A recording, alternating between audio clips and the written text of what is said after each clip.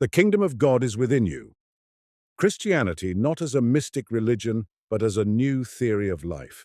Translated from the Russian of Count Leo Tolstoy, by Constance Garnett, New York, 1894. Translator's Preface. The book I have had the privilege of translating is undoubtedly one of the most remarkable studies of the social and psychological condition of the modern world, which has appeared in Europe for many years, and its influence is sure to be lasting and far-reaching. Tolstoy's genius is beyond dispute. The verdict of the civilized world has pronounced him as perhaps the greatest novelist of our generation. But the philosophical and religious works of his later years have met with a somewhat indifferent reception. They have been much talked about simply because they were his work, but, as Tolstoy himself complains, they have never been seriously discussed. I hardly think that he will have to repeat the complaint in regard to the present volume. One may disagree with his views, but no one can seriously deny the originality, boldness, and depth of the social conception which he develops with such powerful logic. The novelist has shown in this book the religious fervor and spiritual insight of the prophet. Yet one is pleased to recognize that the artist is not wholly lost in the thinker. The subtle, intuitive perception of the psychological basis of the social position, the analysis of the frame of mind of oppressors and oppressed, and of the intoxication of authority and civility, as well as the purely descriptive passages in the last chapter, these could only have come from the author of War and Peace. The book will surely give all classes of readers much to think of, and must call forth much criticism. It must be refuted by those who disapprove of its teaching if they do not want it to have great influence. One cannot, of course, anticipate that English people, slow as they are to be influenced by ideas and instinctively distrustful of all that is logical, will take a leap in the dark and attempt to put Tolstoy's theory of life into practice. But one may at least be sure that his destructive criticism of the present social and political regime will become a powerful force in the work of disintegration and social reconstruction which is going on around us. Many earnest thinkers who, like Tolstoy, are struggling to find their way out of the contradictions of our social order will hail him as their spiritual guide. The individuality of the author is felt in every line of his work, and even the most prejudiced cannot resist the fascination of his genuineness, sincerity, and profound earnestness. Whatever comes from a heart such as his, swelling with anger and pity at the sufferings of humanity, cannot fail to reach the hearts of others. No reader can put down the book without feeling himself better and more truth-loving for having read it. Many readers may be disappointed with the opening chapters of the book. Tolstoy disdains all attempt to captivate the reader. He begins by laying what he considers to be the logical foundation of his doctrines, stringing together quotations from little-known theological writers, and he keeps his own incisive logic for the later part of the book. One word as to the translation. Tolstoy's style in his religious and philosophical works differs considerably from that of his novels. He no longer cares about the form of his work, and his style is often slipshod, involved, and diffuse. It has been my aim to give a faithful reproduction of the original. Constance Garnett, January 1894. Preface. In the year 1884, I wrote a book under the title What I Believe, in which I did in fact make a sincere statement of my beliefs. In affirming my belief in Christ's teaching, I could not help explaining why I do not believe and consider as mistaken the Church's doctrine, which is usually called Christianity. Among the many points in which this doctrine falls short of the doctrine of Christ, I pointed out as the principal one the absence of any commandment of non-resistance to evil by force. The perversion of Christ's teaching by the teaching of the Church is more clearly apparent in this than in any other point of difference. I know, as we all do, very little of the practice and the spoken and written doctrine of former times on the subject of non-resistance to evil. I knew what had been said on the subject by the fathers of the Church, Origen, Tertullian, and others. I knew, too, of the existence of some so-called sects of Mennonites, Herrnhuters, and Quakers who do not allow a Christian the use of weapons and do not enter military service. But I knew little of what had been done by these so-called sects toward expounding the question. My book was, as I had anticipated, suppressed by the Russian censorship, but partly owing to my literary reputation, partly because the book had excited people's curiosity, It circulated in manuscript and in lithographed copies in Russia, and through translations abroad, and it evolved, on one side, from those who shared my convictions, a series of essays with a great deal of information on the subject. On the other side, a series of criticisms on the principles laid down in my book. A great deal was made clear to me by both hostile and sympathetic criticism, and also by the historical events of late years, and I was led to fresh results and conclusions, which I wish now to expound. First, I will speak of the information I received on the history of the question of non-resistance to evil, then of the views of this question maintained by spiritual critics, that is, by professed believers in the Christian religion, and also by temporal ones, that is, those who do not profess the Christian religion. And lastly, I will speak of the conclusions to which I have been brought by all this in the light of the historical events of late years. L. Tolstoy. Yasna Apollyana, May 14th of 26, 1893. Contents. I. The doctrine of non-resistance to evil by force has been professed by a minority of men from the very foundation of Christianity. Second, criticisms of the doctrine of non-resistance to evil by force on the part of believers and of unbelievers. Third, Christianity misunderstood by believers. 4. Christianity misunderstood by men of science. The contradiction between our life and our Christian conscience. Sixth, attitude of men of the present day to war. 7. Significance of compulsory service. 8. Doctrine of non-resistance to evil by force must inevitably be accepted by men of the present day. 9. The acceptance of the Christian conception of life will emancipate men from the miseries of our pagan life. X. Evil cannot be suppressed by the physical force of the government.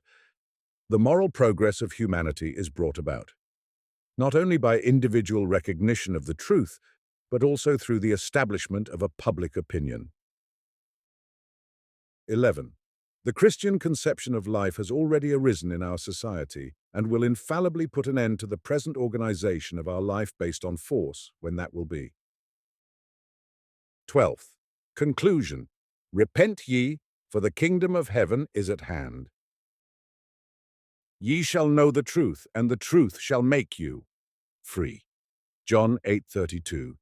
Fear not them which kill the body, but are not able to kill the soul, but rather fear him which is able to destroy both soul and body in hell. Matt. X 28. Ye have been bought with a price. Be not ye the servants of men. 1 Corinthians 7:23. The kingdom of God is within you. Chapter 1.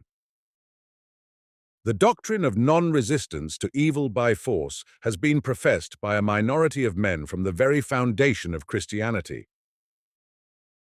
Of the book, What I Believe, the correspondence evoked by it, letters from Quakers, Garrison's Declaration, Ardin Balu, his works, his Catechism, Helkitsky's Net of Faith, the attitude of the world to works elucidating Christ's teaching, Diamond's book, On War, Musser's Non-Resistance Asserted, attitude of the government in 1818 to men who refused to serve in the army, hostile attitude of governments generally and of liberals to those who refused to assist in acts of state violence, and their conscious efforts to silence and suppress these manifestations of Christian non-resistance. Among the first responses called forth by my book were some letters from American Quakers. In these letters, expressing their sympathy with my views on the unlawfulness for a Christian of war and the use of force of any kind, the Quakers gave me details of their own so-called sect, which for more than 200 years has actually professed the teaching of Christ on non-resistance to evil by force and does not make use of weapons in self-defense. The Quakers sent me books from which I learnt how they had, years ago, established beyond doubt the duty for a Christian of fulfilling the command of non-resistance to evil by force, and had exposed the error of the Church's teaching in allowing war and capital punishment. In a whole series of arguments and texts showing that war, that is, the wounding and killing of men, is inconsistent with a religion founded on peace and goodwill toward men, The Quakers maintain and prove that nothing has contributed so much to the obscuring of Christian truth in the eyes of the heathen, and has hindered so much the diffusion of Christianity through the world, as the disregard of this command by men calling themselves Christians, and the permission of war and violence to Christians. Christ's teaching, which came to be known to men not by means of violence and the sword, they say, but by means of non-resistance to evil, gentleness, meekness, and peaceableness, can only be diffused through the world by the example of peace, harmony, and love among its followers. A Christian, according to the teaching of God himself, can act only peaceably toward all men, and therefore there can be no authority able to force the Christian to act in opposition to the teaching of God and to the principal virtue of the Christian in his relation with his neighbors. The law of state necessity, they say, can force only those to change the law of God who, for the sake of earthly gains, try to reconcile the irreconcilable. But for a Christian who sincerely believes that following Christ's teaching will give him salvation, such considerations of state can have no force. Further acquaintance with the labors of the Quakers and their works, with Fox, Penn, and especially the work of Diamond, published in 1827, showed me not only that the impossibility of reconciling Christianity with force and war had been recognized long, long ago, but that this irreconcilability had been long ago proved so clearly and so indubitably that one could only wonder how this impossible reconciliation of Christian teaching with the use of force, which has been and is still preached in the churches, could have been maintained in spite of it. In addition to what I learned from the Quakers, I received about the same time, also from America, some information on the subject from a source perfectly distinct and previously unknown to me.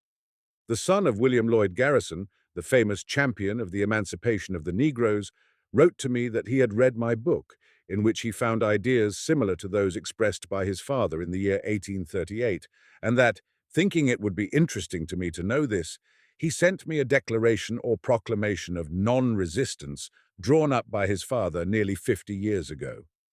This declaration came about under the following circumstances.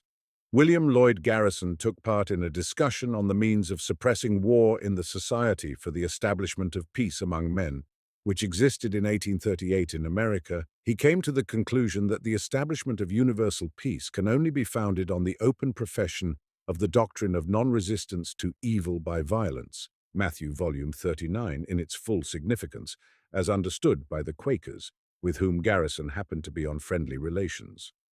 Having come to this conclusion, Garrison thereupon composed and laid before the Society a declaration, which was signed at the time, in 1838, by many members. Declaration of Sentiments adopted by Peace Convention, Boston, 1838. We, the undersigned, regard it as due to ourselves, to the cause which we love, to the country in which we live, to publish a declaration expressive of the purposes we aim to accomplish and the measures we shall adopt to carry forward the work of peaceful universal reformation. We do not acknowledge allegiance to any human government. We recognize but one king and lawgiver, one judge and ruler of mankind. Our country is the world. Our countrymen are all mankind. We love the land of our nativity only as we love all other lands. The interests and rights of American citizens are not dearer to us than those of the whole human race, hence we can allow no appeal to patriotism to revenge any national insult or injury. We conceive that a nation has no right to defend itself against foreign enemies or to punish its invaders, and no individual possesses that right in his own case, and the unit cannot be of greater importance than the aggregate.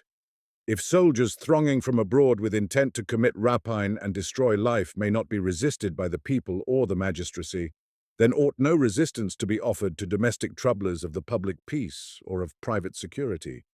The dogma that all the governments of the world are approvingly ordained of God, and that the powers that be in the United States, in Russia, in Turkey, are in accordance with his will, is no less absurd than impious. It makes the impartial author of our existence unequal and tyrannical. It cannot be affirmed that the powers that be in any nation are actuated by the Spirit or guided by the example of Christ in the treatment of enemies. Therefore, they cannot be agreeable to the will of God, and therefore their overthrow by a spiritual regeneration of their subjects is inevitable. We regard as unchristian and unlawful not only all wars, whether offensive or defensive, but all preparations for war, every naval ship, every arsenal, every fortification, we regard as unchristian and unlawful. The existence of any kind of standing army, all military chieftains, all monuments commemorative of victory over a fallen foe, all trophies won in battle, all celebrations in honor of military exploits, all appropriations for defense by arms. We regard as unchristian and unlawful every edict of government requiring of its subjects military service. Hence, we deem it unlawful to bear arms, and we cannot hold any office which imposes on its incumbent the obligation to compel men to do right on pain of imprisonment or death. We therefore voluntarily exclude ourselves from every legislative and judicial body and repudiate all human politics, worldly honors, and stations of authority. If we cannot occupy a seat in the legislature or on the bench, neither can we elect others to act as our substitutes in any such capacity. It follows that we cannot sue any man at law to force him to return anything he may have wrongly taken from us. If he has seized our coat, we shall surrender him our cloak also, rather than subject him to punishment. We believe that the penal code of the Old Covenant, an eye for an eye and a tooth for a tooth, has been abrogated by Jesus Christ, and that under the New Covenant the forgiveness instead of the punishment of enemies has been enjoined on all his disciples in all cases whatsoever. To extort money from enemies, cast them into prison, exile, or execute them is obviously not to forgive, but to take retribution. The history of mankind is crowded with evidences proving that physical coercion is not adapted to moral regeneration, and that the sinful dispositions of men can be subdued only by love, that evil can be exterminated only by good, that it is not safe to rely upon the strength of an arm to preserve us from harm, that there is great security in being gentle, long-suffering, and abundant in mercy, that it is only the meek who shall inherit the earth. For those who take up the sword shall perish by the sword. Hence, as a measure of sound policy, of safety to property, life, and liberty, of public quietude and private enjoyment, as well as on the ground of allegiance to him who is King of kings and Lord of lords, we cordially adopt the non-resistance principle, being confident that it provides for all possible consequences, is armed with omnipotent power, and must ultimately triumph over every assailing force.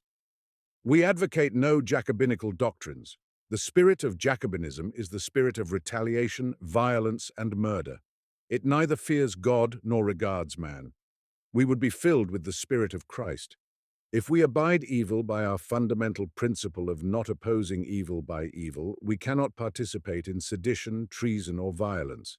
We shall submit to every ordinance and every requirement of government, except such as are contrary to the commands of the gospel, and in no case resist the operation of law, except by meekly submitting to the penalty of disobedience. But while we shall adhere to the doctrine of non-resistance and passive submission to enemies, we purpose, in a moral and spiritual sense, to assail iniquity in high places and in low places, to apply our principles to all existing evil, political, legal, and ecclesiastical institutions, and to hasten the time when the kingdoms of this world will have become the kingdom of our Lord Jesus Christ.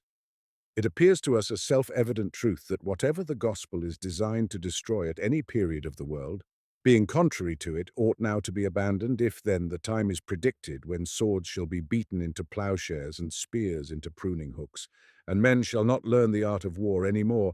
It follows that all who manufacture, sell, or wield these deadly weapons do thus array themselves against the peaceful dominion of the Son of God on earth. Having thus stated our principles, we proceed to specify the measures we propose to adopt in carrying our object into effect. We expect to prevail through the foolishness of preaching. We shall endeavor to promulgate our views among all persons, to whatever nation, sect, or grade of society they may belong. Hence we shall organize public lectures, circulate tracts and publications, form societies, and petition every governing body. It will be our leading object to devise ways and means for effecting a radical change in the views, feelings, and practices of society respecting the sinfulness of war and the treatment of enemies. In entering upon the great work before us, we are not unmindful that in its prosecution we may be called to test our sincerity, even as in a fiery ordeal it may subject us to insult, outrage, suffering, yea, even death itself. We anticipate no small amount of misconception, misrepresentation, and calumny tumults may arise against us. The proud and pharisaical, the ambitious and tyrannical principalities and powers may combine to crush us, so they treated the Messiah whose example we are humbly striving to imitate. We shall not be afraid of their terror. Our confidence is in the Lord Almighty and not in man, having withdrawn from human protection. What can sustain us but that faith which overcomes the world? We shall not think it strange concerning the fiery trial which is to try us, but rejoice inasmuch as we are partakers of Christ's sufferings. Wherefore we commit the keeping of our souls to God. For everyone that forsakes houses, or brethren, or sisters, or father, or mother, or wife, or children, or lands for Christ's sake, shall receive 100-fold, and shall inherit everlasting life. Firmly relying upon the certain and universal triumph of the sentiments contained in this declaration, however formidable may be the opposition arrayed against them, we hereby affix our signatures to it, commending it to the reason and conscience of mankind, and resolving, in the strength of the Lord God, to calmly and meekly abide the issue. Immediately after this declaration, a Society for Non-Resistance was founded by Garrison, and a journal called The Non-Resistant, in which the doctrine of non-resistance was advocated in its full significance and in all its consequences as it had been expounded in the Declaration. Further information as to the ultimate destiny of the Society and the journal I gained from the excellent biography of W. L. Garrison, the work of his son. The Society and the journal did not exist for long. The greater number of Garrison's fellow workers in the movement for the liberation of the slaves, fearing that the too radical program of the journal, the non-resistant, might keep people away from the practical work of Negro emancipation, gave up the profession of the principle of non-resistance as it had been expressed in the Declaration, and both Society and journal ceased to exist. This declaration of Garrison's gave so powerful and eloquent an expression of a confession of faith of such importance to men that one would have thought it must have produced a strong impression on people, and have become known throughout the world and the subject of discussion on every side, but nothing of the kind occurred. Not only was it unknown in Europe, even the Americans, who have such a high opinion of Garrison, hardly knew of the Declaration. Another champion of non-resistance has been overlooked in the same way, the American Adin Ballou, who lately died after spending 50 years in preaching this doctrine, Lord God, to calmly and meekly abide the doctrine. How great the ignorance is of everything relating to the question of non-resistance may be seen from the fact that Garrison the son, who has written an excellent biography of his father in 4 great volumes, in answer to my inquiry whether there are existing now societies for non-resistance and adherents of the doctrine, told me that as far as he knew that society had broken up and that there were no adherents of that doctrine, while at the very time when he was writing to me there was living at Hopedale in Massachusetts, Adin Ballou, who had taken part in the labors of Garrison the father and had devoted 50 years of his life to advocating both orally and in print the doctrine of non-resistance. Later on, I received a letter from Wilson, a pupil and colleague of Ballou's, and entered into correspondence with Ballou himself. I wrote to Ballou, and he answered me and sent me his works. Here is the summary of some extracts from them. Jesus Christ is my Lord and teacher, says Ballou in one of his essays, exposing the inconsistency of Christians who allowed a right of self-defense and of warfare. I have promised, leaving all else, to follow good and through evil to death itself. But I am a citizen of the Democratic Republic of the United States, and in allegiance to it I have sworn to defend the Constitution of my country if need be with my life. Christ requires of me to do unto others as I would they should do unto me. The Constitution of the United States requires of me to do unto 2 millions of slaves. At that time there were slaves. Now one might venture to substitute the word laborers, the very opposite of what I would they should do unto me, that is, to help to keep them in their present condition of slavery. And in spite of this, I continue to elect or be elected. I propose to vote. I am even ready to be appointed to any office under government that will not hinder me from being a Christian. I shall still profess Christianity, and shall find no difficulty in carrying out my covenant with Christ and with the government. Jesus Christ forbids me to resist evildoers, and to take from them an eye for an eye, a tooth for a tooth, bloodshed for bloodshed, and life for life. My government demands from me quite the opposite, and bases a system of self-defense on gallows, musket, and sword to be used against its foreign and domestic foes. and the land is filled accordingly with gibbets, prisons, arsenals, ships of war, and soldiers.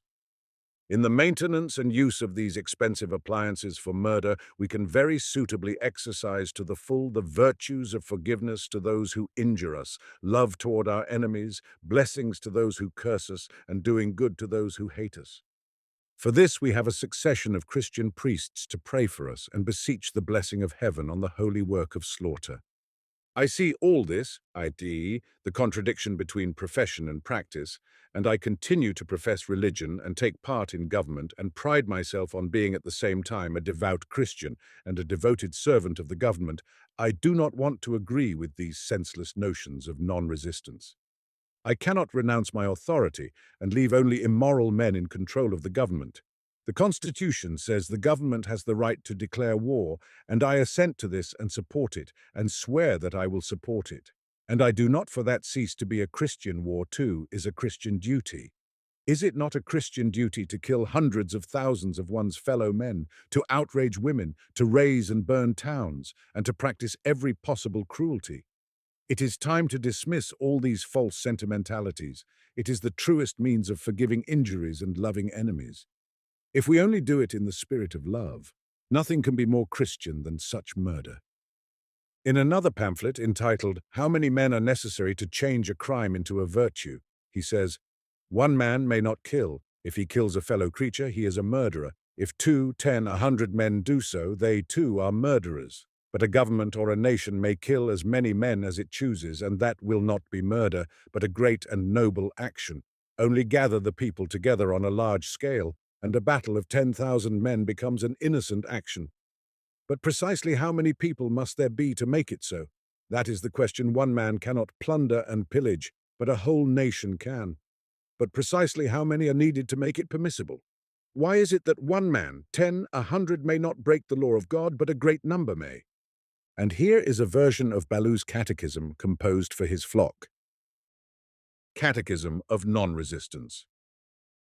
Q. Whence is the word non-resistance derived? A. From the command, resist not evil. Matthew 5:39. Q. What does this word express? A. It expresses a lofty Christian virtue enjoined on us by Christ. Q. Ought the word non-resistance to be taken in its widest sense, that is to say, as intending that we should not offer any resistance of any kind to evil? A. No, it ought to be taken in the exact sense of our Saviour's teaching, that is, not repaying evil for evil. We ought to oppose evil by every righteous means in our power, but not by evil. Q. What is there to show that Christ enjoined non-resistance in that sense?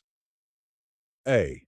It is shown by the words he uttered at the same time. He said, "Ye have heard, it was said of old, an eye for an eye, and a tooth for a tooth. But I say unto you, resist not evil. But if one smites thee on the right cheek, turn him the other also. And if one will go to law with thee to take thy coat from thee, give him thy cloak also." Q. Of whom was he speaking in the words, "Ye have heard it was said of old"? A. Of the patriarchs and the prophets contained in the Old Testament, which the Hebrews ordinarily call the Law and the Prophets. Q. What utterances did Christ refer to in the words, "it was said of old"? A. The utterances of Noah, Moses, and the other prophets, in which they admit the right of doing bodily harm to those who inflict harm, so as to punish and prevent evil deeds. Question. Quote such utterances. A. Whoso sheddeth man's blood, by man shall his blood be shed. Gen 9:6. He that smiteth a man, so that he die, shall be surely put to death. And if any mischief follow, then thou shalt give life for life, eye for eye, tooth for tooth, hand for hand, foot for foot, burning for burning, wound for wound, stripe for stripe. Exodus 21:12 and 23-25. He that killeth any man shall surely be put to death. And if a man cause a blemish in his neighbour, as he hath done, so shall it be done unto him, breach for breach, eye for eye, tooth for tooth. Leviticus 4:17, 19, 20. Then the judges shall make diligent inquisition, and behold, if the witness be a false witness, and hath testified falsely against his brother, then shall ye do unto him as he had thought to have done unto his brother. And thine eye shall not pity, But life shall go for life, eye for eye, tooth for tooth, hand for hand, foot for foot. Dute. 19th 1821. Noah, Moses, and the prophets taught that he who kills, maims, or injures his neighbors does evil. To resist such evil and to prevent it, the evildoer must be punished with death or maiming or some physical injury. Wrong must be opposed by wrong, murder by murder, injury by injury, evil by evil. Thus taught Noah, Moses, and the prophets. But Christ rejects all this. I say unto you, is written in the gospel, resist not evil, do not oppose injury with injury, but rather bear repeated injury from the evildoer. What was permitted is forbidden. When we understand what kind of resistance they taught, we know exactly what resistance Christ forbade. Q. Then the ancients allowed the resistance of injury by injury. A. Yes, but Jesus forbids it. The Christian has in no case the right to put to death his neighbor who has done him evil, or to do him injury in return. Q. May he kill or maim him in self-defense? A. No. Q. May he go with a complaint to the judge that he who has wronged him may be punished? A. No. What he does through others, he is in reality doing himself. Q. Can he fight in conflict with foreign enemies or disturbers of the peace? A. Certainly not. He cannot take any part in war or in preparations for war. He cannot make use of a deadly weapon. He cannot oppose injury to injury, whether he is alone or with others, either in person or through other people. Q. Can he voluntarily vote or furnish soldiers for the government? A. He can do nothing of that kind if he wishes to be faithful to Christ's law. Q. Can he voluntarily give money to aid a government resting on military force, capital punishment, and violence in general? A. No, unless the money is destined for some special object, a right in itself, and good both in aim and means. Q. Can he pay taxes to such a government? A. No, he ought not voluntarily to pay taxes, but he ought not to resist the collecting of taxes. A tax is levied by the government and is exacted independently of the will of the subject. It is impossible to resist it without having recourse to violence of some kind.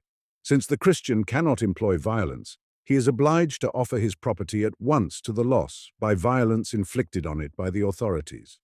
Q. Can a Christian give a vote at elections or take part in government or law business? A. No. Participation in election, government, or law business is participation in government by force. Q. Wherein lies the chief significance of the doctrine of non-resistance?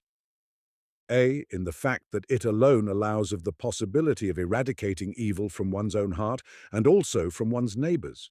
This doctrine forbids doing that whereby evil has endured for ages and multiplied in the world. He who attacks another and injures him kindles in the other a feeling of hatred, the root of every evil. To injure another because he has injured us, even with the aim of overcoming evil, is doubling the harm for him and for oneself.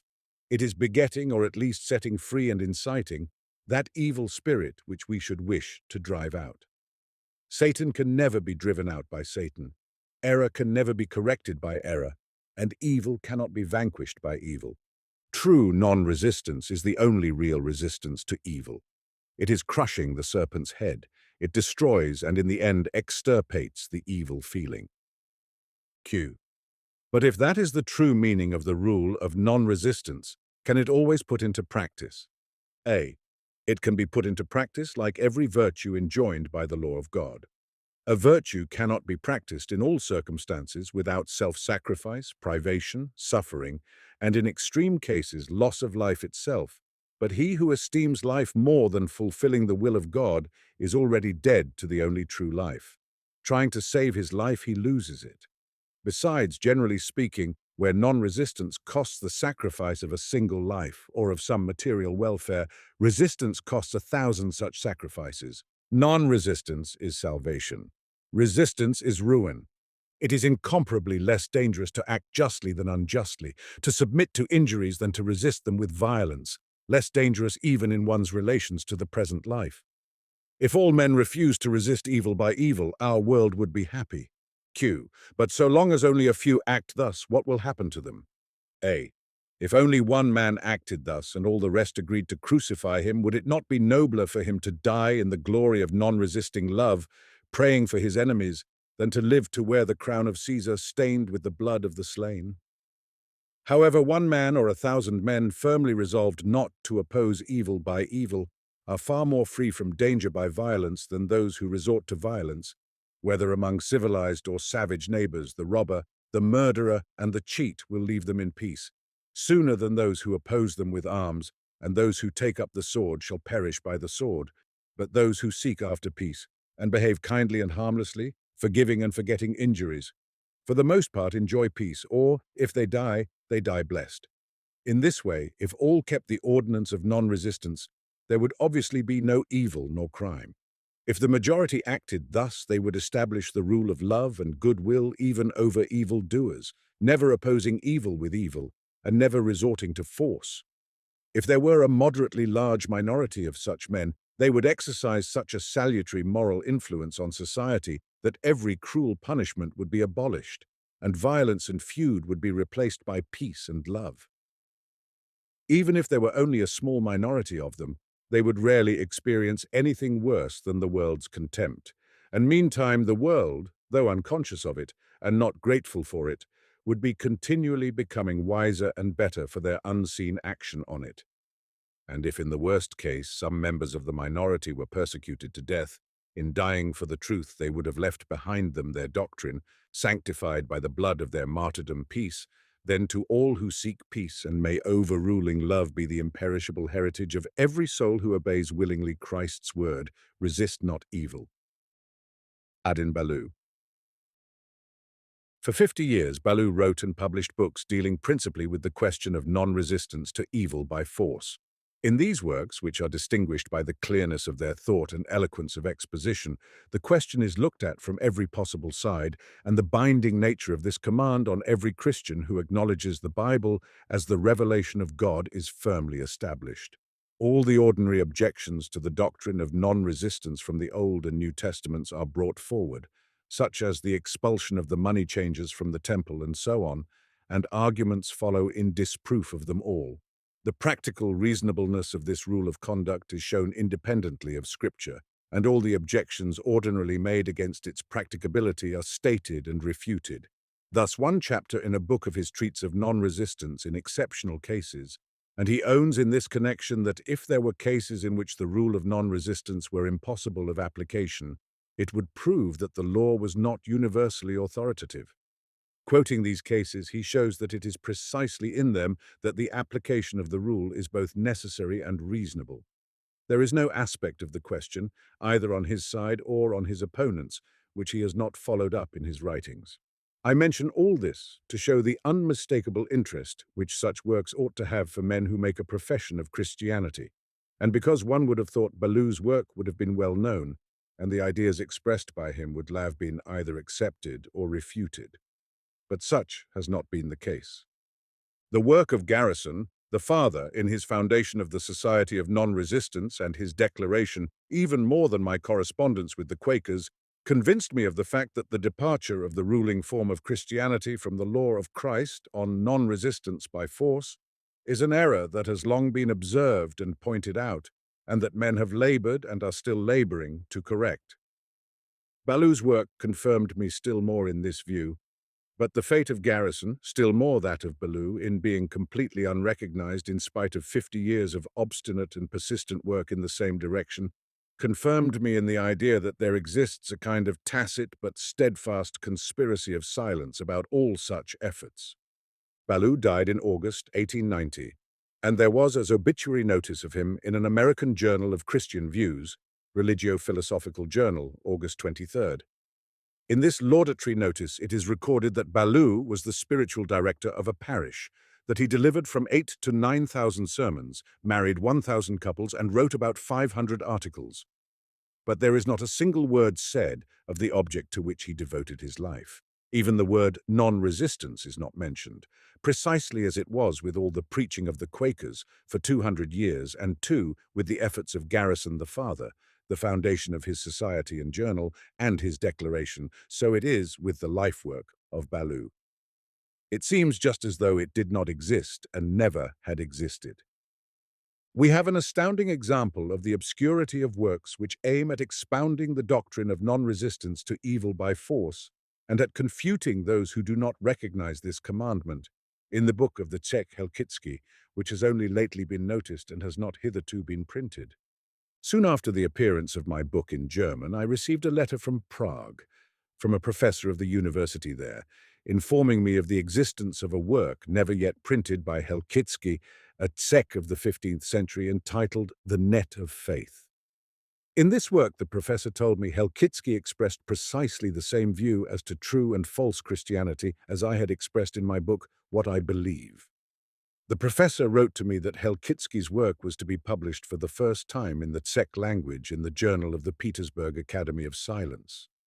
Since I could not obtain the book itself, I tried to make myself acquainted with what was known of Helkitsky, and I gained the following information from a German book sent me by the Prague professor and from Pipin's History of Czech Literature. This was Pipin's account. The net of faith is Christ's teaching, which ought to draw man up out of the dark depths of the sea of worldliness and his own iniquity. True faith consists in believing God's word, but now a time has come when men mistake the true faith for heresy, and therefore it is for the reason to point out what the true faith consists in. If anyone does not know this, it is hidden in darkness from men, and they do not recognize the true law of Christ. To make this law plain, Helkitsky points to the primitive organization of Christian society, the organization which, he says, is now regarded in the Roman Church as an abominable heresy. This primitive church was his special ideal of social organization, founded on equality, liberty, and fraternity. Christianity, in Helkitsky's view, still preserves these elements, and it is only necessary for society to return to its pure doctrine, to render unnecessary every other form of social order in which kings and popes are essential. The law of love would alone be sufficient in every case. Historically, Helkitsky attributes the degeneration of Christianity to the times of Constantine the Great, whom Pope Sylvester admitted into the Christian Church with all his heathen morals and life. Constantine, in his turn, endowed the Pope with worldly riches and power. From that time forward, these two ruling powers were constantly aiding one another to strive for nothing but outward glory. Divines and ecclesiastical dignitaries began to concern themselves only about subduing the whole world to their authority, incited men against one another to murder and plunder, and in creed and life reduced Christianity to a nullity. Helkitsky denies completely the right to make war and to inflict the punishment of death. Every soldier, even the knight, is only a violent evildoer, a murderer. The same account is given by the German book, with the addition of a few biographical details and some extracts from Helkitsky's writings. Having learnt the drift of Helkitsky's teaching in this way, I awaited all the more impatiently the appearance of The Net of Faith in the Journal of the Academy. But 1 year passed, then 2 and 3, and still the book did not appear. It was only in 1888 that I learned that the printing of the book, which had been begun, was stopped. I obtained the proofs of what had been printed and read them through. It is a marvelous book from every point of view. Its general tenor is given with perfect accuracy by Pipin.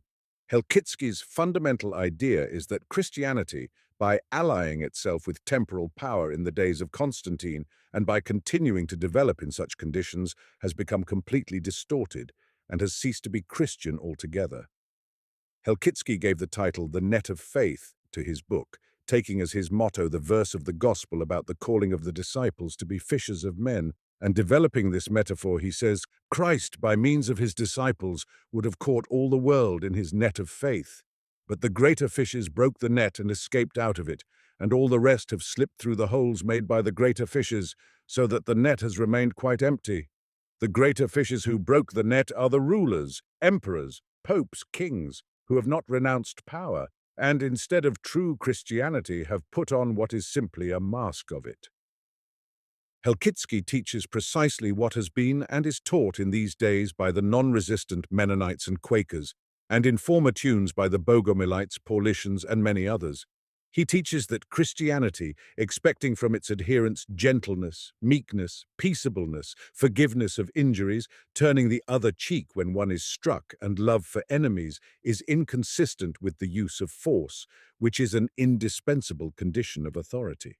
The Christian, according to Helkitsky's reasoning, not only cannot be a ruler or a soldier, he cannot take any part in government nor in trade, or even be a landowner. He can only be an artisan or a husbandman. This book is one of the few works attacking official Christianity which has escaped being burned.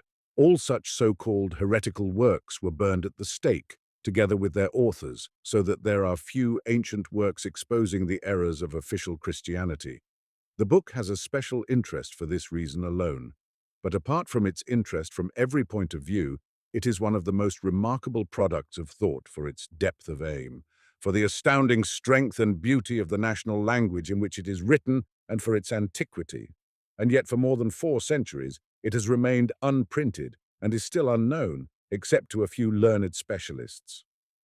One would have thought that all such works, whether of the Quakers, of Garrison, of Ballou, or of Helkitsky, asserting and proving as they do, on the principles of the gospel, that our modern world takes a false view of Christ's teaching, would have awakened interest, excitement, talk and discussion among spiritual teachers and their flocks alike. Works of this kind, dealing with the very essence of Christian doctrine, ought, one would have thought, to have been examined and accepted as true, or refuted and rejected.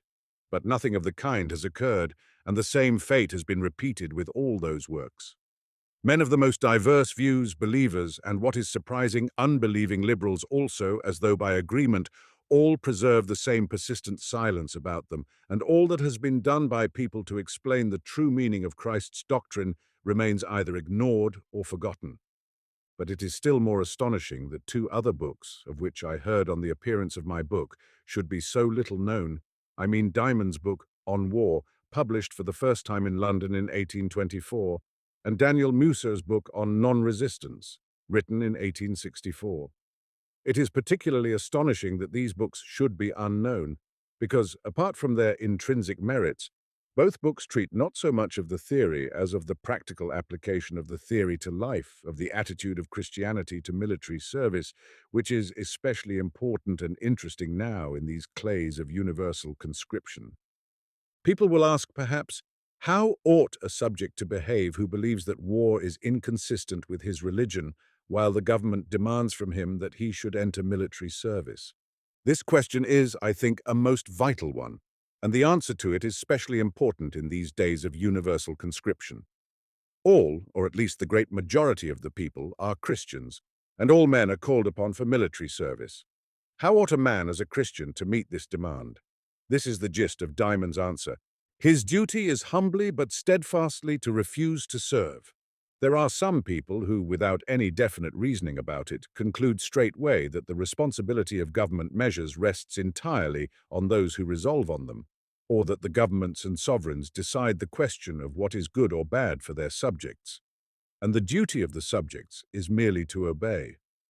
I think that arguments of this kind only obscure men's conscience. I cannot take part in the councils of government, and therefore I am not responsible for its misdeeds. Indeed, but we are responsible for our own misdeeds, and the misdeeds of our rulers become our own, if we, knowing that they are misdeeds, assist in carrying them out. Those who suppose that they are bound to obey the government and that the responsibility for the misdeeds they commit is transferred from them to their rulers deceive themselves. They say, "We give our acts up to the will of others, and our acts cannot be good or bad. There is no merit in what is good nor responsibility for what is evil in our actions, since they are not done of our own will." It is remarkable that the very same thing is said in the instructions to soldiers which they make them learn, that is, that the officer is alone responsible for the consequences of his command. But this is not right. A man cannot get rid of the responsibility for his own actions, and that is clear from the following example. If your officer commands you to kill your neighbor's child, to kill your father or your mother, would you obey? If you would not obey, the whole argument falls to the ground, for if you can disobey the governors in one case, where do you draw the line up to which you can obey them? There is no line other than that laid down by Christianity, and that line is both reasonable and practicable. And therefore we consider it the duty of every man who thinks war inconsistent with Christianity, meekly but firmly to refuse to serve in the army, and let those whose lot it is to act thus Remember that the fulfillment of a great duty rests with them. The destiny of humanity in the world depends, so far as it depends on men at all, on their fidelity to their religion. Let them confess their conviction and stand up for it, and not in words alone, but in sufferings too, if need be. If you believe that Christ forbade murder, pay no heed to the arguments nor to the commands of those who call on you to bear a hand in it. By such a steadfast refusal to make use of force, you call down on yourselves the blessing promised to those who hear these sayings and do them. And the time will come when the world will recognize you as having aided in the reformation of mankind. Musa's book is called Non-Resistance Asserted, or Kingdom of Christ and Kingdoms of this World Separated. This book is devoted to the same question and was written when the American government was exacting military service from its citizens at the time of the Civil War. And it has, too, a value for all time, dealing with the question how, in such circumstances, people should and can refuse to enter military service. Here is the tenor of the author's introductory remarks. It is well known that there are many persons in the United States who refuse to fight on grounds of conscience. They are called the defenseless, or non-resistant, Christians. These Christians refuse to defend their country, to bear arms, or at the call of government to make war on its enemies.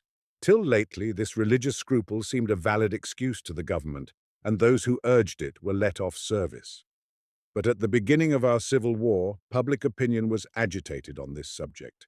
It was natural that persons who considered it their duty to bear all the hardships and dangers of war in defense of their country should feel resentment against those persons who had for long shared with them the advantages of the protection of government, and who now, in time of need and danger, would not share in bearing the labors and dangers of its defense. It was even natural that they should declare the attitude of such men monstrous, irrational, and suspicious. A host of orators and writers, our author tells us, arose to oppose this attitude and tried to prove the sinfulness of non-resistance, both from Scripture and on common-sense grounds.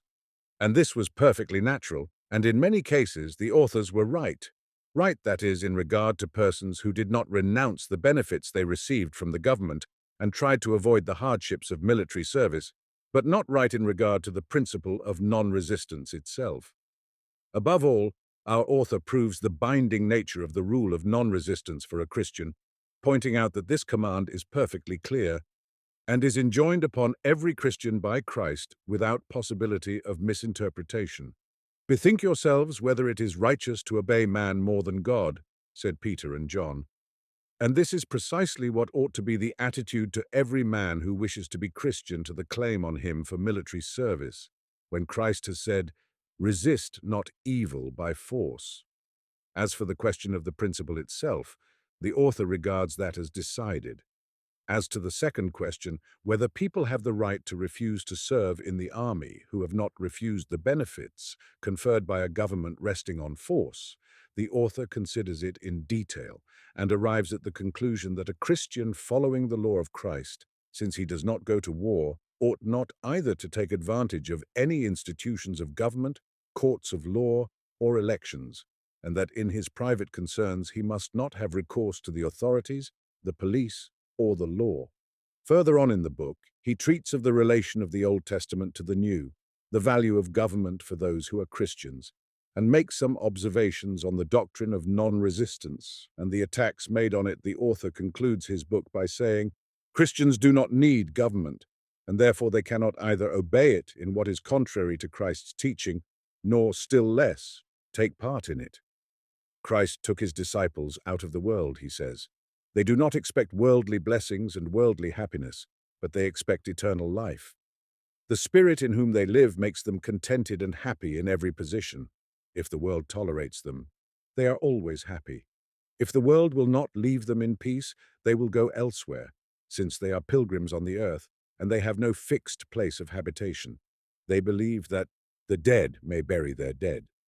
One thing only is needful for them, to follow their master." Even putting aside the question as to the principle laid down in these two books as to the Christian's duty in his attitude to war, one cannot help perceiving the practical importance and the urgent need of deciding the question. There are people, hundreds of thousands of Quakers, Mennonites, all our Duhobortsi, Molokani, and others who do not belong to any definite sect, who consider that the use of force, and consequently military service, is inconsistent with Christianity. Consequently, there are every year among us in Russia some men called upon for military service who refuse to serve on the ground of their religious convictions. Does the government let them off then? No. Does it compel them to go and, in case of disobedience, punish them? No. This was how the government treated them in 1818. Here is an extract from the diary of Nicholas Miravyov of Kars, which was not passed by the censor and is not known in Russia. Tiflis, October 2nd, 1818. In the morning, the commandant told me that 5 peasants belonging to a landowner in the Tambov government had lately been sent to Georgia. These men had been sent for soldiers, but they would not serve. They had been several times flogged and made to run the gauntlet, but they would submit readily to the cruelest tortures and even to death rather than serve. "Let us go," they said, "and leave us alone. We will not hurt anyone. All men are equal, and the Tsar is a man like us. Why should we pay him tribute? Why should I expose my life to danger to kill in battle some man who has done me no harm?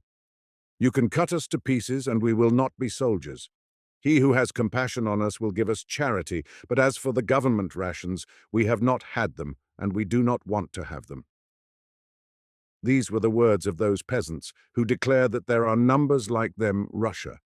They brought them 4 times before the Committee of Ministers, and at last decided to lay the matter before the Tsar, who gave orders that they should be taken to Georgia for correction, and commanded the commander-in-chief to send him a report every month of their gradual success in bringing these peasants to a better mind.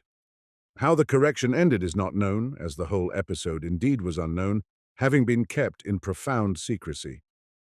This was how the government behaved 75 years ago. This is how it has behaved in a great cumber of cases, studiously concealed from the people. And this is how the government behaves now, except in the case of the German Mennonites, living in the province of Kherson, whose plea against military service is considered well-grounded. They are made to work off their term of service in labor in the forests. But in the recent cases of refusal on the part of Mennonites to serve in the army on religious grounds, the government authorities have acted in the following manner.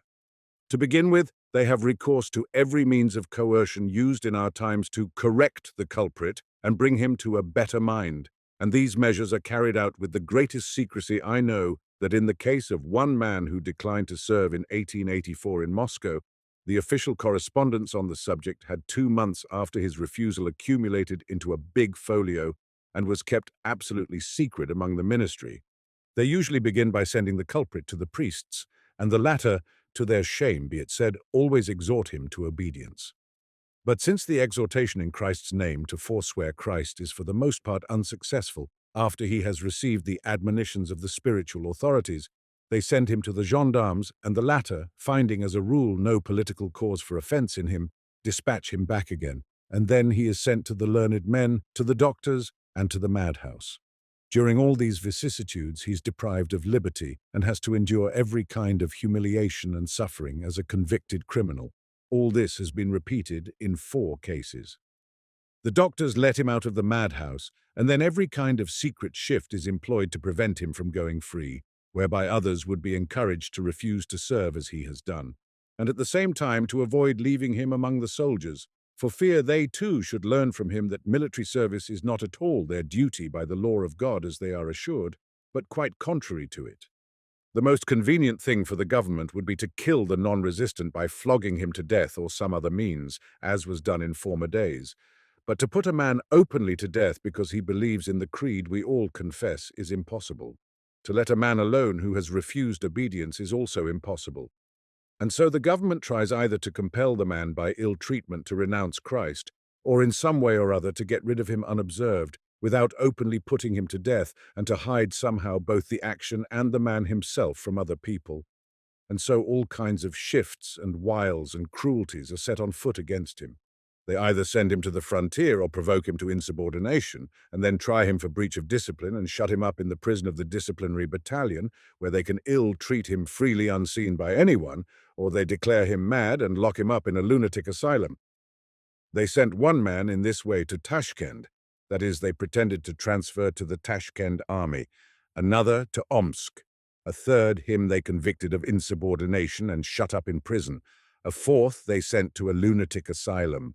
Everywhere the same story is repeated. Not only the government, but the great majority of liberal, advanced people, as they are called, studiously turn away from everything that has been said, written, or done, or is being done by men to prove the incompatibility of force in its most awful, gross, and glaring form. In the form, that is, of an army of soldiers prepared to murder anyone, whoever it may be, with the teachings of Christianity or even of the humanity which society professes as its creed. So that the information I have gained of the attitude of the higher ruling classes, not only in Russia but in Europe and America, toward the elucidation of this question, has convinced me that there exists in these ruling classes a consciously hostile attitude to true Christianity, which is shown preeminently in their reticence in regard to all manifestations of it. Chapter 2. Criticisms of the doctrine of non-resistance to evil by force on the part of believers and of unbelievers. Fate of the book, What I Believe, Evasive Character of Religious Criticisms of Principles of My Book. First reply, use of force not opposed to Christianity. Second reply, use of force necessary to restrain evildoers. Third reply, duty of using force in defense of one's neighbor. Fourth reply, the breach of the command of non-resistance to be regarded simply as a weakness. Fifth reply evaded by making believe that the question has long been decided. To devise such subterfuges and to take refuge behind the authority of the Church, of antiquity, and of religion is all that ecclesiastical critics can do to get out of the contradiction between use of force and Christianity in theory and in practice, general attitude of the ecclesiastical world and of the authorities to profession of true Christianity, general character of Russian free-thinking critics, foreign free-thinking critics, mistaken arguments of these critics, the result of misunderstanding the true meaning of Christ's teaching. The impression I gained of a desire to conceal, to hush up, what I had tried to express in my book, led me to judge the book itself afresh. On its appearance, it had, as I had anticipated, been forbidden, and ought therefore by law to have been burnt. But at the same time, it was discussed among officials, and circulated in a great number of manuscript and lithograph copies, and in translations printed abroad. And very quickly after the book, criticisms, both religious and secular in character, made their appearance, and these the government tolerated and even encouraged, so that the refutation of a book which no one was supposed to know anything about was even chosen as the subject for theological dissertations in the academies. The criticisms of my book, Russian and foreign alike, fall under two general divisions: the religious criticisms of men who regard themselves as believers, and secular criticisms, that is, those of freethinkers. I will begin with the first class. In my book, I made it an accusation against the teachers of the Church that their teaching is opposed to Christ's commands, clearly and definitely expressed in the Sermon on the Mount, and opposed in especial to his command in regard to resistance to evil, and that in this way they deprive Christ's teaching of all value. The Church authorities accept the teaching of the Sermon on the Mount on non-resistance to evil by force as divine revelation. And therefore one would have thought that if they felt called upon to write about my book at all, they would have found it inevitable before everything else to reply to the principal point of my charge against them, and to say plainly, do they or do they not admit the teaching of the Sermon on the Mount and the commandment of non-resistance to evil as binding on a Christian? And they were bound to answer this question, not after the usual fashion, i.e., that although on the one side one cannot absolutely deny, yet on the other side one cannot main fully assent, all the more seeing that, etc., etc. No, they should have answered the question as plainly as it was put in my book. Did Christ really demand from his disciples that they should carry out what he taught them in the Sermon on the Mount? And can a Christian then, or can he not, always remaining a Christian, go to law or make any use of the law, or seek his own protection in the law? And can the Christian, or can he not, remaining a Christian, take part in the administration of government, using compulsion against his neighbors? And the most important question hanging over the heads of all of us in these days of universal military service, can the Christian, or can he not, remaining a Christian, against Christ's direct prohibition, promise obedience in future actions directly opposed to his teaching? And can he, by taking his share of service in the army, prepare himself to murder men and even actually murder them? These questions were put plainly and directly, and seemed to require a plain and direct answer. But in all the criticisms of my book, there was no such plain and direct answer. No. My book received precisely the same treatment as all the attacks upon the teachers of the Church for their defection from the law of Christ, of which history from the days of Constantine is full. A very great deal was said in connection with my book of my having incorrectly interpreted this and other passages of the Gospel, of my being in error in not recognizing the Trinity, the redemption, and the immortality of the soul. A very great deal was said, but not a word about the one thing which for every Christian is the most essential question in life: how to reconcile the duty of forgiveness, meekness, patience, and love for all, neighbors and enemies alike, which is so clearly expressed in the words of our teacher and in the heart of each of us. How to reconcile this duty with the obligation of using force in war upon men of our own or a foreign people. All that are worth calling answers to this question can be brought under the following 5 heads. I have tried to bring together in this connection all I could, not only from the criticisms on my book, but from what has been written in past times on this theme. The first and crudest form of reply consists in the bold assertion that the use of force is not opposed by the teaching of Christ, that it is permitted and even enjoined on the Christian by the Old and New Testaments. Assertions of this kind proceed, for the most part, from men who have attained the highest ranks in the governing or ecclesiastical hierarchy, and who are consequently perfectly assured that no one will dare to contradict their assertion, and that if anyone does contradict it, they will hear nothing of the contradiction. These men have, for the most part, through the intoxication of power, so lost the right idea of what that Christianity is, in the name of which they hold their position, that what is Christian in Christianity presents itself to them as heresy, while everything in the Old and New Testaments which can be distorted into an anti-Christian and heathen meaning they regard as the foundation of Christianity. In support of their assertion that Christianity is not opposed to the use of force, these men usually, with the greatest audacity, bring together all the most obscure passages from the Old and New Testaments, interpreting them in the most unchristian way, the punishment of Ananias and Sapphira, of Simon the sorcerer, etc. They quote all those sayings of Christ's which can possibly be interpreted as justification of cruelty, the expulsion from the temple, it shall be more tolerable for the land of Sodom than for this city, etc., etc. According to these people's notions, a Christian government is not in the least bound to be guided by the spirit of peace, forgiveness of injuries, and love for enemies.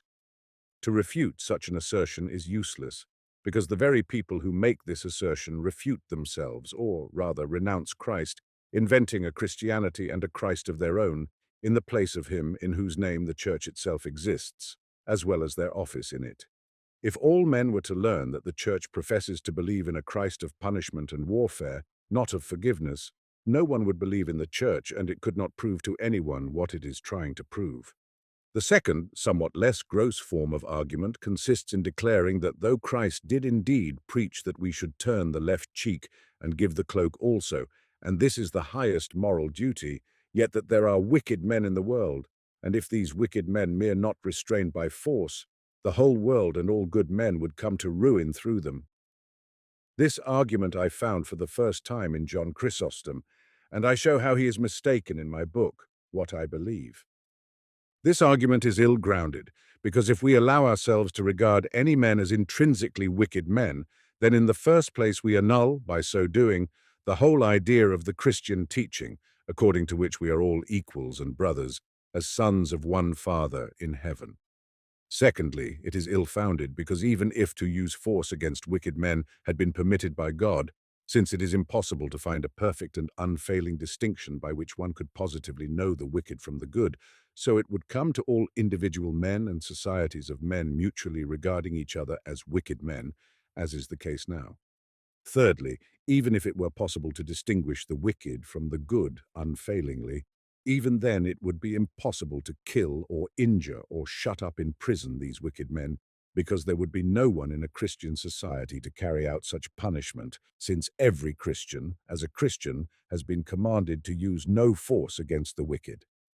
The third kind of answer, still more subtle than the preceding, consists in asserting that though the command of non-resistance to evil by force is binding on the Christian when the evil is directed against himself personally, it ceases to be binding when the evil is directed against his neighbors, and that then the Christian is not only not bound to fulfill the commandment, but is even bound to act in opposition to it in defense of his neighbors, and to use force against transgressors by force.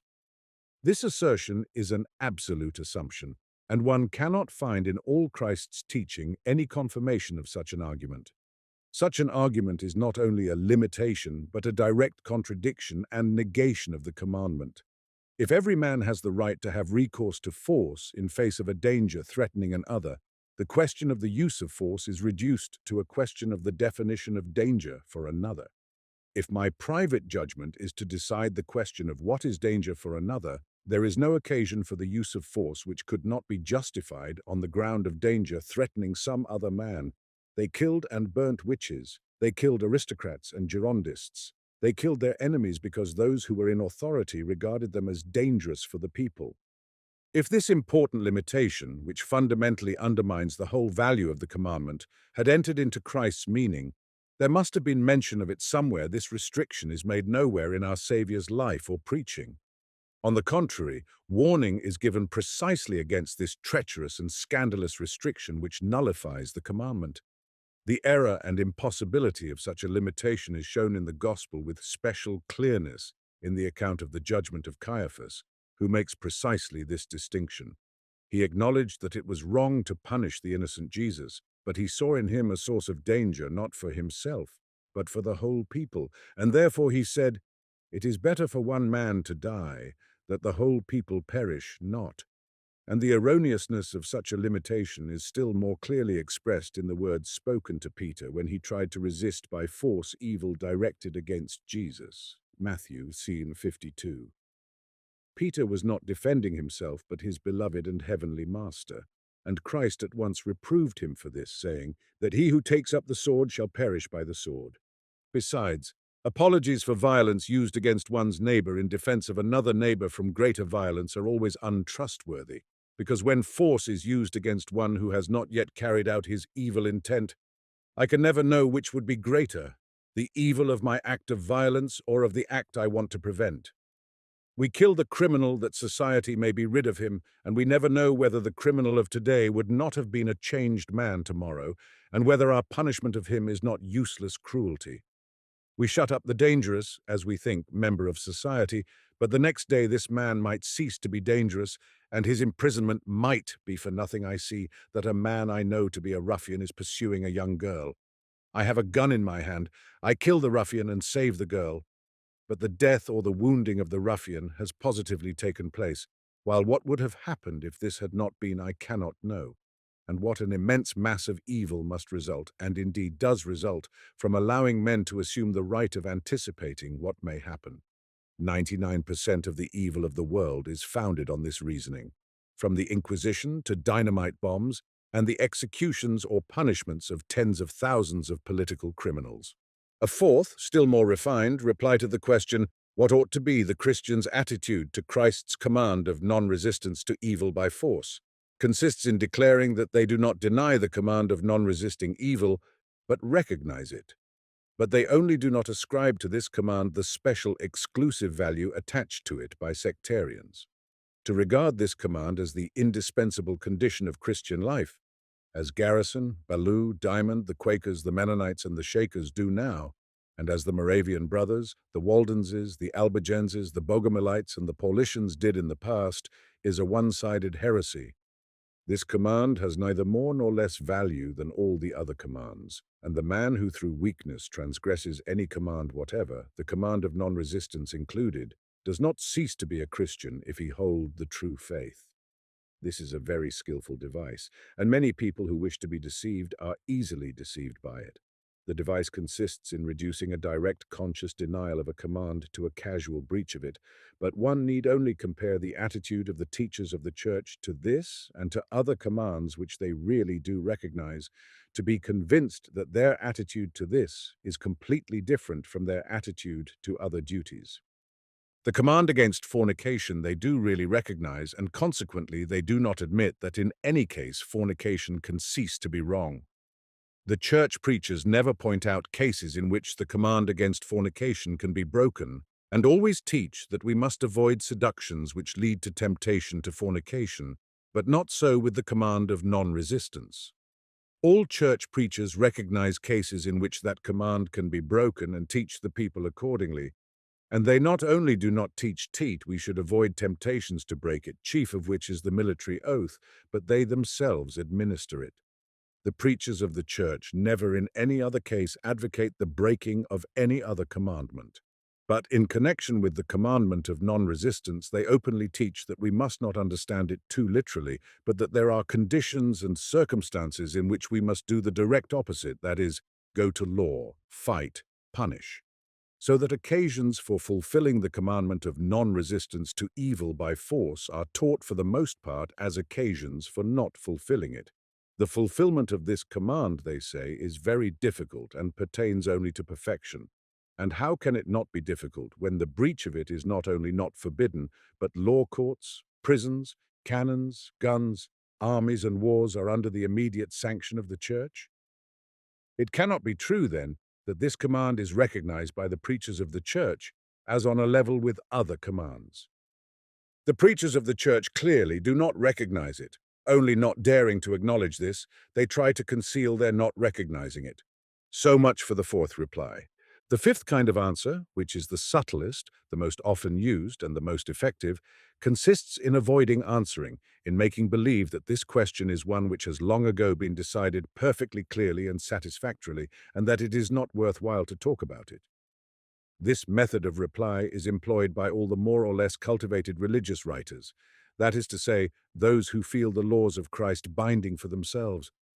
Knowing that the contradiction existing between the teaching of Christ, which we profess with our lips, and the whole order of our lives cannot be removed by words, and that touching upon it can only make it more obvious, they, with more or less ingenuity, evade it, pretending that the question of reconciling Christianity with the use of force has been decided already, or does not exist at all. Footnote: I only know one work which differs somewhat from this general definition, and that is not a criticism in the precise meaning of the word, but an article treating of the same subject, and having my book in view, I mean the pamphlet of Mr. Troitsky, published at Kazan, A Sermon for the People. The author obviously accepts Christ's teaching in its true meaning. He says that the prohibition of resistance to evil by force means exactly what it does mean, and the same with the prohibition of swearing. He does not, as others do, deny the meaning of Christ's teaching, but unfortunately he does not draw from this admission the inevitable deductions which present themselves spontaneously in our life when we understand Christ's teaching in that way. If we must not oppose evil by force nor swear, everyone naturally asks, how then about military service and the oath of obedience?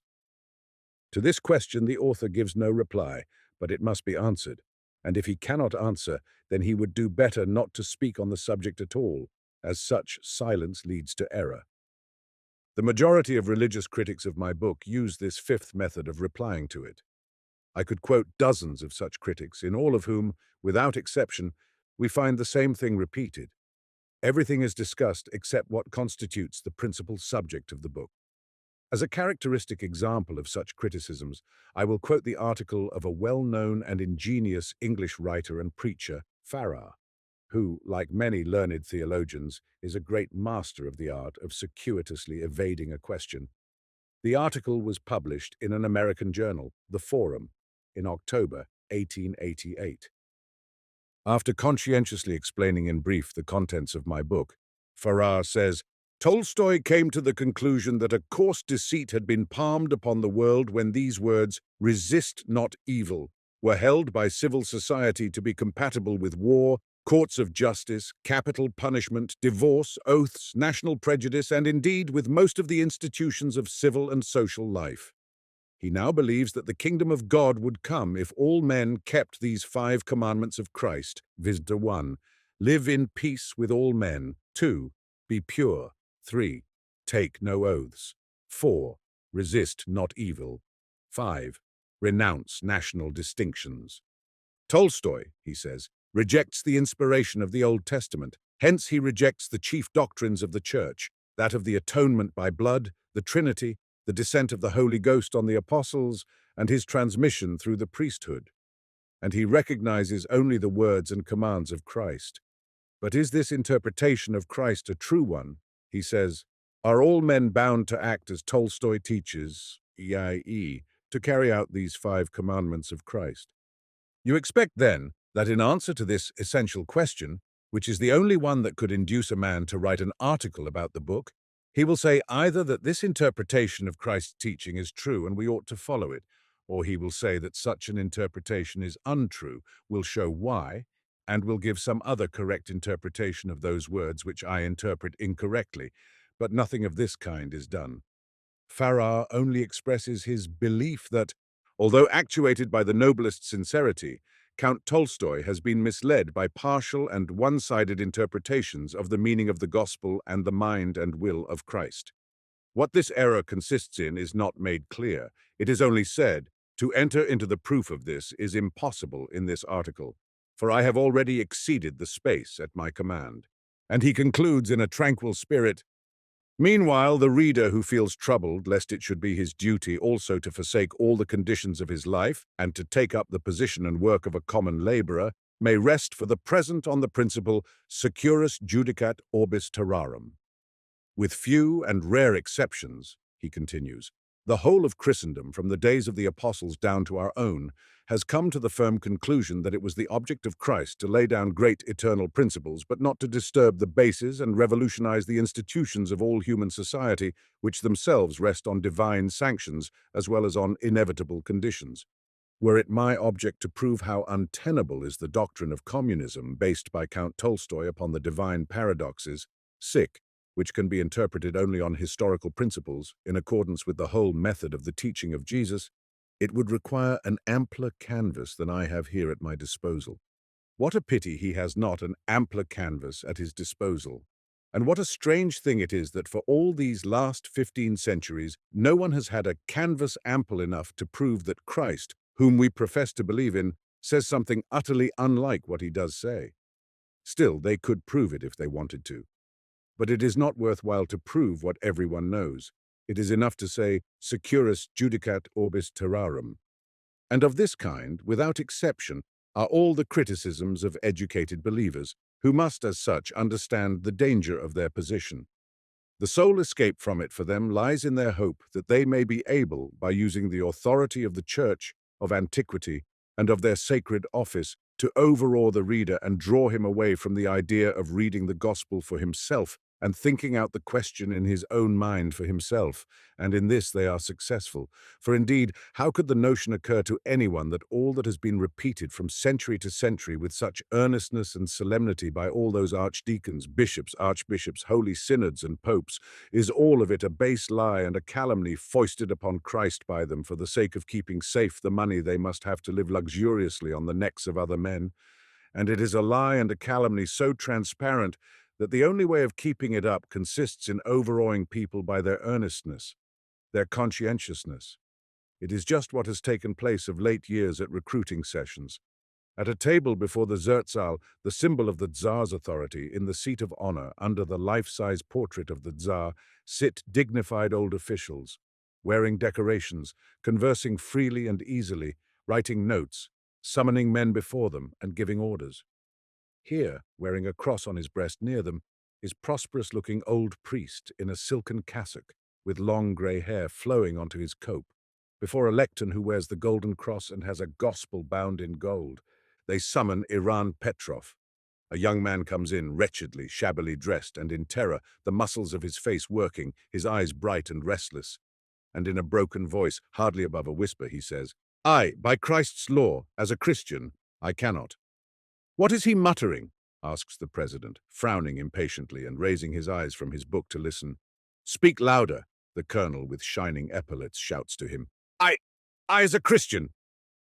And at last it appears that the young man refuses to serve in the army because he is a Christian. "Don't talk nonsense. Stand to be measured. Doctor, may I trouble you to measure him? He is all right?" "Yes, Reverend Father, administer the oath to him." No one is the least disturbed. by what the poor scared young man is muttering. They do not even pay attention to it. They all mutter something, but we've no time to listen to it. We have to enroll so many. The recruit tries to say something still. It's opposed to the law of Christ. Go along. We know without your help what is opposed to the law and what's not. And you soothe his mind, Reverend Father. Soothe him. Next, Vasily Nikitin. And they lead the trembling youth away. And it does not strike anyone, the guards or Vasily Nikitin whom they are bringing in, or any of the spectators of this scene, that these inarticulate words of the young man, at once suppressed by the authorities, contain the truth, and that the loud, solemnly uttered sentences of the calm, self-confident official and the priest are a lie and a deception. Such is the impression produced not only by Farrar's article, but by all those solemn sermons, articles, and books, which make their appearance from all sides directly. There is anywhere a glimpse of truth exposing a predominant falsehood. At once begins the series of long, clever, ingenious, and solemn speeches and writings, which deal with questions nearly related to the subject, but skillfully avoid touching the subject itself.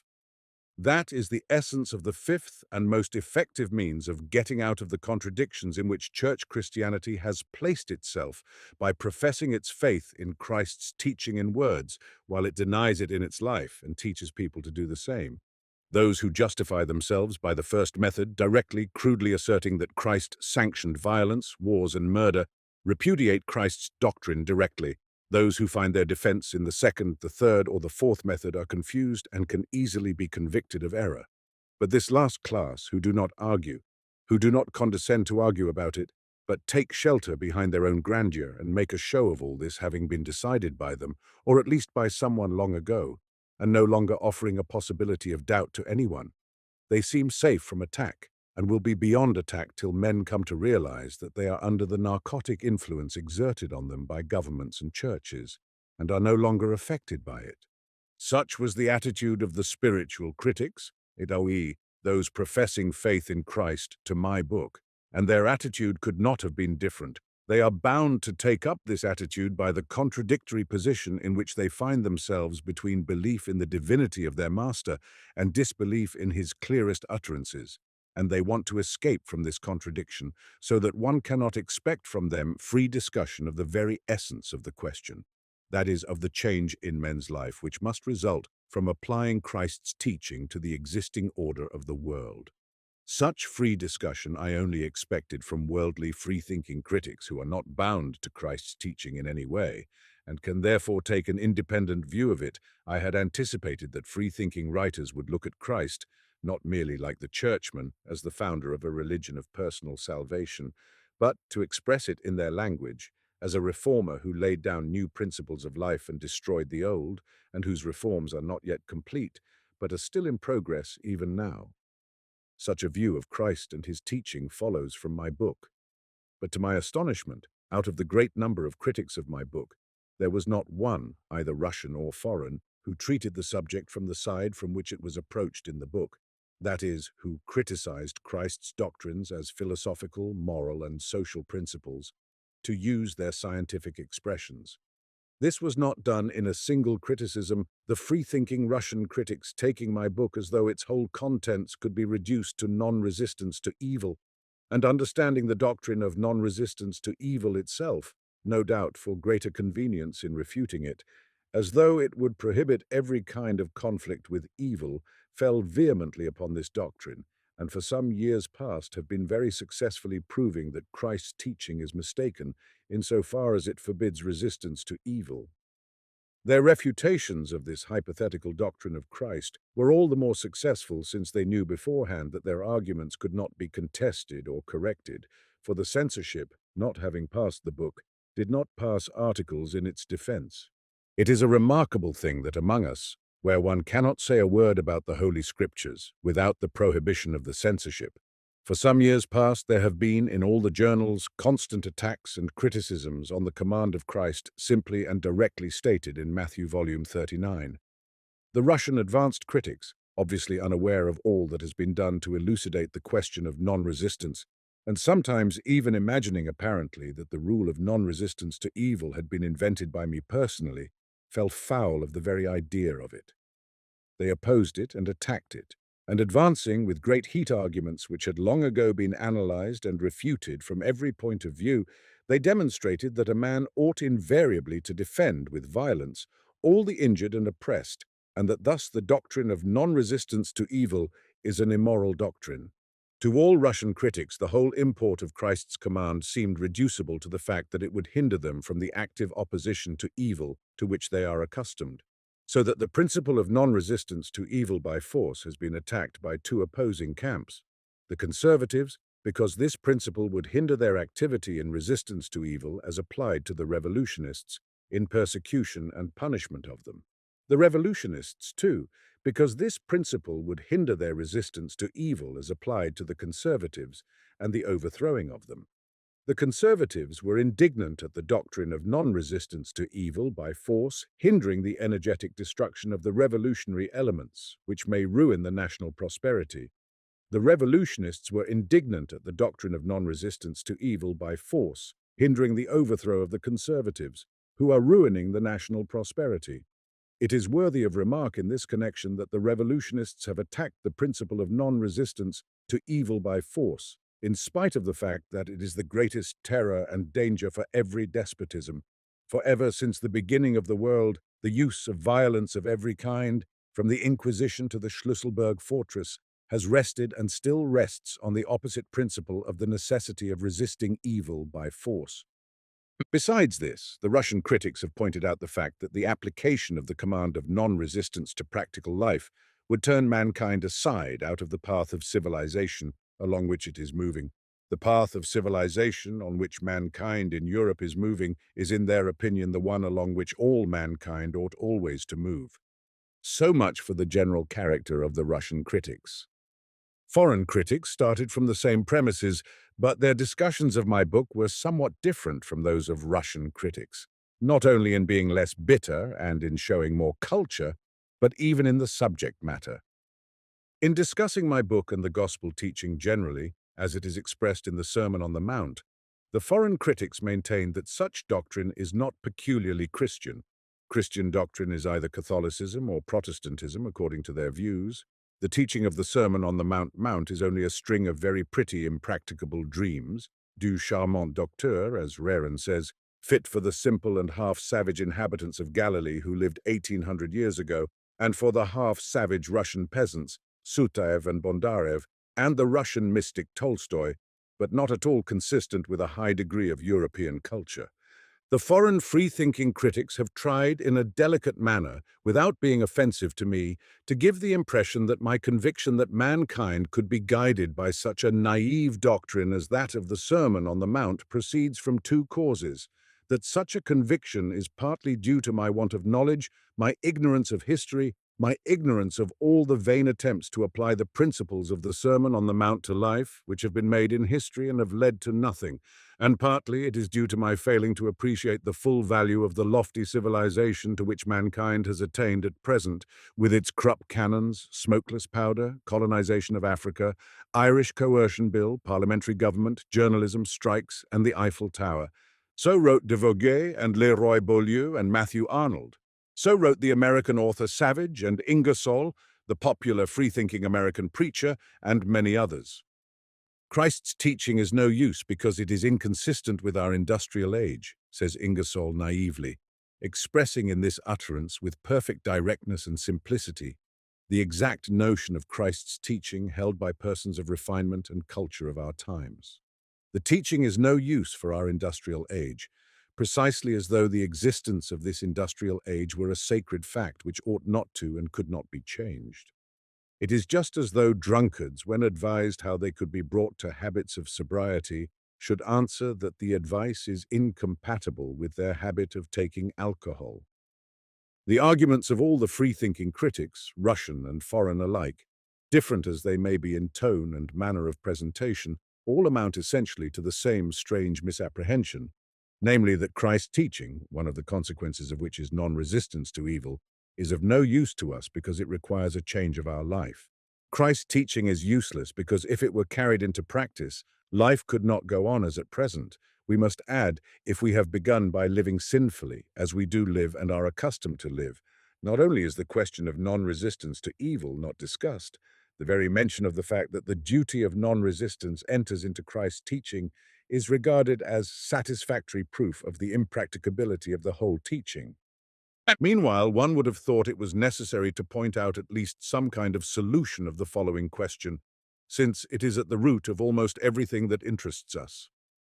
The question amounts to this: in what way are we to decide men's disputes, when some men consider evil what others consider good, and vice versa, and to reply that that is evil which I think evil, in spite of the fact that my opponent thinks it good, is not a solution of the difficulty. There can only be two solutions, either to find a real, unquestionable criterion of what is evil, or not to resist evil by force. The first course has been tried ever since the beginning of historical times, and as we all know, it has not hitherto led to any successful results. The second solution, not forcibly to resist what we consider evil until we have found a universal criterion, that is the solution given by Christ.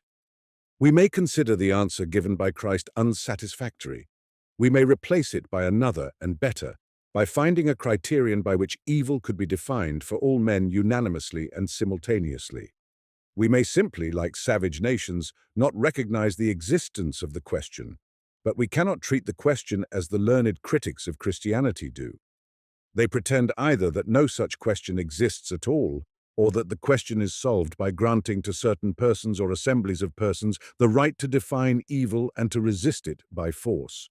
But we know all the while that granting such a right to certain persons does not decide the question, still less so when we are ourselves the certain persons, since there are always people who do not recognize this right in the authorized persons or assemblies. But this assumption that what seems evil to us is really evil shows a complete misunderstanding of the question and lies at the root of the argument of free-thinking critics about the Christian religion. In this way, then, the discussions of my book on the part of churchmen and free-thinking critics alike showed me that the majority of men simply do not understand either Christ's teaching or the questions which Christ's teaching solves. Chapter 3. Christianity misunderstood by believers. Meaning of Christian doctrine understood by a minority has become completely incomprehensible for the majority of men. Reason of this to be found in misinterpretation of Christianity and mistaken conviction of believers and unbelievers.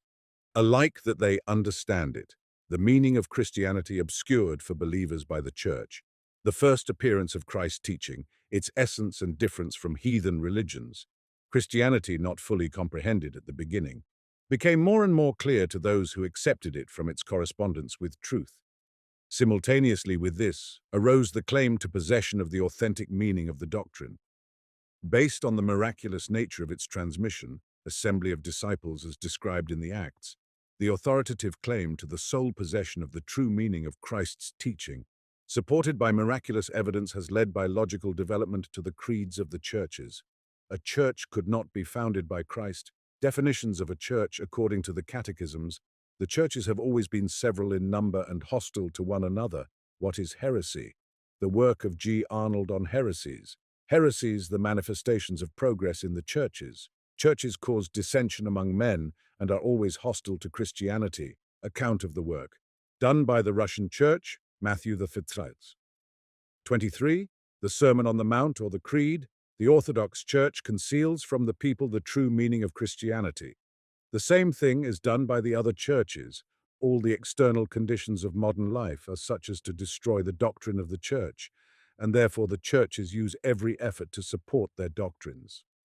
Thus, the information I received after my book came out went to show that the Christian doctrine, in its direct and simple sense, was understood, and had always been understood by a minority of men, while the critics, ecclesiastical and free-thinking alike, denied the possibility of taking Christ's teaching in its direct sense.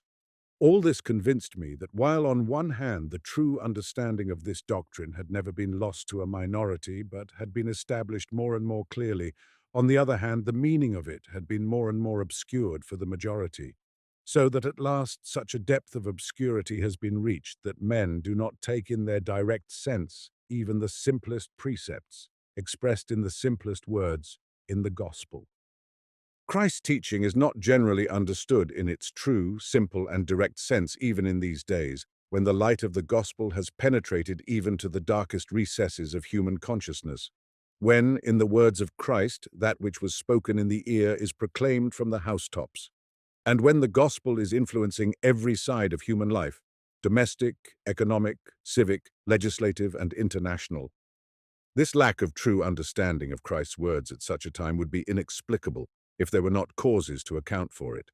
One of these causes is the fact that believers and unbelievers alike are firmly persuaded that they have understood Christ's teaching a long time, and that they understand it so fully, indubitably, and conclusively that it can have no other significance than the one they attribute to it.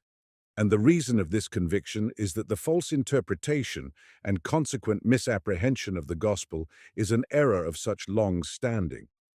Even the strongest current of water cannot add a drop to a cup which is already full. The most difficult subjects can be explained to the most slow-witted man if he has not formed any idea of them already, but the simplest thing cannot be made clear to the most intelligent man if he is firmly persuaded that he knows already, without a shadow of doubt, what is laid before him. The Christian doctrine is presented to the men of our world today as a doctrine which everyone has known so long and accepted so unhesitatingly in all its minutest details that it cannot be understood in any other way than it is understood now. Christianity is understood now by all who profess the doctrines of the Church as a supernatural, miraculous revelation of everything which is repeated in the Creed. By unbelievers, it is regarded as an illustration of man's craving for a belief in the supernatural, which mankind has now outgrown, as an historical phenomenon which has received full expression in Catholicism, Greek Orthodoxy, and Protestantism, and has no longer any living significance for us. The significance of the gospel is hidden from believers by the Church, from unbelievers by science. I will speak first of the former. 1800 years ago, there appeared in the midst of the heathen Roman world a strange new doctrine, unlike any of the old religions, and attributed to a man Christ. This new doctrine was in both form and content absolutely new to the Jewish world in which it originated, and still more to the Roman world in which it was preached and diffused. In the midst of the elaborate religious observances of Judaism, in which, in the words of Isaiah, law was laid upon law, and in the midst of the Roman legal system worked out to the highest point of perfection, a new doctrine appeared, which denied not only every deity and all fear and worship of them, but even all human institutions and all necessity for them. In place of all the rules of the old religions, this doctrine sets up only a type of inward perfection, truth, and love in the person of Christ. And, as a result of this inward perfection being attained by men, also the outward perfection foretold by the prophets, the kingdom of God, when all men will cease to learn to make war, when all shall be taught of God and united in love, and the lion will lie down with the lamb instead of the threats of punishment which all the old laws of religions and governments alike laid down for non-fulfillment of their rules, instead of promises of rewards for fulfillment of them. This doctrine called men to it only because it was the truth. John 7:17. If any man will do his will, he shall know of the doctrine whether it be of God. John 8:46. If I say the truth, why do ye not believe me? But ye seek to kill me, a man that hath told you the truth. Ye shall know the truth, and the truth shall make you free. God is a spirit, and they that worship him must worship him in spirit and in truth. Keep my sayings, and ye shall know of my sayings whether they be true. No proofs of this doctrine were offered except its truth, the correspondence of the doctrine with the truth. The whole teaching consisted in the recognition of truth and following it, in a greater and greater attainment of truth and a closer and closer following of it in the acts of life. There are no acts in this doctrine which could justify a man and make him saved. There is only the image of truth to guide him, for inward perfection in the person of Christ, and for outward perfection in the establishment of the kingdom of God. The fulfillment of this teaching consists only in walking in the chosen way, in getting nearer to inward perfection in the imitation of Christ, and outward perfection in the establishment of the kingdom of God. The greater or less blessedness of a man depends, according to this doctrine, not on the degree of perfection to which he has attained, but on the greater or less swiftness with which he is pursuing it. The progress toward perfection of the publican Zacchaeus, of the woman that was a sinner, of the robber on the cross, is a greater state of blessedness, according to this doctrine, than the stationary righteousness of the Pharisee. The lost sheep is dearer than 99 that were not lost. The prodigal son, the piece of money that was lost and found again, are dearer, more precious to God than those which have not been lost. Every condition, according to this doctrine, is only a particular step in the attainment of inward and outward perfection, and therefore has no significance of itself. Blessedness consists in progress toward perfection. To stand still in any condition whatever means the cessation of this blessedness. Let not thy left hand know what thy right hand doeth. No man having put his hand to the plough and looking back is fit for the kingdom of God.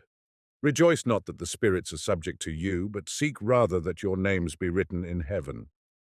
Be ye perfect, even as your Father in heaven is perfect. Seek ye first the kingdom of heaven and its righteousness.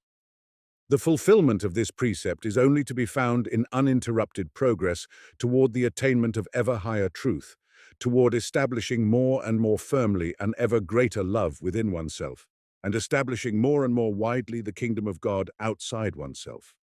It is obvious that, appearing as it did in the midst of the Jewish and heathen world, such teaching could not be accepted by the majority of men who were living a life absolutely different from what was required by it.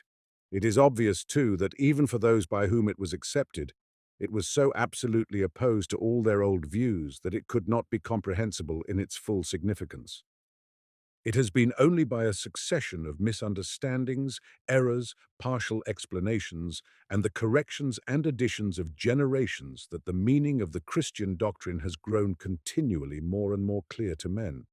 The Christian view of life has exerted an influence on the Jewish and heathen, and the heathen and Jewish view of life has, too, exerted an influence on the Christian and Christianity, as the living force has gained more and more upon the extinct Judaism and heathenism, and has grown continually clearer and clearer as it freed itself from the admixture of falsehood which had overlaid it.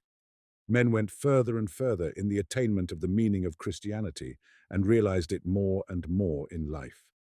The longer mankind lived, the clearer and clearer became the meaning of Christianity, as must always be the case with every theory of life. Succeeding generations corrected the errors of their predecessors, and grew ever nearer and nearer to a comprehension of the true meaning. It was thus from the very earliest times of Christianity. And so, too, from the earliest times of Christianity, there were men who began to assert on their own authority that the meaning they attribute to the doctrine is the only true one, and as proof bring forward supernatural occurrences in support of the correctness of their interpretation. This was the principal cause at first of the misunderstanding of the doctrine, and afterward of the complete distortion of it. It was supposed that Christ's teaching was transmitted to men not like every other truth, but in a special, miraculous way. Thus, the truth of the teaching was not proved by its correspondence with the needs of the mind and the whole nature of man, but by the miraculous manner of its transmission, which was advanced as an irrefutable proof of the truth of the interpretation put on it. This hypothesis originated from misunderstanding of the teaching, and its result was to make it impossible to understand it rightly. And this happened first in the earliest times when the doctrine was still not so fully understood and often interpreted wrongly, as we see by the Gospels and the Acts. The less the doctrine was understood, the more obscure it appeared and the more necessary were external proofs of its truth. The proposition that we ought not to do unto others as we would not they should do unto us did not need to be proved by miracles and needed no exercise of faith, because this proposition is in itself convincing and in harmony with man's mind and nature. But the proposition that Christ was God had to be proved by miracles completely beyond our comprehension. The more the understanding of Christ's teaching was obscured, the more the miraculous was introduced into it. And the more the miraculous was introduced into it, the more the doctrine was strained from its meaning and the more obscure it became. And the more it was strained from its meaning and the more obscure it became, the more strongly its infallibility had to be asserted, and the less comprehensible the doctrine became. One can see by the Gospels, the Acts, and the Epistles how from the earliest times the non-comprehension of the doctrine called forth the need for proofs through the miraculous and incomprehensible. The first example in the book of Acts is the assembly which gathered together in Jerusalem to decide the question which had arisen, whether to baptize or not the uncircumcised, and those who had eaten of food sacrificed to idols.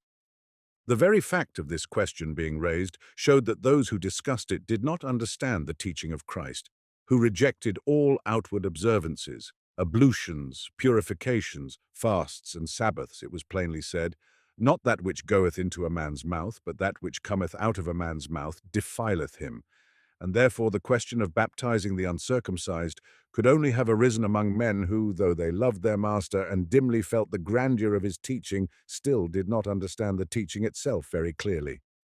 And this was the fact. And just in proportion to the failure of the members of the assembly to understand the doctrine was their need of external confirmation of their incomplete interpretation of it. And then to settle this question, the very asking of which proved their misunderstanding of the doctrine, there was uttered in this assembly, as is described in the Acts, that strange phrase, which was for the first time found necessary to give external confirmation to certain assertions, and which has been productive of so much evil. That is, it was asserted that the correctness of what they had decided was guaranteed by the miraculous participation of the Holy Ghost, that is, of God, in their decision. But the assertion that the Holy Ghost, that is God, spoke through the apostles, in its turn wanted proof. And thus it was necessary to confirm this, that the Holy Ghost should descend at Pentecost in tongues of fire upon those who made this assertion. In the account of it, the descent of the Holy Ghost precedes the assembly, but the book of Acts was written much later than both events. But the descent of the Holy Ghost, too, had to be proved for those who had not seen the tongues of fire, though it is not easy to understand why a tongue of fire burning above a man's head should prove that what that man is going to say will be infallibly the truth. And so arose the necessity for still more miracles and changes, raisings of the dead to life, and strikings of the living dead, and all those marvels which have been a stumbling block to men, of which the Acts is full, and which, far from ever convincing one of the truth of the Christian doctrine, can only repel men from it. The result of such a means of confirming the truth was that the more these confirmations of truth by tales of miracles were heaped up one after another, the more the doctrine was distorted from its original meaning, the more incomprehensible it became. Thus it was from the earliest times, and so it went on, constantly increasing, till it reached in our day the logical climax of the dogmas of transubstantiation and the infallibility of the Pope, or of the bishops, or of Scripture, and of requiring a blind faith rendered incomprehensible and utterly meaningless, not in God, but in Christ, not in a doctrine, but in a person, as in Catholicism, or in persons, as in Greek Orthodoxy, or in a book, as in Protestantism. The more widely Christianity was diffused, and the greater the number of people unprepared for it who were brought under its sway, the less it was understood, the more absolutely was its infallibility insisted on, and the less possible it became to understand the true meaning of the doctrine. In the times of Constantine, the whole interpretation of the doctrine had been already reduced to a résumé, supported by the temporal authority of the disputes that had taken place in the council, to a creed which reckoned off, I believe in so and so, and so and so, and so and so to the end, to one holy apostolic church, which means the infallibility of those persons who call themselves the church, so that it all amounts to a man no longer believing in God nor Christ, as they are revealed to him, but believing in what the church orders him to believe in. But the church is holy. The church was founded by Christ. God could not leave men to interpret his teaching at random, therefore he founded the church. All those statements are so utterly untrue and unfounded that one is ashamed to refute them. Nowhere nor in anything except in the assertion of the church can we find that God or Christ founded anything like what churchmen understand by the church. In the Gospels there is a warning against the church, as it is an external authority, a warning most clear and obvious in the passage where it is said that Christ's followers should call no man master. But nowhere is anything said of the foundation of what churchmen call the church. The word church is used twice in the Gospels, once in the sense of an assembly of men to decide a dispute, the other time in connection with the obscure utterance about a stone, Peter, and the gates of hell. From these two passages in which the word church is used, in the signification merely of an assembly, has been deduced all that we now understand by the church. But Christ could not have founded the church, that is, what we now understand by that word. For nothing like the idea of the Church as we know it now, with its sacraments, miracles, and above all its claim to infallibility, is to be found either in Christ's words or in the ideas of the men of that time. The fact that men called what was formed afterward by the same word as Christ used for something totally different does not give them the right to assert that Christ founded the one true church.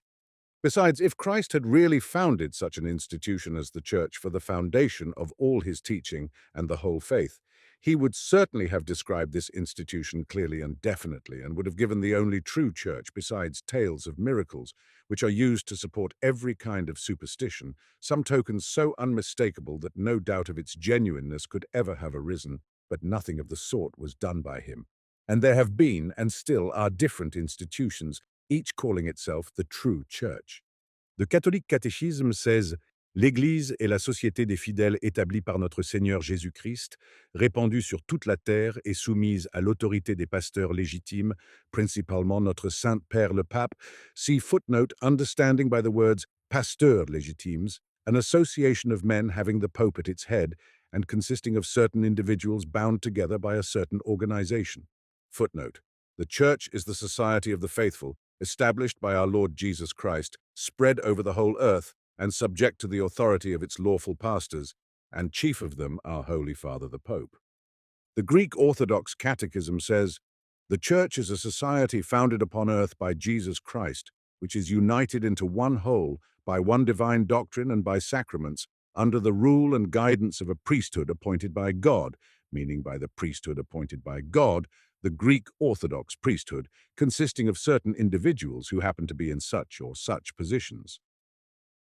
The Lutheran Catechism says, "The Church is holy Christianity, or the collection of all believers under Christ, their head, to whom the Holy Ghost through the Gospels and sacraments promises, communicates and administers heavenly salvation," meaning that the Catholic Church is lost in error, and that the true means of salvation is in Lutheranism.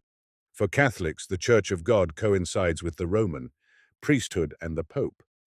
For the Greek Orthodox believer, the Church of God coincides with the establishment and priesthood of the Russia. See footnote. Footnote. Homyakov's definition of the Church, which was received with some favor among Russians, does not improve matters. If we are to agree with Homyakov in considering the Greek Orthodox Church as the one true church, Homyakov asserts that a church is a collection of men, all without distinction of clergy and laymen, united together by love, and that only to men united by love is the truth revealed. Let us love each other, that in the unity of thought, etc. And that such a church is the church which, in the first place, recognizes the Nicene Creed, and in the second place does not, after the division of the churches, recognize the popes and new dogmas.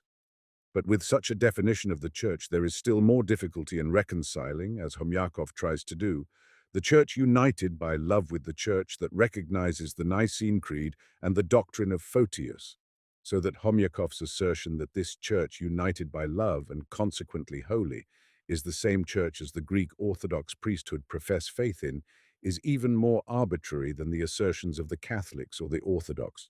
If we admit the idea of a church in the sense Homyakov gives to it, that is, a body of men bound together by love and truth, then all that any man can predicate in regard to this body, if such an one exists, is its love and truth. But there can be no outer signs by which one could reckon oneself or another as a member of this holy body, nor by which one could put anyone outside it, so that no institution having an external existence can correspond to this idea.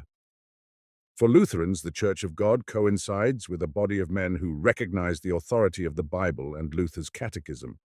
Ordinarily, when speaking of the rise of Christianity, men belonging to one of the existing churches use the word church in the singular, as though there were and had been only one church.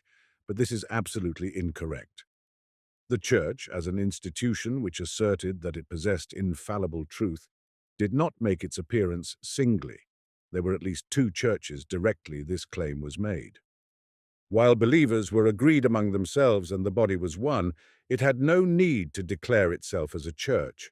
It was only when believers were split up into opposing parties, renouncing one another, that it seemed necessary to each party to confirm their own truth by ascribing to themselves infallibility. The conception of one church only arose when there were two sides divided and disputing, who each called the other side heresy, and recognized their own side only as the infallible church. If we knew that there was a church which decided in the year 51 to receive the uncircumcised, it is only so because there was another church, of the Judaists, who decided to keep the uncircumcised out. If there is a Catholic Church now which asserts its own infallibility, that is only because there are churches, Greco-Russian, Old Orthodox, and Lutheran, each asserting its own infallibility and denying that of all other churches, so that the one church is only a fantastic imagination which has not the least trace of reality about it. As a real historical fact, there has existed, and still exist, several bodies of men, each asserting that it is the one church, founded by Christ, and that all the others who call themselves churches are only sects and heresies. The catechisms of the churches of the most worldwide influence, the Catholic, the Old Orthodox, and the Lutheran, openly assert this. In the Catholic Catechism, it is said, Quels sont ceux qui sont hors de l'Église? Les infidèles, les hérétiques, les schismatiques. Footnote. Who are those who are outside the church? Infidels, heretics, and schismatics. The so-called Greek Orthodox are regarded as schismatics, the Lutherans as heretics, so that according to the Catholic Catechism, the only people in the church are Catholics. In the so-called Orthodox Catechism, it is said, by the one Christian church is understood the Orthodox, which remains fully in accord with the universal church. As for the Roman Church and other sects, the Lutherans and the rest, they do not even dignify by the name of church. They cannot be included in the one true church, since they have themselves separated from it. According to this definition, the Catholics and Lutherans are outside the church, and there are only Orthodox in the church. The Lutheran Catechism says, Die wahre Kirche wird daran erkannt, dass in ihr das Wort Gottes lauter und rein ohne Menschenzusätze gelehrt und die Sakramente treu nach Christi Einsetzung gewahret werden. Footnote. The true church will be known by the word of God being studied clear and unmixed with man's additions, and the sacraments being maintained faithful to Christ's teaching. According to this definition, all those who have added anything to the teaching of Christ and the apostles, as the Catholic and Greek churches have done, are outside the church, and in the church there are only Protestants. The Catholics assert that the Holy Ghost has been transmitted without a break in their priesthood. The Orthodox assert that the same Holy Ghost has been transmitted without a break in their priesthood. The Arians asserted that the Holy Ghost was transmitted in their priesthood. They asserted this with just as much right as the churches in authority now. The Protestants of every kind, Lutherans, Reformed Church, Presbyterians, Methodists, Swedenborgians, Mormons, assert that the Holy Ghost is only present in their communities. If the Catholics assert that the Holy Ghost, at the time of the division of the Church into Arian and Greek, left the Church that fell away and remained in the one true Church, with precisely the same right the Protestants of every denomination can assert that at the time of the separation of their Church from the Catholic, the Holy Ghost left the Catholic and passed into the Church they professed. And this is just what they do. Every church traces its creed through an uninterrupted transmission from Christ and the apostles, and truly, every Christian creed that has been derived from Christ must have come down to the present generation through a certain transmission. But that does not prove that it alone of all that has been transmuted, excluding all the rest, can be the sole truth, admitting of no doubt. Every branch in a tree comes from the root in unbroken connection, but the fact that each branch comes from the one root does not prove at all that each branch was the only one. It is precisely the same with the church. Every church presents exactly the same proofs of the succession and even the same miracles in support of its authenticity as every other. So that there is but one strict and exact definition of what is a church, not of something fantastic which we would wish it to be, but of what it is and has been in reality. A church is a body of men who claim for themselves that they are in complete and sole possession of the truth. And these bodies, having in course of time, aided by the support of the temporal authorities, developed into powerful institutions, have been the principal obstacles to the diffusion of a true comprehension of the teaching of Christ. It could not be otherwise. The chief peculiarity which distinguished Christ's teaching from previous religions consisted in the fact that those who accepted it strove ever more and more to comprehend and realize its teaching. But the church doctrine asserted its own complete and final comprehension and realization of it. Strange though it may seem to us who have been brought up in the erroneous view of the Church as a Christian institution and in contempt for heresy, yet the fact is that only in what was called heresy was there any true movement, that is, true Christianity, and that it only ceased to be so when those heresies stopped short in their movement and also petrified into the fixed forms of a church. And indeed, what is a heresy? Read all the theological works, one after another. In all of them, heresy is the subject which first presents itself for definition. Since every theological work deals with the true doctrine of Christ as distinguished from the erroneous doctrines which surround it, that is, heresies. Yet you will not find anywhere anything like a definition of heresy.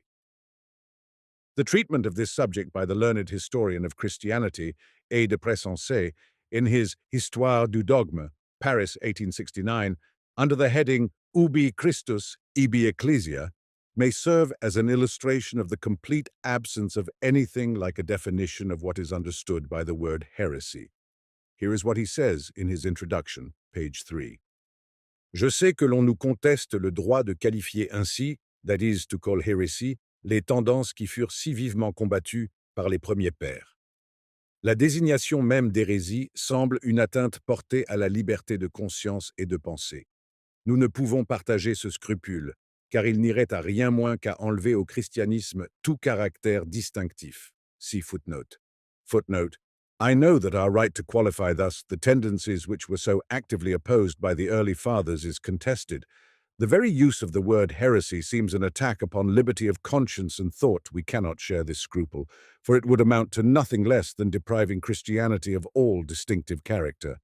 And though he tells us that after Constantine's time the Church did actually abuse its power by designating those who dissented from it as heretics and persecuting them, yet he says, when speaking of early times, l'Église est une libre association. Il y a tout profit à se séparer d'elle. La polémique contre l'erreur n'a d'autre ressource que la pensée et le sentiment. Un type doctrinal uniforme n'a pas encore été élaboré. Les divergences secondaires se produisent en Orient et en Occident avec une entière liberté. La théologie n'est point liée à d'invariables formules.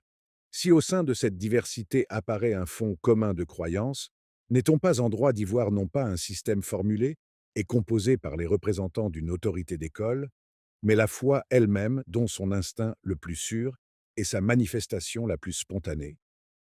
Si cette même unanimité qui se révèle dans les croyances essentielles se retrouve pour repousser telles ou telles tendances, ne serons-nous pas en droit de conclure que ces tendances étaient en désaccord flagrant avec les principes fondamentaux du christianisme? Cette présomption ne se transformerait-elle pas en certitude si nous reconnaissons dans la doctrine universellement repoussée par l'Église les traits caractéristiques de l'une des religions du passé? Pour dire que le gnosticisme ou l'ébionitisme sont les formes légitimes de la pensée chrétienne, il faut dire hardiment qu'il n'y a pas de pensée chrétienne, ni de caractère spécifique qui la fasse reconnaître. Sous prétexte de l'élargir, on la dissout. Personne au temps de Platon n'eût osé couvrir de son nom une doctrine qui n'eût pas fait place à la théorie des idées. Et l'on eût excité les justes moqueries de la Grèce en voulant faire d'Épicure ou de Zénon un disciple de l'Académie. Reconnaissons donc que s'il existe une religion ou une doctrine qui s'appelle christianisme, elle peut avoir ses hérésies. See footnote. Footnote. The Church is a free association. There is much to be gained by separation from it. Conflict with error has no weapons other than thought and feeling.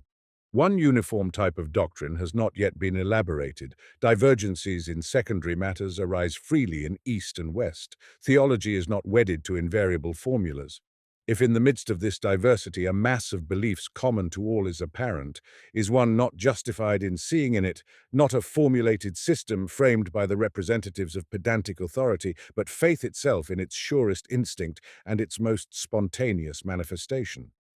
If the same unanimity which is revealed in essential points of belief is found also in rejecting certain tendencies, are we not justified in concluding that these tendencies were in flagrant opposition to the fundamental principles of Christianity?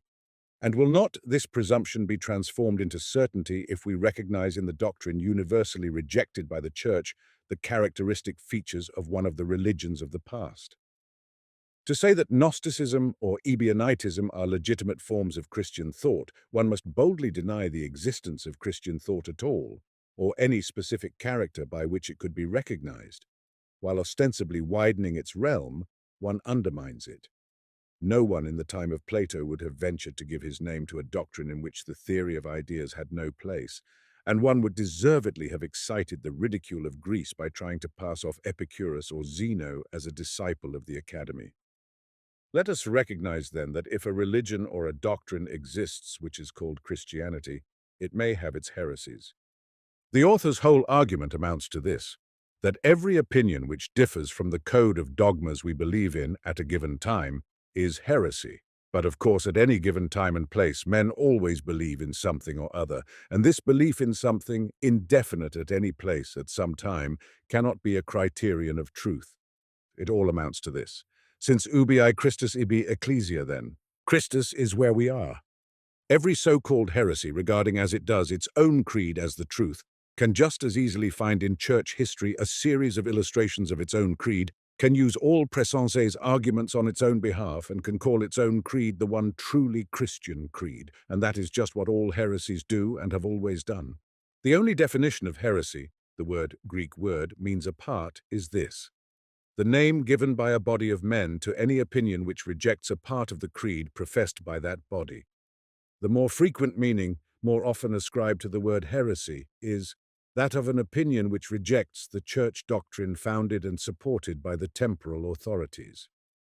Transcribists note, the Greek word above used Greek letters, spelled alpha followed by an apostrophe iota with accent rho epsilon sigma iota zeta. There is a remarkable and voluminous work, very little known, Unparteiische Kirchen- und Ketzerhistorie, 1729 by Gottfried Arnold, which deals with precisely this subject and points out all the unlawfulness, the arbitrariness, the senselessness, and the cruelty of using the word heretic in the sense of reprobate. This book is an attempt to write the history of Christianity in the form of a history of heresy. In the introduction, the author propounds a series of questions. 1. Of those who make heretics. 2. Of those whom they made heretics. 3. Of heretical subjects themselves. 4. Of the method of making heretics. And 5. Of the object and result of making heretics. On each of these points, he propounds 10 more questions, the answers to which he gives later on from the works of well-known theologians. But he leaves the reader to draw for himself the principal conclusion from the expositions in the whole book. As examples of these questions in which the answers are to some extent included also, I will quote the following. Under the fourth head of the manner in which heretics are made, he says in one of the questions, in the seventh, does not all history show that the greatest makers of heretics and masters of that craft were just these wise men, from whom the Father hid his secrets, that is, the hypocrites, the Pharisees, and lawyers, men utterly godless and perverted, question 20 to 21. And in the corrupt times of Christianity were not these very men cast out, denounced by the hypocrites and envious, who were endowed by God with great gifts, and who would in the days of pure Christianity have been held in high honor? And on the other hand, would not the men who, in the decline of Christianity, raised themselves above all, and regarded themselves as the teachers of the purest Christianity, would not these very men, in the times of the apostles and disciples of Christ, have been regarded as the most shameless heretics and anti-Christians?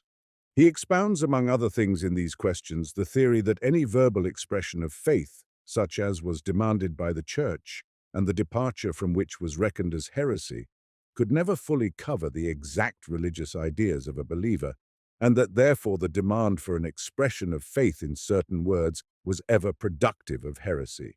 And he says, in question 21, and if heavenly things and thoughts present themselves to a man's mind as so great and so profound that he does not find corresponding words to express them, ought one to call him a heretic, because he cannot express his idea with perfect exactness? And in question 33, and is not the fact that there was no heresy in the earliest days due to the fact that the Christians did not judge one another by verbal expressions, but by deed and by heart, since they had perfect liberty to express their ideas without the dread of being called heretics? Was it not the easiest and most ordinary ecclesiastical proceeding, if the clergy wanted to get rid of or to ruin anyone, for them to cast suspicion on the person's belief, and to throw a cloak of heresy upon him, and by this means to procure his condemnation and removal. True though it may be that there were sins and errors among the so-called heretics, it is no less true and evident, he says farther on, from the innumerable examples quoted here, i.e., in the history of the Church and of heresy, that there was not a single sincere and conscientious man of any importance whom the churchmen would not from envy or other causes have ruined. Thus, almost 200 years ago, the real meaning of heresy was understood. And notwithstanding that, the same conception of it has gone on existing up to now, and it cannot fail to exist so long as the conception of a church exists. Heresy is the obverse side of the church. Wherever there is a church, there must be the conception of heresy. A church is a body of men who assert that they are in possession of infallible truth. Heresy is the opinion of the men who do not admit the infallibility of the church's truth. Heresy makes its appearance in the church. It is the effort to break through the petrified authority of the church. All effort after a living comprehension of the doctrine has been made by heretics Tertullian, Origen, Augustine, Luther, Huss, Savonarola, Helkitsky, and the rest were heretics. It could not be otherwise. The follower of Christ whose service means an ever-growing understanding of his teaching and an ever closer fulfillment of it in progress toward perfection cannot, just because he is a follower of Christ, claim for himself or any other that he understands Christ's teaching fully and fulfills it. Still less can he claim this for any body of men.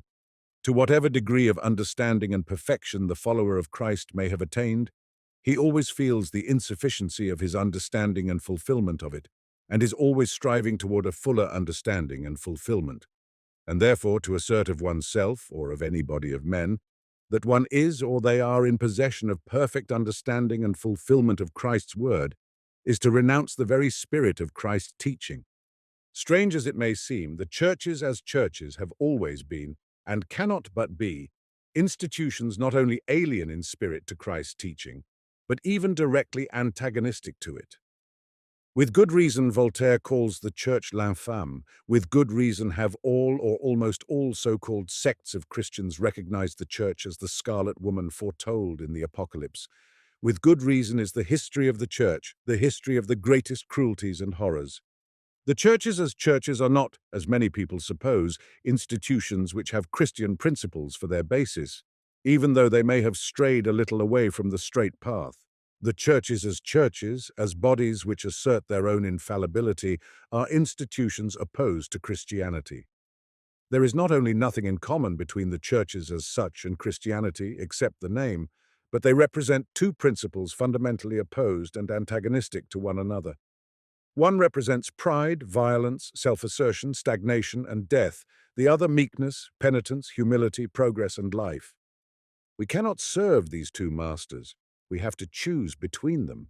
The servants of the churches of all denominations, especially of later times, try to show themselves champions of progress in Christianity. They make concessions, wish to correct the abuses that have slipped into the church, and maintain that one cannot, on account of these abuses, deny the principle itself of a Christian church, which alone can bind all men together in unity and be a mediator between men and God. But this is all a mistake. Not only have churches never bound men together in unity, they have always been one of the principal causes of division between men, of their hatred of one another, of wars, battles, inquisitions, massacres of St. Bartholomew, and so on. And the churches have never served as mediators between men and God. Such mediation is not wanted and was directly forbidden by Christ, who has revealed his teaching directly and immediately to each man. But the churches set up dead forms in the place of God, and far from revealing God, they obscure him from men's sight. The churches, which originated from misunderstanding of Christ's teaching and have maintained this misunderstanding by their immovability, cannot but persecute and refuse to recognize all true understanding of Christ's words. They try to conceal this, but in vain, for every step forward along the path pointed out for us by Christ is a step toward their destruction. To hear and to read the sermons and articles in which church writers of later times of all denominations speak of Christian truths and virtues, To hear or read these skillful arguments that have been elaborated during centuries and exhortations and professions, which sometimes seem like sincere professions, one is ready to doubt whether the churches can be antagonistic to Christianity. It cannot be, one says, that these people who can point to such men as Chrysostom, Fenelon, Butler, and others professing the Christian faith were antagonistic to Christianity. One is tempted to say, the churches may have strayed away from Christianity. They may be in error, but they cannot be hostile to it. But we must look to the fruit to judge the tree, as Christ taught us. And if we see that their fruits were evil, that the results of their activity were antagonistic to Christianity, we cannot but admit that however good the men were, the work of the church in which these men took part was not Christian. The goodness and worth of these men who served the churches was the goodness and worth of the men, and not of the institution they served. All the good men, such as Francis of Assisi and Francis of Sales, our Tihon Zadonsky, Thomas à Kempis, and others, were good men in spite of their serving an institution hostile to Christianity, and they would have been still better if they had not been under the influence of the error which they were serving. But why should we speak of the past and judge from the past, which may have been misrepresented and misunderstood by us? The churches, with their principles and their practice, are not a thing of the past. The churches are before us today, and we can judge of them to some purpose by their practical activity, their influence on men. What is the practical work of the churches today? What is their influence upon men? What is done by the churches among us, among the Catholics and the Protestants of all denominations? What is their practical work? And what are the results of their practical work? The practice of our Russian so-called Orthodox Church is plain to all. It is an enormous fact which there is no possibility of hiding and about which there can be no disputing. What constitutes the practical work of this Russian church, this immense, intensely active institution, which consists of a regiment of 500,000 men and costs the people tens of millions of rubles? The practical business of the church consists in instilling by every conceivable means into the mass of 100 millions of the Russian people those extinct relics of beliefs for which there is nowadays no kind of justification, in which scarcely anyone now believes, and often not even those whose duty it is to diffuse these false beliefs. To instill into the people the formulas of Byzantine theology, of the Trinity, of the Mother of God, of sacraments, of grace, and so on, extinct conceptions, foreign to us and having no kind of meaning for men of our times, forms only one part of the work of the Russian Church. Another part of its practice consists in the maintenance of idol worship in the most literal meaning of the word, in the veneration of holy relics and of icons, the offering of sacrifices to them, and the expectation of their answers to prayer. I am not going to speak of what is preached and what is written by clergy of scientific or liberal tendencies in the theological journals. I am going to speak of what is actually done by the clergy through the wide expanse of the Russian land among a people of 100 millions. What do they diligently, assiduously, everywhere alike, without intermission, teach the people? What do they demand from the people in virtue of their so-called Christian faith? I will begin from the beginning with the birth of a child. At the birth of a child, they teach them that they must recite a prayer over the child and mother to purify them, as though without this prayer the mother of a newborn child were unclean. To do this, the priest holds the child in his arms before the images of the saints, called by the people plainly gods, and reads words of exorcising power, and this purifies the mother. Then it is suggested to the parents, and even exacted of them, under fear of punishment for non-fulfillment, that the child must be baptized. That is, be dipped by the priest 3 times into the water, while certain words, understood by no one, are read aloud, and certain actions, still less understood, are performed. Various parts of the body are rubbed with oil, and the hair is cut, while the sponsors blow and spit at an imaginary devil. All this is necessary to purify the child and to make him a Christian. Then it is instilled into the parents that they ought to administer the sacrament to the child, that is, give him, in the guise of bread and wine, a portion of Christ's body to eat, as a result of which the child receives the grace of God within it, and so on. Then it is suggested that the child as it grows up must be taught to pray, To pray means to place himself directly before the wooden boards on which are painted the faces of Christ, the Mother of God, and the saints, to bow his head and his whole body, and to touch his forehead, his shoulders, and his stomach with his right hand, holding his fingers in a certain position, and to utter some words of Slavonic, the most usual of which, as taught to all children, are, Mother of God, Virgin, rejoice thee, etc., etc. Then it is instilled into the child as it is brought up that at the sight of any church or icon, he must repeat the same action, i.e., cross himself. Then it is instilled into him that on holidays are the days on which Christ was born, though no one knows when that was, on which he was circumcised, on which the Mother of God died, on which the cross was carried in procession, on which icons have been set up, on which a lunatic saw a vision, and so on. On holidays, he must dress himself in his best clothes and go to church, and must buy candles and place them there before the images of the saints. Then he must give offerings and prayers for the dead, and little loaves to be cut up into 3-cornered pieces, and must pray many times for the health and prosperity of the Tsar and the bishops, and for himself and his own affairs, and then kiss the cross and the hand of the priest. Besides these observances, it is instilled into him that at least once a year he must confess. To confess means to go to the church and to tell the priest his sins, on the theory that this informing a stranger of his sins completely purifies him from them. And after that he must eat with a little spoon a morsel of bread with wine, which will purify him still more. Next, it is instilled into him that if a man and woman want their physical union to be sanctified, they must go to church, put on metal crowns, drink certain potions, walk 3 times round a table to the sound of singing, and that then the physical union of a man and woman becomes sacred and altogether different from all other such unions. Further, it is instilled into him in his life that he must observe the following rules: not to eat butter or milk on certain days, and on certain other days to sing Te Deums and requiems for the dead, on holidays to entertain the priest and give him money, and several times in the year to bring the icons from the church and to carry them slung on his shoulders through the fields and houses. It is instilled into him that on his deathbed a man must not fail to eat bread and wine with a spoon, and that it will be still better if he has time to be rubbed with sacred oil. This will guarantee his welfare in the future life. After his death, it is instilled into his relatives that it is a good thing for the salvation of the dead man to place a printed paper of prayers in his hands. It is a good thing further to read aloud a certain book over the dead body, and to pronounce the dead man's name in church at a certain time. All this is regarded as faith obligatory on everyone.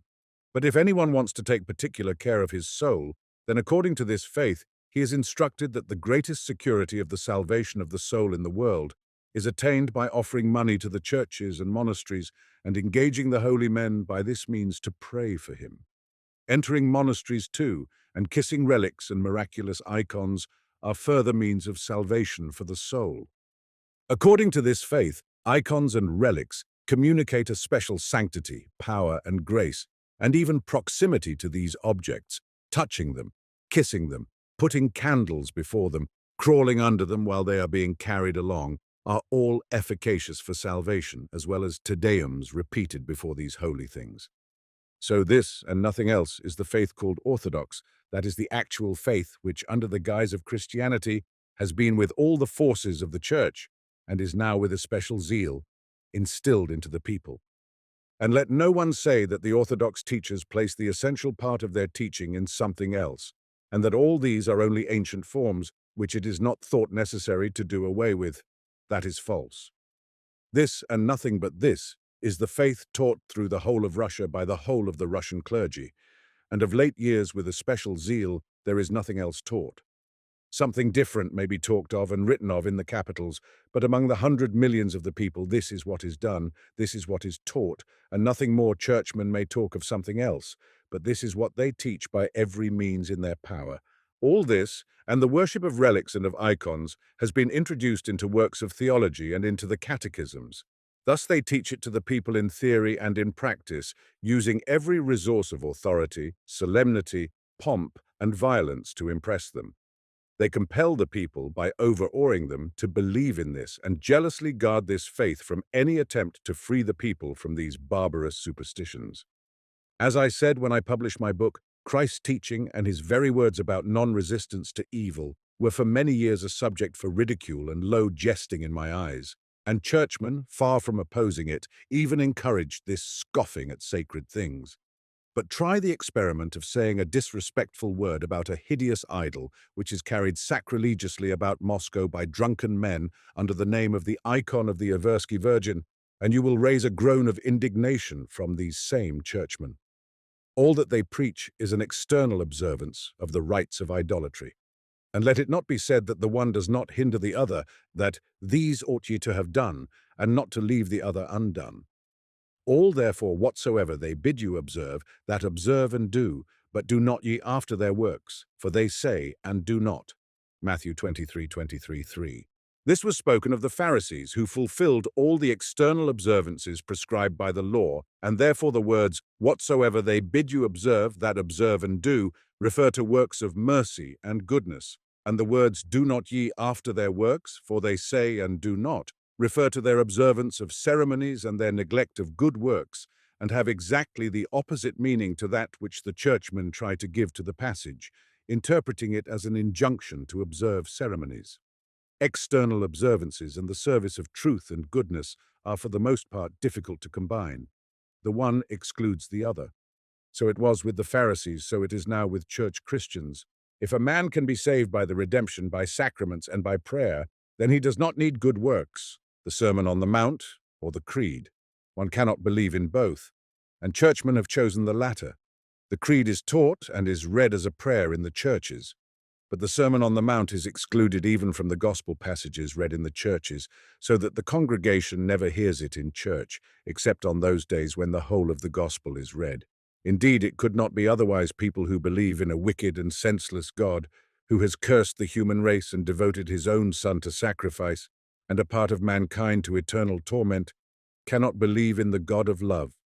The man who believes in a God, in a Christ coming again in glory to judge and to punish the quick and the dead, cannot believe in the Christ who bade us turn the left cheek, judge not, forgive these that wrong us, and love our enemies.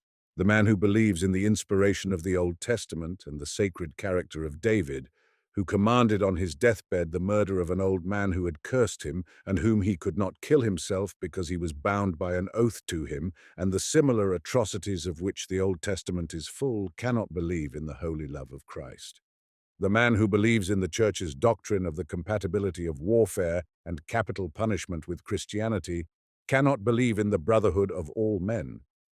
And what is most important of all, the man who believes in salvation through faith in the redemption or the sacraments, cannot devote all his powers to realizing Christ's moral teaching in his life. The man who has been instructed by the Church in the profane doctrine that a man cannot be saved by his own powers, but that there is another means of salvation, will infallibly rely upon this means and not on his own powers, which they assure him it is sinful to trust in. The teaching of every church with its redemption and sacraments excludes the teaching of Christ. Most of all, the teaching of the Orthodox Church with its idolatrous observances. But the people have always believed of their own accord as they believe now, will be said in answer to this. The whole history of the Russian people proves it. One cannot deprive the people of their traditions. This statement, too, is misleading. The people did certainly at one time believe in something like what the Church believes in now, though it was far from being the same thing in spite of their superstitious regard for icons, house spirits, relics, and festivals with wreaths of birch leaves. There has still always been in the people a profound moral and living understanding of Christianity, which there has never been in the Church as a whole, and which is only met with in its best representatives. But the people, notwithstanding all the prejudices instilled into them by the government and the Church, have in their best representatives long outgrown that crude stage of understanding, a fact which is proved by the springing up everywhere of the rationalist sects with which Russia is swarming today, and on which churchmen are now carrying on an ineffectual warfare.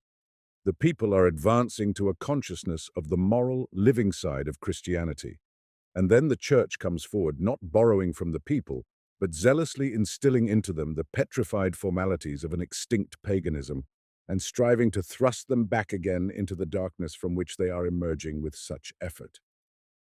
We teach the people nothing new, nothing but what they believe, only in a more perfect form, say the churchmen. This is just what the man did, who tied up the full-grown chicken and thrust it back into the shell it had come out of.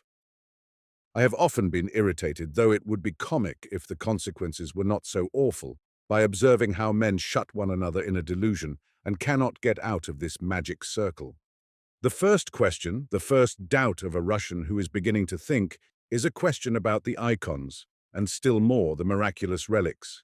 Is it true that they are genuine and that miracles are worked through them? Hundreds of thousands of men put this question to themselves, and their principal difficulty in answering it is the fact that bishops, metropolitans, and all men in positions of authority kiss the relics and wonder-working icons. Ask the bishops and men in positions of authority why they do so, and they will say they do it for the sake of the people, while the people kiss them because the bishops and men in authority do so. In spite of all the external varnish of modernity, learning, and spirituality which the members of the Church begin nowadays to assume in their works, their articles, their theological journals, and their sermons, the practical work of the Russian Church consists of nothing more than keeping the people in their present condition of coarse and savage idolatry, and worse still, strengthening and diffusing superstition and religious ignorance, and suppressing that living understanding of Christianity which exists in the people side by side with idolatry. I remember once being present in the monk's bookshop of the Opchi Hermitage while an old peasant was choosing books for his grandson, who could read. A monk pressed on him accounts of relics, holidays, miraculous icons, a psalter, etc. I asked the old man, "Has he the gospel?" "No." "Give him the gospel in Russian," I said to the monk. "That will not do for him," answered the monk. There you have an epitome of the work of our church. But this is only in barbarous Russia, the European and American reader will observe, and such an observation is just, but only so far as it refers to the government, which aids the church in its task of stultification and corruption in Russia. It is true that there is nowhere in Europe a government so despotic and so closely allied with the ruling church, and therefore the share of the temporal power in the corruption of the people is greatest in Russia. But it is untrue that the Russian church in its influence on the people is in any respect different from any other church. The churches are everywhere the same, and if the Catholic, the Anglican, or the Lutheran Church has not at hand a government as compliant as the Russian, it is not due to any indisposition to profit by such a government. The church as a church, whatever it may be, Catholic, Anglican, Lutheran, Presbyterian, every church, insofar as it is a church, cannot but strive for the same object as the Russian church. That object is to conceal the real meaning of Christ's teaching and to replace it by their own, which lays no obligation on them, excludes the possibility of understanding the true teaching of Christ, and what is the chief consideration, justifies the existence of priests supported at the people's expense. What else has Catholicism done? What else is it doing in its prohibition of reading the gospel and in its demand for unreasoning submission to church authorities and to an infallible pope? Is the religion of Catholicism any other than that of the Russian Church? There is the same external ritual, the same relics, miracles, and wonder-working images of Notre Dame, and the same processions, the same loftily vague discussions of Christianity in books and sermons, and when it comes to practice, the same supporting of the present idolatry. And is not the same thing done in Anglicanism, Lutheranism, and every denomination of Protestantism which has been formed into a church? There is the same duty laid on their congregations to believe in the dogmas expressed in the 4th century, which have lost all meaning for men of our times, and the same duty of idolatrous worship, if not of relics and icons, then of the Sabbath day and the letter of the Bible. There is always the same activity directed to concealing the real duties of Christianity, and to putting in their place an external respectability and cant, as it is so well described by the English, who are peculiarly oppressed by it. In Protestantism, this tendency is specially remarkable because it has not the excuse of antiquity, and does not exactly the same thing show itself even in contemporary revivalism, the revived Calvinism and evangelicalism, to which the Salvation Army owes its origin. Uniform is the attitude of all the churches to the teaching of Christ, whose name they assume for their own advantage. The inconsistency of all church forms of religion with the teaching of Christ is, of course, the reason why special efforts are necessary to conceal this inconsistency from people truly. We need only imagine ourselves in the position of any grown-up man, not necessarily educated, even the simplest man of the present day, who has picked up the ideas that are everywhere in the air nowadays of geology, physics, chemistry, cosmography, or history, when he, for the first time, consciously compares them with the articles of belief instilled into him in childhood and maintained by the churches, that God created the world in 6 days and light before the sun, that Noah shut up all the animals in his ark, and so on, that Jesus is also God the Son, who created all before time was, that this God came down upon earth to atone for Adam's sin, that he rose again, ascended into heaven, and sitteth on the right hand of the Father, and will come in the clouds to judge the world, and so on. All these propositions, elaborated by men of the 4th century, had a certain meaning for men of that time, but for men of today they have no meaning whatever. Men of the present day can repeat these words with their lips, but believe them they cannot. For such sentences as that God lives in heaven, that the heavens opened and a voice from somewhere said something, that Christ rose again and ascended somewhere in heaven, and again will come from somewhere on the clouds, and so on, have no meaning for us. A man who regarded the heavens as a solid, finite vault could believe or disbelieve that God created the heavens, that the heavens opened, that Christ ascended into heaven. But for us all these phrases have no sense, whatever men of the present can only believe, as indeed they do, that they ought to believe in this. But believe it they cannot, because it has no meaning for them. Even if all these phrases ought to be interpreted in a figurative sense and are allegories, we know that in the first place all churchmen are not agreed about it, but on the contrary, the majority stick to understanding the Holy Scripture in its literal sense. And secondly, that these allegorical interpretations are very varied and are not supported by any evidence. But even if a man wants to force himself to believe in the doctrines of the Church just as they are taught to him, the universal diffusion of education and of the gospel and of communication between people of different forms of religion presents a still more insurmountable obstacle to his doing so. A man of the present day need only buy a gospel for 3 kopecks and read through the plain words, admitting of no misinterpretation, that Christ said to the Samaritan woman, that the Father seeketh not worshippers at Jerusalem, nor in this mountain, nor in that, but worshippers in spirit and in truth, or the saying that the Christian must not pray like the heathen, nor for show, but secretly, that is, in his closet, or that Christ's follower must call no man master or father. He need only read these words to be thoroughly convinced that the church pastors who call themselves teachers in opposition to Christ's precept and dispute among themselves constitute no kind of authority, and that what the churchmen teach us is not Christianity, less even than that is necessary. Even if a man nowadays did continue to believe in miracles and did not read the gospel, mere association with people of different forms of religion and faith, which happens so easily in these days, compels him to doubt of the truth of his own faith. It was all very well when a man did not see men of any other form of religion than his own. He believed that his form of religion was the one true one.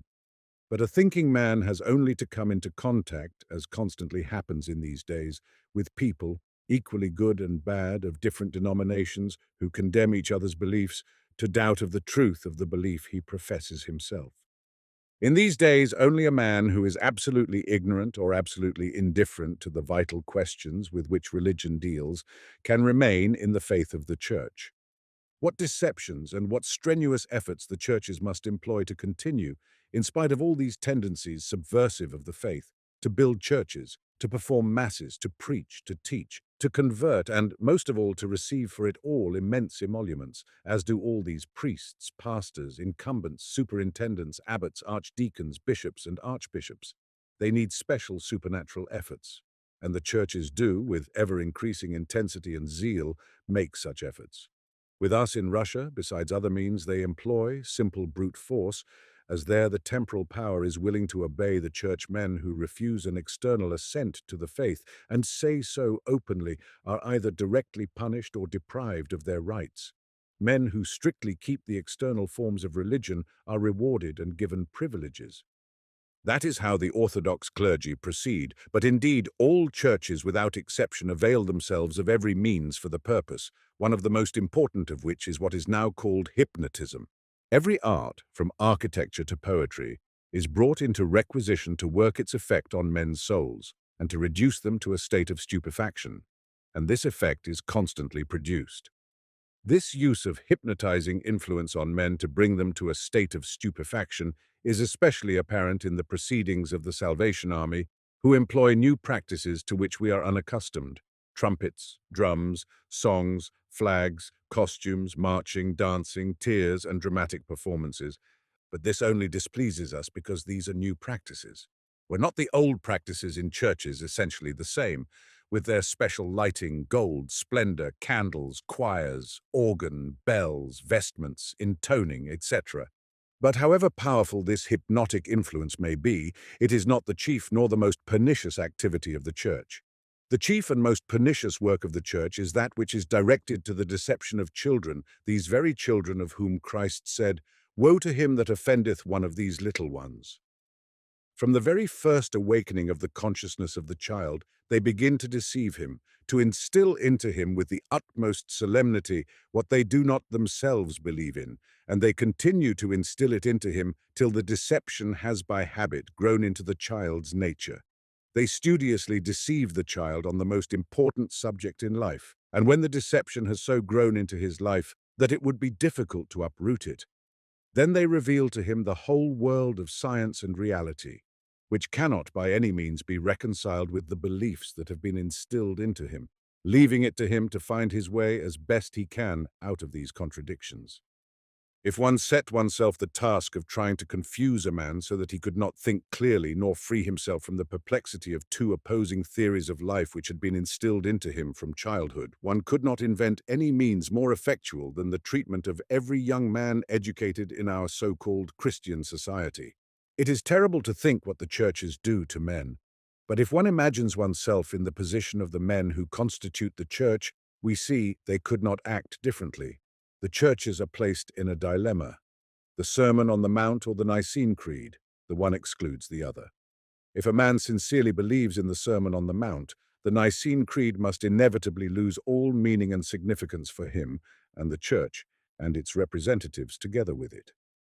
If a man believes in the Nicene Creed, that is, in the church, that is, in those who call themselves its representatives, the Sermon on the Mount becomes superfluous for him, and therefore the churches cannot but make every possible effort to obscure the meaning of the Sermon on the Mount. And to attract men to themselves, it is only due to the intense zeal of the churches in this direction that the influence of the churches has lasted hitherto. Let the church stop its work of hypnotizing the masses and deceiving children even for the briefest interval of time, and men would begin to understand Christ's teaching. But this understanding will be the end of the churches and all their influence, and therefore the churches will not for an instant relax their zeal in the business of hypnotizing grown-up people and deceiving children. This, then, is the work of the churches, to instill a false interpretation of Christ's teaching into men, and to prevent a true interpretation of it for the majority of so-called believers. Chapter 4. Christianity misunderstood by men of science. Attitude of men of science to religions in general, what religion is and what is its significance for the life of humanity, three conceptions of life, Christian religion, the expression of the divine conception of life, misinterpretation of Christianity by men of science, who study it in its external manifestations, due to their criticizing it from standpoint of social conception of life, opinion, resulting from this misinterpretation that Christ's moral teaching is exaggerated and cannot be put into practice, expression of divine conception of life in the gospel, false ideas of men of science on Christianity, proceed from their conviction that they have an infallible method of criticism, from which come two misconceptions in regard to Christian doctrine. First misconception, that the teaching cannot be put into practice, due to the Christian religion directing life in a way different from that of the social theory of life. Christianity holds up ideal, does not lay down rules. To the animal force of man, Christ adds the consciousness of a divine force. Christianity seems to destroy possibility of life only when the ideal held up is mistaken for rule. Ideal must not be lowered. Life, according to Christ's teaching, is movement. The ideal and the precepts. Second misconception, shown in replacing love and service of God by love and service of humanity. men of science. Imagine their doctrine of service of humanity and Christianity are identical, doctrine of service of humanity based on social conception of life. Love for humanity, logically deduced from love of self, has no meaning because humanity is a fiction. Christian love, deduced from love of God, finds its object in the whole world, not in humanity alone. Christianity teaches man to live in accordance with his divine nature. It shows that the essence of the soul of man is love, and that his happiness ensues from love of God, whom he recognizes as love within himself. Now I will speak of the other view of Christianity which hinders the true understanding of it, the scientific view. Churchmen substitute for Christianity the version they have framed of it for themselves, and this view of Christianity they regard as the one infallibly true one. Men of science regard as Christianity only the tenets held by the different churches in the past and present, and finding that these tenets have lost all the significance of Christianity, they accept it as a religion which has outlived its age. To see clearly how impossible it is to understand the Christian teaching from such a point of view, one must form for oneself an idea of the place actually held by religions in general, by the Christian religion in particular, in the life of mankind, and of the significance attributed to them by science. Just as the individual man cannot live without having some theory of the meaning of his life, and is always, though often unconsciously, framing his conduct in accordance with the meaning he attributes to his life, so too associations of men living in similar conditions, nations, cannot but have theories of the meaning of their associated life and conduct ensuing from those theories, and as the individual man, when he attains a fresh stage of growth, inevitably changes his philosophy of life, and the grown-up man sees a different meaning in it from the child, so too associations of men, nations, are bound to change their philosophy of life and the conduct ensuing from their philosophy to correspond with their development. The difference as regards this between the individual man and humanity as a whole lies in the fact that the individual, in forming the view of life proper to the new period of life on which he is entering, and the conduct resulting from it, benefits by the experience of men who have lived before him, who have already passed through the stage of growth upon which he is entering. But humanity cannot have this aid, because it is always moving along a hitherto untrodden track, and has no one to ask how to understand life, and to act in the conditions on which it is entering, and through which no one has ever passed before. Nevertheless, just as a man with wife and children cannot continue to look at life as he looked at it when he was a child, so too in the face of the various changes that are taking place, the greater density of population, the establishment of communication between different peoples, the improvements of the methods of the struggle with nature, and the accumulation of knowledge, humanity cannot continue to look at life as of old, and it must frame a new theory of life from which conduct may follow adapted to the new conditions on which it has entered and is entering. To meet this need, humanity has the special power of producing men who give a new meaning to the whole of human life, a theory of life from which follow new forms of activity quite different from all preceding them. The formation of this philosophy of life appropriate to humanity in the new conditions on which it is entering, and of the practice resulting from it, is what is called religion. And therefore, in the first place, religion is not, as science imagines, a manifestation which at one time corresponded with the development of humanity, but is afterward outgrown by it. It is a manifestation always inherent in the life of humanity, and is as indispensable as inherent in humanity at the present time as at any other. Secondly, religion is always the theory of the practice of the future and not of the past, and therefore it is clear that investigation of past manifestations cannot in any case grasp the essence of religion. The essence of every religious teaching lies not in the desire for a symbolic expression of the forces of nature, nor in the dread of these forces, nor in the craving for the marvelous, nor in the external forms in which it is manifested, as men of science imagine. The essence of religion lies in the faculty of men of foreseeing and pointing out the path of life, along which humanity must move in the discovery of a new theory of life, as a result of which the whole future conduct of humanity is changed and different from all that has been before. This faculty of foreseeing the path along which humanity must move is common in a greater or less degree to all men, but in all times there have been men in whom this faculty was especially strong, and these men have given clear and definite expression to what all men felt vaguely and formed a new philosophy of life from which new lines of action followed for hundreds and thousands of years. Of such philosophies of life we know three.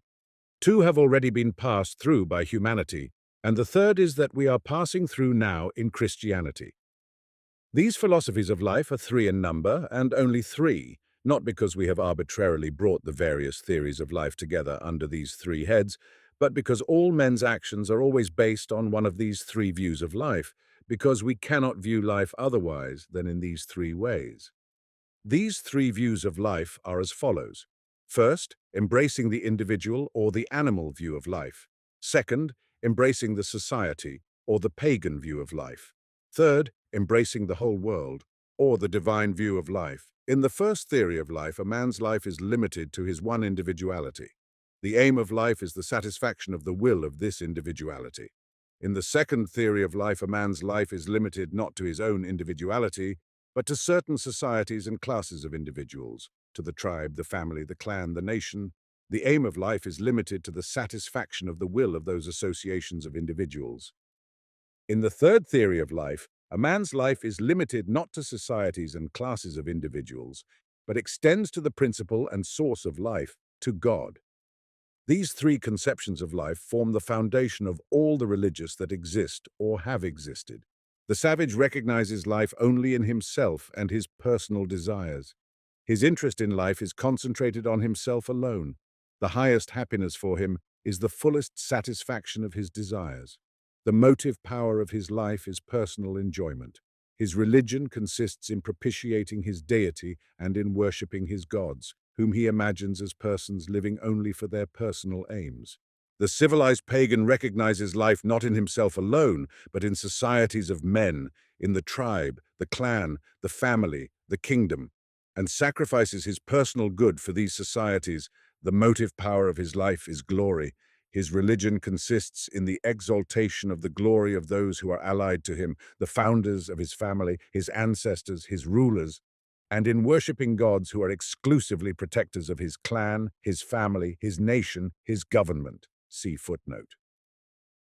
Footnote: the fact that so many varied forms of existence, as the life of the family, of the tribe, of the clan, of the state, and even the life of humanity theoretically conceived by the positivists, are founded on this social or pagan theory of life, does not destroy the unity of this theory of life. All these varied forms of life are founded on the same conception that the life of the individual is not a sufficient aim of life, that the meaning of life can be found only in societies of individuals. The man who holds the divine theory of life recognizes life not in his own individuality, and not in societies of individualities, in the family, the clan, the nation, the tribe, or the government, but in the eternal undying source of life, in God. And to fulfill the will of God, he is ready to sacrifice his individual and family and social welfare.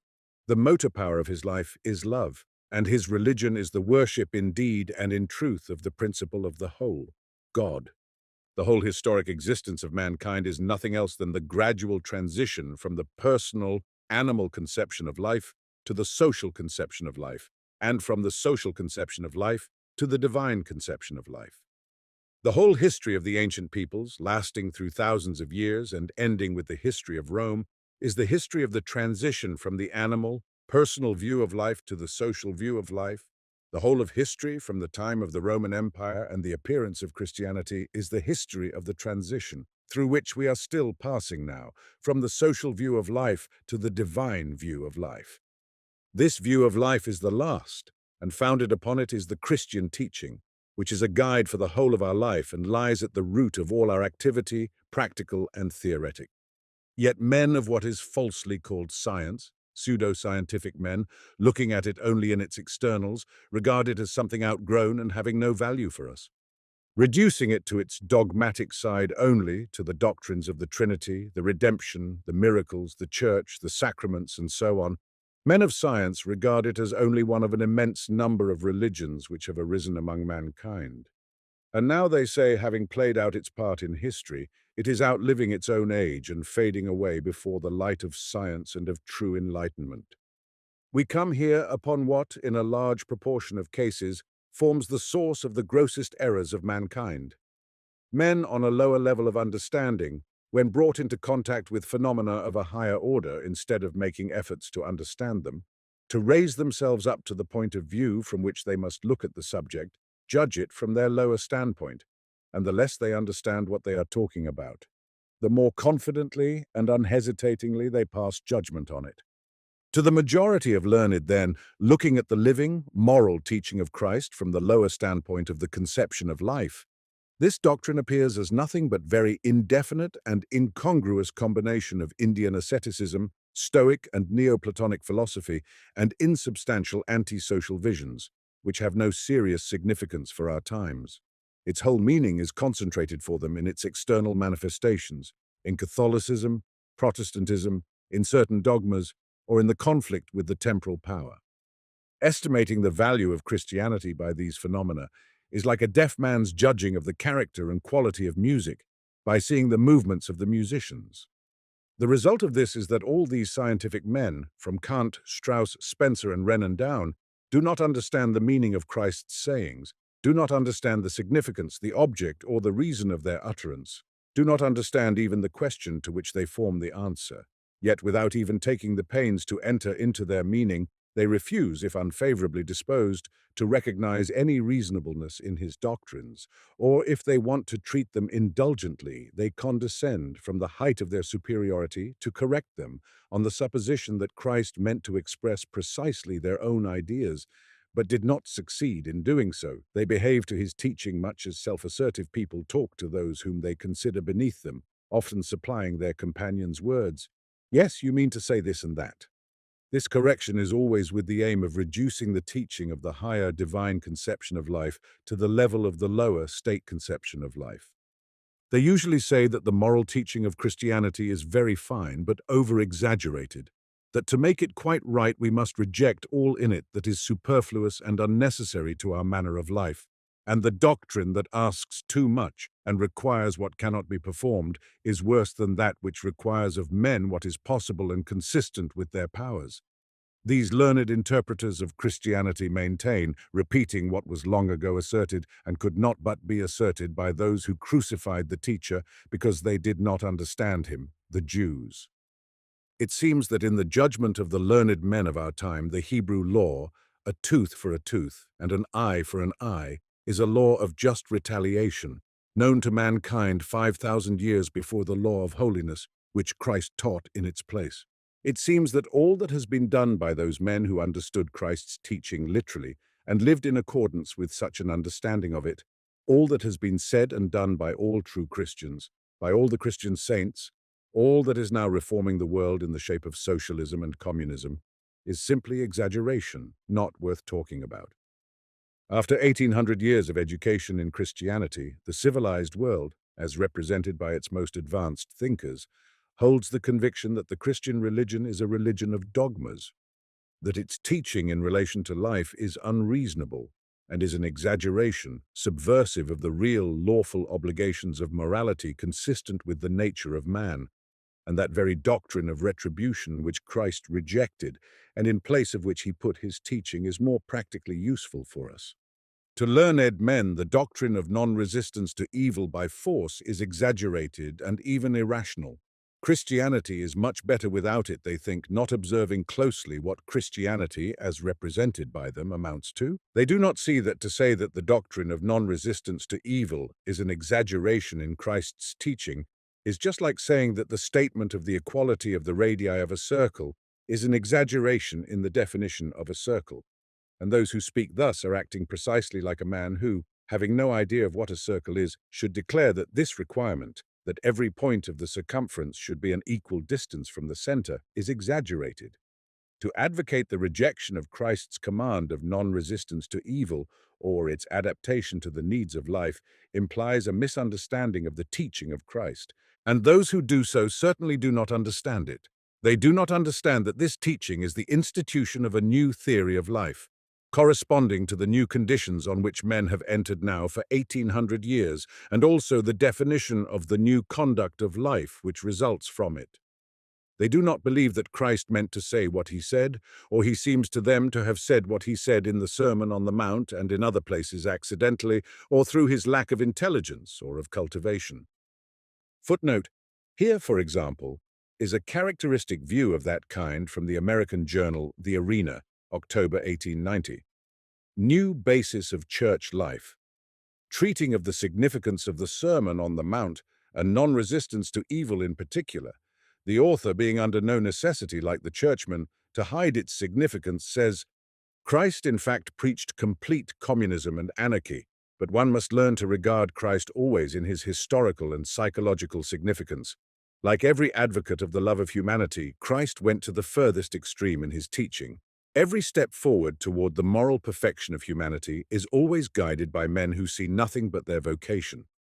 Christ, in no disparaging sense be it said, had the typical temperament of such a reformer, and therefore we must remember that his precepts cannot be understood literally as a complete philosophy of life. We ought to analyze his words with respect for them, but in the spirit of criticism, accepting what is true, etc. Christ would have been happy to say what he ought, but he was not able to express himself as exactly and clearly as we can in the spirit of criticism, and therefore let us correct him all that he said about meekness, sacrifice, lowliness, not caring for the morrow was said by accident, through lack of knowing how to express himself scientifically. Matthew 6:25-34. Therefore I say unto you, take no thought for your life, what ye shall eat, or what ye shall drink, nor yet for your body, what ye shall put on. Is not the life more than meat, and the body than raiment? Behold the fowls of the air, for they sow not, neither do they reap, nor gather into barns, yet your heavenly Father feedeth them. Are ye not much better than they? Which of you by taking thought can add 1 cubit unto his stature? And why take ye thought for raiment? Consider the lilies of the field how they grow. They toil not, neither do they spin. And yet I say unto you, that even Solomon in all his glory was not arrayed like one of these. Wherefore if God so clothe the grass of the field, which today is, and tomorrow is cast into the oven, shall he not much more clothe you, O ye of little faith? Therefore take no thought, saying, what shall we eat, or what shall we drink, or wherewithal shall we be clothed? For after all these things do the Gentiles seek. For your heavenly Father knoweth that ye have need of all these things. But seek ye first the kingdom of God and his righteousness, and all these things shall be added unto you. Take therefore no thought for the morrow shall take thought for the things of itself. Sufficient unto the day is the evil thereof. Luke 12:33-34. Sell that ye have, and give alms. Provide yourselves bags which wax not old, a treasure in the heavens that faileth not, where no thief approacheth, neither moth corrupteth, for where your treasure is, there will your heart be also. Sell all thou hast, and follow me.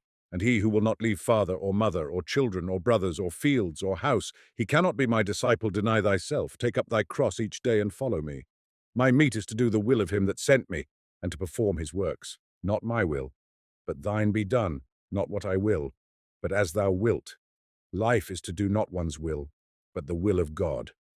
All these principles appear to men who regard them from the standpoint of a lower conception of life as the expression of an impulsive enthusiasm having no direct application to life.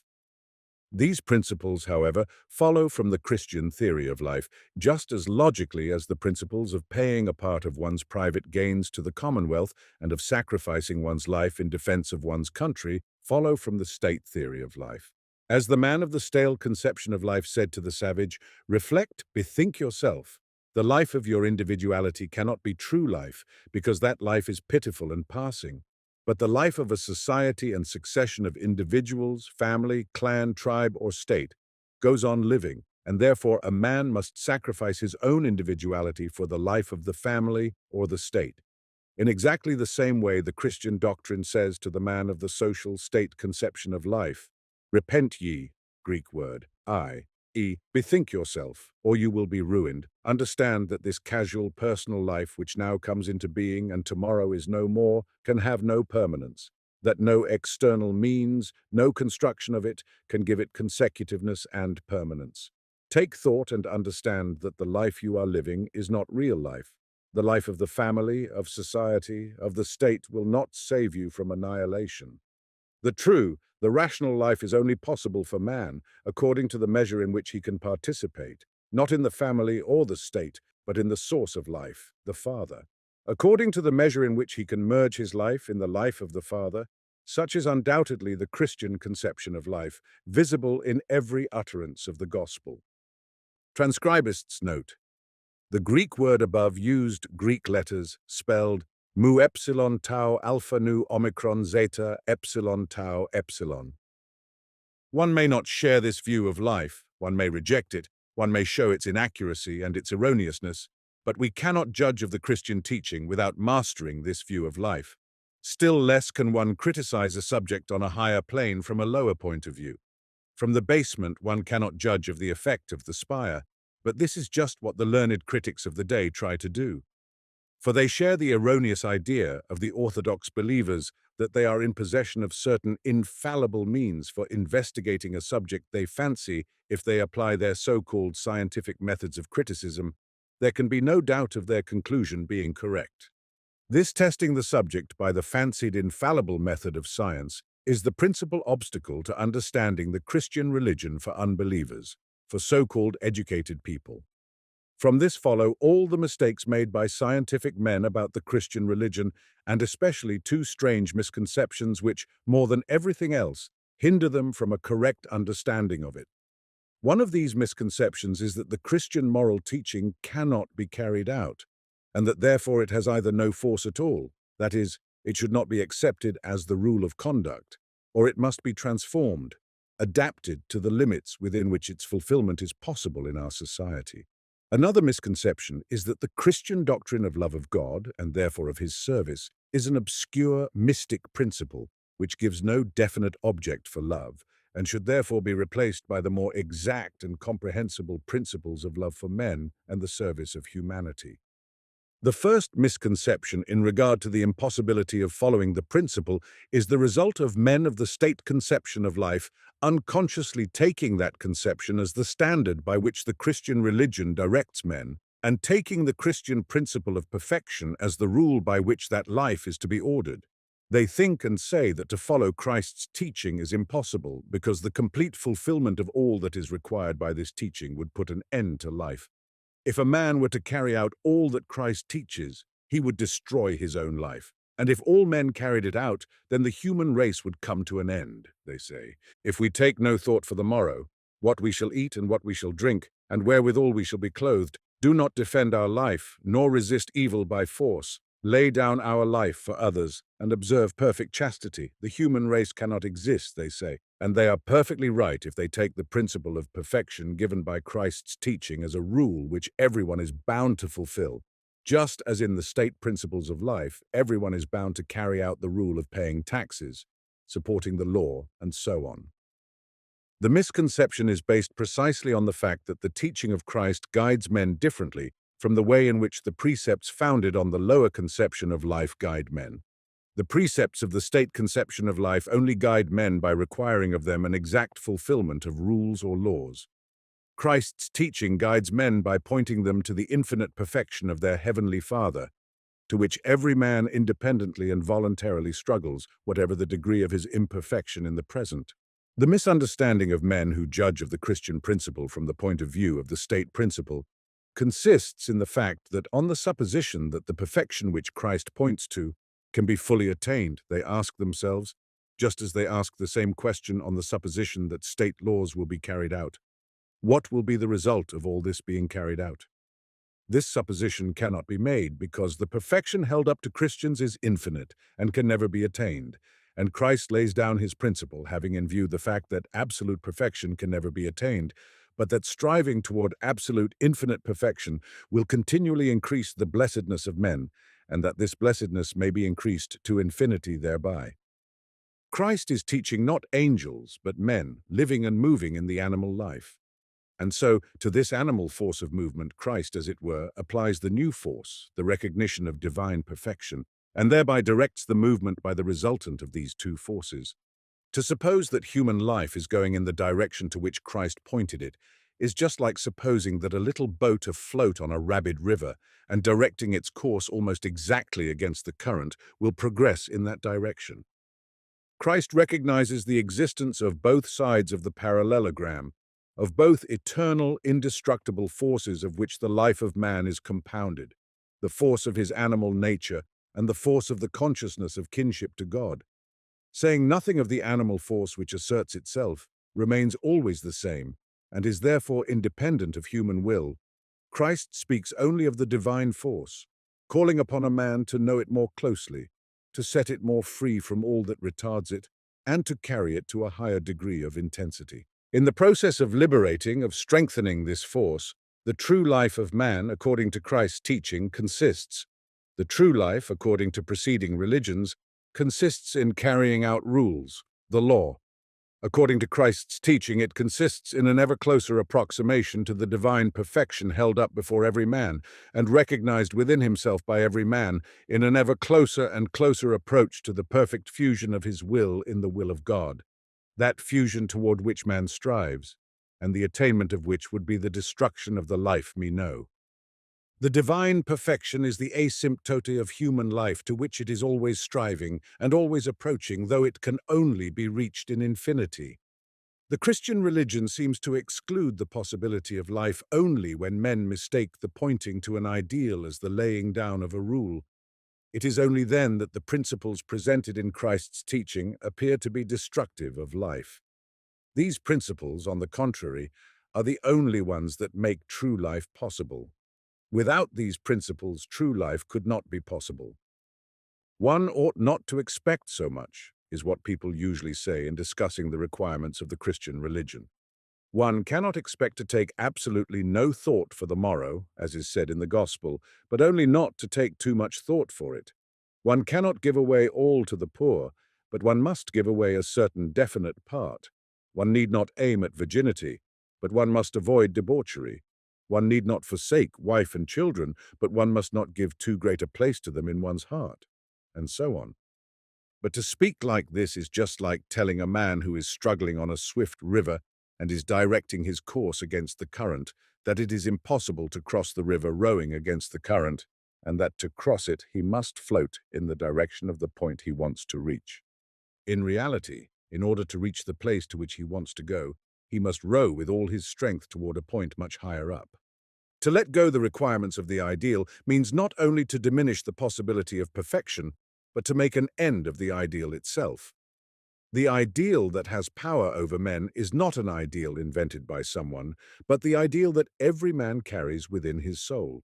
Only this ideal of complete infinite perfection has power over men and stimulates them to action. A moderate perfection loses its power of influencing men's hearts.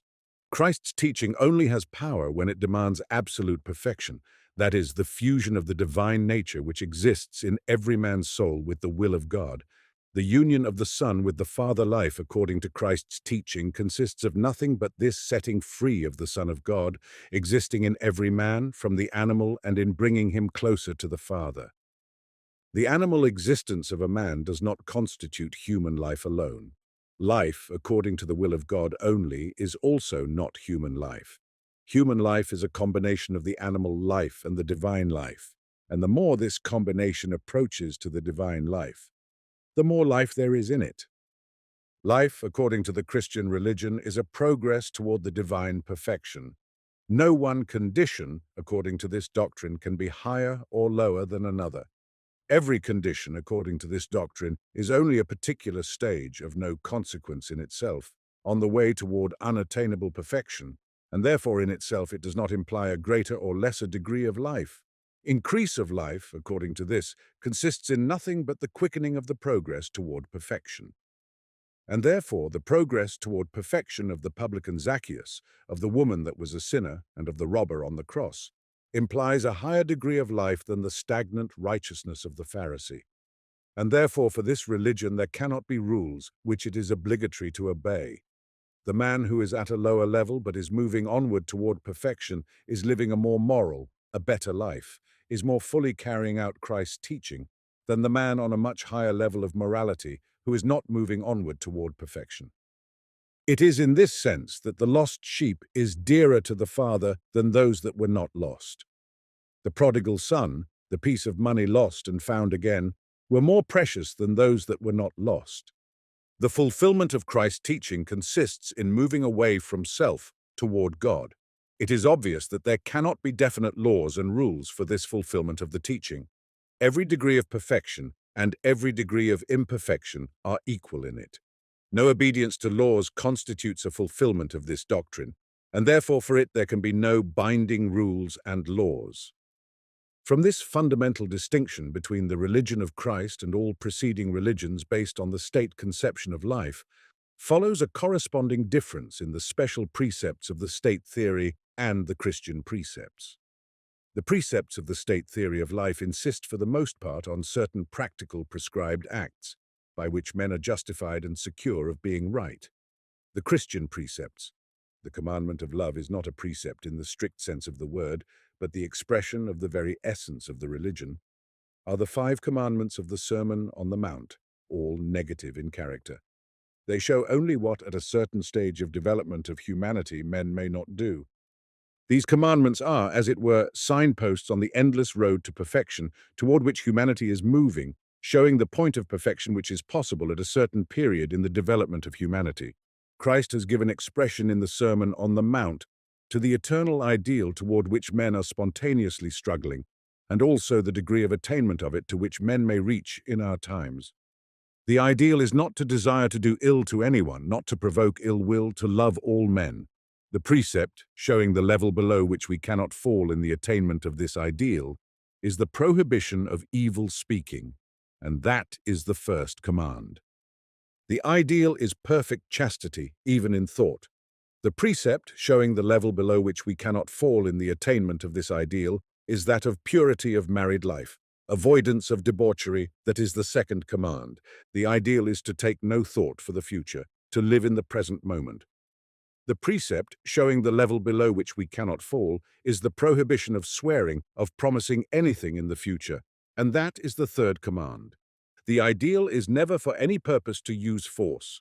The precept, showing the level below which we cannot fall, is that of returning good for evil, being patient under wrong, giving the cloak also, that is the fourth command. The ideal is to love the enemies who hate us.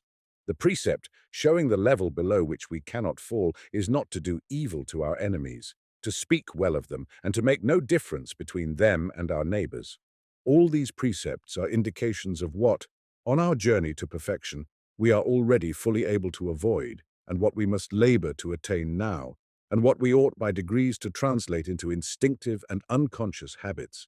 But these precepts, far from constituting the whole of Christ's teaching and exhausting it, are simply stages on the way to perfection.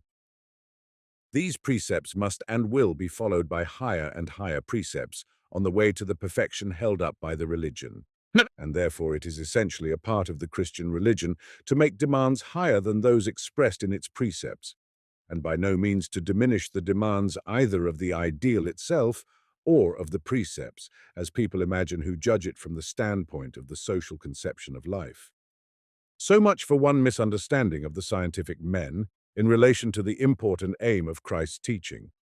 Another misunderstanding arising from the same source consists in substituting love for men, the service of humanity, for the Christian principles of love for God and His service. The Christian doctrine to love God and serve Him, and only as a result of that love to love and serve one's neighbor, seems to scientific men obscure, mystic, and arbitrary, and they would absolutely exclude the obligation of love and service of God, holding that the doctrine of love for men, for humanity alone, is far more clear, tangible, and reasonable. Scientific men teach in theory that the only good and rational life is that which is devoted to the service of the whole of humanity. That is for them the import of the Christian doctrine, and to that they reduce Christ's teaching. They seek confirmation of their own doctrine in the gospel, on the supposition that the two doctrines are really the same. This idea is an absolutely mistaken one. The Christian doctrine has nothing in common with the doctrine of the positivists, communists, and all the apostles of the universal brotherhood of mankind. Based on the general advantage of such a brotherhood, they differ from one another, especially in Christianity's having a firm and clear basis in the human soul, while love for humanity is only a theoretical deduction from analogy. The doctrine of love for humanity alone is based on the social conception of life. The essence of the social conception of life consists in the transference of the aim of the individual life to the life of societies of individuals, family, clan, tribe, or state. This transference is accomplished easily and naturally in its earliest forms, in the transference of the aim of life from the individual to the family and the clan. The transference to the tribe or the nation is more difficult and requires special training, and the transference of the sentiment to the state is the furthest limit which the process can reach. To love oneself is natural to everyone, and no one needs any encouragement to do so. To love one's clan who support and protect one, to love one's wife, the joy and help of one's existence, one's children, the hope and consolation of one's life, and one's parents who have given one life and education, is natural. And such love, though far from being so strong as love of self, is met with pretty often. To love, for one's own sake, through personal pride, one's tribe, one's nation, though not so natural, is nevertheless common. Love of one's own people who are of the same blood, the same tongue, and the same religion as oneself is possible, though far from being so strong as love of self, or even love of family or clan. But love for a state, such as Turkey, Germany, England, Austria, or Russia, is a thing almost impossible. And though it is zealously inculcated, it is only an imagined sentiment. It has no existence in reality. And at that limit man's power of transferring his interest ceases, and he cannot feel any direct sentiment for that fictitious entity. The positivists, however, and all the apostles of fraternity on scientific principles, without taking into consideration the weakening of sentiment in proportion to the extension of its object, draw further deductions in theory in the same direction, since, they say, it was for the advantage of the individual to extend his personal interest to the family, the tribe, and subsequently to the nation and the state, it would be still more advantageous to extend his interest in societies of men to the whole of mankind, and so all to live for humanity just as men live for the family or the state. Theoretically, it follows indeed, having extended the love and interest for the personality to the family, the tribe, and thence to the nation and the state, it would be perfectly logical for men to save themselves the strife and calamities which result from the division of mankind into nations and states by extending their love to the whole of humanity. This would be most logical, and theoretically nothing would appear more natural to its advocates, who do not observe that love is a sentiment which may or may not be felt, but which it is useless to advocate, and moreover that love must have an object, and that humanity is not an object. It is nothing but a fiction. The family, the tribe, even the state were not invented by men, but formed themselves spontaneously like ant hills or swarms of bees, and have a real existence. The man who, for the sake of his own animal personality, loves his family, knows whom he loves, Anna, Dolly, John, Peter, and so on. The man who loves his tribe and takes pride in it knows that he loves all the Guelphs or all the Ghibellines. The man who loves the state knows that he loves France, bounded by the Rhine and the Pyrenees, and its principal city, Paris, and its history, and so on. But the man who loves humanity, what does he love? There is such a thing as a state, as a nation. There is the abstract conception of man, but humanity as a concrete idea does not and cannot exist. Humanity. Where is the definition of humanity? Where does it end and where does it begin? Does humanity end with the savage, the idiot, the dipsomaniac, or the madman? If we draw a line excluding from humanity its lowest representatives, where are we to draw the line? Shall we exclude the Negroes like the Americans, or the Hindus like some Englishmen, or the Jews like some others? If we include all men without exception, why should we not include also the higher animals, many of whom are superior to the lowest specimens of the human race? We know nothing of humanity as an eternal object, and we know nothing of its limits. Humanity is a fiction, and it is impossible to love it. It would, doubtless, be very advantageous if men could love humanity just as they love their family.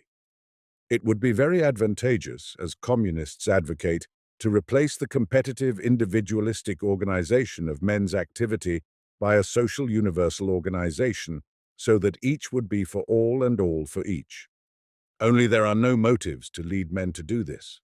The positivists, the communists, and all the apostles of fraternity on scientific principles advocate the extension to the whole of humanity of the love men feel for themselves, their families, and the state.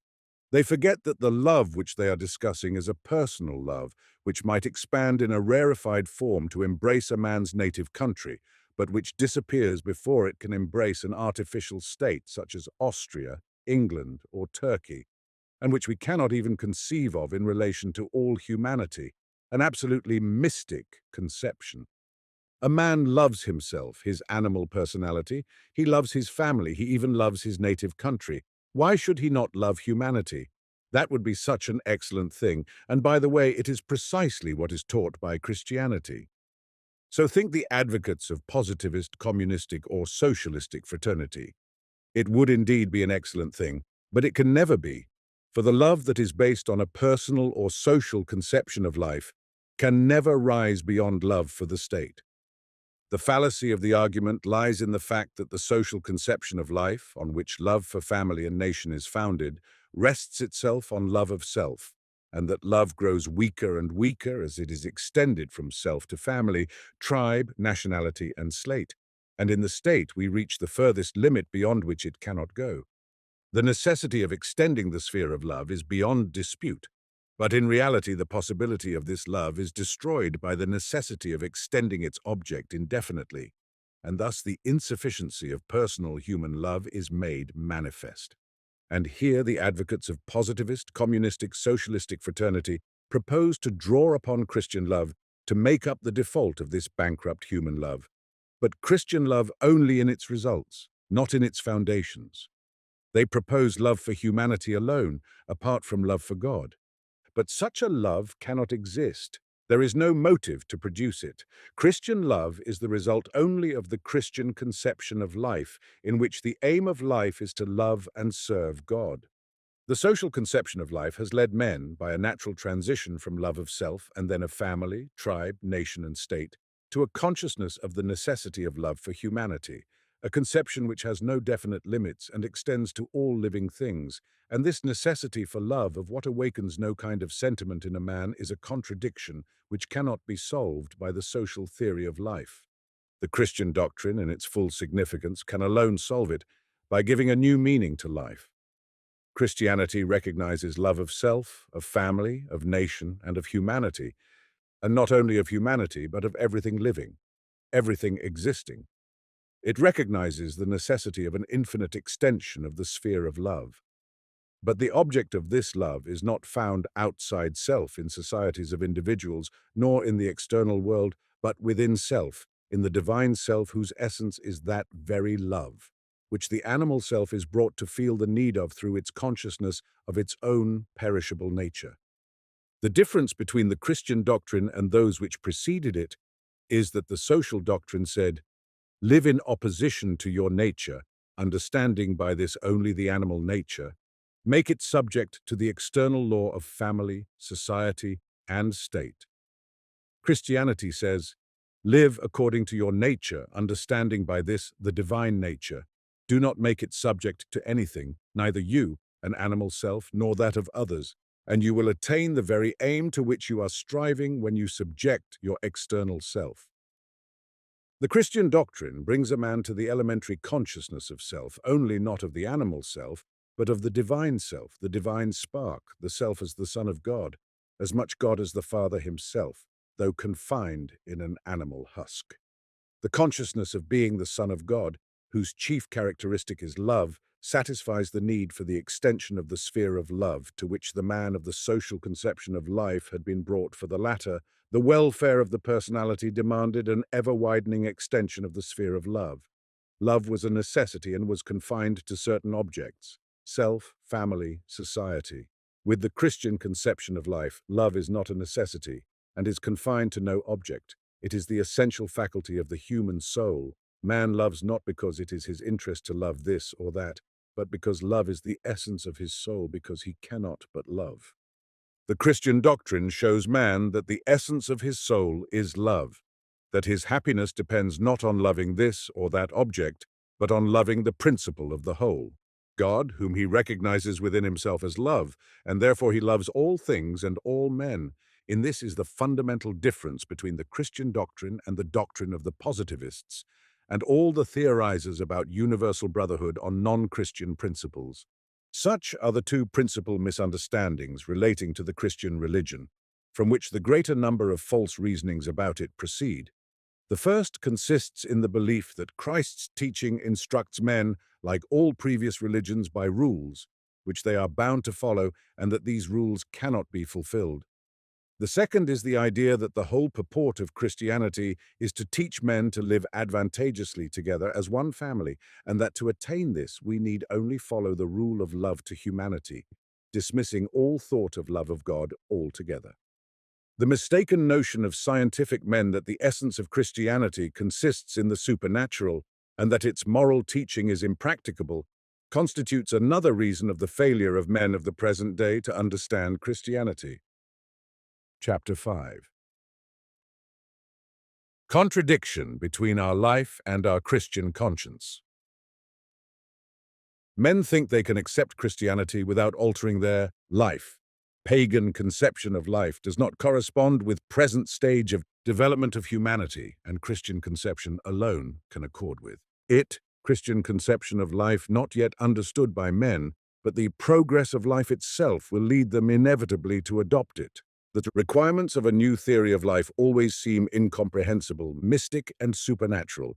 So seem the requirements of the Christian theory of life to the majority of men, the absorption of the Christian conception of life will inevitably be brought about as the result of material and spiritual causes, the fact of men knowing the requirements of the higher view of life and yet continuing to preserve inferior organizations of life leads to contradictions and sufferings which embitter existence and must result in its transformation.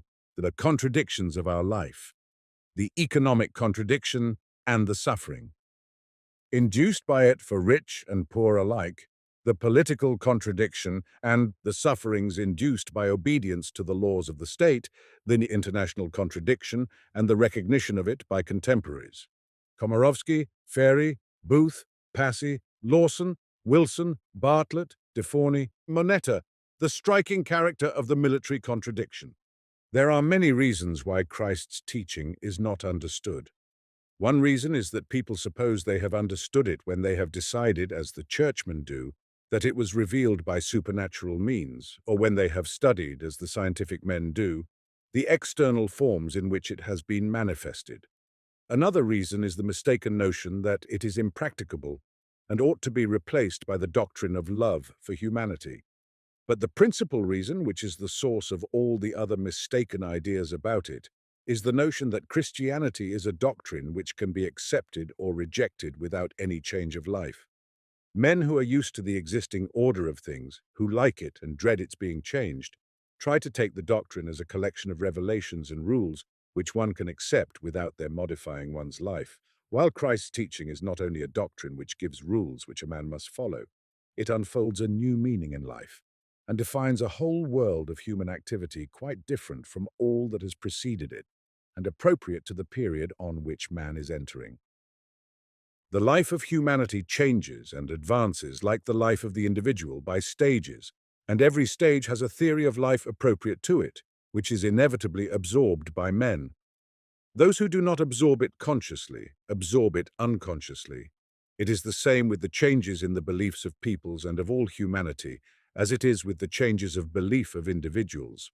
If the father of a family continues to be guided in his conduct by his childish conceptions of life, life becomes so difficult for him that he involuntarily seeks another philosophy and readily absorbs that which is appropriate to his age. That is just what is happening now to humanity at this time of transition through which we are passing from the pagan conception of life to the Christian. The socialized man of the present day is brought by experience of life itself to the necessity of abandoning the pagan conception of life, which is inappropriate to the present stage of humanity, and of submitting to the obligation of the Christian doctrines, the truths of which, however corrupt and misinterpreted, are still known to him, and alone offer him a solution of the contradictions surrounding him. If the requirements of the Christian doctrine seem strange and even alarming to the man of the social theory of life, no less strange, incomprehensible, and alarming to the savage of ancient times seemed the requirements of the social doctrine when it was not fully understood and could not be foreseen in its results. "It is unreasonable," said the savage, "to sacrifice my peace of mind or my life in defense of something incomprehensible, impalpable, and conventional, family, tribe, or nation, and above all, it is unsafe to put oneself at the disposal of the power of others." But the time came when the savage, on one hand, felt, though vaguely, the value of the social conception of life and of its chief motor power, social censure or social approbation, glory, and when, on the other hand, the difficulties of his personal life became so great that he could not continue to believe in the value of his old theory of life.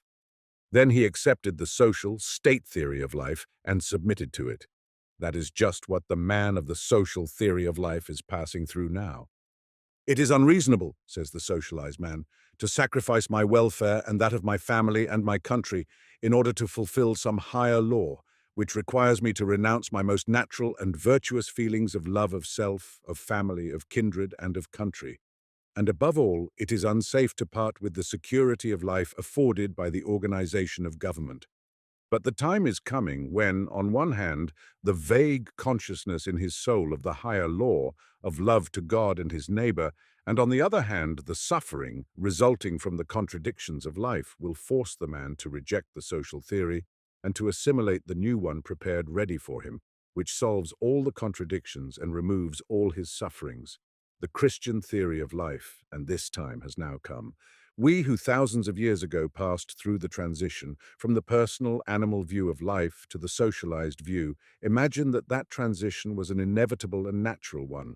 But this transition through which we have been passing for the last 1800 years seems arbitrary, unnatural, and alarming. But we only fancy this because that first transition has been so fully completed that the practice attained by it has become unconscious and instinctive in us, while the present transition is not yet over, and we have to complete it consciously. It took ages, thousands of years, for the social conception of life to permeate men's consciousness. It went through various forms and has now passed into the region of the instinctive through inheritance, education, and habit. And therefore it seems natural to us. But 5,000 years ago it seemed as unnatural and alarming to men as the Christian doctrine in its true sense seems today.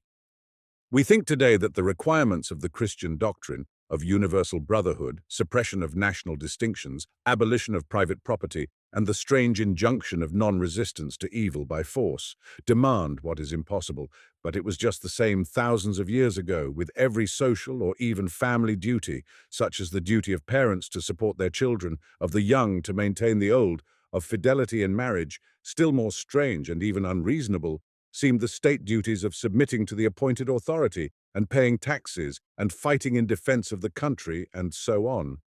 All such requirements seem simple, comprehensible, and natural to us today, and we see nothing mysterious or alarming in them. But 3 or 5 thousand years ago they seemed to require what was impossible.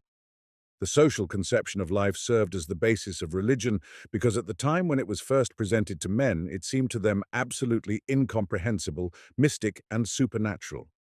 Now that we have outlived that phase of the life of humanity, we understand the rational grounds for uniting men in families, communities, and states. But in antiquity, the duties involved by such association were presented under cover of the supernatural and were confirmed by it. The patriarchal religions exalted the family, the tribe, the nation. State religions deified emperors and states. Even now, most ignorant people, like our peasants who call the Tsar an earthly god, obey state laws, not through any rational recognition of their necessity, nor because they have any conception of the meaning of state, but through a religious sentiment.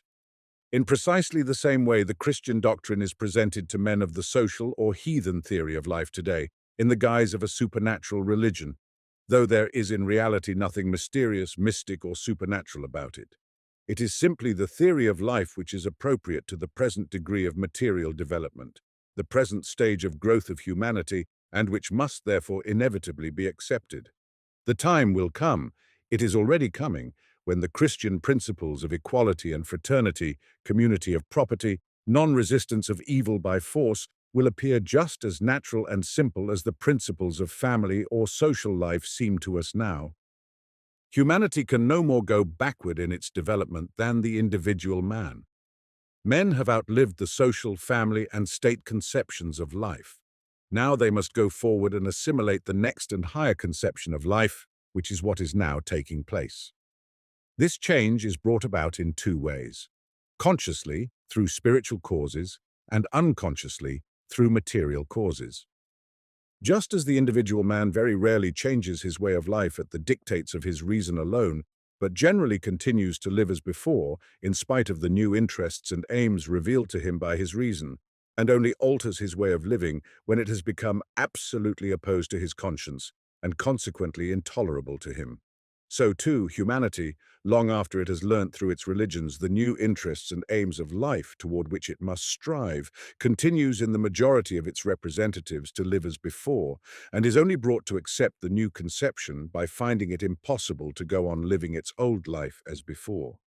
Though the need of a change of life is preached by the religious leaders and recognized and realized by the most intelligent men, the majority, in spite of their reverential attitude to their leaders, that is, their faith in their teaching, continue to be guided by the old theory of life in their present complex existence. As though the father of a family, knowing how he ought to behave at his age, should yet continue through habit and thoughtlessness to live in the same childish way as he did in boyhood. That is just what is happening in the transition of humanity from one stage to another, through which we are passing now. Humanity has outgrown its social stage and has entered upon a new period. It recognizes the doctrine which ought to be made the basis of life in this new period. But through inertia, it continues to keep up the old forms of life.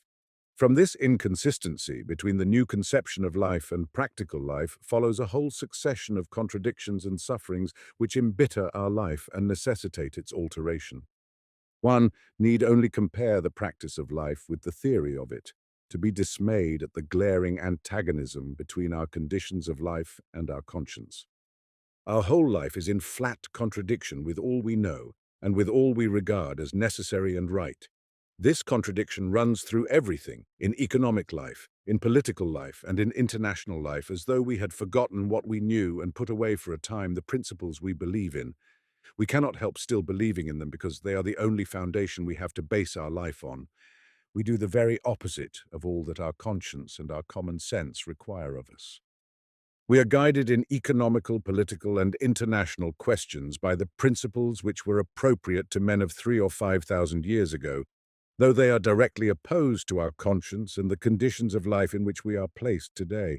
It was very well for the man of ancient times to live in a society based on the division of mankind into masters and slaves, because he believed that such a distinction was decreed by God and must always exist.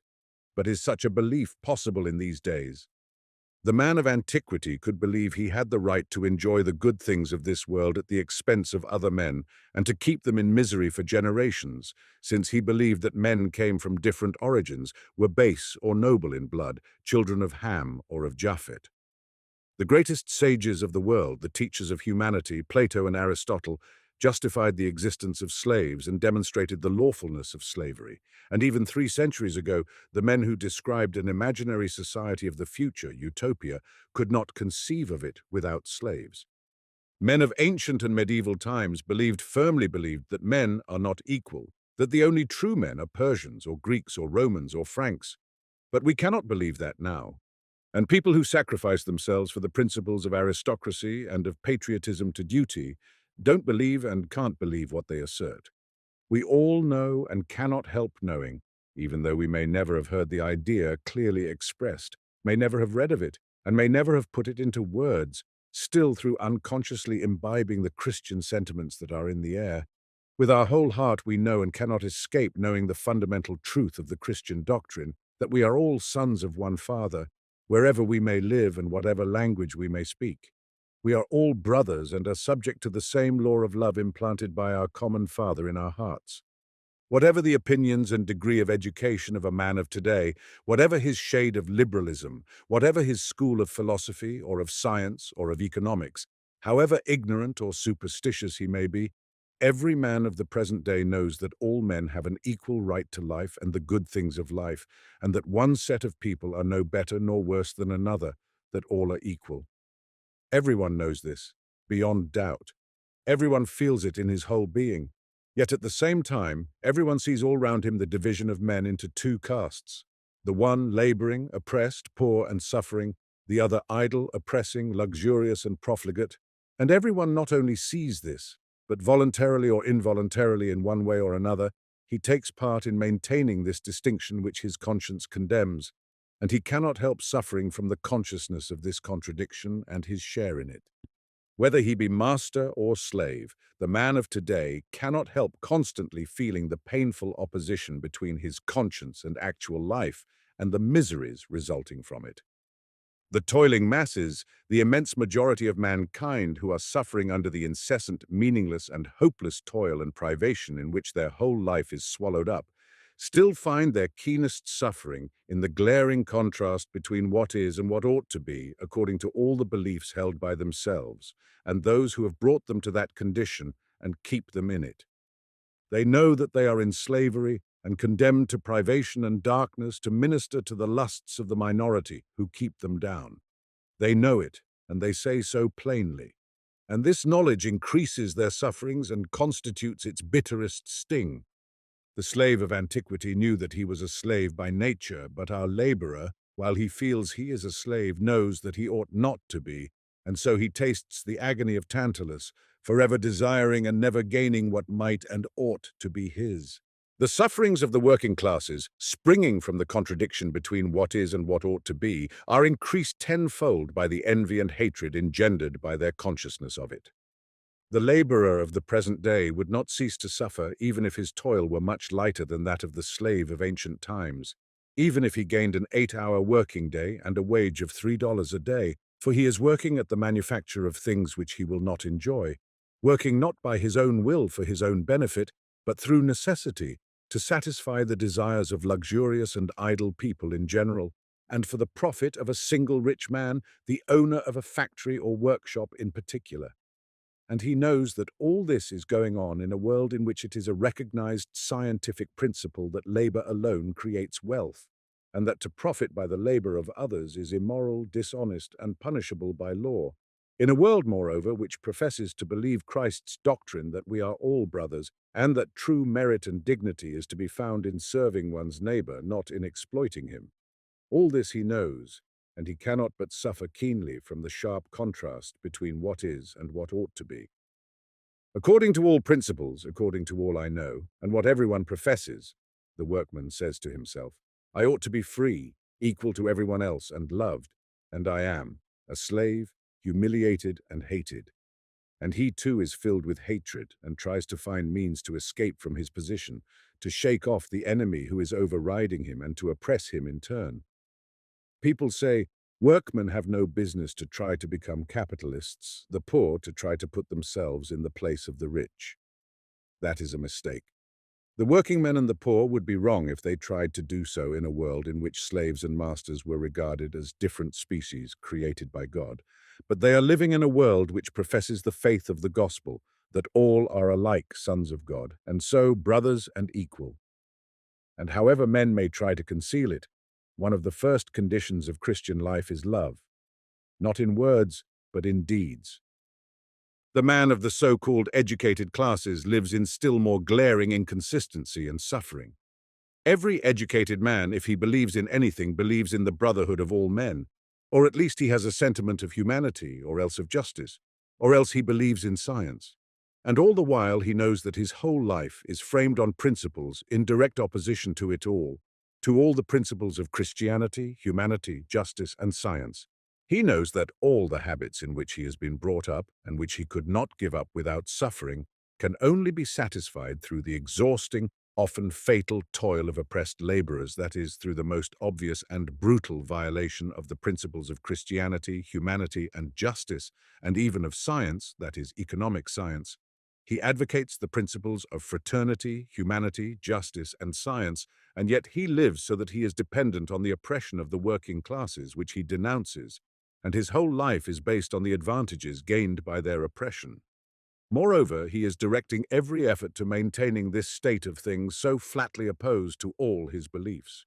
We are all brothers, and yet every morning a brother or a sister must empty the bedroom slops for me. We are all brothers, but every morning I must have a cigar, a sweetmeat, an ice, and such things which my brothers and sisters have been wasting their health in manufacturing, and I enjoy these things and demand them. We are all brothers, yet I live by working in a bank or mercantile house, or shop at making all goods dearer for my brothers. We are all brothers, but I live on a salary paid me for prosecuting, judging, and condemning the thief or the prostitute, whose existence the whole tenor of my life tends to bring about, and who I know ought not to be punished but reformed. We are all brothers, but I live on the salary I gain by collecting taxes from needy laborers to be spent on the luxuries of the rich and idle. We are all brothers, but I take a stipend for preaching a false Christian religion, which I do not myself believe in, and which only serves to hinder men from understanding true Christianity. I take a stipend as priest or bishop for deceiving men in the matter of the greatest importance to them. We are all brothers, but I will not give the poor the benefit of my educational, medical, or literary labors except for money.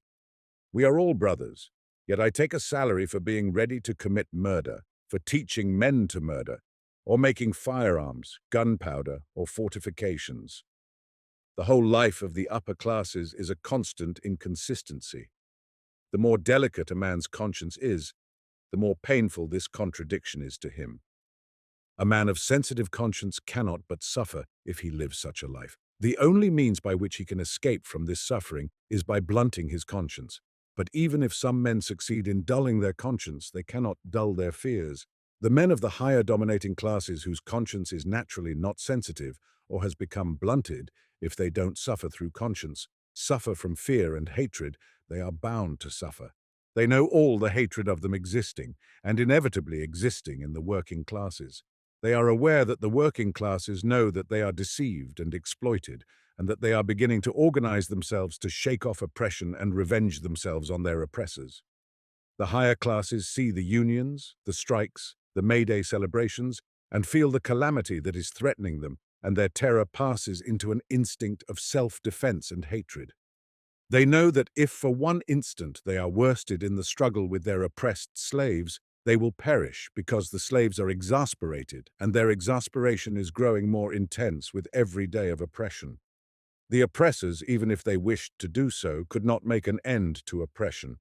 They know that they themselves will perish directly. They even relax the harshness of their oppression, and they do not relax it, in spite of all their pretended care for the welfare of the working classes, for the 8-hour day, for regulation of the labor of miners and of women, for savings banks and pensions, all that is humbug, or else simply anxiety to keep the slave fit to do his work. But the slave is still a slave, and the master who cannot live without a slave is less disposed to set him free than ever. The attitude of the ruling classes to the laborers is that of a man who has felled his adversary to the earth and holds him down, not so much because he wants to hold him down as because he knows that if he let him go, even for a second, he would himself be stabbed, for his adversary is infuriated and has a knife in his hand.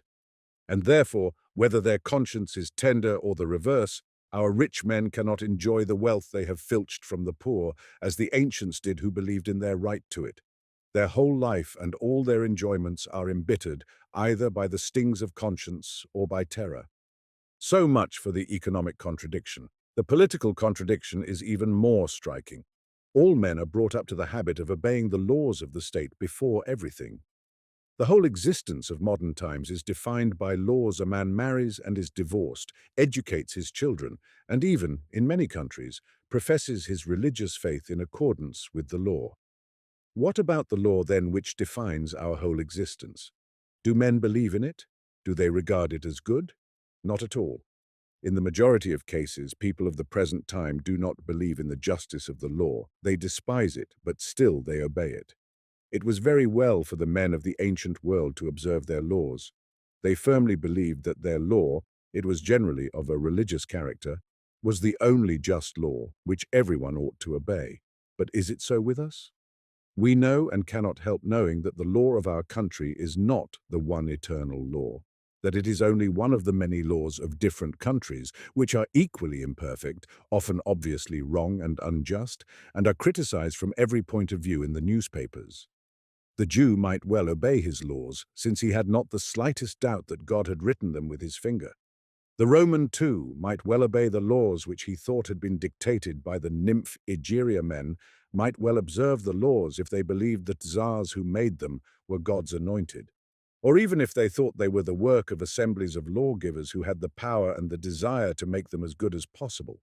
But we all know how our laws are made. We have all been behind the scenes. We know that they are the product of covetousness, trickery, and party struggles, that there is not and cannot be any real justice in them. And so modern men cannot believe that obedience to civic or political laws can satisfy the demands of the reason or of human nature. Men have long ago recognized that it is irrational to obey a law the justice of which is very doubtful, and so they cannot but suffer in obeying a law which they do not accept as judicious and binding. A man cannot but suffer when his whole life is defined beforehand for him by laws, which he must obey under threat of punishment, though he does not believe in their wisdom or justice, and often clearly perceives their injustice, cruelty, and artificiality. We recognize the uselessness of customs and import duties, and are obliged to pay them.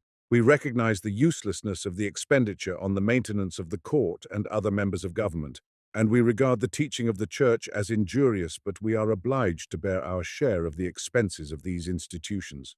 We regard the punishments inflicted by law as cruel and shameless, but we must assist in supporting them. We regard as unjust and pernicious the distribution of landed property, but we are obliged to submit to it. We see no necessity for wars and armies, but we must bear terribly heavy burdens in support of troops and war expenses. But this contradiction is nothing in comparison with the contradiction which confronts us when we turn to international questions, and which demands a solution, under pain of the loss of the sanity and even the existence of the human race, that is the contradiction between the Christian conscience and war. We are all Christian nations living the same spiritual life, so that every noble and pregnant thought, springing up at one end of the world, is at once communicated to the whole of Christian humanity, and evokes everywhere the same emotion at pride and rejoicing without distinction of nationalities. We who love thinkers, philanthropists, poets, and scientific men of foreign origin, and are as proud of the exploits of Father Damien as if he were one of ourselves. We, who have a simple love for men of foreign nationalities, Frenchmen, Germans, Americans, and Englishmen, who respect their qualities, are glad to meet them and make them so warmly welcome, cannot regard war with them as anything heroic. We cannot even imagine without horror the possibility of a disagreement between these people and ourselves, which would call for reciprocal murder. Yet we are all bound to take a hand in this slaughter, which is bound to come to pass tomorrow, not today. It was very well for the Jew, the Greek, and the Roman to defend the independence of his nation by murder, for he piously believed that his people was the only true, fine, and good people dear to God, and all the rest were Philistines, barbarians. Men of medieval times, even up to the end of the last and beginning of this century, might continue to hold this belief. But however much we work upon ourselves, we cannot believe it. And this contradiction for men of the present day has become so full of horror that without its solution, life is no longer possible. We live in a time which is full of inconsistencies, writes Count Komorowski, the professor of international law, in his learned treatise. The press of all countries is continually expressing the universal desire for peace and the general sense of its necessity for all nations. Representatives of governments, private persons, and official organs say the same thing. It is repeated in parliamentary debates, diplomatic correspondence, and even in state treaties. At the same time, governments are increasing the strength of their armies every year, levying fresh taxes, raising loans, and leaving as a bequest to future generations the duty of repairing the blunders of the senseless policy of the present. What a striking contrast between words and deeds! Of course, governments will plead in justification of these measures that all their expenditure and armament are exclusively for purposes of defense. But it remains a mystery to every disinterested man whence they can expect attacks if all the great powers are single-hearted in their policy, in pursuing nothing but self-defense. In reality, it looks as if each of the great powers were every instant anticipating an attack on the part of the others. And this results in a general feeling of insecurity and superhuman efforts on the part of each government to increase their forces beyond those of the other powers.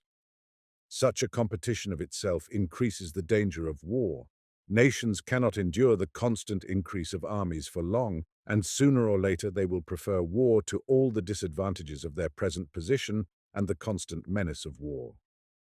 Then the most trifling pretext will be sufficient to throw the whole of Europe into the fire of universal war. And it is a mistaken idea that such a crisis might deliver us from the political and economical troubles that are crushing us.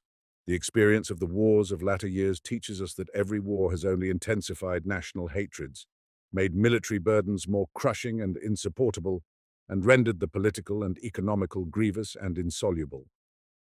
Modern Europe keeps under arms an active army of 9 million men, writes Enrico Ferri, besides 15 millions of reserve, with an outlay of 400 millions of francs per annum.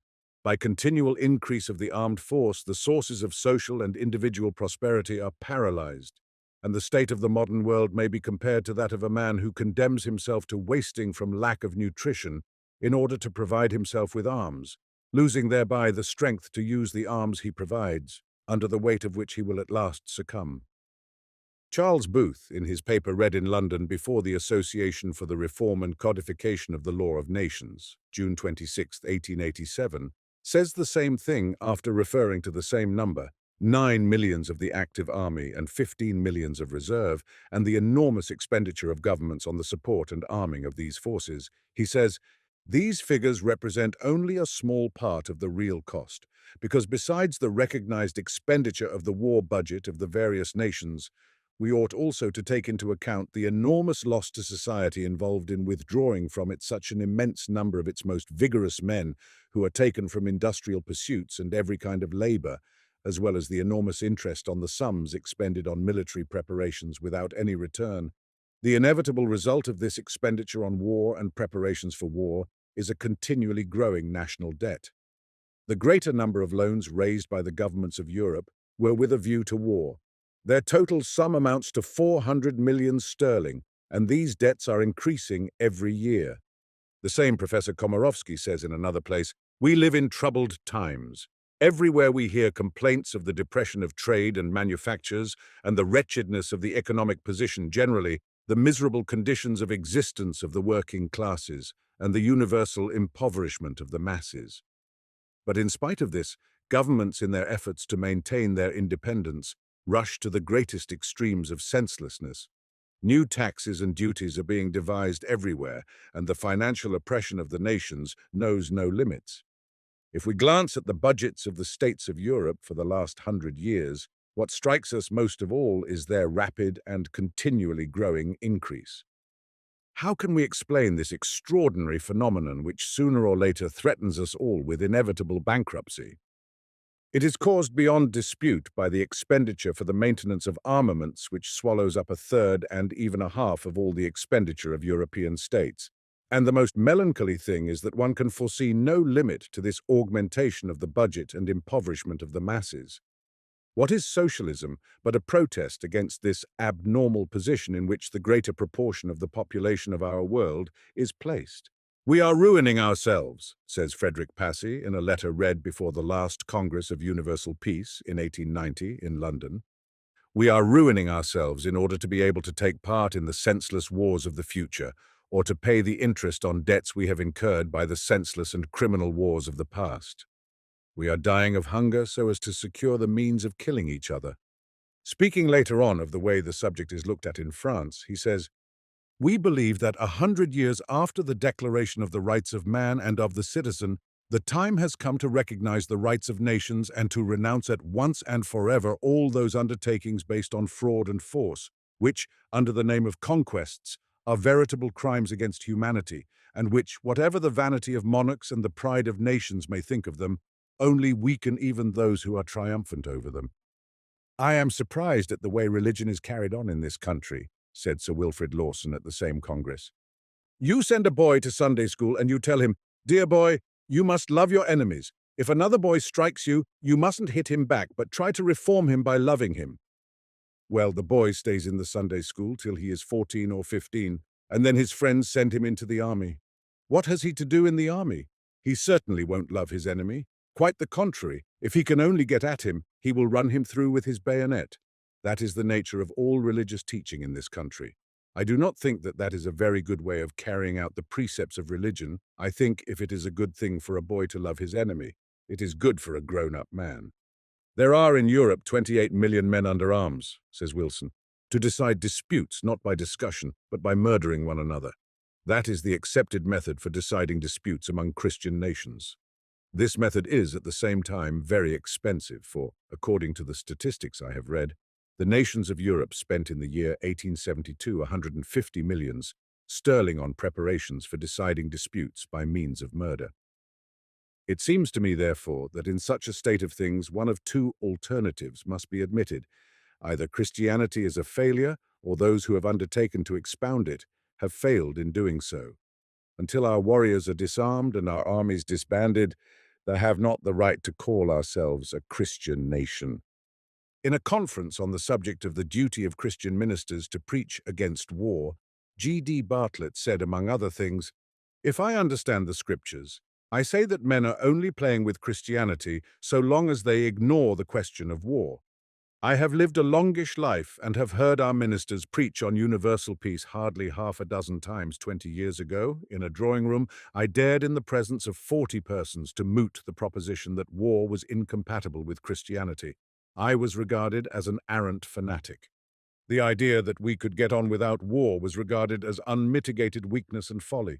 The Catholic priest, De Forny, has expressed himself in the same spirit. One of the first precepts of the eternal law inscribed in the consciences of all men, says the Abbé de Forny, is the prohibition of taking the life or shedding the blood of a fellow creature without sufficient cause, without being forced into the necessity of it. This is one of the commandments which is most deeply stamped in the heart of man. But so soon as it is a question of war, that is, of shedding blood in torrents, men of the present day do not trouble themselves about a sufficient cause. Those who take part in wars do not even think of asking themselves whether there is any justification for these innumerable murders, whether they are justifiable or unjustifiable, lawful or unlawful, innocent or criminal, whether they are breaking that fundamental commandment that forbids killing without lawful cause. But their conscience is mute. War has ceased to be something dependent on moral considerations. In warfare, men have in all the toil and dangers they endure no other pleasure than that of being conquerors, no sorrow other than that of being conquered. Don't tell me that they are serving their country. A great genius answered that long ago in the words that have become a proverb, "Without justice, what is an empire but a great band of brigands? And is not every band of brigands a little empire? They too have their laws, and they too make war to gain booty, and even for honor." The aim of the proposed institution, the institution of an international board of arbitration, is that the nations of Europe may cease to be nations of robbers, and their armies, bands of brigands, and one must add, not only brigands, but slaves. For our armies are simply gangs of slaves at the disposal of one or two commanders or ministers, who exercise a despotic control over them without any real responsibility, as we very well know. The peculiarity of a slave is that he is a mere tool in the hands of his master, a thing, not a man. That is just what soldiers, officers, and generals are, going to murder and be murdered at the will of a ruler or rulers. Military slavery is an actual fact, and it is the worst form of slavery, especially now when by means of compulsory service it lays its fetters on the necks of all the strong and capable men of a nation, to make them instruments of murder, butchers of human flesh, for that is all they are taken and trained to do. The rulers, 2 or 3 in number, meet together in cabinets, secretly deliberate without registers, without publicity, and consequently without responsibility, and send men to be murdered. Protests against armaments burdensome to the people have not originated in our times, says Signor A.G. Moneta. Hear what Montesquieu wrote in his day. France, and one might say Europe, will be ruined by soldiers. A new plague is spreading throughout Europe. It attacks sovereigns and forces them to maintain an incredible number of armed men. This plague is infectious and spreads because directly one government increases its armament, all the others do likewise, so that nothing is gained by it but general ruin. Every government maintains as great an army as it possibly could maintain if its people were threatened with extermination. And people call peace this state of tension of all against all. And therefore Europe is so ruined that if private persons were in the position of the governments of our continent, The richest of them would not have enough to live on. We are poor, though we have the wealth and trade of the whole world. That was written almost 150 years ago. The picture seems drawn from the world of today. One thing only has changed: the form of government. In Montesquieu's time, it was said that the cause of the maintenance of great armaments was the despotic power of kings, who made war in the hope of augmenting by conquest their personal revenues and gaining glory. People used to say then, if only people could elect those who would have the right to refuse governments the soldiers and the money, then there would be an end to military politics. Now, there are representative governments in almost the whole of Europe, and in spite of that, war expenditures and the preparations for war have increased to alarming proportions. It is evident that the insanity of sovereigns has gained possession of the ruling classes. War is not made now because one king has been wanting in civility to the mistress of another king, as it was in Louis XIV's time, but the natural and honorable sentiments of national honor and patriotism are so exaggerated, and the public opinion of one nation so excited against another, that it is enough for a statement to be made, even though it may be a false report, that the ambassador of one state was not received by the principal personage of another state to cause the outbreak of the most awful and destructive war there has ever been seen. Europe keeps more soldiers under arms today than in the time of the great Napoleonic Wars. All citizens, with few exceptions, are forced to spend some years in barracks. Fortresses, arsenals, and ships are built. New weapons are constantly being invented to be replaced in a short time by fresh ones, for, sad to say, science, which ought always to be aiming at the good of humanity, assists in the work of destruction and is constantly inventing new means for killing the greatest number of men in the shortest time. And to maintain so great a multitude of soldiers and to make such vast preparations for murder, hundreds of millions are spent annually, sums which would be sufficient for the education of the people and for immense works of public utility, and which would make it possible to find a peaceful solution of the social question. Europe, then, is, in this respect, in spite of all the conquests of science, in the same position as in the darkest and most barbarous days of the Middle Ages. All deplore this state of things, neither peace nor war, and all would be glad to escape from it. The heads of governments all declare that they all wish for peace, and vie with one another in the most solemn protestations of peaceful intentions. But the same day or the next, they will lay a scheme for the increase of the armament before their legislative assembly, saying that these are the preventive measures they take for the very purpose of securing peace.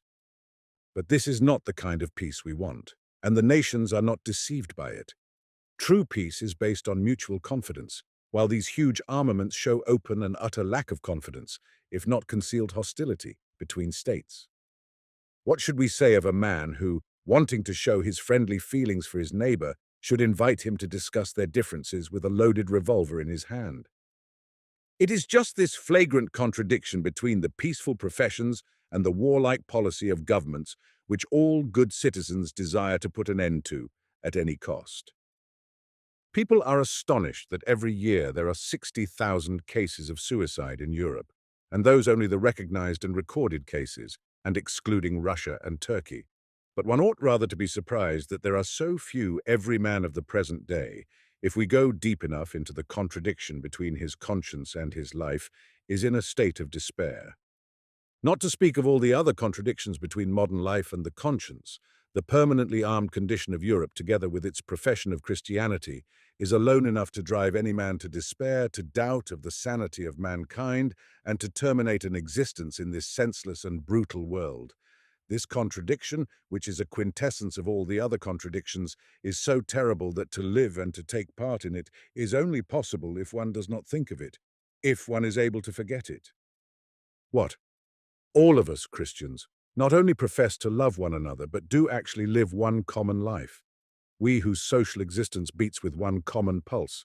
We aid one another, learn from one another, draw ever closer to one another to our mutual happiness, and find in this closeness the whole meaning of life. And tomorrow some crazy ruler will say some stupidity, and another will answer in the same spirit, and then I must go expose myself to being murdered, and murder men who have done me no harm, and more than that, whom I love. And this is not a remote contingency, but the very thing we are all preparing for, which is not only probable, but an inevitable certainty. To recognize this clearly is enough to drive a man out of his senses or to make him shoot himself. And this is just what does happen, and especially often among military men. A man need only come to himself for an instant to be impelled inevitably to such an end. And this is the only explanation of the dreadful intensity with which men of modern times strive to stupefy themselves with spirits, tobacco, opium, cards, reading newspapers, traveling, and all kinds of spectacles and amusements. These pursuits are followed up as an important, serious business. And indeed, they are a serious business. If there were no external means of dulling their sensibilities, half of mankind would shoot themselves without delay, for to live in opposition to one's reason is the most intolerable condition, and that is the condition of all men of the present day. All men of the modern world exist in a state of continual and flagrant antagonism between their conscience and their way of life. This antagonism is apparent in economic as well as political life. But most striking of all is the contradiction between the Christian law of the brotherhood of men existing in the conscience and the necessity under which all men are placed by compulsory military service of being prepared for hatred and murder, of being at the same time a Christian and a gladiator. Chapter 6. The antagonism between life and the conscience may be removed in two ways, by a change of life or by a change of conscience. And there would seem there can be no doubt as to these alternatives. A man may cease to do what he regards as wrong, but he cannot cease to consider wrong what is wrong. Just in the same way, all humanity may cease to do what it regards as wrong, but far from being able to change, it cannot even retard for a time the continual growth of a clearer recognition of what is wrong and therefore ought not to be. And therefore it would seem inevitable for Christian men to abandon the pagan forms of society which they condemn, and to reconstruct their social existence on the Christian principles they profess. So it would be, were it not for the law of inertia, as immutable a force in men and nations as in inanimate bodies. In men it takes the form of the psychological principle so truly expressed in the words of the gospel, "They have loved darkness better than light because their deeds were evil." This principle shows itself in men not trying to recognize the truth, but to persuade themselves that the life they are leading, which is what they like and are used to, is a life perfectly consistent with truth. Slavery was opposed to all the moral principles advocated by Plato and Aristotle. Yet neither of them saw that because to renounce slavery would have meant the breakup of the life they were living. We see the same thing in our modern world.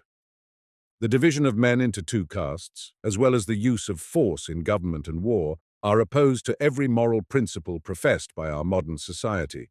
Yet the cultivated and advanced men of the day seem not to see it. The majority, if not all, of the cultivated men of our day try unconsciously to maintain the old social conception of life, which justifies their position, and to hide from themselves and others its insufficiency, and above all the necessity of adopting the Christian conception of life, which will mean the breakup of the whole existing social order. They struggle to keep up the organization based on the social conception of life, but do not believe in it themselves because it is extinct and it is impossible to believe in it. All modern literature, philosophical, political, and artistic, is striking in this respect. What wealth of idea, of form, of color, what erudition, what art, but what a lack of serious matter, what dread of any exactitude of thought or expression, subtleties, allegories, humorous fancies, the widest generalizations, but nothing simple and clear, nothing going straight to the point, that is, to the problem of life. But that is not all. Besides these graceful frivolities, our literature is full of simple nastiness and brutality, of arguments which would lead men back in the most refined way to primeval barbarism, to the principles not only of the pagan, but even of the animal life, which we have left behind us 5,000 years ago. And it could not be otherwise. In their dread of the Christian conception of life which will destroy the social order, which some cling to only from habit, others also from interest, men cannot but be thrown back upon the pagan conception of life and the principles based on it. Nowadays, we see advocated not only patriotism and aristocratic principles, just as they were advocated 2,000 years ago, but even the coarsest Epicureanism and animalism, only with this difference that the men who then professed those views believed in them, while nowadays even the advocates of such views do not believe in them. for they have no meaning for the present day. No one can stand still when the earth is shaking under his feet. If we do not go forward, we must go back. And strange and terrible to say, the cultivated men of our day, the leaders of thought, are in reality, with their subtle reasoning, drawing society back, not to paganism even, but to a state of primitive barbarism. This tendency on the part of the leading thinkers of the day is nowhere more apparent than in their attitude to the phenomenon in which all the insufficiency of the social conception of life is presented in the most concentrated form, in their attitude, that is, to war, to the general arming of nations, and to universal compulsory service. The undefined, if not disingenuous, attitude of modern thinkers to this phenomenon is striking. It takes three forms in cultivated society. One section look at it as an incidental phenomenon, arising out of the special political situation of Europe, and consider that this state of things can be reformed without a revolution in the whole internal social order of nations by external measures of international diplomacy. Another section regard it as something cruel and hideous, but at the same time fated and inevitable, like disease and death.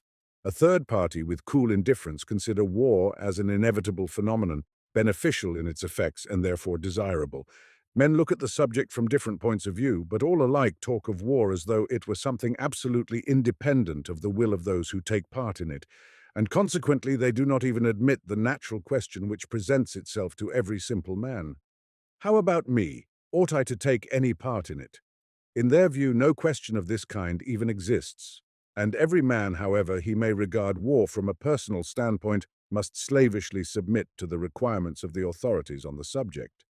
The attitude of the first section of thinkers, those who see a way out of war in international diplomatic measures, is well expressed in the report of the last Peace Congress in London, and the articles and letters upon war that appeared in number 8 of the Revue des Revues, 1891.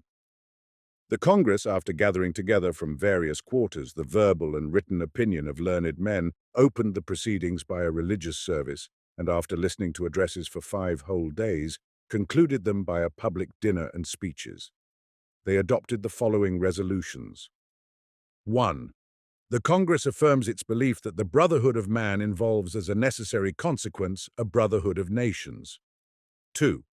The Congress recognizes the important influence that Christianity exercises on the moral and political progress of mankind, and earnestly urges upon ministers of the gospel and other religious teachers the duty of setting forth the principles of peace and goodwill toward men, and it recommends that the third Sunday in December be set apart for that purpose. 3. The Congress expresses the opinion that all teachers of history should call the attention of the young to the grave evils inflicted on mankind in all ages by war, and to the fact that such war has been waged for most inadequate causes. 4.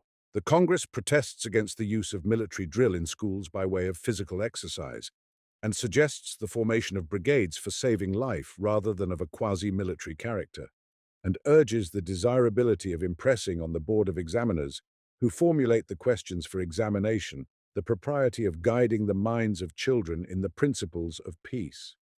5. The Congress holds that the doctrine of the rights of man requires that the aboriginal and weaker races, their territories and liberties, shall be guarded from injustice and fraud, and that these races shall be shielded against the vices so prevalent among the so-called advanced races of men. It further expresses its conviction that there should be concert of action among the nations for the accomplishment of these ends. The Congress expresses its hearty appreciation of the resolutions of the Anti-Slavery Conference held recently at Brussels for the amelioration of the condition of the peoples of Africa. 6. The Congress believes that the warlike prejudices and traditions which are still fostered in the various nationalities and the misrepresentations by leaders of public opinion in legislative assemblies or through the press are often indirect causes of war, and that these evils should be counteracted by the publication of accurate information tending to the removal of misunderstanding between nations, and recommends the importance of considering the question of commencing an international newspaper with such a purpose. 7. The Congress proposes to the Interparliamentary Conference that the utmost support should be given to every project for unification of weights and measures, coinage, tariff, postage, and telegraphic arrangements, etc., which would assist in constituting a commercial, industrial, and scientific union of the peoples. 8. The Congress, in view of the vast social and moral influence of woman, urges upon every woman to sustain the things that make for peace, as otherwise she incurs grave responsibility for the continuance of the systems of militarism. 9. The Congress expresses the hope that the Financial Reform Association and other similar societies in Europe and America should unite in considering means for establishing equitable commercial relations between states by the reduction of import duties. The Congress feels that it can affirm that the whole of Europe desires peace and awaits with impatience the suppression of armaments which, under the plea of defense, become in their turn a danger by keeping alive mutual distrust, and are at the same time the cause of that general economic disturbance which stands in the way of settling in a satisfactory manner the problems of labor and poverty, which ought to take precedence of all others. 10.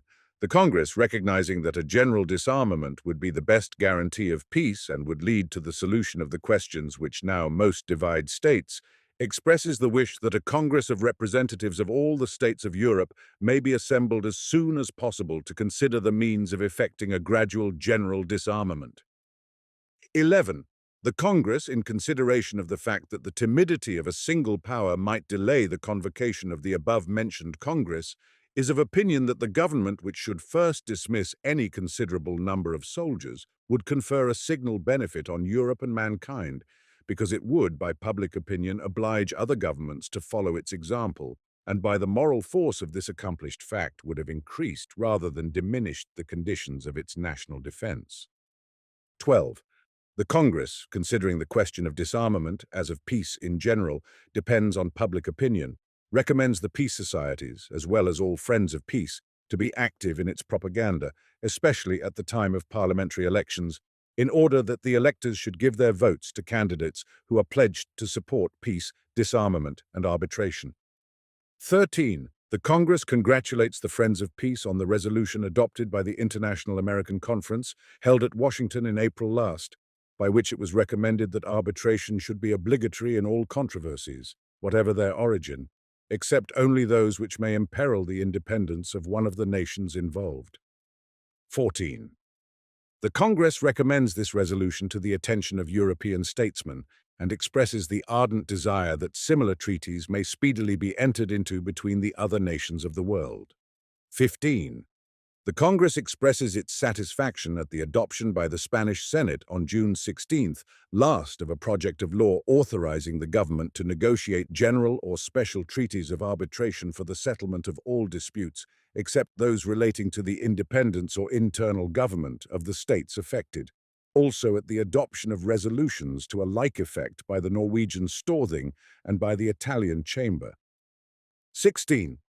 The Congress resolves that a committee be appointed to address communications to the principal political, religious, commercial, and labor and peace organizations, requesting them to send petitions to the governmental authorities praying that measures be taken for the formation of suitable tribunals for the adjudicature of international questions so as to avoid the resort to war. 17. Seeing 1. That the object pursued by all peace societies is the establishment of judicial order between nations, and 2. That neutralization by international treaties constitutes a step toward this judicial state and lessens the number of districts in which war can be carried on. The Congress recommends a larger extension of the rule of neutralization and expresses the wish, 1. That all treaties which at present assure to certain states the benefit of neutrality remain in force, or if necessary be amended in a manner to render the neutrality more effective, either by extending neutralization to the whole of the state or by ordering the demolition of fortresses, which constitute rather a peril than a guarantee for neutrality. 2. That new treaties in harmony with the wishes of the populations concerned be concluded for establishing the neutralization of other states. 18.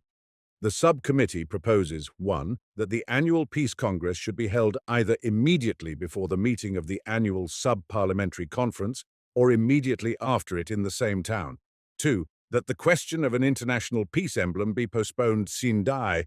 3. That the following resolutions be adopted. A. To express satisfaction at the official overtures of the Presbyterian Church in the United States addressed to the highest representatives of each church organization in Christendom, to unite in a general conference to promote the substitution of international arbitration for war. B. To express in the name of the Congress its profound reverence for the memory of Aurelio Saffi, the great Italian jurist, a member of the Committee of the International League of Peace and Liberty. 4. That the memorial adopted by this Congress and assigned by the President to the heads of the civilized states should, as far as practicable, be presented to each power by influential deputations. 5. That the following resolutions be adopted. A. A resolution of thanks to the presidents of the various sittings of the Congress. B. A resolution of thanks to the chairman, the secretaries, and the members of the Bureau of the Congress. C. A resolution of thanks to the conveners and members of the sectional committees. D. A resolution of thanks to Reverend Canon Scott Holland, Reverend Dr. Ruan Thomas, and Reverend J. Morgan Gibbon for their pulpit addresses before the Congress, and also to the authorities of St. Paul's Cathedral, the City Temple, and Stamford Hill Congregational Church for the use of those buildings for public services. E. A letter of thanks to Her Majesty for permission to visit Windsor Castle. F. And also a resolution of thanks to the Lord Mayor and Lady Mayoress, to Mr. Passmore Edwards, and other friends who have extended their hospitality to the members of the Congress. 19. The Congress places on record a heartfelt expression of gratitude to Almighty God for the remarkable harmony and concord which have characterized the meetings of the Assembly, in which so many men and women of varied nations, creeds, tongues, and races have gathered in closest cooperation, and for the conclusion of the labors of the Congress, and expresses its firm and unshaken belief in the ultimate triumph of the cause of peace and of the principles advocated at these meetings. The fundamental idea of the Congress is the necessity of diffusing among all people by all means the conviction of the disadvantages of war and the great blessing of peace, and of rousing governments to the sense of the superiority of international arbitration over war and of the consequent advisability and necessity of disarmament. To attain the first aim, the Congress has recourse to teachers of history, to women, and to the clergy, with the advice to the latter to preach on the evil of war and the blessing of peace every third Sunday in December. To attain the second object, the Congress appeals to governments with the suggestion that they should disband their armies and replace war by arbitration, to preach to men of the evil of war and the blessing of peace. But the blessing of peace is so well known to men that ever since there have been men at all, their best wish has been expressed in the greeting, "Peace be with you." So why preach about it? Not only Christians, but pagans, thousands of years ago, all recognized the evil of war and the blessing of peace. So that the recommendation to ministers of the gospel to preach on the evil of war and the blessing of peace every third Sunday in December is quite superfluous. The Christian cannot but preach on that subject every day of his life. If Christians and preachers of Christianity do not do so, there must be reasons for it, and until these have been removed, no recommendations will be effective.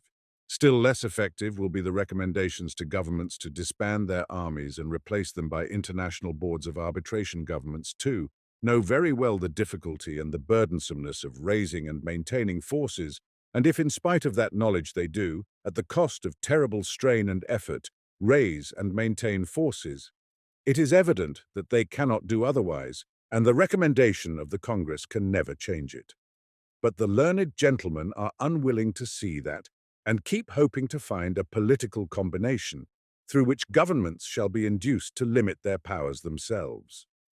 Can we get rid of war? Asks a learned writer in the Revue des Reviews.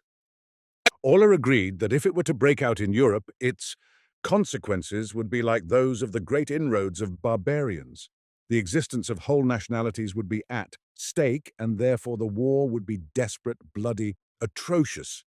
This consideration, together with the terrible engines of destruction invented by modern science, retards the moment of declaring war and maintains the present temporary situation, which might continue for an indefinite period, except for the fearful cost of maintaining armaments which are exhausting the European states and threatening to reduce nations to a state of misery hardly less than that of war itself. Struck by this reflection, men of various countries have tried to find means for preventing, or at least for softening, the results of the terrible slaughter with which we are threatened. Such are the questions brought forward by the Peace Congress, shortly to be held in Rome, and the publication of a pamphlet, sur le désarmement.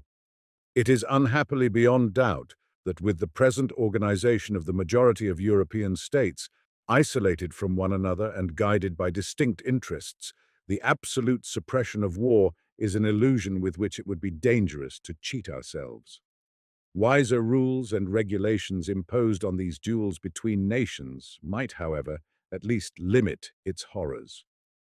It is equally chimerical to reckon on projects of disarmament, the execution of which is rendered almost impossible by considerations of a popular character present to the mind of all our readers. This probably means that France cannot disband its army before taking its revenge.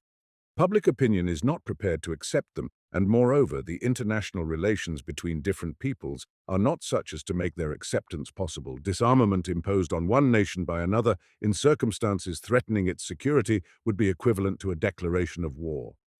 However, one may admit that an exchange of ideas between the nations interested could aid, to a certain degree, in bringing about the good understanding indispensable to any negotiations and would render possible a considerable reduction of the military expenditure, which is crushing the nations of Europe and greatly hindering the solution of the social question, which each individually must solve on pain of having internal war as the price for escaping it externally. We might at least demand the reduction of the enormous expenses of war organized as it is at present, with a view to the power of invasion within 24 hours and a decisive battle within a week of the declaration of war. We ought to manage so that states could not make the attack suddenly and invade each other's territories within 24 hours.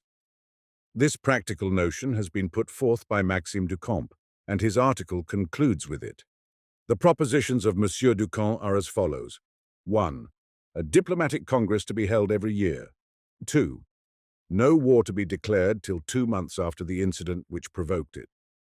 The difficulty here would be to decide precisely what incident did provoke the war, since whenever war is declared there are very many such incidents, and one would have to decide from which to reckon the 2 months interval. 3. No war to be declared before it has been submitted to a plebiscitum of the nations preparing to take part in it. 4. No hostilities to be commenced till a month after the official declaration of war. No war to be declared, no hostilities to be commenced, etc. But who is to arrange that no war is to be declared? Who is to compel people to do this and that?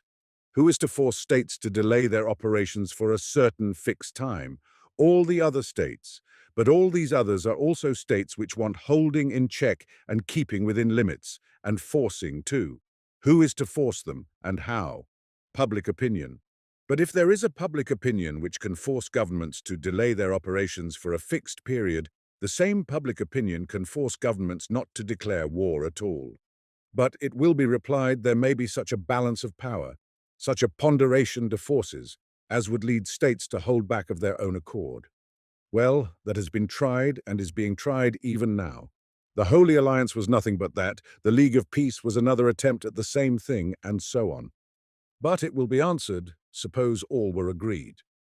If all were agreed, there would be no more war certainly, and no need for arbitration either. A court of arbitration. Arbitration shall replace war. Questions shall be decided by a court of arbitration. The Alabama question was decided by a court of arbitration, and the question of the Caroline Islands was submitted to the decision of the Pope. Switzerland, Belgium, Denmark, and Holland have all declared that they prefer arbitration to war. I dare say Monaco has expressed the same preference. The only unfortunate thing is that Germany, Russia, Austria, and France have not so far shown the same inclination.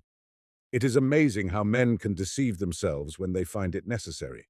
Governments consent to decide their disagreements by arbitration and to disband their armies. The differences between Russia and Poland, between England and Ireland, between Austria and Bohemia, between Turkey and the Slavonic states, between France and Germany, to be soothed away by amiable conciliation. One might as well suggest to merchants and bankers that they should sell nothing for a greater price than they gave for it, should undertake the distribution of wealth for no profit, and should abolish money, as it would thus be rendered unnecessary. But since commercial and banking operations consist in nothing but selling for more than the cost price, this would be equivalent to an invitation to suppress themselves. It is the same in regard to governments. To suggest to governments that they should not have recourse to violence, but should decide their misunderstandings in accordance with equity, is inviting them to abolish themselves as rulers, and that no government can ever consent to do.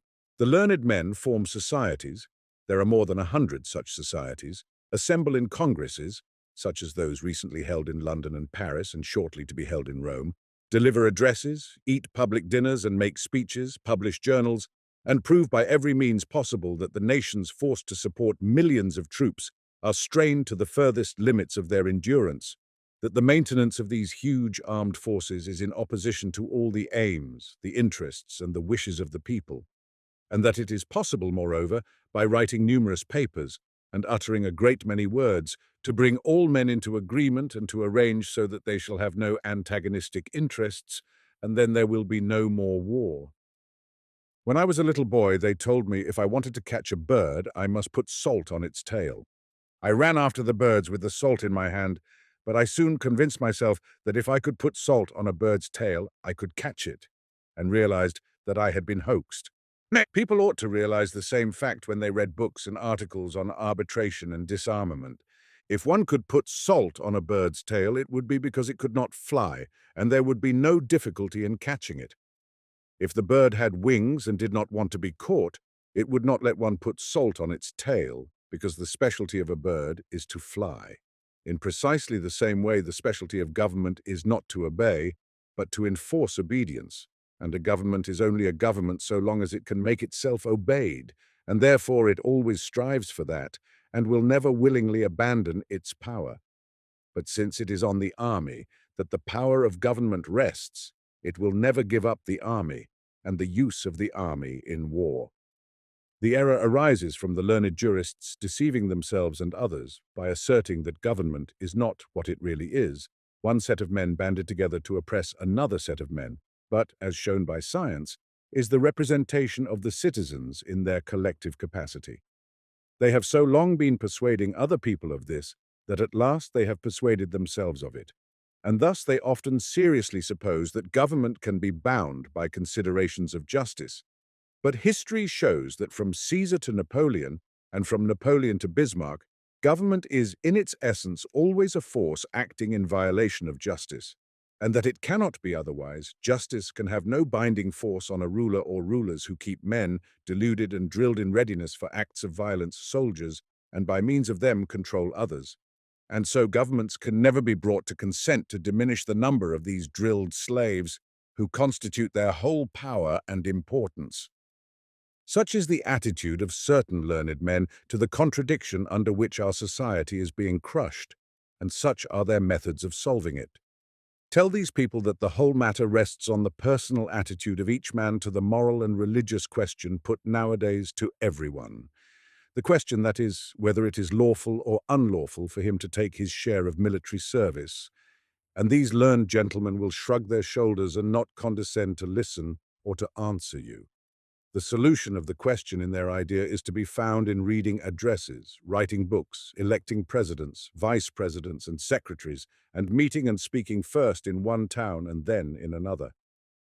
From all this speechifying and writing it will come to pass, according to their notions, that governments will cease to levy the soldiers, on whom their whole strength depends, will listen to their discourses, and will disband their forces, leaving themselves without any defense, not only against their neighbors, but also against their own subjects, as though a band of brigands, who have some unarmed travelers bound and ready to be plundered, should be so touched by their complaints of the pain caused by the cords they are fastened with as to let them go again.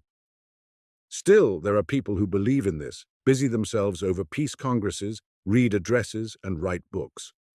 And governments, we may be quite sure, express their sympathy and make a show of encouraging them in the same way they pretend to support temperance societies, while they are living principally on the drunkenness of the people, and pretend to encourage education when their whole strength is based on ignorance, and to support constitutional freedom when their strength rests on the absence of freedom, and to be anxious for the improvement of the condition of the working classes when their very existence depends on their oppression, and to support Christianity when Christianity destroys all government. To be able to do this, they have long ago elaborated methods encouraging temperance, which cannot suppress drunkenness, methods of supporting education, which not only fail to prevent ignorance, but even increase it. Methods of aiming at freedom and constitutionalism, which are no hindrance to despotism. Methods of protecting the working classes, which will not free them from slavery. And a Christianity, too, they have elaborated, which does not destroy, but supports governments. Now there is something more for the government to encourage: peace.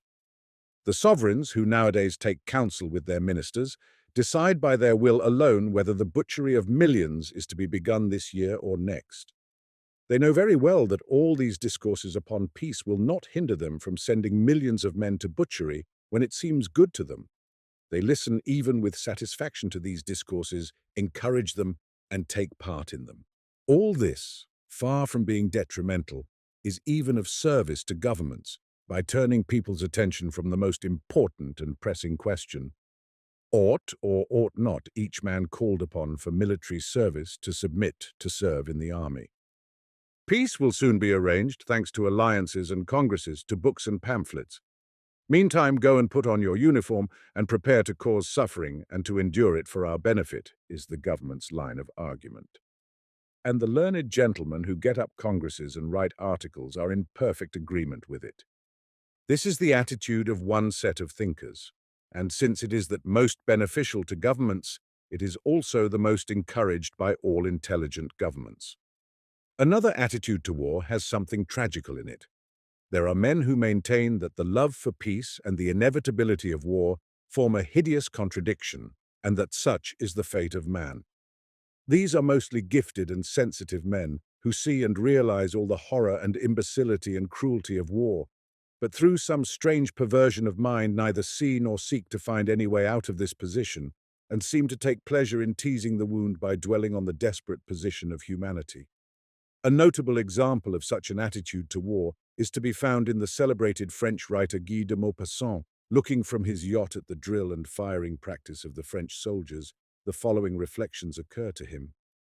When I think only of this word war, a kind of terror seizes upon me, as though I were listening to some tale of sorcery, of the Inquisition, some long past, remote abomination, monstrous, unnatural. When cannibalism is spoken of, we smile with pride, proclaiming our superiority to these savages. Which are the savages, the real savages, those who fight to eat the conquered, or those who fight to kill, for nothing but to kill?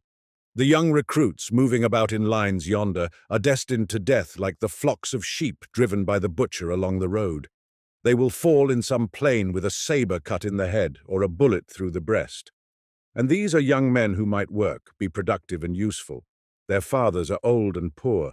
Their mothers, who have loved them for 20 years, worship them as none but mothers can, will learn in 6 months' time, or a year perhaps, that their son, their boy, the big boy reared with so much labor, so much expense, so much love, has been thrown in a hole like some dead dog after being disemboweled by a bullet and trampled, crushed to a mass of pulp by the charges of cavalry. Why have they killed her boy, her handsome boy, her one hope, her pride, her life? She does not know why. War, fighting, slaughter, massacres of men, and we have now in our century, with our civilization, with the spread of science and the degree of philosophy which the genius of man is supposed to have attained, schools for training to kill very far off, to perfection, great numbers at once, to kill poor devils of innocent men with families and without any kind of trial. And what is most bewildering is that the people do not rise against their governments. For what difference is there between monarchies and republics? The most bewildering thing is that the whole of society is not in revolt at the word war. We shall always live under the burden of the ancient and odious customs, the criminal prejudices, the ferocious ideas of our barbarous ancestors, for we are beasts, and beasts we shall remain, dominated by instinct and changed by nothing. Would not any other man than Victor Hugo have been exiled for that mighty cry of deliverance and truth? Today, force is called violence and is being brought to judgment. War has been put on its trial. At the plea of the human race, civilization arraigns warfare and draws up the great list of crimes laid at the charge of conquerors and generals. The nations are coming to understand that the magnitude of a crime cannot be its extenuation, that if killing is a crime, killing many can be no extenuating circumstance. that if robbery is disgraceful, invasion cannot be glorious. Ah, let us proclaim these absolute truths. Let us dishonor war. Vain wrath, continues Maupassant, a poet's indignation. War is held in more veneration than ever. A skilled proficient in that line, a slaughterer of genius, von Moltke, in reply to the peace delegates, once uttered these strange words. War is holy, war is ordained of God. It is one of the most sacred laws of the world. It maintains among men all the great and noble sentiments, honor, devotion, virtue, and courage, and saves them, in short, from falling into the most hideous materialism.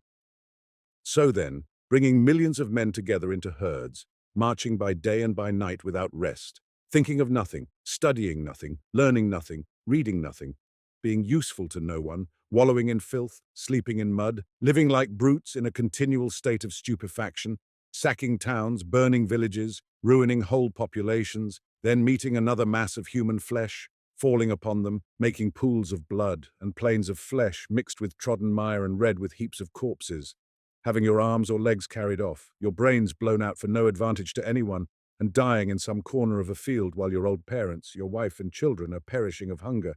That is what is meant by not falling into the most hideous materialism. Warriors are the scourge of the world. We struggle against nature and ignorance and obstacles of all kinds to make our wretched life less hard. Learned men, benefactors of all, spend their lives in working, in seeking what can aid, what be of use, what can alleviate the lot of their fellows. They devote themselves unsparingly to their task of usefulness, making one discovery after another, enlarging the sphere of human intelligence, extending the bounds of science, adding each day some new store to the sum of knowledge, gaining each day prosperity, ease, strength for their country. War breaks out. In 6 months, the generals have destroyed the work of 20 years of effort, of patience, and of genius. That is what is meant by not falling into the most hideous materialism. We have seen it, war. We have seen men turn to brutes, frenzied, killing for fun, for terror, for bravado, for ostentation. Then when right is no more, law is dead, every notion of justice has disappeared. We have seen men shoot innocent creatures found on the road and suspected because they were afraid. We have seen them kill dogs chained at their masters' doors to try their new revolvers.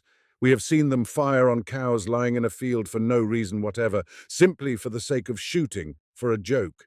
That is what is meant by not falling into the most hideous materialism. Going into a country, cutting the man's throat who defends his house because he wears a blouse and has not a military cap on his head. Burning the dwellings of wretched beings who have nothing to eat. Breaking furniture and stealing goods. Drinking the wine found in the cellars. Violating the women in the streets. Burning thousands of francs worth of powder and leaving misery and cholera in one's track. That is what is meant by not falling into the most hideous materialism. What have they done, those warriors, that proves the least intelligence? Nothing. What have they invented? Cannons and muskets. That is all. What remains to us from Greece? Books and statues. Is Greece great from her conquests or her creations? Was it the invasions of the Persians which saved Greece from falling into the most hideous materialism? Were the invasions of the barbarians what saved and regenerated Rome? Was it Napoleon I who carried forward the great intellectual movement started by the philosophers of the end of last century? Yes, indeed, since government assumes the right of annihilating peoples thus, there is nothing surprising in the fact that the peoples assume the right of annihilating governments. They defend themselves, they are right. No one has an absolute right to govern others. It ought only to be done for the benefit of those who are governed, and it is as much the duty of anyone who governs to avoid war as it is the duty of a captain of a ship to avoid shipwreck. When a captain has let his ship come to ruin, he is judged and condemned if he is found guilty of negligence or even incapacity. Why should not the government be put on its trial after every declaration of war? If the people understood that, if they themselves passed judgment on murderous governments, if they refused to let themselves be killed for nothing, if they would only turn their arms against those who have given them to them. For massacre on that day, war would be no more, but that day will never come. Footnote, Surlo, pages 71 to 80. The author sees all the horror of war, He sees that it is caused by governments forcing men by deception to go out to slaughter and be slain without any advantage to themselves. And he sees, too, that the men who make up the armies could turn their arms against the governments and bring them to judgment. But he thinks that that will never come to pass, and that there is therefore no escape from the present position. I think war is terrible, but that it is inevitable, that compulsory military service is as inevitable as death, and that since government will always desire it, war will always exist. So writes this talented and sincere writer who is endowed with that power of penetrating to the innermost core of the subjects, which is the essence of the poetic faculty. He brings before us all the cruelty of the inconsistency between men's moral sense and their actions, but without trying to remove it. Seems to admit that this inconsistency must exist and that it is the poetic tragedy of life. Another no less gifted writer, Edward Rod, paints in still more vivid colors the cruelty and madness of the present state of things. He, too, only aims at presenting its tragic features without suggesting or foreseeing any issue from the position. What is the good of doing anything? What is the good of undertaking any enterprise? And how are we to love men in these troubled times when every fresh day is a menace of danger? All we have begun, the plans we are developing, our schemes of work, the little good we may have been able to do, will it not all be swept away by the tempest that is in preparation? Everywhere the earth is shaking under our feet, and storm clouds are gathering on our horizon which will have no pity on us. Ah, if all we had to dread were the revolution which is held up as a spectre to terrify us. Since I cannot imagine a society more detestable than ours, I feel more skeptical than alarmed in regard to that which will replace it. If I should have to suffer from the change, I should be consoled by thinking that the executioners of that day were the victims of the previous time, and the hope of something better would help us to endure the worst. But it is not that remote peril which frightens me. I see another danger, nearer and far more cruel because there is no excuse for it, because it is absurd, because it can lead to no good. Every day one balances the chances of war on the morrow, every day they become more merciless. The imagination revolts before the catastrophe which is coming at the end of our century as the goal of the progress of our era, and yet we must get used to facing it. For 20 years past, every resource of science has been exhausted in the invention of engines of destruction, and soon a few charges of cannon will suffice to annihilate a whole army. No longer a few thousands of poor devils who were paid a price for their blood are kept under arms, but whole nations are under arms to cut each other's throats. They are robbed of their time now by compulsory service, that they may be robbed of their lives later. To prepare them for the work of massacre, their hatred is kindled by persuading them that they are hated. And peaceable men let themselves be played on thus, and go and fall on one another with the ferocity of wild beasts. Furious troops of peaceful citizens taking up arms at an empty word of command for some ridiculous question of frontiers or colonial trade interests. Heaven only knows what. They will go like sheep to the slaughter, knowing all the while where they are going, knowing that they are leaving their wives, knowing that their children will want for food, full of misgivings, yet intoxicated by the fine-sounding lies that are dinned into their ears. They will march without revolt, passive, resigned, though the numbers and the strength are theirs, and they might, if they knew how to cooperate together, establish the reign of good sense and fraternity, instead of the barbarous trickery of diplomacy. They will march to battle so deluded, so duped, that they will believe slaughter to be a duty, and will ask the benediction of God on their lust for blood. They will march to battle trampling underfoot the harvests they have sown, burning the towns they have built, with songs of triumph, festive music, and cries of jubilation, and their sons will raise statues to those who have done most in their slaughter. The destiny of a whole generation depends on the hour in which some ill-fated politician may give the signal that will be followed. We know that the best of us will be cut down and our work will be destroyed in embryo. We know it and tremble with rage, but we can do nothing. We are held fast in the toils of officialdom and red tape, and too rude a shock would be needed to set us free. We are enslaved by the laws we set up for our protection, which have become our oppression. We are but the tools of that autocratic abstraction. The state, which enslaves each individual in the name of the will of all, who would all, taken individually, desire exactly the opposite of what they will be made to do. And if it were only a generation that must be sacrificed, but there are graver interests at stake. The paid politicians, the ambitious statesmen who exploit the evil passions of the populace, and the imbeciles who are deluded by fine-sounding phrases, have so embittered national feuds that the existence of a whole race will be at stake in the war of the morrow. One of the elements that constitute the modern world is threatened. The conquered people will be wiped out of existence, and whichever it may be, we shall see a moral force annihilated, as if there were too many forces to work for good.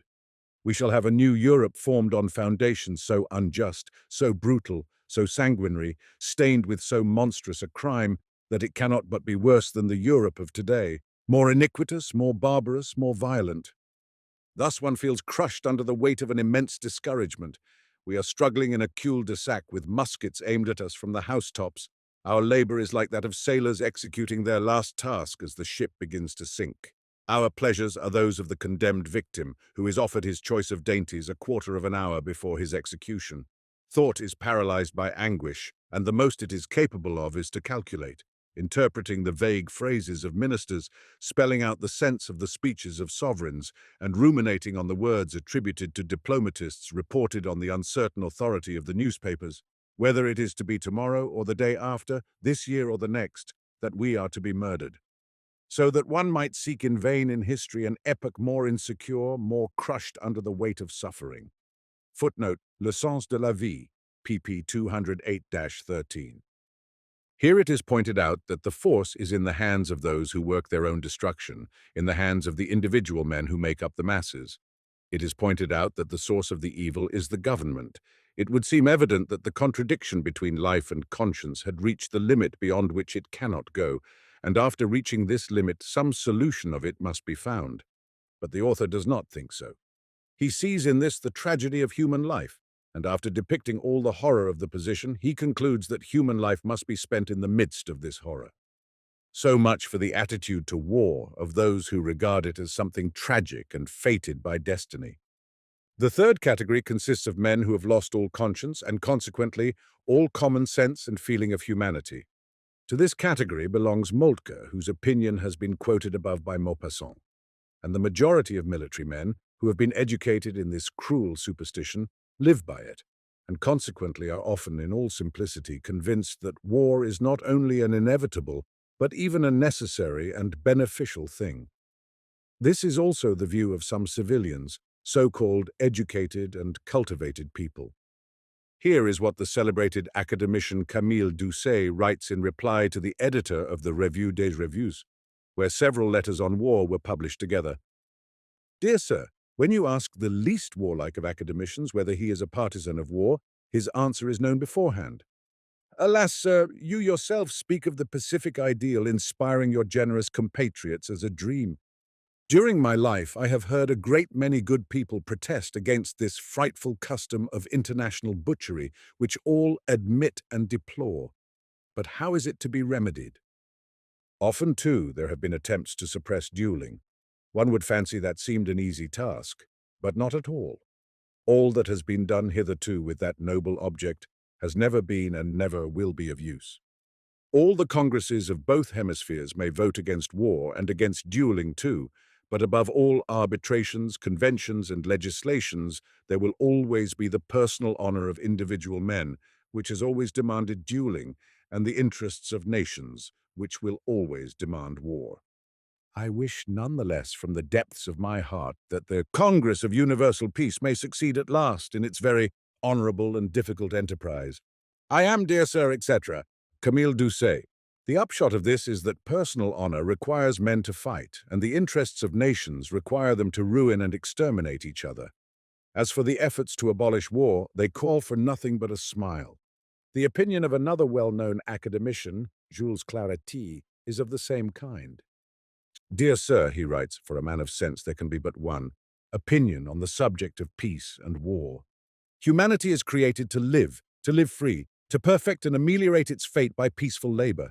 The general harmony preached by the Universal Peace Congress is but a dream, perhaps, but at least it is the fairest of all dreams. Man is always looking toward the promised land. and there the harvests are to ripen with no fear of their being torn up by shells or crushed by cannon wheels. But, ah, but, since philosophers and philanthropists are not the controlling powers, it is well for our soldiers to guard our frontier and homes, and their arms, skillfully used, are perhaps the surest guarantee of the peace we all love. Peace is a gift only granted to the strong and the resolute. I am, dear sir, etc. Jules Clarity. The upshot of this letter is that there is no harm in talking about what no one intends or feels obliged to do. But when it comes to practice, we must fight. And here now is the view lately expressed by the most popular novelist in Europe, Émile Zola.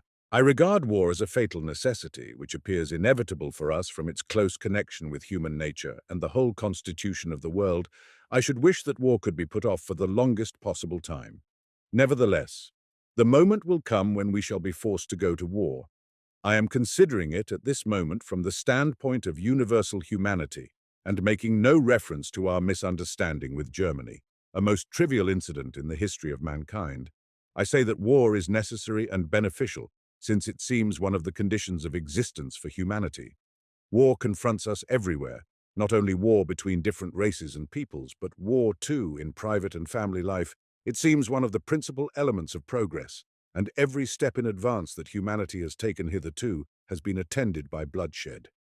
Men have talked and still talk of disarmament, while disarmament is something impossible, to which, even if it were possible, we ought not to consent. I am convinced that a general disarmament throughout the world would involve something like a moral decadence, which would show itself in general feebleness and would hinder the progressive advancement of humanity.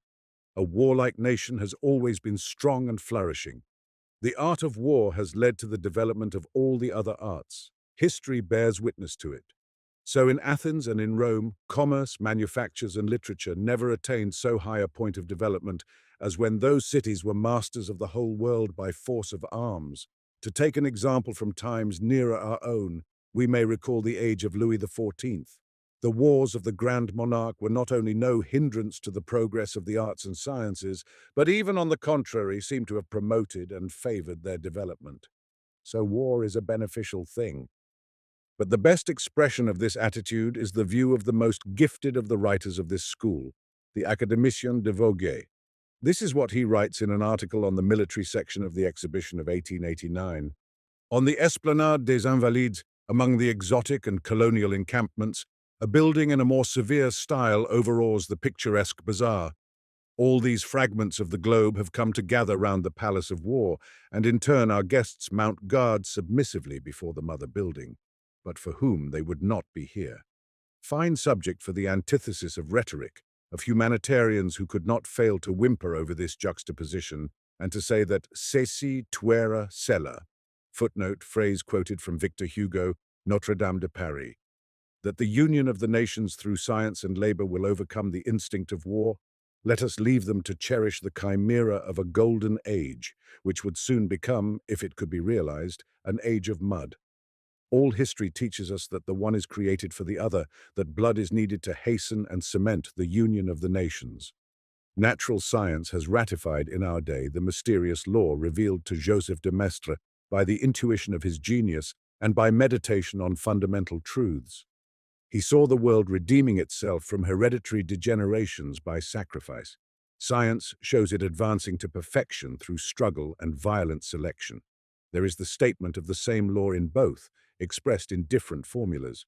The statement is disagreeable, no doubt, but the laws of the world are not made for our pleasure, they are made for our progress.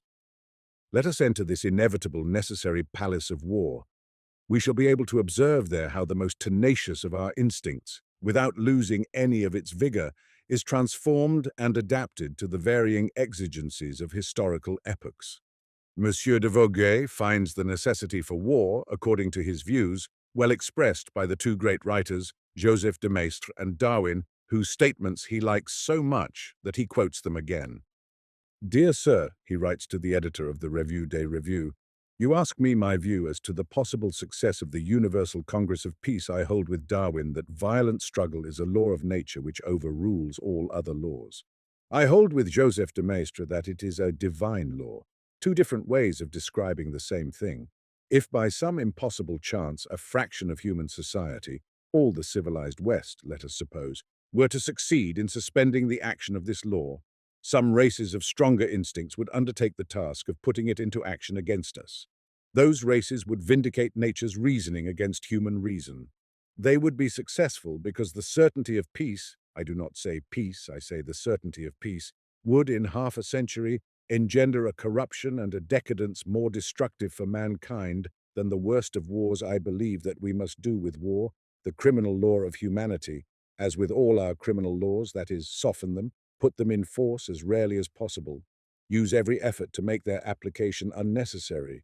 But all the experience of history teaches us that they cannot be altogether suppressed, so long as two men are left on earth, with bread, money, and a woman between them. I should be very happy if the Congress would prove me in error, but I doubt if it can prove history, nature, and God in error also. I am, dear sir, etc., E.M. de Vogue. This amounts to saying that history, human nature, and God show us that so long as there are two men and bread, money, and a woman, there will be war, that is to say that no progress will lead men to rise above the savage conception of life, which regards no participation of bread, money is good in this context, and woman possible without fighting. They are strange people, these men who assemble in congresses and make speeches to show us how to catch birds by putting salt on their tails, though they must know it is impossible to do it, and amazing are they too, who, like Maupassant, Rod, and many others, see clearly all the horror of war, all the inconsistency of men not doing what is needful, right, and beneficial for them to do, who lament over the tragedy of life and do not see that the whole tragedy is at an end directly men, ceasing to take account of any unnecessary considerations, refuse to do what is hateful and disastrous to them. They are amazing people, truly. But those who, like de Vogue and others who, professing the doctrine of evolution, regard war as not only inevitable but beneficial and therefore desirable, they are terrible, hideous in their moral perversion. The others, at least, say that they hate evil and love good, but these openly declare that good and evil do not exist. All discussion of the possibility of re-establishing peace instead of everlasting war is the pernicious sentimentality of phrasemongers. There is a law of evolution by which it follows that I must live and act in an evil way. What is to be done? I am an educated man. I know the law of evolution, and therefore I will act in an evil way. Entrance au palais de la guerre. There is the law of evolution, and therefore there is neither good nor evil, and one must live for the sake of one's personal existence, leaving the rest to the action of the law of evolution. This is the last word of refined culture, and with it, of that overshadowing of conscience which has come upon the educated classes of our times. The desire of the educated classes to support the ideas they prefer and the order of existence based on them has attained its furthest limits. They lie and delude themselves and one another with the subtlest forms of deception, simply to obscure, to deaden conscience. Instead of transforming their life into harmony with their conscience, they try by every means to stifle its voice. But it is in darkness that the light begins to shine, and so the light is rising upon our epoch. Chapter 7. Significance of compulsory service. Educated people of the upper classes are trying to stifle the ever-growing sense of the necessity of transforming the existing social order. But life, which goes on growing more complex and developing in the same direction, and increases the inconsistencies and the sufferings of men, brings them to the limit beyond which they cannot go. This furthest limit of inconsistency is universal compulsory military service. It is usually supposed that universal military service and the increased armaments connected with it, as well as the resulting increase of taxes and national debts, are a passing phenomenon, produced by the particular political situation of Europe, and that it may be removed by certain political combinations without any modification of the inner order of life. This is absolutely incorrect. Universal military service is only the internal inconsistency inherent in the social conception of life, carried to its furthest limits, and becoming evident when a certain stage of material development is reached. The social conception of life, we have seen, consists in the transfer of the aim of life from the individual to groups and their maintenance, to the tribe, family, race, or state. In the social conception of life, it is supposed that since the aim of life is found in groups of individuals, individuals will voluntarily sacrifice their own interests for the interests of the group. And so it has been and still is, in fact, in certain groups, the distinction being that they are the most primitive forms of association in the family or tribe or race, or even in the patriarchal state, through tradition handed down by education and supported by religious sentiment. Individuals without compulsion merged their interests in the interest of the group and sacrificed their own good for the general welfare. But the more complex and the larger societies become, and especially the more often conquest becomes the cause of the amalgamation of people into a state, the more often individuals strive to attain their own aims at the public expense, and the more often it becomes necessary to restrain these insubordinate individuals by recourse to authority, that is, to violence. The champions of the social conception of life usually try to connect the idea of authority, that is, of violence, with the idea of moral influence. But this connection is quite impossible. The effect of moral influence on a man is to change his desires and to bend them in the direction of the duty required of him. The man who is controlled by moral influence acts in accordance with his own desires. Authority, in the sense in which the word is ordinarily understood, is a means of forcing a man to act in opposition to his desires. The man who submits to authority does not do as he chooses, but as he is obliged by authority. Nothing can oblige a man to do what he does not choose except physical force, or the threat of it, that is, deprivation of freedom, blows, imprisonment, or threats easily carried out of such punishments. This is what authority consists of and always has consisted of. In spite of the unceasing efforts of those who happen to be in authority to conceal this, and attribute some other significance to it, authority has always meant for man the cord, the chain with which he is bound and fettered, or the knout with which he is to be flogged, or the axe with which he is to have hands, ears, nose, or head cut off, or at the very least the threat of these terrors. So it was under Nero and Genghis Khan, and so it is today, even under the most liberal government in the republics of the United States or of France. If men submit to authority, it is only because they are liable to these punishments in case of non-submission. All state obligations, payment of taxes, fulfillment of state duties and submission to punishments, exile, fines, etc., to which people appear to submit voluntarily, are always based on bodily violence or the threat of it. The basis of authority is bodily violence. The possibility of applying bodily violence to people is provided above all by an organization of armed men trained to act in unison in submission to one will. These bands of armed men, submissive to a single will, are what constitute the army. The army has always been and still is the basis of power. Power is always in the hands of those who control the army, and all men in power, from the Roman Caesars to the Russian and German emperors, take more interest in their army than in anything, and court popularity in the army, knowing that if that is on their side, their power is secure. The formation and aggrandizement of the army, indispensable to the maintenance of authority, is what has introduced into the social conception of life the principle that is destroying it. The object of authority and the justification for its existence lie in the restraint of those who aim at attaining their personal interests to the detriment of the interests of society. But however power has been gained, those who possess it are in no way different from other men, and therefore no more disposed than others to subordinate their own interests to those of the society. On the contrary, having the power to do so at their disposal, they are more disposed than others to subordinate the public interest to their own, whatever means men have devised for preventing those in authority from overriding public interests for their own benefit, or for entrusting power only to the most faultless people. They have not so far succeeded in either of those aims. All the methods of appointing authorities that have been tried, divine right and election and heredity and balloting and assemblies and parliaments and senate, have all proved ineffectual. Everyone knows that not one of these methods attains the aim either of entrusting power only to the incorruptible or of preventing power from being abused. Everyone knows, on the contrary, that men in authority, be they emperors, ministers, governors, or police officers, are always simply from the possession of power, more liable to be demoralized, that is, to subordinate public interests to their personal aims than those who have not the power to do so. Indeed, it could not be otherwise. The state conception of life could be justified only so long as all men voluntarily sacrificed their personal interests to the public welfare.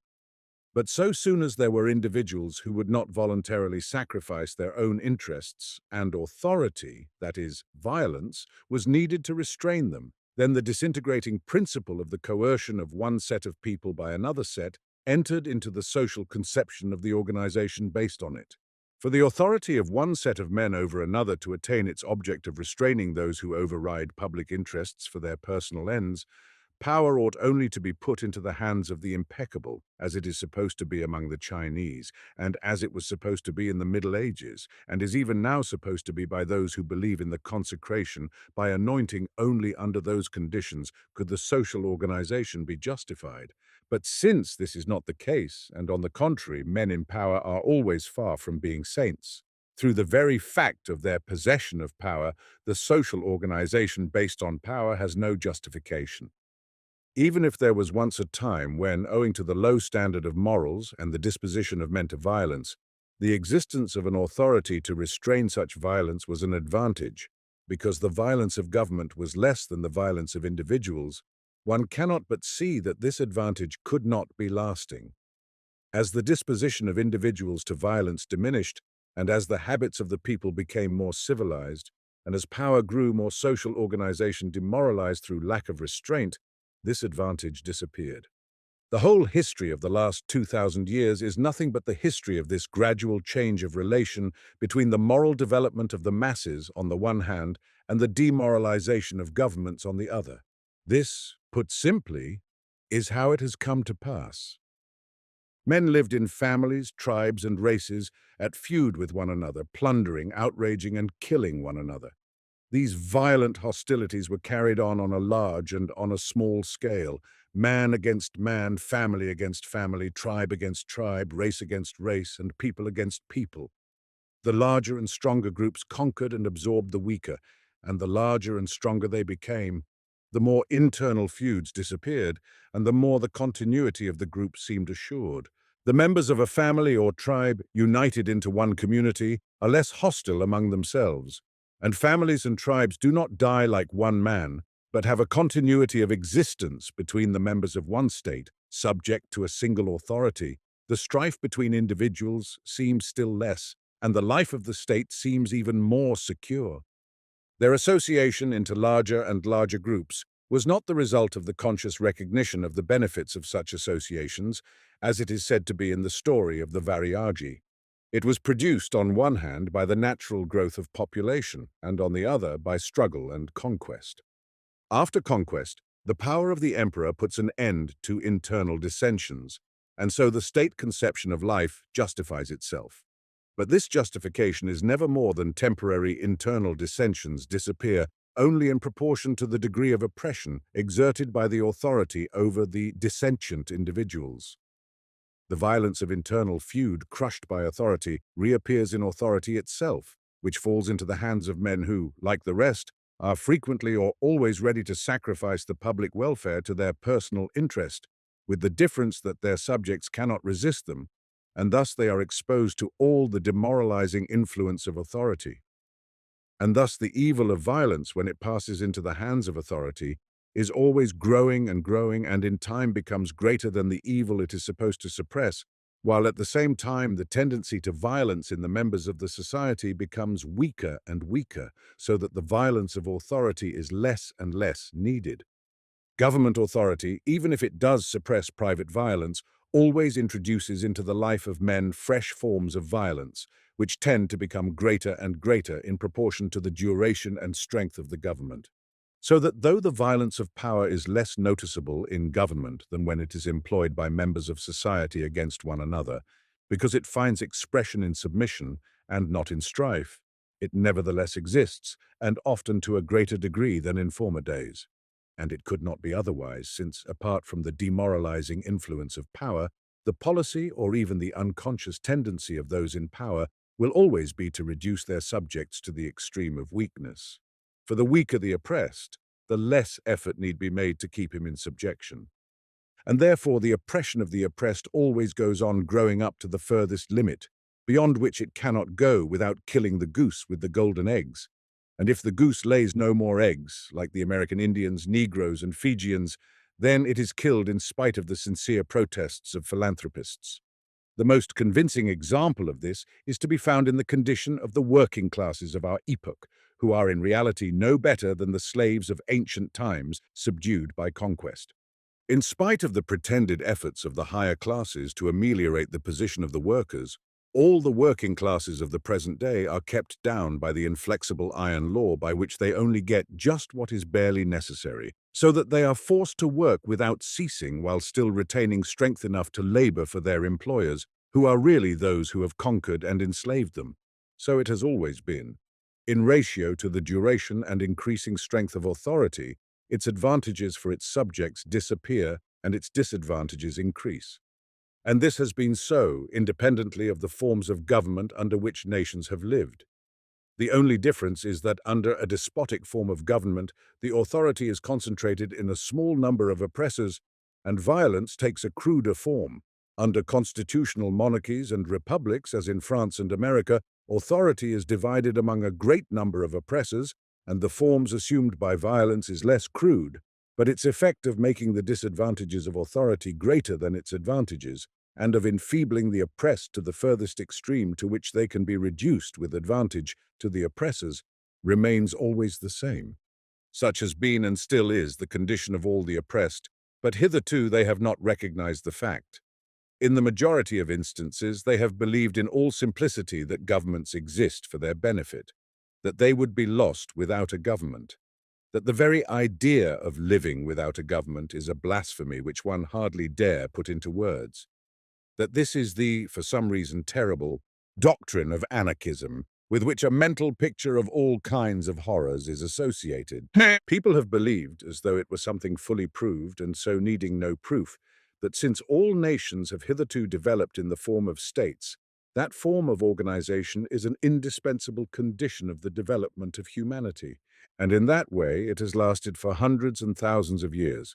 And governments, those who happen to be in power, have tried it, and are now trying more zealously than ever to keep their subjects in this error. So it was under the Roman emperors, and so it is now. In spite of the fact that the sense of the uselessness and even injurious effects of state violence is more and more penetrating into men's consciousness, things might have gone on in the same way forever if governments were not under the necessity of constantly increasing their armies in order to maintain their power. It is generally supposed that governments strengthen their forces only to defend the state from other states, in oblivion of the fact that armies are necessary before all things for the defense of governments from their own oppressed and enslaved subjects.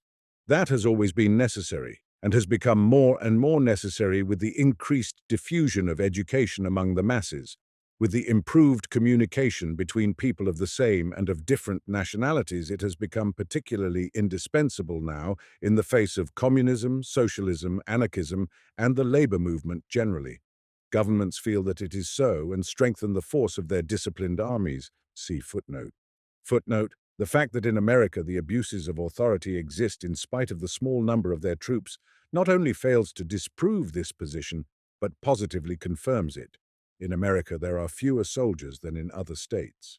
That is why there is nowhere else so little oppression of the working classes, and no country where the end of the abuses of government and of government itself seems so near of late. As the combinations of laborers gain in strength, one hears more and more frequently the cry raised for the increase of the army, though the United States are not threatened with any attack from without. The upper classes know that an army of 50,000 will soon be insufficient, and no longer relying on Pinkerton's men, they feel that the security of their position depends on the increased strength of the army. In the German Reichstag not long ago, in reply to a question why funds were needed for raising the salaries of the under-officers, the German Chancellor openly declared that trustworthy under-officers were necessary to contend against socialism. Caprivi only said aloud what every statesman knows and assiduously conceals from the people. The reason to which he gave expression is essentially the same as that which made the French kings and the popes engage Swiss and Scotch guards, and makes the Russian authorities of today so carefully distribute the recruits so that the regiments from the frontiers are stationed in central districts. and the regiments from the center are stationed on the frontiers. The meaning of Caprivi's speech, put into plain language, is that funds are needed, not to resist foreign foes, but to buy under-officers to be ready to act against the enslaved toiling masses. Caprivi incautiously gave utterance to what everyone knows perfectly well, or at least feels vaguely if he does not recognize it. That is, that the existing order of life is as it is, not as would be natural and right because the people wish it to be so, but because it is so maintained by state violence, by the army with its bought under-officers and generals. If the laborer has no land, if he cannot use the natural right of every man to derive subsistence for himself and his family out of the land, that is not because the people wish it to be so, but because a certain set of men, the landowners, have appropriated the right of giving or refusing admittance to the land to the laborers. And this abnormal order of things is maintained by the army. If the immense wealth produced by the labor of the working classes is not regarded as the property of all, but as the property of a few exceptional persons, if labor is taxed by authority and the taxes spent by a few on what they think fit, if strikes on the part of laborers are repressed, while on the part of capitalists they are encouraged, if certain persons appropriate the right of choosing the form of the education, religious and secular, of children, and certain persons monopolize the right of making the laws all must obey and so dispose of the lives and properties of other people. All this is not done because the people wish it, and because it is what is natural and right, but because the government and ruling classes wish this to be so for their own benefit and insist on its being so even by physical violence. Everyone, if he does not recognize this now, will know that it is so at the first attempt at insubordination or at a revolution of the existing order. Armies, then, are needed by governments and by the ruling classes above all to support the present order, which, far from being the result of the people's needs, is often in direct antagonism to them and is only beneficial to the government and ruling classes. To keep their subjects in oppression and to be able to enjoy the fruits of their labor, the government must have armed forces. But there is not only one government. There are other governments, exploiting their subjects by violence in the same way, and always ready to pounce down on any other government and carry off the fruits of the toil of its enslaved subjects. And so every government needs an army also to protect its booty from its neighbor brigands. Every government is thus involuntarily reduced to the necessity of emulating one another in the increase of their armies. This increase is contagious, as Montesquieu pointed out 150 years ago. Every increase in the army of one state, with the aim of self-defense against its subjects, becomes a source of danger for neighboring states and calls for a similar increase in their armies. The armed forces have reached their present number of millions not only through the menace of danger from neighboring states, but principally through the necessity of subduing every effort at revolt on the part of the subjects. Both causes, mutually dependent, contribute to the same result at once. Troops are required against internal forces and also to keep up a position with other states. One is the result of the other. The despotism of a government always increases with the strength of the army and its external successes, and the aggressiveness of a government increases with its internal despotism. The rivalry of the European states in constantly increasing their forces has reduced them to the necessity of having recourse to universal military service, since by that means the greatest possible number of soldiers is obtained at the least possible expense. Germany first hit on this device, and directly one state adopted it, the others were obliged to do the same. And by this means all citizens are under arms to support the iniquities practiced upon them. All citizens have become their own oppressors. Universal military service was an inevitable logical necessity to which we were bound to come, but it is also the last expression of the inconsistency inherent in the social conception of life, when violence is needed to maintain it. This inconsistency has become obvious in universal military service. In fact, the whole significance of the social conception of life consists in man's recognition of the barbarity of strife between individuals and the transitoriness of personal life itself, and the transference of the aim of life to groups of persons.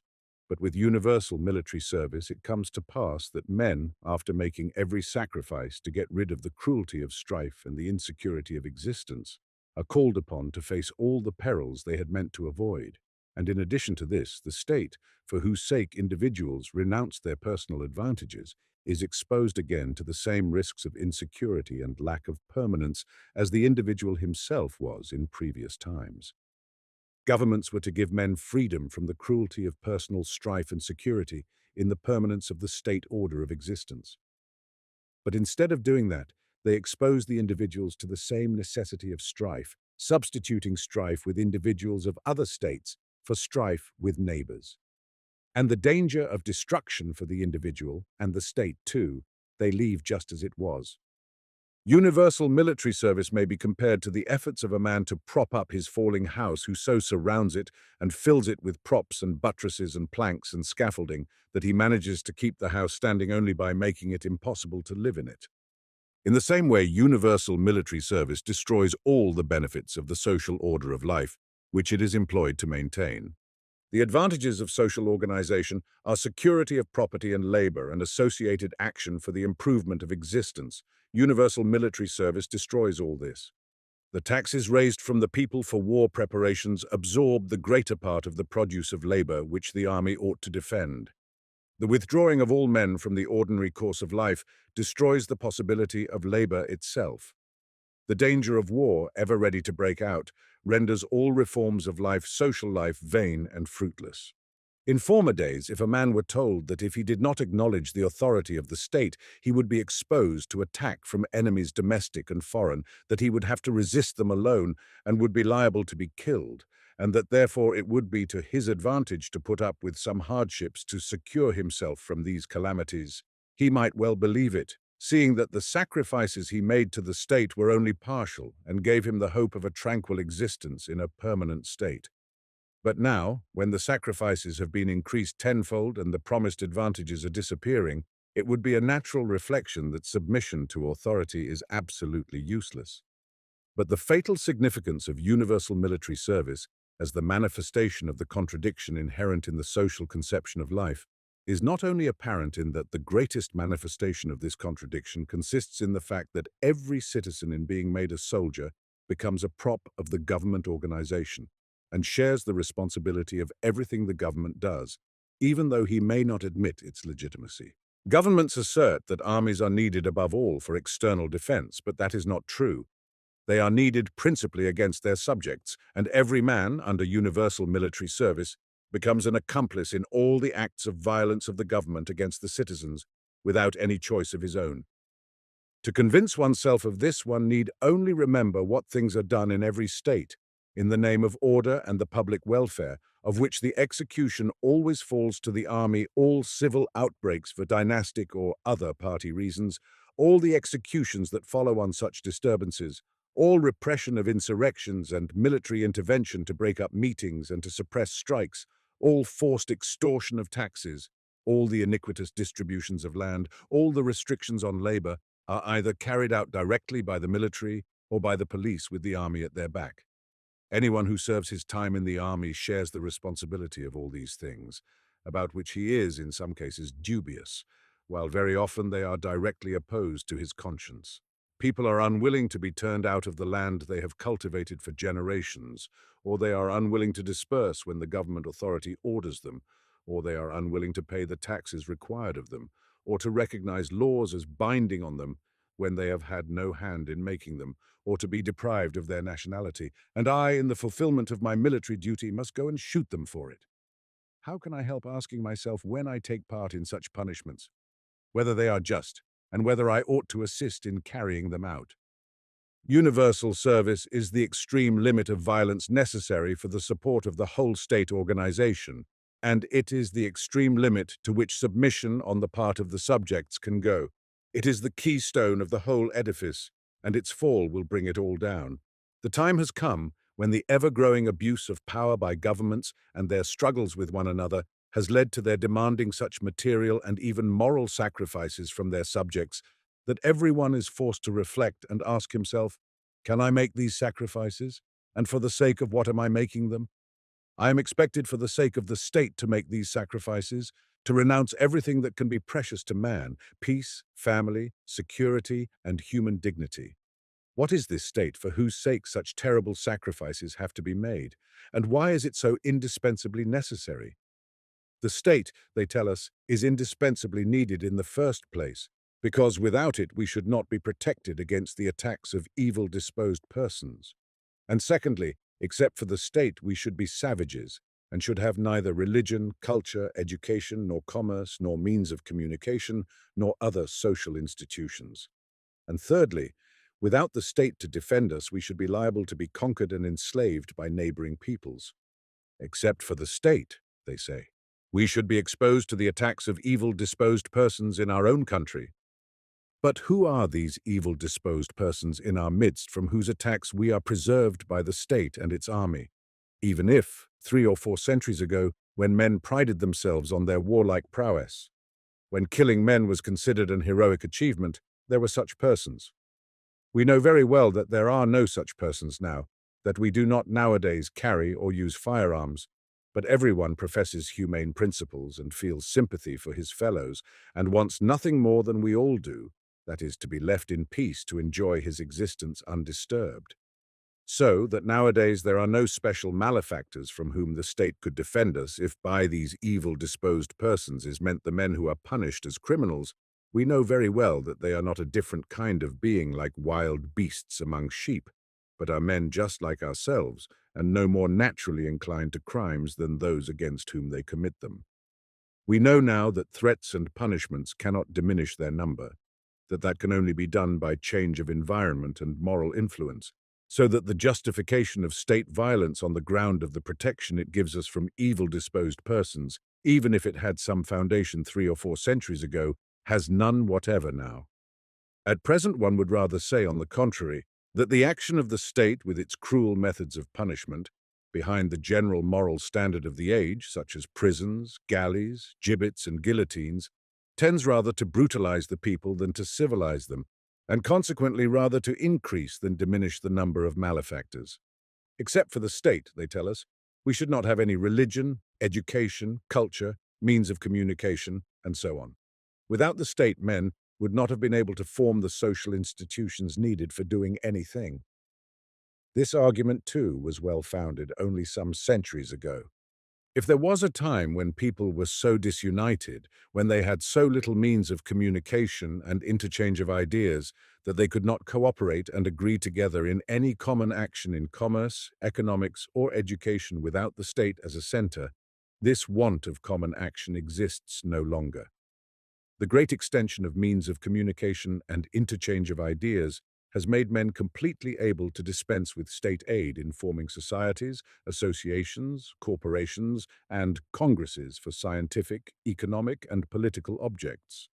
Indeed, government is more often an obstacle than an assistance in attaining these aims. From the end of last century, there has hardly been a single progressive movement of humanity which has not been retarded by the government. So it has been with abolition of corporal punishment, of trial by torture, and of slavery, as well as with the establishment of the liberty of the press and the right of public meeting. In our day, governments not only fail to encourage, but directly hinder every movement by which people try to work out new forms of life for themselves. Every attempt at the solution of the problems of labor, land, politics, and religion meets with direct opposition on the part of government. Without governments, nations would be enslaved by their neighbors. It is scarcely necessary to refute this last argument. It carries its refutation on the face of it. The government, they tell us, with its army, is necessary to defend us from neighboring states who might enslave us. But we know this is what all governments say of one another, and yet we know that all the European nations profess the same principles of liberty and fraternity, and therefore stand in no need of protection against one another. And if defense against barbarous nations is meant, 1,000th part of the troops now under arms would be amply sufficient for that purpose. We see that it is really the very opposite of what we have been told.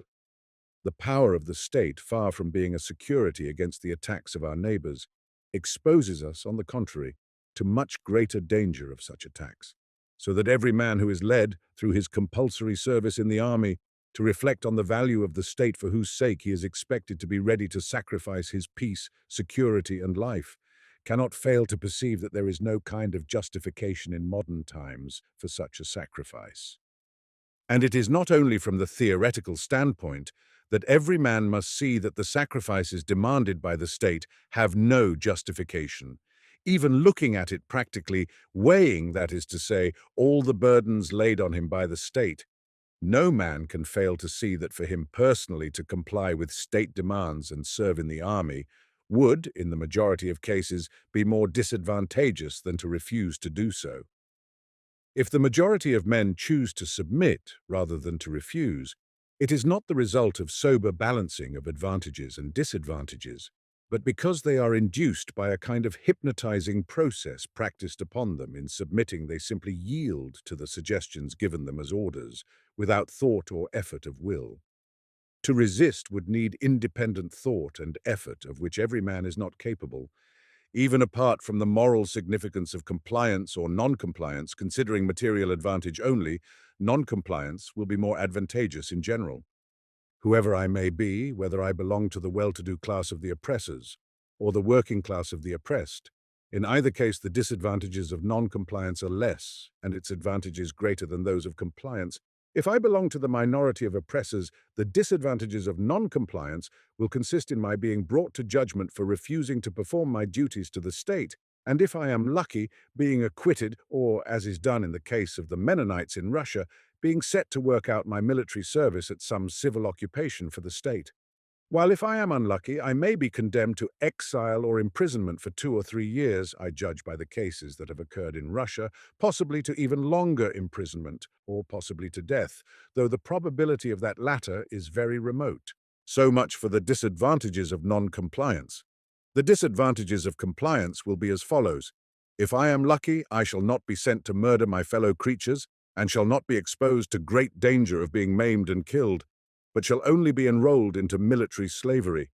I shall be dressed up like a clown. I shall be at the beck and call of every man of a higher grade than my own, from corporal to field marshal, shall be put through any bodily contortions at their pleasure, and after being kept from 1 to 5 years, I shall have for 10 years afterward to be in readiness to undertake all of it again at any minute. If I am unlucky, I may in addition be sent to war, where I shall be forced to kill men of foreign nations who have done me no harm, where I may be maimed or killed, or sent to certain destruction, as in the case of the garrison of Sevastopol, and other cases in every war, or what would be most terrible of all, I may be sent against my own compatriots and have to kill my own brothers for some dynastic or other state interests, which have absolutely nothing to do with me. So much for the comparative disadvantages. The comparative advantages of compliance and non-compliance are as follows. For the man who submits, the advantages will be that, after exposing himself to all the humiliation and performing all the barbarities required of him, he may, if he escapes being killed, get a decoration of red or gold tinsel to stick on his clown's dress. He may, if he is very lucky, be put in command of hundreds of thousands of others as brutalized as himself, be called a field marshal, and get a lot of money. The advantages of the man who refuses to obey will consist in preserving his dignity as a man, gaining the approbation of good men, and above all knowing that he is doing the work of God, and so undoubtedly doing good to his fellow men. So much for the advantages and disadvantages of both lines of conduct for a man of the wealthy classes, an oppressor. For a man of the poor working class, the advantages and disadvantages will be the same, but with a great increase of disadvantages. The disadvantages for the poor man who submits will be aggravated by the fact that he will, by taking part in it, and, as it were, assenting to it, strengthen the state of subjection in which he is held himself. But no considerations as to how far the state is useful or beneficial to the men who help to support it by serving in the army, nor of the advantages or disadvantages for the individual of compliance or non-compliance with state demands, will decide the question of the continued existence or the abolition of government. This question will be finally decided beyond appeal by the religious consciousness or conscience of every man who is forced, whether he will or no, through universal conscription, to face the question whether the state is to continue to exist or not. Chapter 8. Doctrine of non-resistance to evil by force must inevitably be accepted by men of the present day. It is often said that if Christianity is a truth, it ought to have been accepted by everyone directly it appeared, and ought to have transformed men's lives for the better.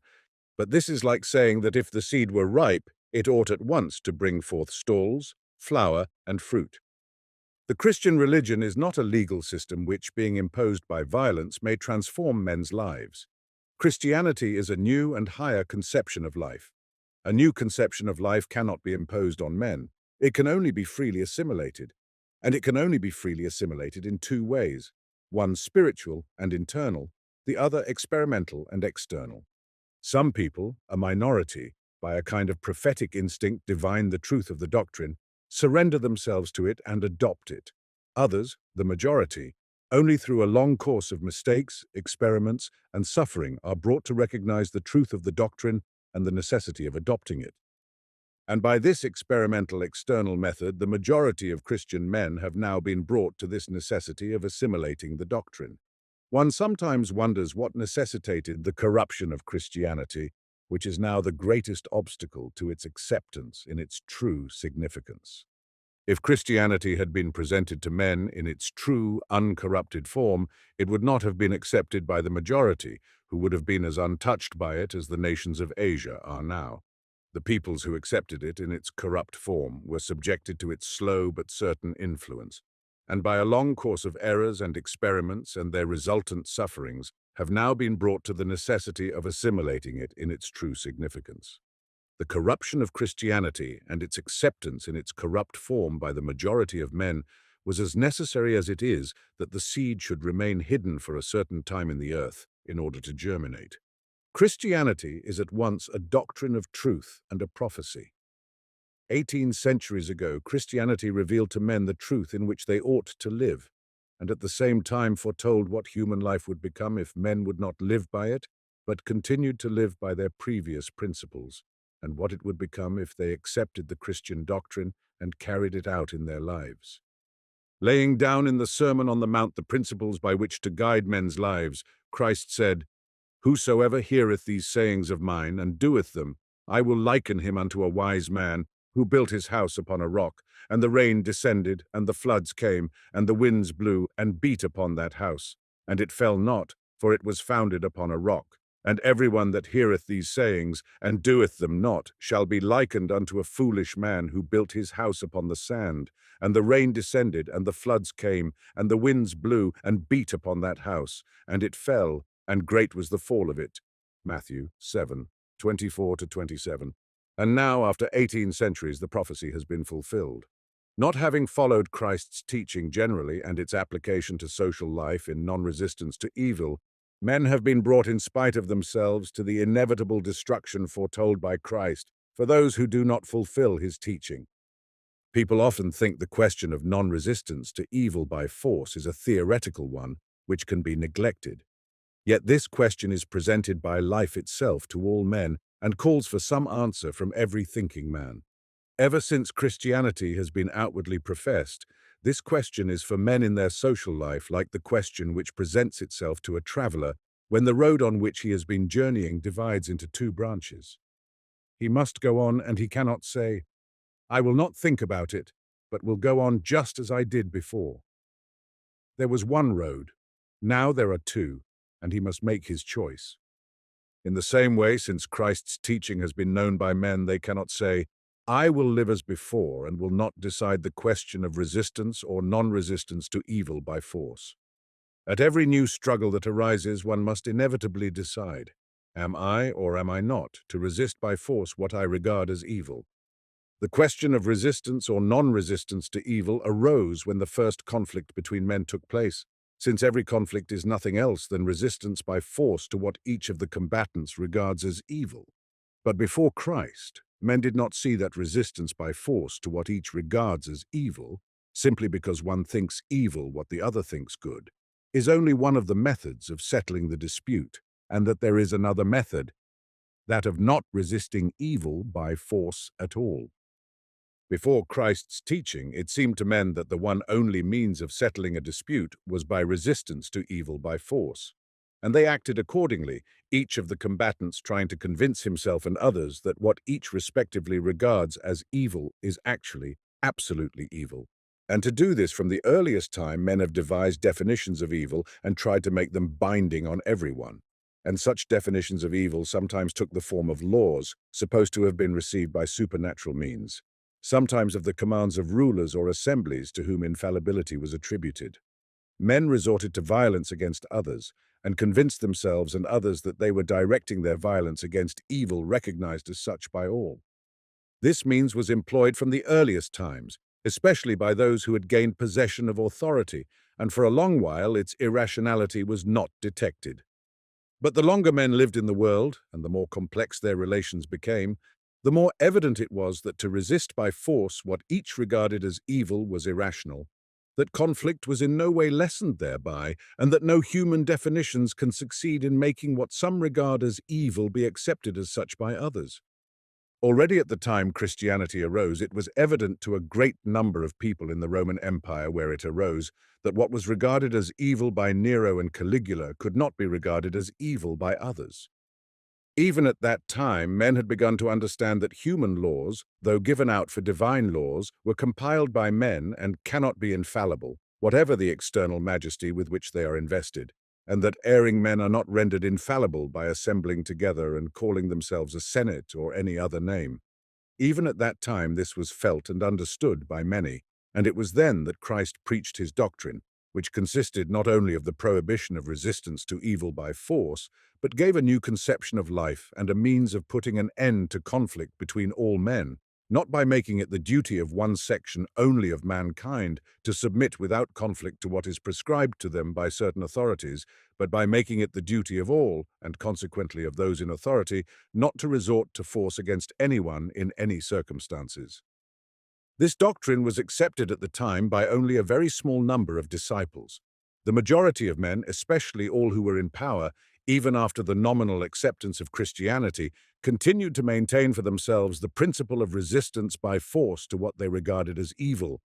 So it was under the Roman and Byzantine emperors, and so it continued to be later. The insufficiency of the principle of the authoritative definition of evil and resistance to it by force, evident as it was in the early ages of Christianity, becomes still more obvious through the division of the Roman Empire into many states of equal authority, through their hostilities and the internal conflicts that broke out within them. But men were not ready to accept the solution given by Christ, and the old definitions of evil, which ought to be resisted, continued to be laid down by means of making laws binding on all and enforced by forcible means. The authority who decided what ought to be regarded as evil and resisted by force was at one time the Pope, at another an emperor or king, an elective assembly or a whole nation. But both within and without the state, there were always men to be found who did not accept as binding on themselves the laws given out as the decrees of a god, or made by men invested with a sacred character, or the institutions supposed to represent the will of the nation. And there were men who thought good what the existing authorities regarded as bad, and who struggled against the authorities with the same violence as was employed against them. The men invested with religious authority regarded as evil what the men and institutions invested with temporal authority regarded as good, and vice versa, and the struggle grew more and more intense, and the longer men used violence as the means of settling their disputes, the more obvious it became that it was an unsuitable means, since there could be no external authority able to define evil recognized by all. Things went on like this for 18 centuries, and at last reached the present position in which it is absolutely obvious that there is and can be no external definition of evil binding upon all men, have come to the point of ceasing to believe in the possibility or even desirability of finding and establishing such a general definition. It has come to men in power, ceasing to attempt to prove that what they regard as evil is evil, and simply declaring that they regard as evil what they don't like, while their subjects no longer obey them because they accept the definition of evil laid down by them, but simply obey because they cannot help themselves. It was not because it was a good thing, necessary and beneficial to men, and the contrary course would have been an evil, but simply because it was the will of those in power that Nice was incorporated into France, and Lorraine into Germany, and Bohemia into Austria, and that Poland was divided, and Ireland and India ruled by the English government, and that the Chinese are attacked and the Africans slaughtered, and the Chinese prevented from immigrating by the Americans, and the Jews persecuted by the Russians, and that landowners appropriate lands they do not cultivate, and capitalists enjoy the fruits of the labor of others. It has come to the present state of things. One set of men commit acts of violence no longer on the pretext of resistance to evil, but simply for their profit or their caprice, and another set submit to violence, not because they suppose, as was supposed in former times, that this violence was practiced upon them for the sake of securing them from evil, but simply because they cannot avoid it. If the Roman, or the man of medieval times, or the average Russian of 50 years ago, as I remember him, was convinced, without a shade of doubt, that the violence of authority was indispensable to preserve him from evil, that taxes, dues, serfage, prisons, scourging, knouts, executions, the army and war were what ought to be, we know now that one can seldom find a man who believes that all these means of violence preserve anyone from any evil whatever, and indeed does not clearly perceive that most of these acts of violence to which he is exposed, and in which he has some share, are in themselves a great and useless evil. There is no one today who does not see the uselessness and injustice of collecting taxes from the toiling masses to enrich idle officials, or the senselessness of inflicting punishments on weak or depraved persons in the shape of transportation from one place to another, or of imprisonment in a fortress where, living in security and indolence, they only become weaker and more depraved, or the worse than uselessness and injustice, the positive insanity and barbarity of preparations for war and of wars causing devastation and ruin and having no kind of justification. Yet these forms of violence continue and are supported by the very people who see their uselessness, injustice, and cruelty, and suffer from them. If 50 years ago the idle rich man and the illiterate laborer were both alike convinced that their state of everlasting holiday for one and everlasting toil for the other was ordained by God himself, we know very well that nowadays, thanks to the growth of population and the diffusion of books and education, it would be hard to find in Europe or even in Russia, either among rich or poor, a man to whom in one shape or another a doubt as to the justice of this state of things had never presented itself. The rich know that they are guilty in the very fact of being rich, and try to expiate their guilt by sacrifices to art and science, as of old. They expiated their sins by sacrifices to the church, and even the larger half of the working people openly declare that the existing order is iniquitous and bound to be destroyed or reformed. One set of religious people, of whom there are millions in Russia, the so-called sectaries, consider the existing social order as unjust and to be destroyed on the ground of the gospel, teaching taken in its true sense. Others regard it as unjust on the ground of the socialistic, communistic, or anarchistic theories which are springing up in the lower strata of the working people. Violence no longer rests on the belief in its utility, but only on the fact of its having existed so long, and being organized by the ruling classes who profit by it, so that those who are under their authority cannot extricate themselves from it. The governments of our day, all of them, the most despotic and the liberal alike, have become what Herzen so well called Genghis Khan with the telegraph, that is to say, organizations of violence based on no principle but the grossest tyranny, and at the same time taking advantage of all the means invented by science for the peaceful collective social activity of free and equal men, used by them to enslave and oppress their fellows. Governments and the ruling classes no longer take their stand on right or even on the semblance of justice, but on a skillful organization carried to such a point of perfection by the aid of science that everyone is caught in the circle of violence and has no chance of escaping from it. This circle is made up now of 4 methods of working upon men, joined together like the limes of a chainring. The first and oldest method is intimidation. This consists in representing the existing state organization, whatever it may be, free republic or the most savage despotism, as something sacred and immutable, and therefore following any efforts to alter it with the cruelest punishments. This method is in use now, as it has been from olden times, wherever there is a government, in Russia against the so-called nihilists, in America against anarchists, in France against imperialists, legitimists, communards, and anarchists. Railways, telegraphs, telephones, photographs, and the great perfection of the means of getting rid of men for years without killing them by solitary confinement. where, hidden from the world, they perish and are forgotten, and the many other modern inventions employed by government give such power that when once authority has come into certain hands, the police, open and secret, the administration and prosecutors, jailers and executioners of all kinds, do their work so zealously that there is no chance of overturning the government, however cruel and senseless it may be. The second method is corruption. It consists in plundering the industrious working people of their wealth by means of taxes and distributing it in satisfying the greed of officials, who are bound in return to support and keep up the oppression of the people. These bought officials, from the highest ministers to the poorest copying clerks, make up an unbroken network of men bound together by the same interest, that of living at the expense of the people. They become the richer, the more submissively they carry out the will of the government, and at all times and places, sticking at nothing, in all departments support by word and deed the violence of government, on which their own prosperity also rests. The third method is what I can only describe as hypnotizing the people. This consists in checking the moral development of men and by various suggestions keeping them back in the ideal of life, outgrown by mankind at large, on which the power of government rests. This hypnotizing process is organized at the present in the most complex manner, and starting from their earliest childhood, continues to act on men till the day of their death. It begins in their earliest years in the compulsory schools, created for this purpose, in which the children have instilled into them the ideas of life of their ancestors, which are in direct antagonism with the conscience of the modern world.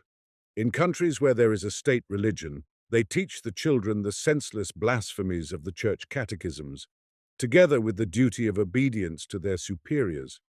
In republican states, they teach them the savage superstition of patriotism and the same pretended obedience to the governing authorities. The process is kept up during later years by the encouragement of religious and patriotic superstitions.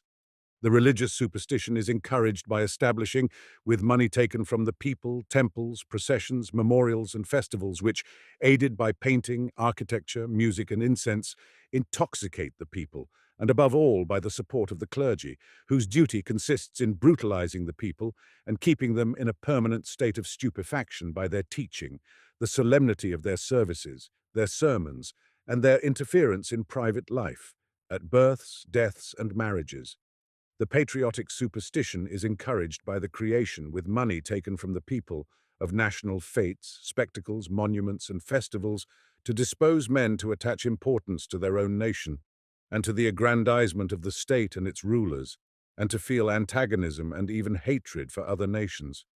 With these objects under despotic governments, there is direct prohibition against printing and disseminating books to enlighten the people, and everyone who might rouse the people from their lethargy is exiled or imprisoned. Moreover, under every government, without exception, everything is kept back that might emancipate and everything encouraged that tends to corrupt the people, such as literary works tending to keep them in the barbarism of religious and patriotic superstition, all kinds of sensual amusements, spectacles, circuses, theatres, and even the physical means of inducing stupefaction, as tobacco and alcohol, which form the principal source of revenue of states. Even prostitution is encouraged, and not only recognized, but even organized by the government in the majority of states. So much for the third method. The fourth method consists in selecting from all the men who have been stupefied and enslaved by the three former methods a certain number, exposing them to special and intensified means of stupefaction and brutalization, and so making them into a passive instrument for carrying out all the cruelties and brutalities needed by the government. This result is attained by taking them at the youthful age when men have not had time to form clear and definite principles of morals, and removing them from all natural and human conditions of life, home, family and kindred, and useful labor. They are shut up together in barracks, dressed in special clothes, and worked upon by cries, drums, music, and shining objects to go through certain daily actions invented for this purpose, and by this means are brought into an hypnotic condition in which they cease to be men and become mere senseless machines, submissive to the hypnotizer. These physically vigorous young men, in these days of universal conscription, all young men, hypnotized, armed with murderous weapons, always obedient to the governing authorities and ready for any act of violence at their command, constitute the fourth and principal method of enslaving men. By this method, the circle of violence is completed. Intimidation, corruption, and hypnotizing bring people into a condition in which they are willing to be soldiers. The soldiers give the power of punishing and plundering them, and purchasing officials with the spoils, and hypnotizing them and converting them in time into these same soldiers again. The circle is complete, and there is no chance of breaking through it by force. Some persons maintain that freedom from violence, or at least a great diminution of it, may be gained by the oppressed forcibly overturning the oppressive government and replacing it by a new one under which such violence and oppression will be unnecessary. But they deceive themselves and others, and their efforts do not better the position of the oppressed, but only make it worse. Their conduct only tends to increase the despotism of government. Their efforts only afford a plausible pretext for government to strengthen their power. Even if we admit that under a combination of circumstances specially unfavorable for the government, as in France in 1870, any government might be forcibly overturned and the power transferred to other hands, the new authority would rarely be less oppressive than the old one. On the contrary, always having to defend itself against its dispossessed and exasperated enemies, it would be more despotic and cruel, as has always been the rule in all revolutions. While socialists and communists regard the individualistic, capitalistic organization of society as an evil, and the anarchists regard as an evil all government whatever, there are royalists, conservatives, and capitalists who consider any socialistic or communistic organization or anarchy as an evil, and all these parties have no means other than violence to bring men to agreement. Whichever of these parties were successful in bringing their schemes to pass must resort to support its authority to all the existing methods of violence and even invent new ones. The oppressed would be another set of people and coercion would take some new form, but the violence and oppression would be unchanged or even more cruel, since hatred would be intensified by the struggle and new forms of oppression would have been devised. So it has always been after all revolutions and all attempts at revolution, all conspiracies, and all violent changes of government. Every conflict only strengthens the means of oppression in the hands of those who happen at a given moment to be in power. The position of our Christian society, and especially the ideals most current in it, prove this in a strikingly convincing way. There remains now only one sphere of human life not encroached upon by government authority. That is the domestic economic sphere, the sphere of private life and labor, and even this is now, thanks to the efforts of communists and socialists, being gradually encroached upon by government, so that labor and recreation, dwellings, dress, and food will gradually, if the hopes of the reformers are successful, be prescribed and regulated by government. The slow progress of 18 centuries has brought the Christian nations again to the necessity of deciding the question they have evaded, the question of the acceptance or non-acceptance of Christ's teaching, and the question following upon it in social life of resistance or non-resistance to evil by force. But there is this difference, that whereas formerly men could accept or refuse to accept the solution given by Christ, now that solution cannot be avoided, since it alone can save men from the slavery in which they are caught like a net. But it is not only the misery of the position which makes this inevitable. While the pagan organization has been proved more and more false, the truth of the Christian religion has been growing more and more evident. Not in vain have the best men of Christian humanity, who apprehended the truth by spiritual intuition, for 18 centuries testified to it in spite of every menace, every privation, and every suffering. By their martyrdom they passed on the truth to the masses and impressed it on their hearts. Christianity has penetrated into the consciousness of humanity not only negatively by the demonstration of the impossibility of continuing in the pagan life, but also through its simplification, its increased clearness and freedom from the superstitions intermingled with it, and its diffusion through all classes of the population. 18 centuries of Christianity have not passed without an effect, even on those who accepted it only externally. These 18 centuries have brought men so far that even while they continue to live the pagan life which is no longer consistent with the development of humanity, they not only see clearly all the wretchedness of their position, but in the depths of their souls they believe, they can only live through this belief, that the only salvation from this position is to be found in fulfilling the Christian doctrine in its true significance. As to the time and manner of salvation, opinions are divided according to the intellectual development and the prejudices of each society. But every man of the modern world recognizes that our salvation lies in fulfilling the law of Christ. Some believers in the supernatural character of Christianity hold that salvation will come when all men are brought to believe in Christ, whose second coming is at hand. Other believers in supernatural Christianity hold that salvation will come through the church, which will draw all men into its fold, train them in the Christian virtues, and transform their life.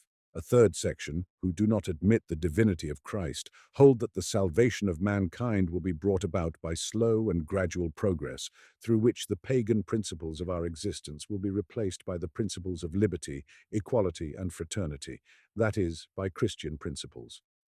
A fourth section, who believe in the social revolution, hold that salvation will come when, through a violent revolution, men are forced into community of property, abolition of government, and collective instead of individual industry, that is to say, the realization of one side of the Christian doctrine. In one way or another, all men of our day in their inner consciousness condemn the existing effete pagan order, and admit, often unconsciously and while regarding themselves as hostile to Christianity, that our salvation is only to be found in the application of the Christian doctrine, or parts of it, in its true significance to our daily life.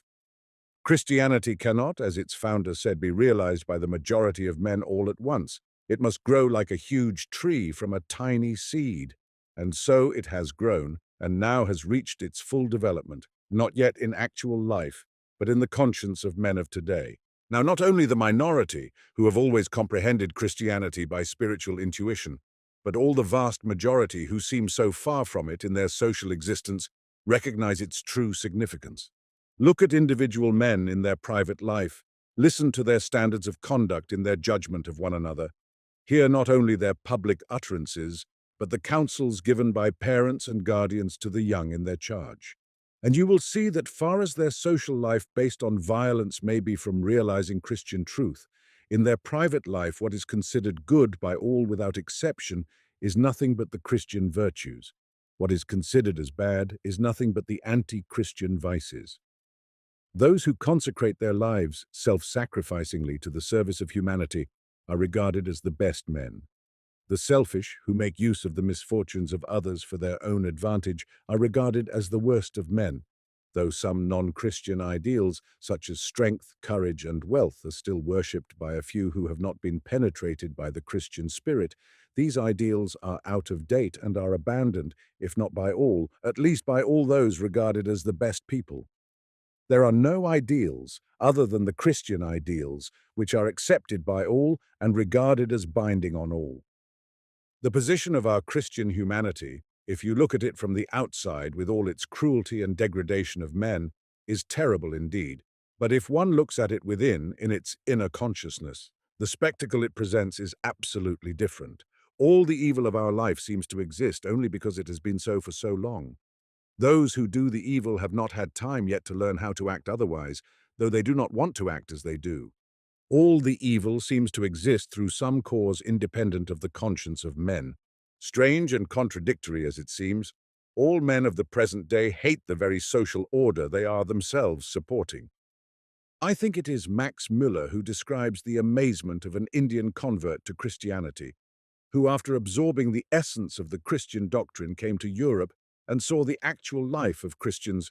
He could not recover from his astonishment at the complete contrast between the reality and what he had expected to find among Christian nations.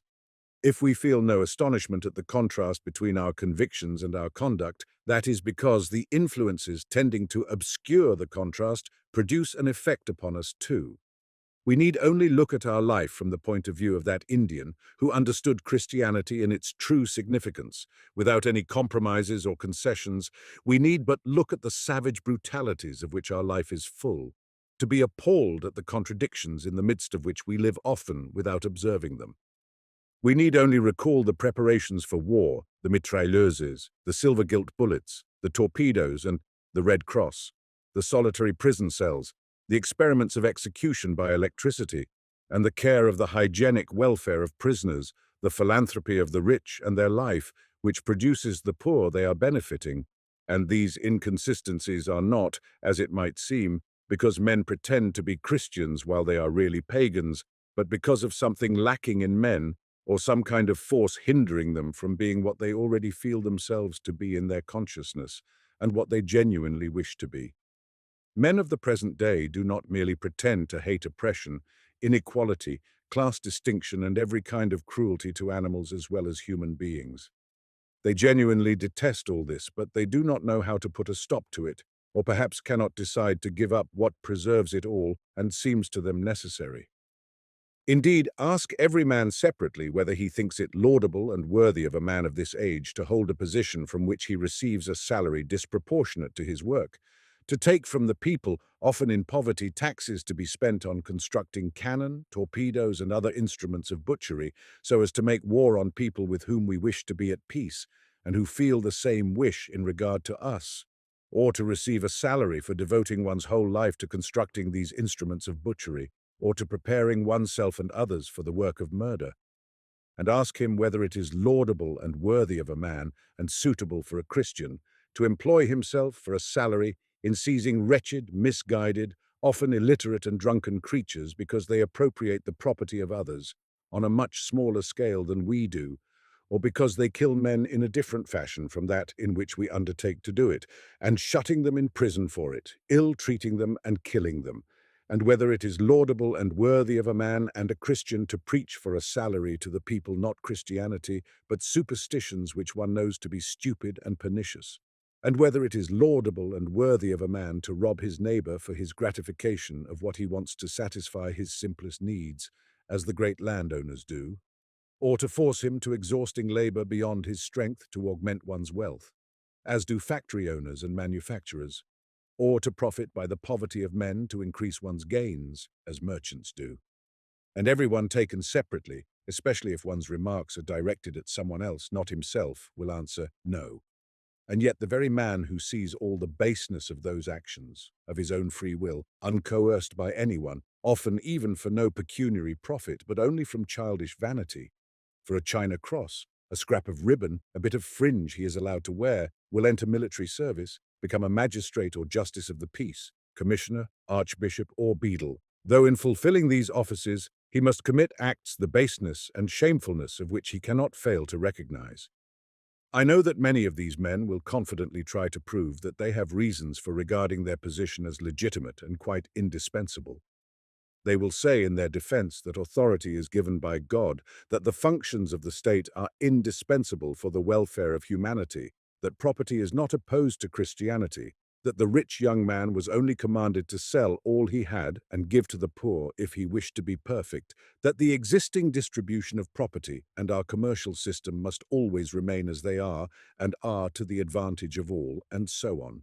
But however much they try to deceive themselves and others, they all know that what they are doing is opposed to all the beliefs which they profess, and in the depths of their souls, when they are left alone with their conscience, they are ashamed and miserable at the recollection of it, especially if the baseness of their action has been pointed out to them. A man of the present day, whether he believes in the divinity of Christ or not, cannot fail to see that to assist in the capacity of Tsar, minister, governor, or commissioner in taking from a poor family its last cow for taxes to be spent on cannons, or on the pay and pensions of idle officials who live in luxury and are worse than useless, or in putting into prison some man we have ourselves corrupted and throwing his family on the streets, or in plundering and butchering in war, or in inculcating savage and idolatrous superstitious in the place of the law of Christ, or in impounding the cow found on one's land, though it belongs to a man who has no land, or to cheat the workman in a factory by imposing fines for accidentally spoiled articles, or making a poor man pay double the value for anything simply because he is in the direst poverty. Not a man of the present day can fail to know that all these actions are base and disgraceful, and that they need not do them. They all know it. They know that what they are doing is wrong, and would not do it for anything in the world if they had the power of resisting the forces which shut their eyes to the criminality of their actions and impel them to commit them. In nothing is the pitch of inconsistency modern life has attained to so evident as in universal conscription, which is the last resource and the final expression of violence.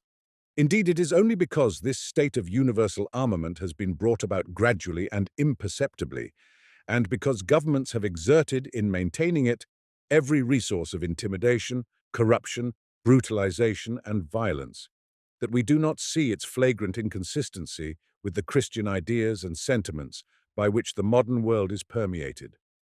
We are so accustomed to the inconsistency that we do not see all the hideous folly and immorality of men voluntarily choosing the profession of butchery as though it were an honorable career, of poor wretches submitting to conscription, or in countries where compulsory service has not been introduced, of people voluntarily abandoning a life of industry to recruit soldiers and train them as murderers. We know that all of these men are either Christians or profess humane and liberal principles, and they know that they thus become partly responsible, through universal conscription, personally responsible, for the most insane, aimless and brutal murders. And yet they all do it. More than that, in Germany, where compulsory service first originated, Caprivi has given expression to what had been hitherto so assiduously concealed. That is, that the men that the soldiers will have to kill are not foreigners alone, but their own countrymen, the very working people from whom they themselves are taken. And this admission has not opened people's eyes, has not horrified them. They still go like sheep to the slaughter and submit to everything required of them. And that is not all. The Emperor of Germany has lately shown still more clearly the duties of the army, by thanking and rewarding a soldier for killing a defenseless citizen who made his approach incautiously, by rewarding an action always regarded as base and cowardly even by men on the lowest level of morality. William has shown that a soldier's chief duty, the one most appreciated by the authorities, is that of executioner, and not a professional executioner who kills only condemned criminals, but one ready to butcher any innocent man at the word of command. And even that is not all. In 1892, the same William, the infant terrible of state authority who says plainly what other people only think, in addressing some soldiers gave public utterance to the following speech, which was reported next day in thousands of newspapers. "Conscripts," he said, "you have sworn fidelity to me before the altar and the minister of God. You are still too young to understand all the importance of what has been said here. Let your care before all things be to obey the orders and instructions given you. You have sworn fidelity to me, lads of my guard. That means that you are now my soldiers, that you have given yourselves to me body and soul for you. There is now but one enemy, my enemy. In these days of socialistic sedition, it may come to pass that I command you to fire on your own kindred, your brothers, even your own fathers and mothers, which God forbid. Even then you are bound to obey my orders without hesitation." This man expresses what all sensible rulers think, but studiously conceal. He says openly that the soldiers are in his service, at his disposal, and must be ready for his advantage to murder even their brothers and fathers. In the most brutal words, he frankly exposes all the horrors and criminality for which men prepare themselves in entering the army, and the depths of ignominy to which they fall in promising obedience like a bold hypnotizer. He tests the degree of insensibility of the hypnotized subject. He touches his skin with a red-hot iron. The skin smokes and scorches, but the sleeper does not awake. This miserable man, imbecile and drunk with power, outrages in this utterance everything that can be sacred for a man of the modern world. And yet all the Christians, liberals, and cultivated people, far from resenting this outrage, did not even observe it. The last, the most extreme test is put before men in its coarsest form, and they do not seem even to notice that it is a test, that there is any choice about it. They seem to think there is no course open but slavish submission. One would have thought these insane words, which outrage everything a man of the present day holds sacred, must rouse indignation, but there has been nothing of the kind. All the young men through the whole of Europe are exposed year after year to this test, and with very few exceptions they renounce all that a man can hold sacred. All express their readiness to kill their brothers, even their fathers, at the bidding of the first crazy creature dressed up in a livery with red and gold trimming, and only wait to be told where and when they are to kill, and they actually are ready. Every savage has something he holds sacred, something for which he is ready to suffer, something he will not consent to do. But what is it that is sacred to the civilized man of today? They say to him, You must become my slave, and this slavery may force you to kill even your own father. And he, often very well educated, trained in all the sciences at the university, quietly puts his head under the yoke. They dress him up in a clown's costume and order him to cut capers, turn and twist and bow and kill. He does it all submissively. And when they let him go, he seems to shake himself and go back to his former life. And he continues to discourse upon the dignity of man, liberty, equality, and fraternity as before. Yes, but what is one to do? People often ask in genuine perplexity. If everyone would stand out, it would be something, but by myself I shall only suffer without doing any good to anyone. And that is true. A man with the social conception of life cannot resist. The aim of his life is his personal welfare. It is better for his personal welfare for him to submit, and he submits. Whatever they do to him, however they torture or humiliate him, he will submit, for alone he can do nothing. He has no principle for the sake of which he could resist violence alone, and those who control them never allow them to unite together. It is often said that the invention of terrible weapons of destruction will put an end to war. That is an error. As the means of extermination are improved, the means of reducing men who hold the state conception of life to submission can be improved to correspond. They may slaughter them by thousands, by millions. They may tear them to pieces. Still, they will march to war like senseless cattle. Some will want beating to make them move. Others will be proud to go if they are allowed to wear a scrap of ribbon or gold lace.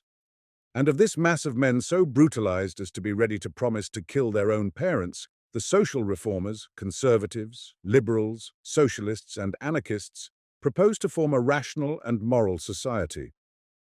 What sort of moral and rational society can be formed out of such elements? With warped and rotten planks you cannot build a house, however you put them together.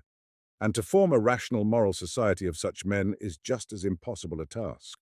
They can be formed into nothing but a herd of cattle, driven by the shouts and whips of the herdsmen, as indeed they are. So then, we have on one side men calling themselves Christians and professing the principles of liberty, equality, and fraternity, and along with that ready, in the name of liberty, to submit to the most slavish degradation.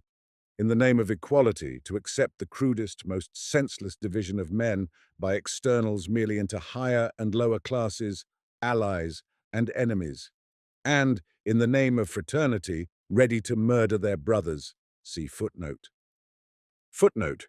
The fact that among certain nations, as the English and the American military service is not compulsory, though already one hears there are some who advocate that it should be made so, does not affect the civility of the citizens to the government in principle. Here we have each to go and kill or be killed. There they have each to give the fruit of their toil to pay for the recruiting and training of soldiers. The contradiction between life and conscience and the misery resulting from it have reached the extreme limit and can go no further. The state organization of life based on violence, the aim of which was the security of personal, family, and social welfare, has come to the point of renouncing the very objects for which it was founded. It has reduced men to absolute renunciation and loss of the welfare it was to secure. The first half of the prophecy has been fulfilled in the generation of men who have not accepted Christ's teaching. Their descendants have been brought now to the absolute necessity of patting the truth of the second half to the test of experience. Chapter 9. The acceptance of the Christian conception of life will emancipate men from the miseries of our pagan life. The position of the Christian peoples in our days has remained just as cruel as it was in the times of paganism. In many respects, especially in the oppression of the masses, it has become even more cruel than it was in the days of paganism. But between the condition of men in ancient times and their condition in our days, there is just the difference that we see in the world of vegetation between the last days of autumn and the first days of spring. In the autumn, the external lifelessness in nature corresponds with its inward condition of death, while in the spring, the external lifelessness is in sharp contrast with the internal state of reviving and passing into new forms of life. In the same way, the similarity between the ancient heathen life and the life of today is merely external. The inward condition of men in the times of heathenism was absolutely different from their inward condition at the present time. Then the outward condition of cruelty and of slavery was in complete harmony with the inner conscience of men, and every step in advance intensified this harmony. Now the outward condition of cruelty and of slavery is completely contradictory to the Christian consciousness of men, and every step in advance only intensifies this contradiction. Humanity is passing through seemingly unnecessary, fruitless agonies. It is passing through something like the throes of birth. Everything is ready for the new life, but still the new life does not come. There seems no way out of the position, and there would be none, except that a man, and thereby all men, is gifted with the power of forming a different, higher theory of life, which at once frees him from all the bonds by which he seems indissolubly fettered. And such a theory is the Christian view of life made known to mankind 1800 years ago. A man need only make this theory of life his own, for the fetters which seemed so indissolubly forged upon him to drop off of themselves, and for him to feel himself absolutely free, just as a bird would feel itself free in a fenced-in place directly it tools to its wings. People talk about the liberty of the Christian church, about giving or not giving freedom to Christians. Underlying all these ideas and expressions, there is some strange misconception freedom cannot be bestowed on or taken from a Christian or Christians. Freedom is an inalienable possession of the Christian. If we talk of bestowing freedom on Christians or withholding it from them, we are obviously talking not of real Christians, but of people who only call themselves Christians. A Christian cannot fail to be free because the attainment of the aim he sets before himself cannot be prevented or even hindered by anyone or anything. Let a man only understand his life as Christianity teaches him to understand it. Let him understand, that is, that his life belongs not to him, not to his own individuality, nor to his family, nor to the state, but to him who has sent him into the world, and let him once understand that he must therefore fulfill not the law of his own individuality, nor his family, nor of the state, but the infinite law of him from whom he has come. And he will not only feel himself absolutely free from every human power, but will even cease to regard such power as at all able to hamper anyone. Let a man but realize that the aim of his life is the fulfillment of God's law, and that law will replace all other laws for him, and he will give it his sole allegiance, so that by that very allegiance every human law will lose all binding and controlling power in his eyes. The Christian is independent of every human authority by the fact that he regards the divine law of love, implanted in the soul of every man, and brought before his consciousness by Christ, as the sole guide of his life and other men's also. The Christian may be subjected to external violence, he may be deprived of bodily freedom, he may be in bondage to his passions. He who commits sin is the slave of sin, but he cannot be in bondage in the sense of being forced by any danger or by any threat of external harm to perform an act which is against his conscience. He cannot be compelled to do this, because the deprivations and sufferings which form such a powerful weapon against men of the state conception of life have not the least power to compel him. Deprivations and sufferings take from them the happiness for which they live, but far from disturbing the happiness of the Christian, which consists in the consciousness of fulfilling the will of God, they may even intensify it when they are inflicted on him for fulfilling his will. And therefore the Christian, who is subject only to the inner divine law, not only cannot carry out the enactments of the external law, when they are not in agreement with the divine law of love which he acknowledges, as is usually the case with state obligations, he cannot even recognize the duty of obedience to anyone or anything whatever. He cannot recognize the duty of what is called allegiance. For a Christian, the oath of allegiance to any government whatever, the very act which is regarded as the foundation of the existence of a state, is a direct renunciation of Christianity. For the man who promises unconditional obedience in the future to laws, made or to be made, by that very promise is in the most positive manner renouncing Christianity, which means obeying in every circumstance of life only the divine law of love he recognizes within him. Under the pagan conception of life, it was possible to carry out the will of the temporal authorities, without infringing the law of God expressed in circumcisions, Sabbaths, fixed times of prayer, abstention from certain kinds of food, and so on. The one law was not opposed to the other, but that is just the distinction between the Christian religion and heathen religion. Christianity does not require of a man certain definite negative acts, but puts him in a new, different relation to men, from which may result the most diverse acts, which cannot be defined beforehand. And therefore the Christian not only cannot promise to obey the will of any other man without knowing what will be required by that will. He not only cannot obey the changing laws of man, but he cannot even promise to do anything definite at a certain time, or to abstain from doing anything for a certain time. For he cannot know what at any time will be required of him by that Christian law of love, obedience to which constitutes the meaning of life for him. The Christian, in promising unconditional fulfillment of the laws of men in the future, would show plainly by that promise that the inner law of God does not constitute for him the sole law of his life. For a Christian to promise obedience to men or the laws of men is just as though a workman bound to one employer should also promise to carry out every order that might be given him by outsiders. One cannot serve two masters. The Christian is independent of human authority because he acknowledges God's authority alone. His law, revealed by Christ, he recognizes in himself and voluntarily obeys it. And this independence is gained not by means of strife, not by the destruction of existing forms of life, but only by a change in the interpretation of life. This independence results first from the Christian recognizing the law of love, revealed to him by his teacher, as perfectly sufficient for all human relations, and therefore he regards every use of force as unnecessary and unlawful.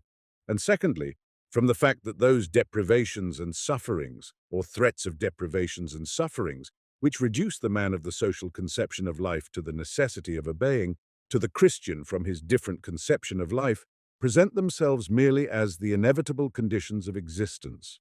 And these conditions, without striving against them by force, he patiently endures like sickness, hunger, and every other hardship, but they cannot serve him as a guide for his actions.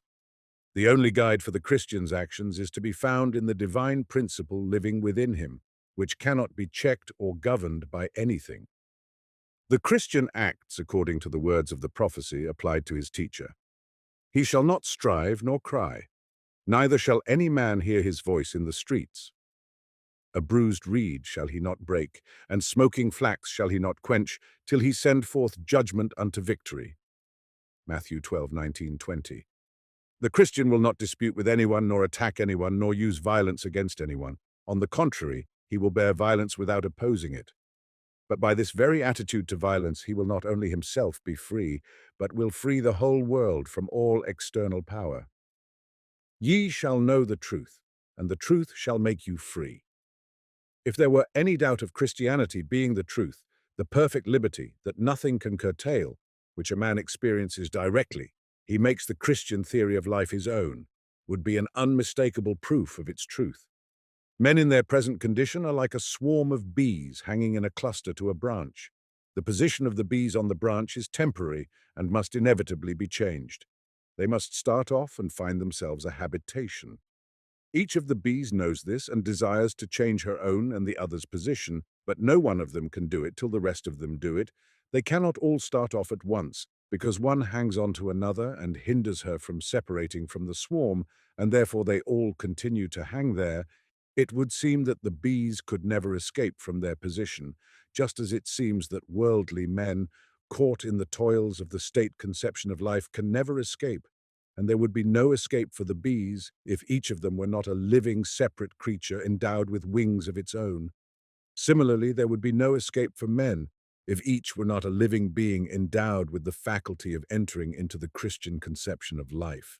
If every bee who could fly did not try to fly, the others, too, would never be stirred, and the swarm would never change its position.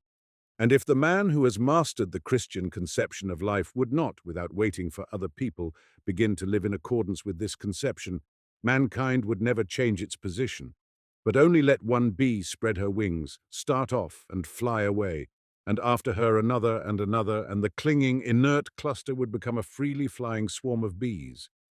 Just in the same way, only let one man look at life as Christianity teaches him to look at it, and after him let another and another do the same, and the enchanted circle of existence in the state conception of life, from which there seemed no escape, will be broken through. But men think that to set all men free by this means is too slow a process, that they must find some other means by which they could set all men free at once. It is just as though the bees who want to start and fly away should consider it too long a process to wait for all the swarm to start one by one, and should think they ought to find some means by which it would not be necessary for every separate bee to spread her wings and fly off, but by which the whole swarm could fly at once where it wanted to. But that is not possible. Till a first, a second, a third, 100th bee spreads her wings and flies off of her own accord, the swarm will not fly off and will not begin its new life. Till every individual man makes the Christian conception of life his own and begins to live in accord with it, there can be no solution of the problem of human life and no establishment of a new form of life. One of the most striking phenomena of our times is precisely this advocacy of slavery, which is promulgated among the masses, not by governments in whom it is inevitable, but by men who, in advocating socialistic theories, regard themselves as the champions of freedom. These people advance the opinion that the amelioration of life, the bringing of the facts of life into harmony with the conscience, will come, not as the result of the personal efforts of individual men, but of itself as the result of a certain possible reconstruction of society effected in some way or other. The idea is promulgated that men ought not to walk on their own legs where they want and ought to go, but that a kind of floor under their feet will be moved somehow, so that on it they can reach where they ought to go without moving their own legs. And therefore, all their efforts ought to be directed, not to going so far as their strength allows in the direction they ought to go, but to standing still and constructing such a floor. In the sphere of political economy, a theory is propounded which amounts to saying that the worse things are, the better they are, that the greater the accumulation of capital, and therefore the oppression of the workman, the nearer the day of emancipation, and, therefore, every personal effort on the part of a man to free himself from the oppression of capital is useless.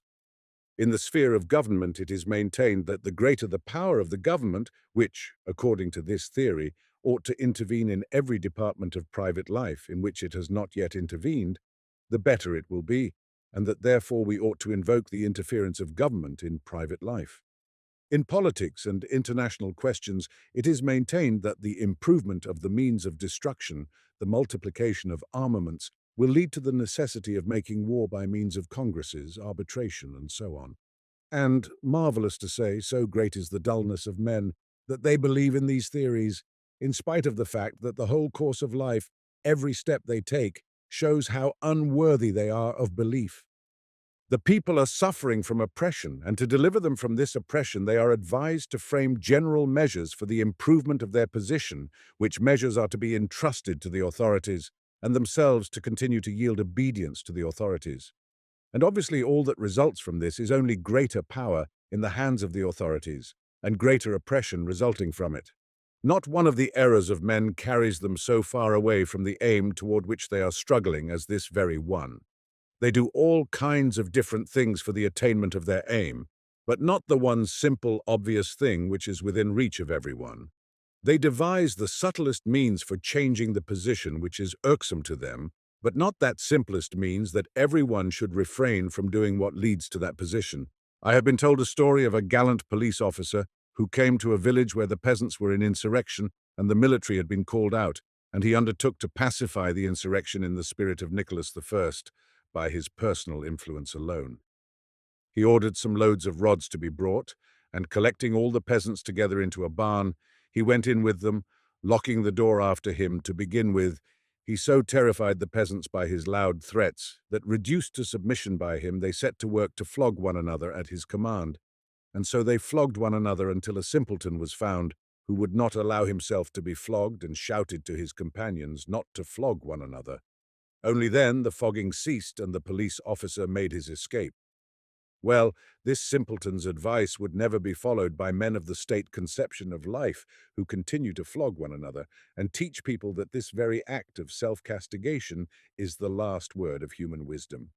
Indeed, can one imagine a more striking instance of men flogging themselves than the submissiveness with which men of our times will perform the very duties required of them to keep them in slavery, especially the duty of military service? We see people enslaving themselves, suffering from this slavery, and believing that it must be so, that it does not matter, and will not hinder the emancipation of men, which is being prepared somewhere, somehow, in spite of the ever-increasing growth of slavery. In fact, take any man of the present time, whatever, I don't mean a true Christian, but an average man of the present day, educated or uneducated, believing or unbelieving, rich or poor, married or unmarried. Such a man lives working at his work or enjoying his amusements, spending the fruits of his labors on himself or on those near to him, and like everyone, hating every kind of restriction and deprivation, dissension and suffering. Such a man is going his way peaceably when suddenly people come and say to him, "First, promise and swear to us that you will slavishly obey us in everything we dictate to you, and will consider absolutely good and authoritative everything we plan, decide, and call law. Secondly, hand over a part of the fruits of your labors for us to dispose of. We will use the money to keep you in slavery and to hinder you from forcibly opposing our orders. Thirdly, elect others, or be yourself elected, to take a pretended share in the government, knowing all the while that the government will proceed quite without regard to the foolish speeches you, and those like you, may utter, and knowing that its proceedings will be according to our will, the will of those who have the army in their hands. Fourthly, come at a certain time to the law courts, and take your share in those senseless cruelties which we perpetrate on sinners, and those whom we have corrupted in the shape of penal servitude, exile, solitary confinement, and death. And fifthly and lastly, more than all this, in spite of the fact that you may be on the friendliest terms with people of other nations, be ready, directly we order you to do so, to regard those whom we indicate to you as your enemies, and be ready to assist, either in person or by proxy, in devastation, plunder, and murder of their men, women, children, and aged alike, possibly your own kinsmen or relations, if that is necessary to us. One would expect that every man of the present day who has a grain of sense left might reply to such requirements, but why should I do all this? One would think every right-minded man must say in amazement, why should I promise to yield obedience to everything that has been decreed first by Salisbury, then by Gladstone, one day by Boulanger, and another by Parliament, one day by Peter III, the next by Catherine, and the day after by Pugachev, one day by a mad king of Bavaria, another by William? Why should I promise to obey them, knowing them to be wicked or foolish people, or else not knowing them at all? Why am I to hand over the fruits of my labors to them in the shape of taxes, knowing that the money will be spent on the support of officials, prisons, churches, armies, on things that are harmful, and on my own enslavement? Why should I punish myself? Why should I go wasting my time and hoodwinking myself, giving to miscreant evildoers a semblance of legality by taking part in elections and pretending that I am taking part in the government, when I know very well that the real control of the government is in the hands of those who have got hold of the army? Why should I go to the law courts to take part in the trial and punishment of men because they have sinned, knowing, if I am a Christian, that the law of vengeance is replaced by the law of love, and if I am an educated man, that punishments do not reform, but only deprave those on whom they are inflicted? And why, most of all, am I to consider as enemies the people of a neighboring nation, with whom I have hitherto lived and with whom I wish to live in love and harmony, and to kill and rob them, or to bring them to misery, simply in order that the keys of the temple at Jerusalem may be in the hands of one archbishop and not another, that one German and not another may be prince in Bulgaria, or that the English rather than the American merchants may capture seals? And why, most of all, should I take part in person, or hire others to murder my own brothers and kinsmen? Why should I flog myself? It is altogether unnecessary for me. It is hurtful to me, and from every point of view it is immoral, base, and vile. So why should I do this? If you tell me that if I do it not, I shall receive some injury from someone, then in the first place, I cannot anticipate from anyone an injury so great as the injury you bring on me if I obey you. And secondly, it is perfectly clear to me that if we our own selves do not flog ourselves, no one will flog us. As for the government, that means the tsars, ministers, and officials with pens in their hands who cannot force us into doing anything, as that officer of police compelled the peasants. The men who will drag us to the law court, to prison, and to execution are not tsars or officials with pens in their hands, but the very people who are in the same position as we are, and it is just as unprofitable and harmful and unpleasant to them to be flogged as to me, and therefore there is every likelihood that if I open their eyes, they not only would not treat me with violence, but would do just as I am doing. Thirdly, even if it should come to pass that I had to suffer for it, even then it would be better for me to be exiled or sent to prison for standing up for common sense and right, which, if not today, at least within a very short time, must be triumphant, than to suffer for folly and wrong, which must come to an end directly. And therefore, even in that case, it is better to run the risk of their banishing me, shutting me up in prison or executing me, than of my living all my life in bondage through my own fault to wicked men. Better is this than the possibility of being destroyed by victorious enemies, and being stupidly tortured and killed by them, in fighting for a cannon or a piece of land of no use to anyone, or for a senseless rag called a banner. I don't want to flog myself, and I won't do it. I have no reason to do it. Do it yourselves if you want it done, but I won't do it. One would have thought that not religious or moral feeling alone, but the simplest common sense and foresight should impel every man of the present day to answer and to act in that way, but not so. Men of the state conception of life are of the opinion that to act in that way is not necessary, and is even prejudicial to the attainment of their object, the emancipation of men from slavery. They hold that we must continue, like the police officers' peasants, to flog one another, consoling ourselves with the reflection that we are talking away in the assemblies and meetings, founding trades unions, marching through the streets on the 1st of May, getting up conspiracies and stealthily teasing the government that is flogging us. And that through all this it will be brought to pass that by enslaving ourselves in closer and closer bondage, we shall very soon be free.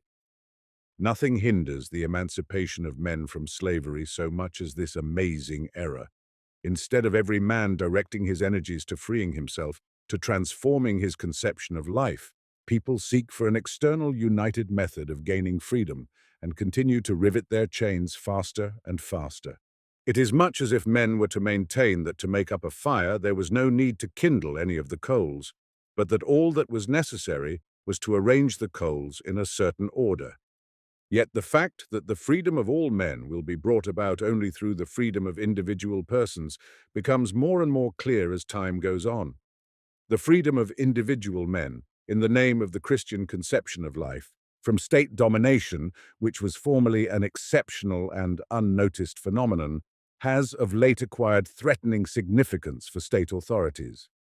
If in a former age, in the Roman times, it happened that a Christian confessed his religion and refused to take part in sacrifices and to worship the emperors or the gods, or in the Middle Ages a Christian refused to worship images or to acknowledge the authority of the Pope, these cases were in the first place a matter of chance.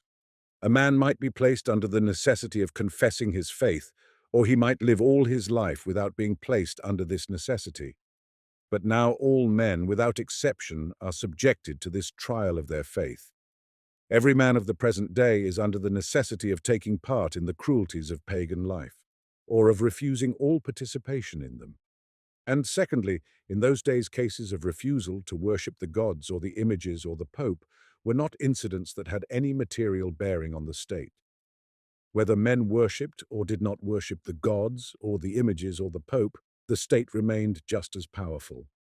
But now cases of refusing to comply with the unchristian demands of the government are striking at the very root of state authority, because the whole authority of the state is based on the compliance with these unchristian demands.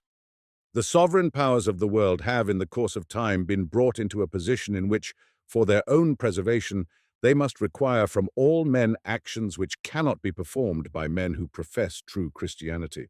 And therefore, in our days, every profession of true Christianity, by any individual man, strikes at the most essential power of the state, and inevitably leads the way for the emancipation of all. What importance, one might think, can one attach to such an incident as some dozens of crazy fellows, as people will call them, refusing to take the oath of allegiance to the government, refusing to pay taxes, to take part in law proceedings or in military service? These people are punished and exiled to a distance, and life goes on in its old way. One might think there was no importance in such incidents, but yet it is just those incidents, more than anything else, that will undermine the power of the state and prepare the way for the freedom of men. These are the individual bees who are beginning to separate from the swarm and are flying near it, waiting till the whole swarm can no longer be prevented from starting off after them. And the governments know this, and fear such incidents more than all the socialists, communists and anarchists, and their plots and dynamite bombs. A new reign is beginning. According to the universal rule and established order, it is required that all the subjects should take the oath of allegiance to the new government. There is a general decree to that effect, and all are summoned to the council houses to take the oath. All at once, one man in Perm, another in Tula, a third in Moscow, and a fourth in Kaluga declare that they will not take the oath, and though there is no communication between them, they all explain their refusal on the same grounds, namely that swearing is forbidden by the law of Christ, and that even if swearing had not been forbidden, they could not, in the spirit of the law of Christ, promise to perform the evil actions required of them in the oath, such as informing against all such as may act against the interests of the government, or defending their government with firearms, or attacking its enemies. They are brought before rural police officers, district police captains, priests, and governors. They are admonished, questioned, threatened, and punished, but they adhere to their resolution and do not take the oath.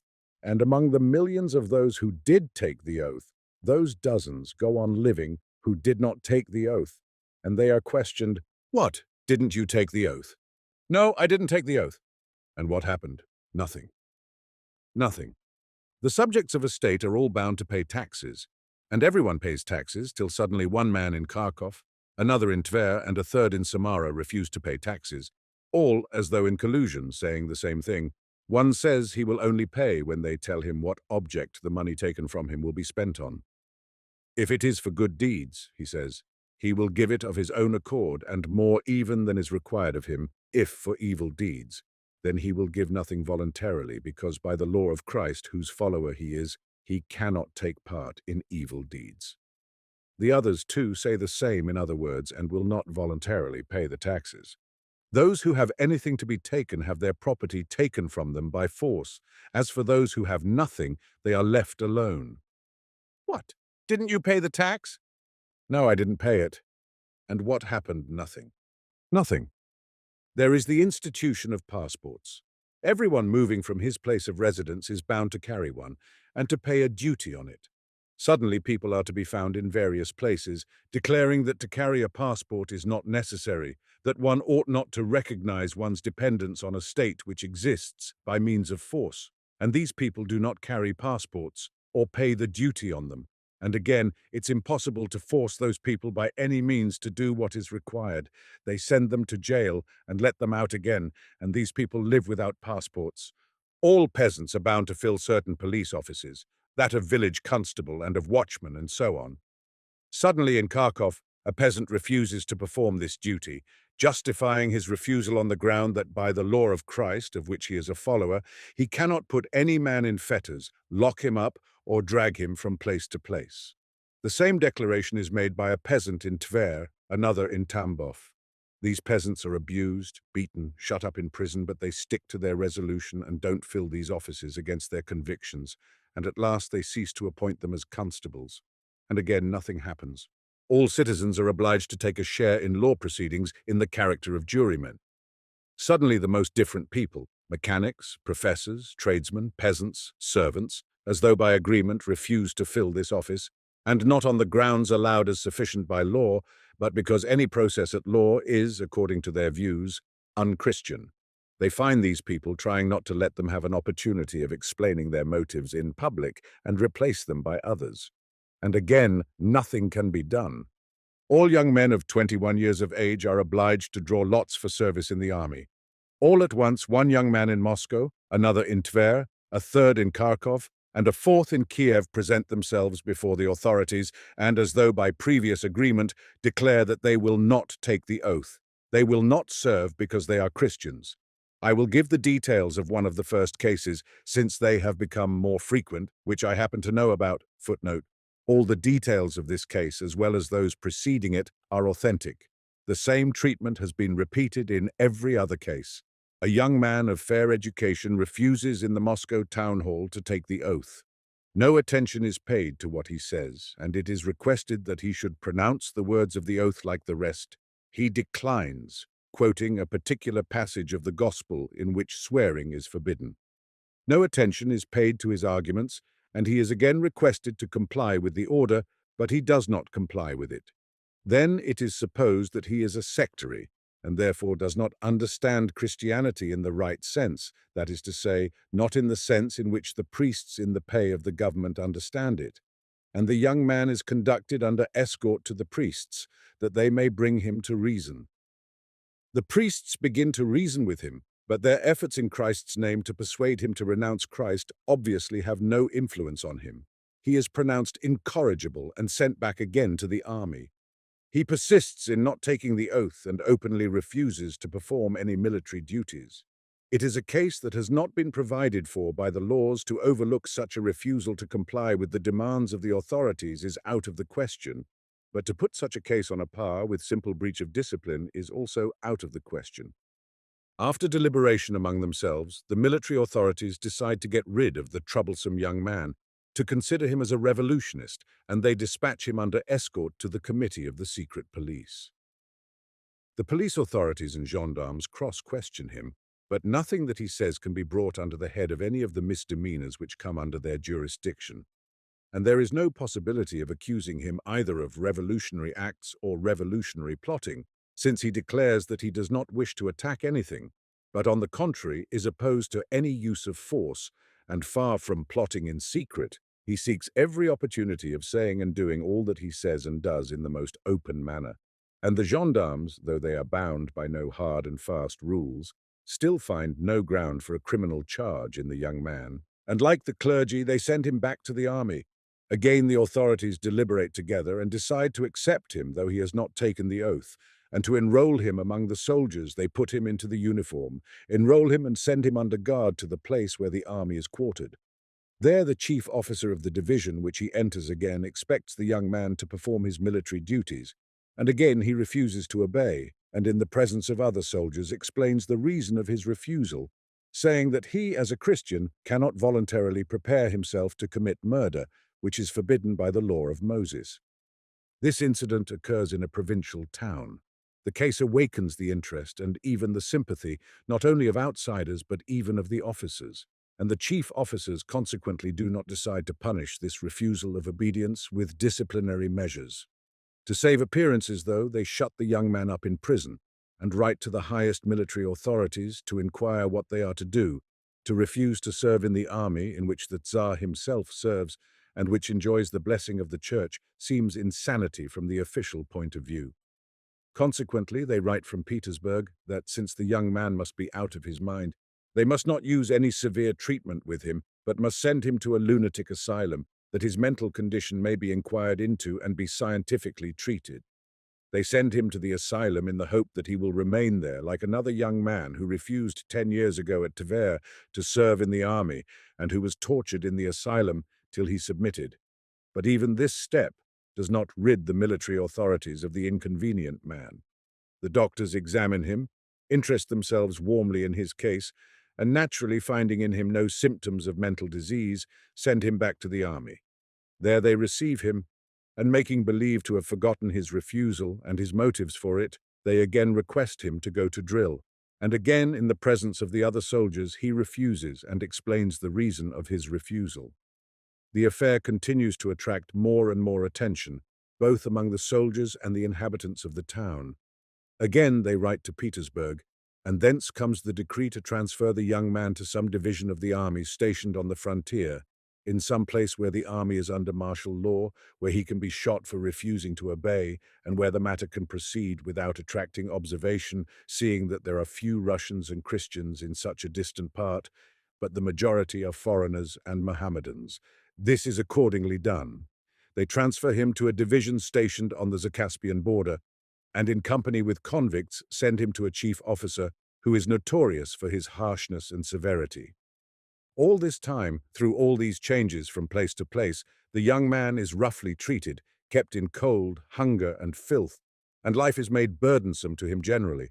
But all these sufferings do not compel him to change his resolution. On the Zacaspian border, where he is again requested to go on guard, fully armed, he again declines to obey.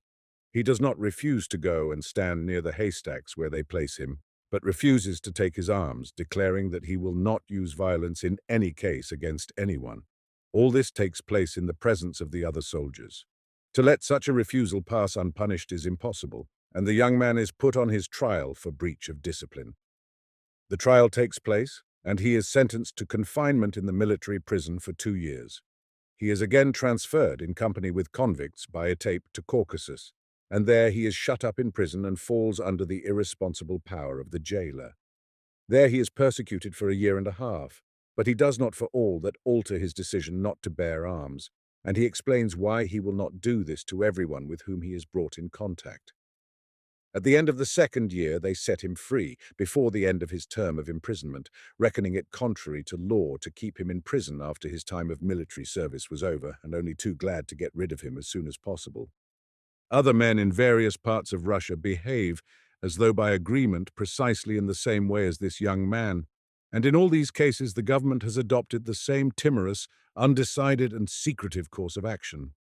Some of these men are sent to the lunatic asylum, some are enrolled as clerks and transferred to Siberia, some are sent to work in the forests, some are sent to prison, some are fined, and at this very time some men of this kind are in prison, not charged with their real offence. That is, denying the lawfulness of the action of the government, but for non-fulfillment of special obligations imposed by government. Thus, an officer of reserve who did not report his change of residence and justified this on the ground that he would not serve in the army any longer, was fined 30 rubles for non-compliance with the orders of the superior authority. This fine he also declined voluntarily to pay. In the same way, some peasants and soldiers who have refused to be drilled and to bear arms have been placed under arrest on a charge of breach of discipline and insolence.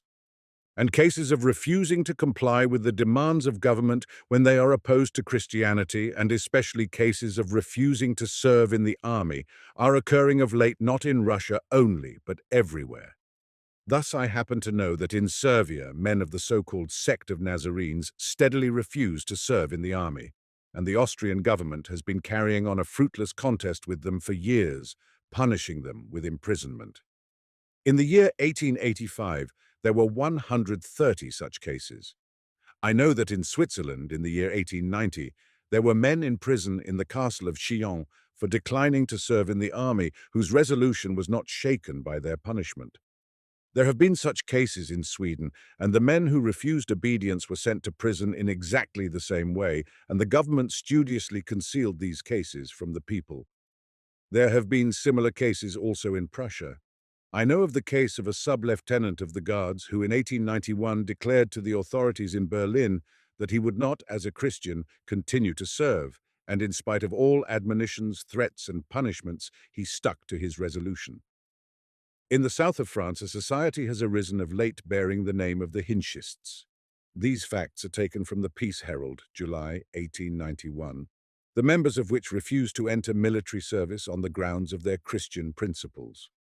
At first they were enrolled in the ambulance corps, but now, as their numbers increase, they are subjected to punishment for non-compliance, but they still refuse to bear arms just the same. The socialists, the communists, the anarchists, with their bombs and riots and revolutions, are not nearly so much dreaded by governments as these disconnected individuals coming from different parts, and all justifying their non-compliance on the grounds of the same religion, which is known to all the world. Every government knows by what means and in what manner to defend itself from revolutionists, and has resources for doing so, and therefore does not dread these external foes. But what are governments to do against men who show the uselessness, superfluousness, and perniciousness of all governments, and who do not contend against them, but simply do not need them and do without them, and therefore are unwilling to take any part in them? The revolutionists say the form of government is bad in this respect and that respect. We must overturn it and substitute this or that form of government. The Christian says, I know nothing about the form of government. I don't know whether it is good or bad, and I don't want to overturn it precisely because I don't know whether it is good or bad, but for the very same reason I don't want to support it either. And I not only don't want to, but I can't, because what it demands of me is against my conscience. All state obligations are against the conscience of a Christian, the oath of allegiance, taxes, law proceedings, and military service, and the whole power of the government rests on these very obligations. Revolutionary enemies attack the government from without. Christianity does not attack it at all, but from within It destroys all the foundations on which government rests. Among the Russian people, especially since the age of Peter I, the protest of Christianity against the government has never ceased, and the social organization has been such that men emigrate in communes to Turkey, to China, and to uninhabited lands, and not only feel no need of state aid, but always regard the state as a useless burden, only to be endured as a misfortune, whether it happens to be Turkish, Russian, or Chinese. And so too, among the Russian people, more and more frequent examples have of late appeared of conscious Christian freedom from subjection to the state. And these examples are the more alarming for the government from the fact that these non-compliant persons often belong not to the so-called lower uneducated classes, but are men of fair or good education, and also from the fact that they do not in these days justify their position by any mystic and exceptional views as in former times, do not associate themselves with any superstitious or fanatic rites, like the sects who practice self-immolation by fire or the wandering pilgrims, but put their refusal on the very simplest and clearest grounds, comprehensible to all and recognized as true by all. Thus, they refuse the voluntary payment of taxes because taxes are spent on deeds of violence, on the pay of men of violence, soldiers, on the construction of prisons, fortresses, and cannons. They, as Christians, regard it as sinful and immoral to have any hand in such deeds. Those who refuse to take the oath of allegiance refuse because to promise obedience to authorities, that is, to men who are given to deeds of violence, is contrary to the sense of Christ's teaching. They refuse to take the oath in the law courts because oaths are directly forbidden by the gospel. They refuse to perform police duties because in the performance of these duties they must use force against their brothers and ill-treat them, and a Christian cannot do that. They refuse to take part in trials at law because they consider every appeal to law is fulfilling the law of vengeance, which is inconsistent with the Christian law of forgiveness and love. They refuse to take any part in military preparations and in the army because they cannot be executioners, and they are unwilling to prepare themselves to be so. The motives in all these cases are so excellent that however despotic governments may be, they could hardly punish them openly. To punish men for refusing to act against their conscience, the government must renounce all claim to good sense and benevolence, and they assure people that they only rule in the name of good sense and benevolence. What are governments to do against such people? Governments can, of course, flog to death or execute or keep in perpetual imprisonment all enemies who want to overturn them by violence. They can lavish gold on that section of the people who are ready to destroy their enemies. But what can they do against men who, without wishing to overturn or destroy anything, desire simply for their part to do nothing against the law of Christ, and who therefore refuse to perform the commonest state requirements which are, therefore, the most indispensable to the maintenance of the state? If they had been revolutionists advocating and practicing violence and murder, their suppression would have been an easy matter. Some of them could have been bought over, some could have been duped, some could have been overawed, and these who could not be bought over, duped, or overawed would have been treated as criminals. Enemies of society would have been executed or imprisoned, and the crowd would have approved of the action of the government. If they had been fanatics, professing some peculiar belief, it might have been possible, in disproving the superstitious errors mixed in with their religion, to attack also the truth they advocate. But what is to be done with men who profess no revolutionary ideas nor any peculiar religious dogmas, but merely because they are unwilling to do evil to any man, refuse to take the oath, to pay taxes, to take part in law proceedings, to serve in the army, to fulfill, in fact, any of the obligations upon which the whole fabric of a state rests? What is to be done with such people? To buy them over with bribes is impossible. The very risks to which they voluntarily expose themselves show that they are incorruptible. To dupe them into believing that this is their duty to God is also impossible, since their refusal is based on the clear, unmistakable law of God, recognized even by those who are trying to compel men to act against it. To terrify them by threats is still less possible, because the deprivations and sufferings to which they are subjected only strengthen their desire to follow the faith by which they are commanded, to obey God rather than men, and not to fear those who can destroy the body, but to fear him who can destroy body and soul. To kill them or keep them in perpetual imprisonment is also impossible. These men have friends and a past. Their way of thinking and acting is well known. They are known by everyone for good, gentle, peaceable people, and they cannot be regarded as criminals who must be removed for the safety of society. And to put men to death who are regarded as good men is to provoke others to champion them and justify their refusal. And it is only necessary to explain the reasons of their refusal to make clear to everyone that these reasons have the same force for all other men, and that they all ought to have done the same long ago. These cases put the ruling powers into a desperate position. They see that the prophecy of Christianity is coming to pass, that it is loosening the fetters of those in chains and setting free them that are in bondage, and that this must inevitably be the end of all oppressors. The ruling authorities see this. They know that their hours are numbered, and they can do nothing. All that they can do to save themselves is only deferring the hour of their downfall.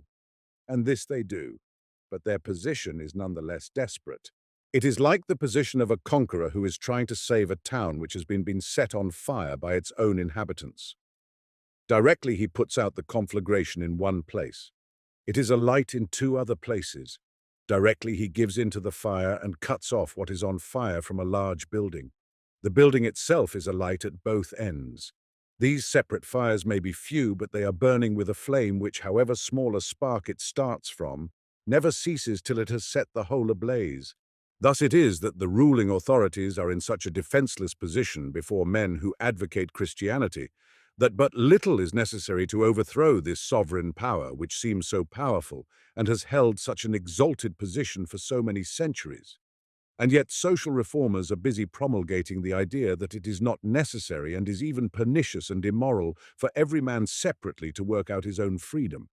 As though, while one set of men have been at work a long while turning a river into a new channel, and had dug out a complete watercourse and had only to open the floodgates for the water to rush in and do the rest, another set of men should come along and begin to advise them that it would be much better, instead of letting the water out, to construct a machine which would ladle the water up from one side and pour it over the other side.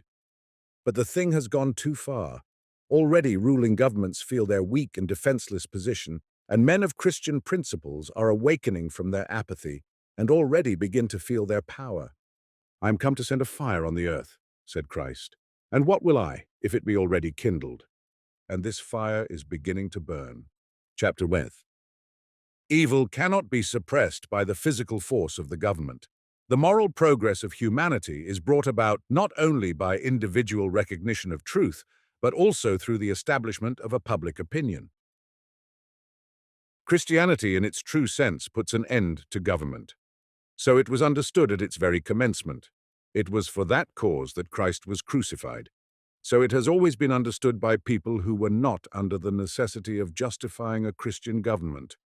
Only from the time that the heads of government assumed an external and nominal Christianity, men began to invent all the impossible, cunningly devised theories by means of which Christianity can be reconciled with government. But no honest and serious-minded man of our day can help seeing the incompatibility of true Christianity, the doctrine of meekness, forgiveness of injuries and love, with government, with its pomp, acts of violence, executions, and wars. The profession of true Christianity not only excludes the possibility of recognizing government, but even destroys its very foundations.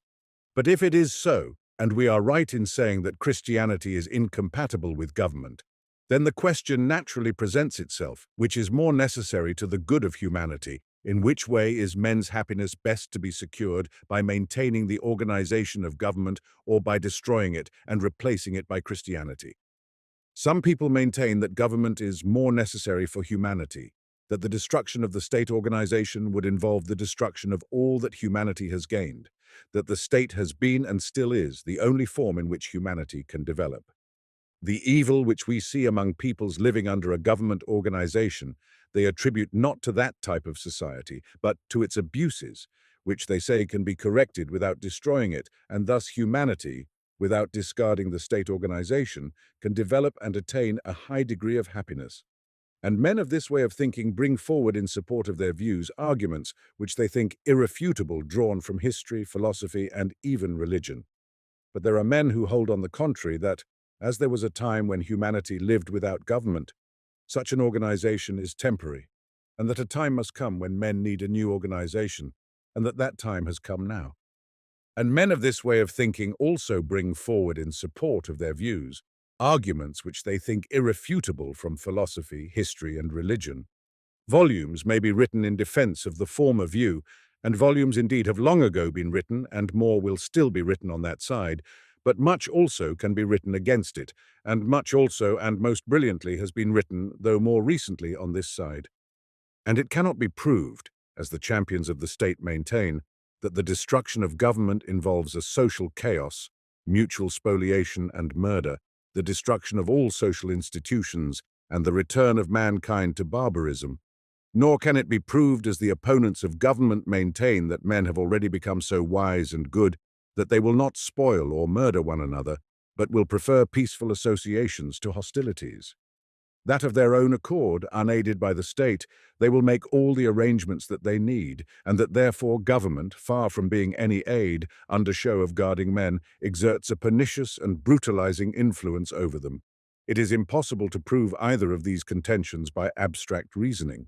Still less possible is it to prove them by experiment, since the whole matter turns on the question, ought we to try the experiment? The question whether or not the time has come to make an end of government would be unanswerable, except that there exists another living means of settling it beyond dispute. We may dispute upon the question whether the nestlings are ready to do without the mother hen and to come out of the eggs, or whether they are not yet advanced enough. But the young birds will decide the question without any regard for our arguments when they find themselves cramped for space in the eggs. Then they will begin to try them with their beaks and come out of them of their own accord. It is the same with the question whether the time has come to do away with the governmental type of society and to replace it by a new type. If a man, through the growth of a higher conscience, can no longer comply with the demands of government, he finds himself cramped by it and at the same time no longer needs its protection. When this comes to pass, the question whether men are ready to discard the governmental type is solved, and the conclusion will be as final for them as for the young birds hatched out of the eggs. Just as no power in the world can put them back into the shells, so can no power in the world bring men again under the governmental type of society when once they have outgrown it. It may well be that government was necessary and is still necessary for all the advantages which you attribute to it, says the man who has mastered the Christian theory of life. I only know that on the one hand, government is no longer necessary for me, and on the other hand, I can no longer carry out the measures that are necessary to the existence of a government. Settle for yourselves what you need for your life. I cannot prove the need or the harm of governments in general. I know only what I need and do not need, what I can do and what I cannot. I know that I do not need to divide myself off from other nations, and therefore I cannot admit that I belong exclusively to any state or nation, or that I owe allegiance to any government. I know that I do not need all the government institutions organized within the state, and therefore I cannot deprive people who need my labor to give it in the form of taxes to institutions which I do not need, which for all I know may be pernicious. I know that I have no need of the administration or of courts of justice founded upon force, and therefore I can take no part in either. I know that I do not need to attack and slaughter other nations or to defend myself from them with arms, and therefore I can take no part in wars or preparations for wars.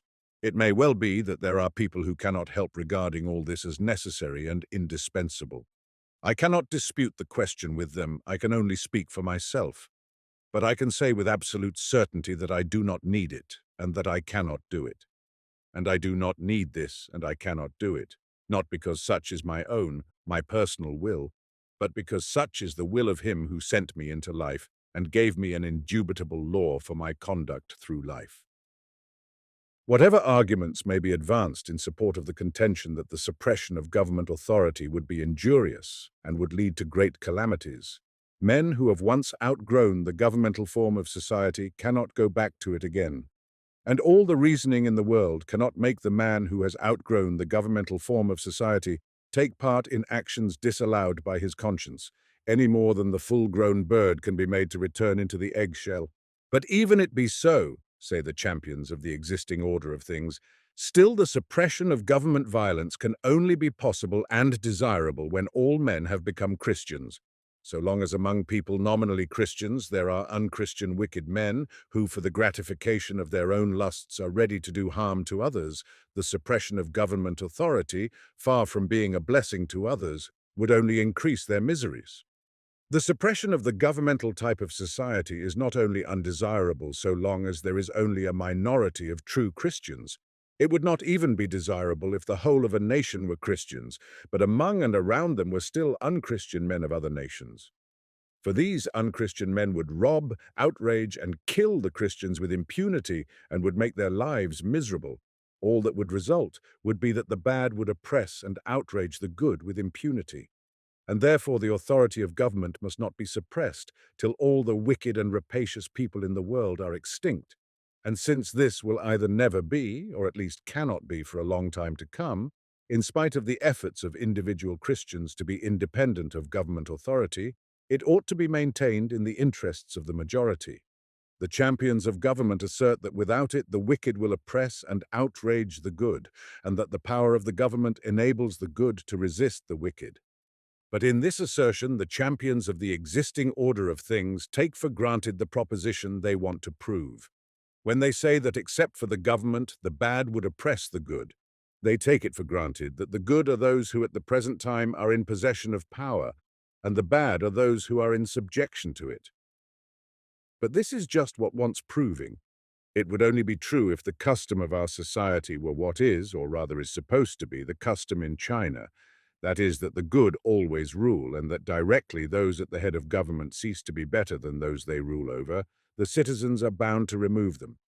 This is supposed to be the custom in China. In reality, it is not so and can never be so. For to remove the heads of a government ruling by force, it is not the right alone, but the power to do so that is needed, so that even in China this is only an imaginary custom, and in our Christian world we do not even suppose such a custom, and we have nothing on which to build up the supposition that it is the good or the superior who are in power. In reality, it is those who have seized power and who keep it for their own and their retainers' benefit. The good cannot seize power nor retain it. To do this, men must love power.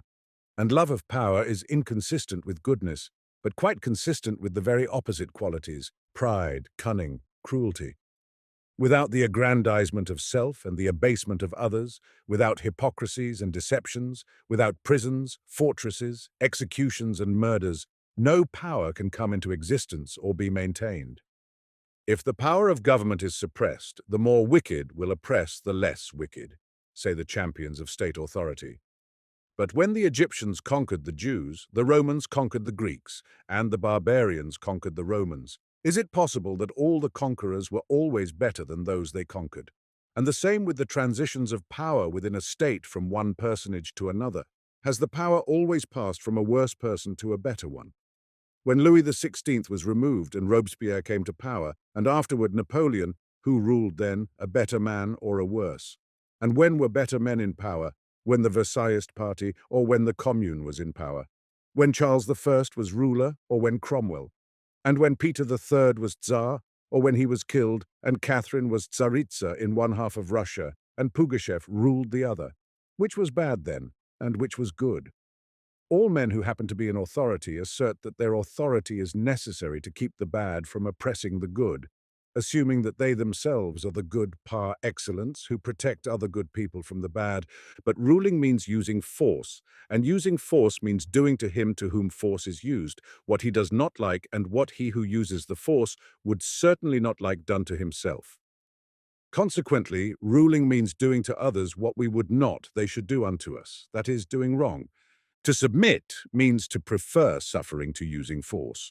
And to prefer suffering to using force means to be good, or at least less wicked than those who do unto others what they would not like themselves. And therefore, in all probability, not the better but the worse have always ruled and are ruling now. There may be bad men among those who are ruled, but it cannot be that those who are better have generally ruled those who are worse. It might be possible to suppose this with the inexact heathen definition of good, but with the clear Christian definition of good and evil, it is impossible to imagine it. If the more or less good and the more or less bad cannot be distinguished in the heathen world, The Christian conception of good and evil has so clearly defined the characteristics of the good and the wicked that it is impossible to confound them. According to Christ's teaching, the good are those who are meek and long-suffering, do not resist evil by force, forgive injuries, and love their enemies. Those are wicked who exalt themselves, oppress, strive, and use force. Therefore, by Christ's teaching, there can be no doubt whether the good are to be found among rulers or ruled, and whether the wicked are among the ruled or the rulers. Indeed, it is absurd even to speak of Christians ruling. Non-Christians, that is, those who find the aim of their lives in earthly happiness, must always rule Christians, the aim of whose lives is the renunciation of such earthly happiness. This difference has always existed and has become more and more defined as the Christian religion has been more widely diffused and more correctly understood. The more widely true Christianity was diffused and the more it penetrated men's conscience, the more impossible it was for Christians to be rulers, and the easier it became for non-Christians to rule them. To get rid of governmental violence in a society in which all are not true Christians will only result in the wicked dominating the good and oppressing them with impunity, say the champions of the existing order of things, but it has never been and cannot be otherwise. So it has always been from the beginning of the world, and so it is still. The wicked will always dominate the good and will always oppress them. Cain overpowered Abel.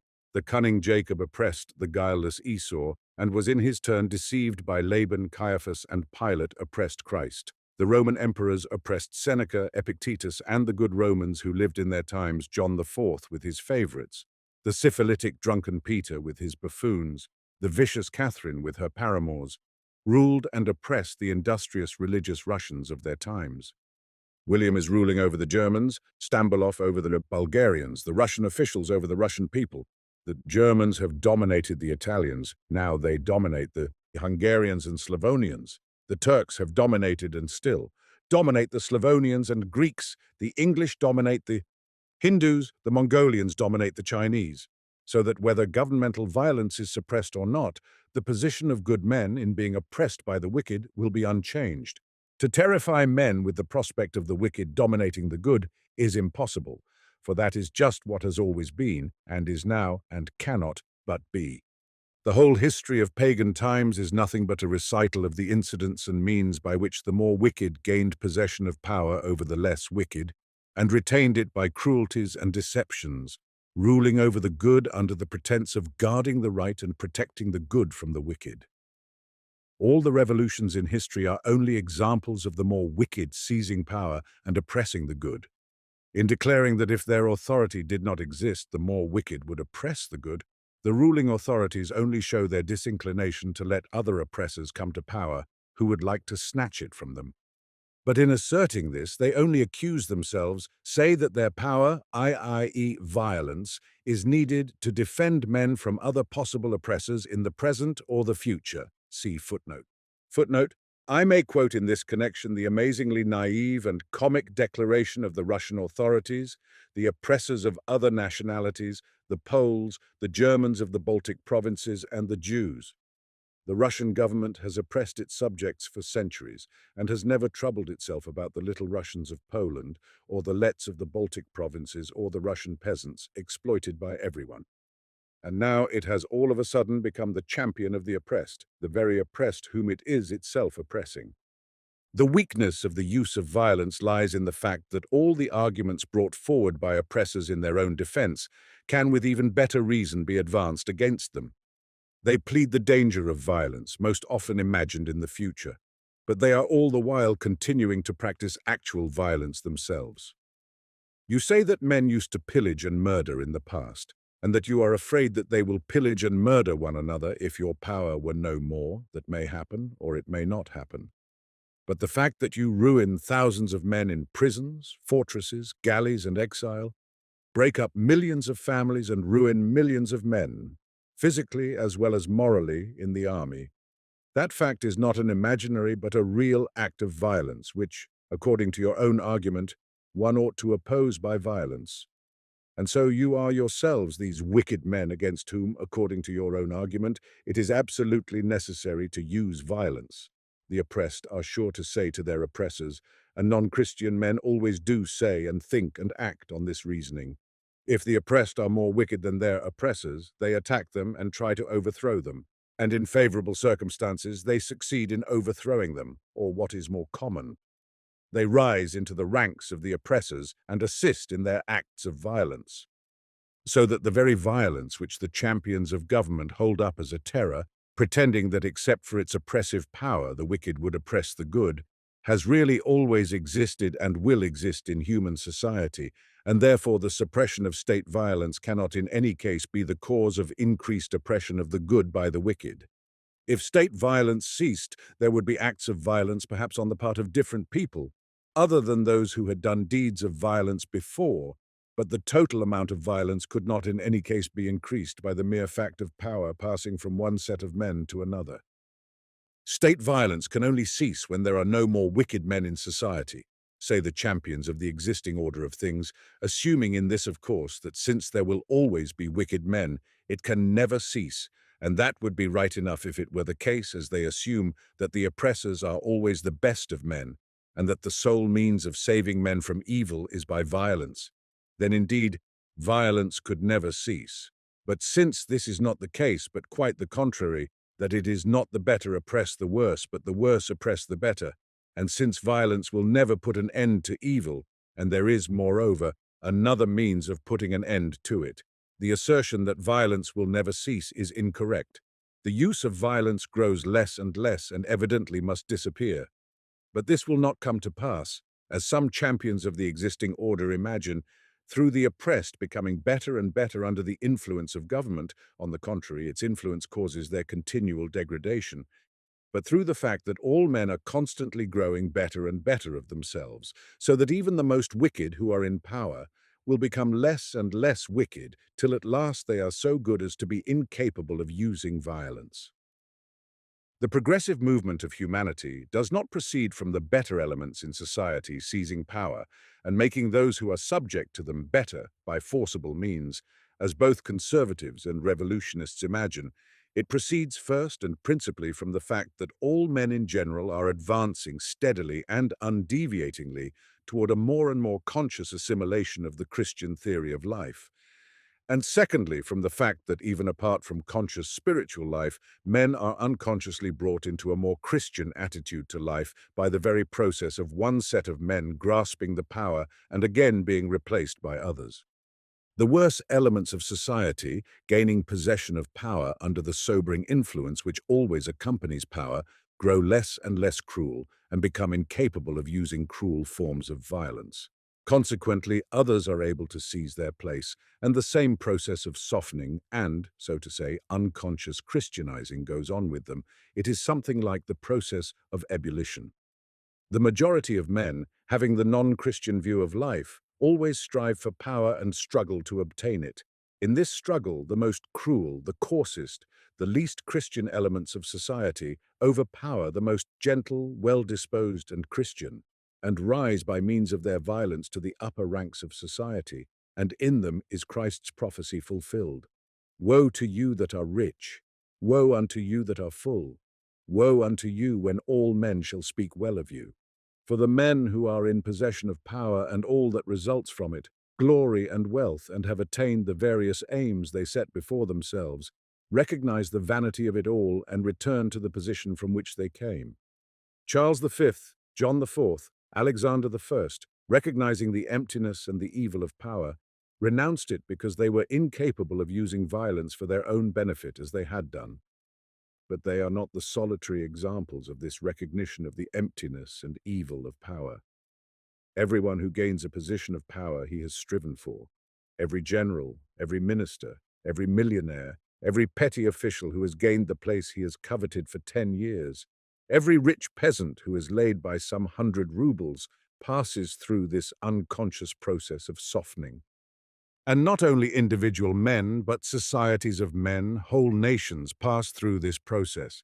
The seductions of power and all the wealth, honor, and luxury it gives seem a sufficient aim for men's efforts only so long as they are unattained. Directly a man reaches them, he sees all their vanity, and they gradually lose all their power of attraction. They are like clouds which have form and beauty only from the distance. Directly one ascends into them, all their splendor vanishes. Men who are in possession of power and wealth, sometimes even those who have gained for themselves their power and wealth, but more often their heirs, cease to be so eager for power and so cruel in their efforts to obtain it.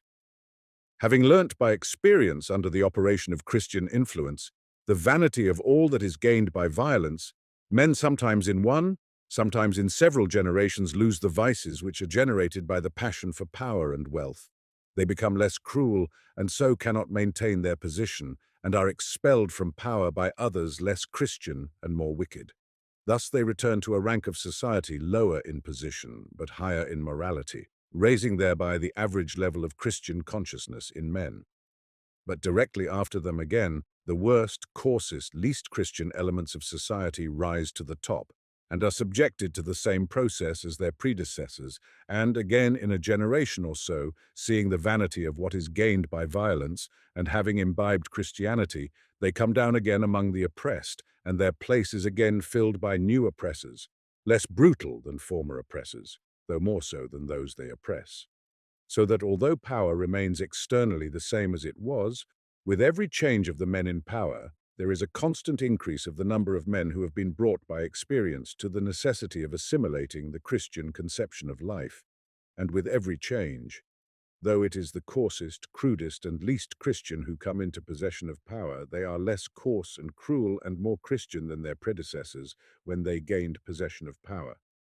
Power selects and attracts the worst elements of society, transforms them, improves and softens them, and returns them to society. Such is the process by means of which Christianity, in spite of the hindrances to human progress resulting from the violence of power, gains more and more hold of men. Christianity penetrates to the consciousness of men, not only in spite of the violence of power, but also by means of it. And therefore the assertion of the champions of the state that if the power of government were suppressed, the wicked would oppress the good, not only fails to show that that is to be dreaded, since it is just what happens now, but proves, on the contrary, that it is governmental power which enables the wicked to oppress the good, and is the evil most desirable to suppress, and that it is being gradually suppressed in the natural course of things. But if it be true that governmental power will disappear when those in power become so Christian that they renounce power of their own accord, and there are no men found willing to take their place, and even if this process is already going on, say the champions of the existing order, when will that come to pass? If, after 1800 years, there are still so many eager for power and so few anxious to obey, there seems no likelihood of its happening very soon, or indeed of its ever happening at all. Even if there are, as there have always been, some men who prefer renouncing power to enjoying it, the mass of men in reserve who prefer dominion to subjection is so great that it is difficult to imagine a time when the number will be exhausted.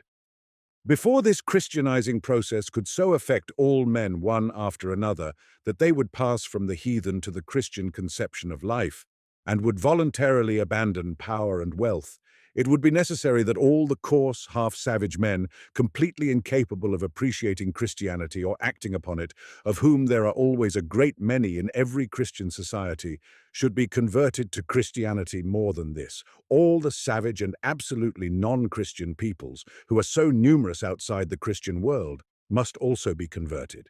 And therefore, even if we admit that this Christianizing process will someday affect everyone, still, judging by the amount of progress it has made in 1800 years, it will be many times 18 centuries before it will do so. And it is therefore impossible and unprofitable to think at present of anything so impracticable as the suppression of authority. We ought only to try to put authority into the best hands. And this criticism would be perfectly just if the transition from one conception of life to another were only accomplished by the single process of all men, separately and successively, realizing, each for himself, the emptiness of power and reaching Christian truth by the inner spiritual path. That process goes on unceasingly, and men are passing over to Christianity one after another by this inner way.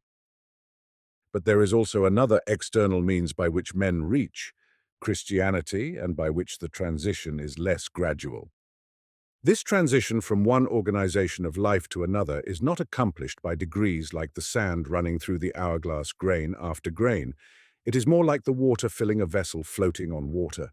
At first, the water only runs in slowly on one side, but as the vessel grows heavier, it suddenly begins to sink and almost instantaneously fills with water.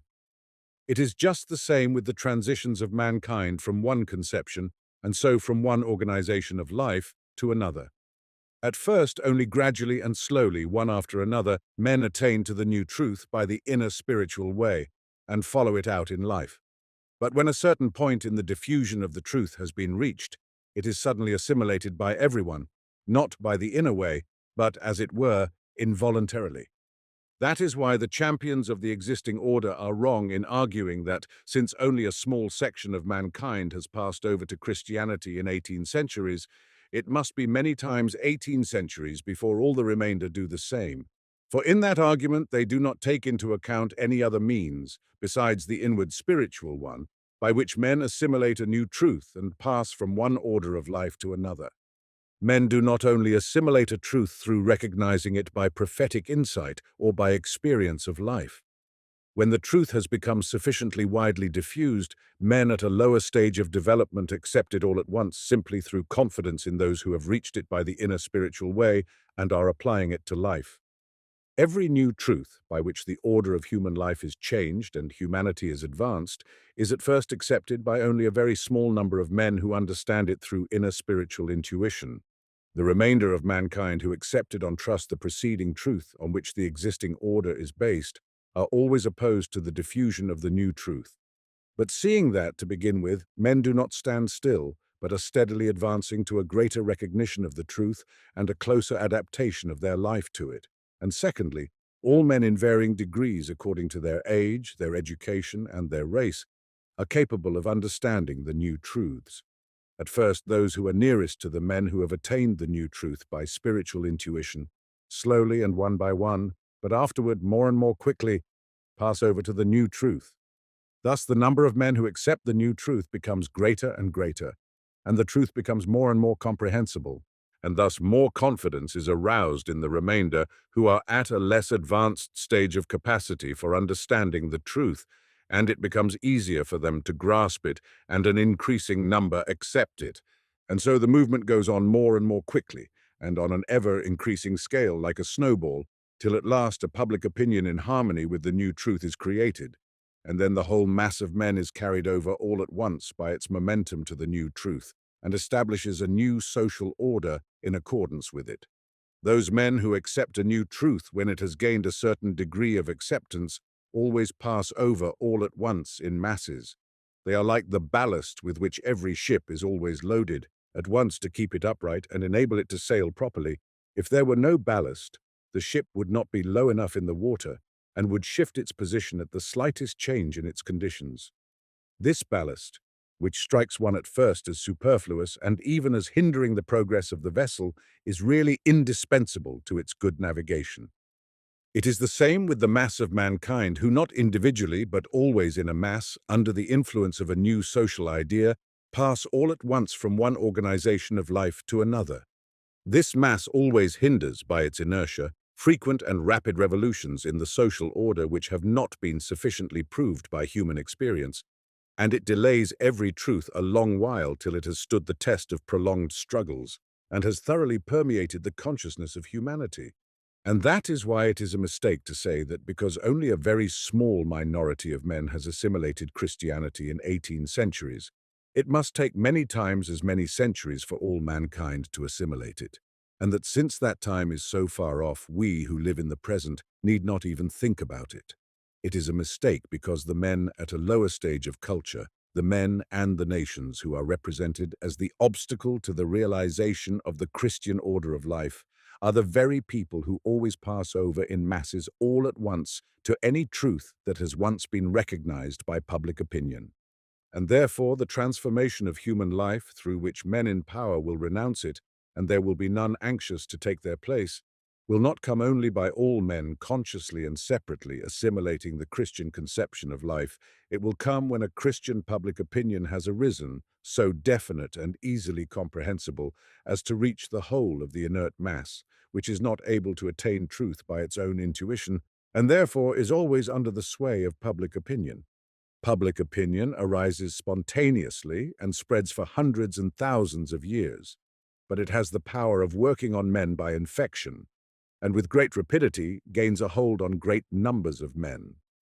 But, say the champions of the existing order, even if it is true that public opinion, when it has attained a certain degree of definiteness and precision, can convert the inert mass of men outside the Christian world, the non-Christian races, as well as the coarse and depraved who are living in its midst, what proofs have we that this Christian public opinion has arisen and is able to replace force and render it unnecessary? We must not give up force by which the existing order is maintained, and by relying on the vague and impalpable influence of public opinion, expose Christians to the risk of being pillaged, murdered, and outraged in every way by the savages inside and outside of civilized society. Since, even supported by the use of force, we can hardly control the non-Christian elements which are always ready to pour down on us and to destroy all that has been gained by civilization. Is it likely that public opinion could take the place of force and render us secure? And besides, how are we to find the moment when public opinion has become strong enough to be able to replace the use of force? To reject the use of force and trust to public opinion to defend us would be as insane as to remove all weapons of defense in a menagerie, and then to let loose all the lions and tigers, relying on the fact that the animals seemed peaceable when kept in their cages and held in check by red-hot irons. And therefore people in power, who have been put in positions of authority by fate or by God, have not the right to run the risk, ruining all that has been gained by civilization, just because they want to try an experiment to see whether public opinion is or is not able to replace the protection given by authority. A French writer, forgotten now, Alphonse Karr, said somewhere, trying to show the impossibility of doing away with the death penalty, que messieurs les assassins commencent par nous donner l'exemple. Often have I heard this bon mot repeated by men who thought that these words were a witty and convincing argument against the abolition of capital punishment. And yet all the erroneousness of the argument of those who consider that governments cannot give up the use of force till all people are capable of doing the same could not be more clearly expressed than it is in that epigram. Let the murderers, say the champions of state violence, set us the example by giving up murder, and then we will give it up. But the murderers say just the same, only with much more right they say, let those who have undertaken to teach us and guide us set us the example of giving up legal murder, and then we will imitate them. And they say this, not as a jest, but seriously, because it is the actual state of the case. We cannot give up the use of violence because we are surrounded by violent ruffians. Nothing in our days hinders the progress of humanity and the establishment of the organization corresponding to its present development more than this false reasoning. Those in authority are convinced that men are only guided and only progress through the use of force, and therefore they confidently make use of it to support the existing organization. The existing order is maintained not by force but by public opinion, the action of which is disturbed by the use of force, so that the effect of using force is to disturb and to weaken the very thing it tries to maintain. Violence, even in the most favorable case, when it is not used simply for some personal aims of those in power, always punishes under the one inelastic formula of the law what has long before been condemned by public opinion.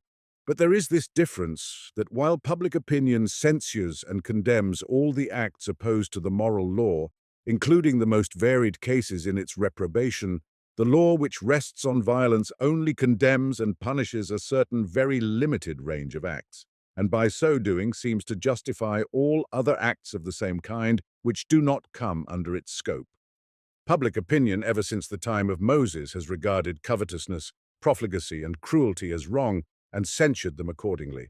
And it condemns every kind of manifestation of covetousness, not only the appropriation of the property of others by force or fraud or trickery, but even the cruel abuse of wealth. It condemns every form of profligacy, whether with concubine, slave, divorced woman, or even one's own wife. It condemns every kind of cruelty, whether shown in blows, in ill treatment, or in murder, not only of men, but even of animals. The law resting on force only punishes certain forms of covetousness, such as robbery and swindling, certain forms of profligacy and cruelty, such as conjugal infidelity, murder, and wounding. And in this way it seems to countenance all the manifestations of covetousness, profligacy, and cruelty which do not come under its narrow definition. But besides corrupting public opinion, the use of force leads men to the fatal conviction that they progress, not through the spiritual impulse which impels them to the attainment of truth and its realization in life, and which constitutes the only source of every progressive movement of humanity, but by means of violence, the very force which, far from leading men to truth, always carries them further away from it. This is a fatal error, because it leads men to neglect the chief force underlying their life, their spiritual activity, and to turn all their attention and energy to the use of violence, which is superficial, sluggish, and most generally pernicious in its action. They make the same mistake as men who, trying to set a steam engine in motion, should turn its wheels round with their hands, not suspecting that the underlying cause of its movement was the expansion of the steam, and not the motion of the wheels. By turning the wheels by hand and by levers, they could only produce a semblance of movement, and meantime they would be wrenching the wheels and so preventing their being fit for real movement. That is just what people are doing who think to make men advance by means of external force. They say that the Christian life cannot be established without the use of violence, because there are savage races outside the pale of Christian societies in Africa and in Asia. There are some who even represent the Chinese as a danger to civilization, and that in the midst of Christian societies there are savage, corrupt, and, according to the new theory of heredity, congenital criminals. And violence, they say, is necessary to keep savages and criminals from annihilating our civilization. But these savages within and without Christian society, who are such a terror to us, have never been subjugated by violence, and are not subjugated by it now. Nations have never subjugated other nations by violence alone. If a nation which subjugated another was on a lower level of civilization, it has never happened that it succeeded in introducing its organization of life by violence. On the contrary, it was always forced to adopt the organization of life existing in the conquered nation. If ever any of the nations conquered by force have been really subjugated, or even nearly so, it has always been by the action of public opinion, and never by violence, which only tends to drive a people to further rebellion. When whole nations have been subjugated by a new religion and have become Christian or Mohammedan, such a conversion has never been brought about because the authorities made it obligatory. On the contrary, violence has much oftener acted in the opposite direction, but because public opinion made such a change inevitable. Nations, on the contrary, who have been driven by force to accept the faith of their conquerors, have always remained antagonistic to it. It is just the same with the savage elements existing in the midst of our civilized societies. Neither the increased nor the diminished severity of punishment, nor the modifications of prisons, nor the increase of police will increase or diminish the number of criminals. Their number will only be diminished by the change of the moral standard of society. No severities could put an end to duels and vendettas in certain districts.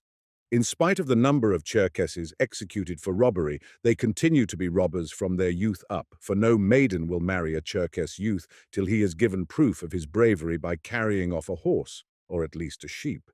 If men cease to fight duels and the Cherkesses cease to be robbers, it will not be from fear of punishment. Indeed, that invests the crime with additional charm for youth. But through a change in the moral standard of public opinion, it is the same with all other crimes. Force can never suppress what is sanctioned by public opinion. On the contrary, public opinion need only be in direct opposition to force to neutralize the whole effect of the use of force. It has always been so and always will be in every case of martyrdom. What would happen if force were not used against hostile nations and the criminal elements of society we do not know?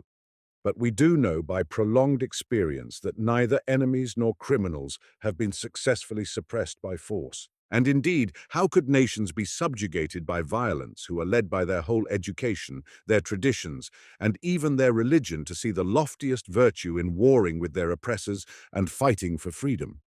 And how are we to suppress by force acts committed in the midst of our society which are regarded as crimes by the government and as daring exploits by the people. To exterminate such nations and such criminals by violence is possible, and indeed is done, but to subdue them is impossible. The sole guide which directs men and nations has always been and is the unseen, intangible underlying force, the resultant of all the spiritual forces of a certain people, or of all humanity, which finds its outward expression in public opinion.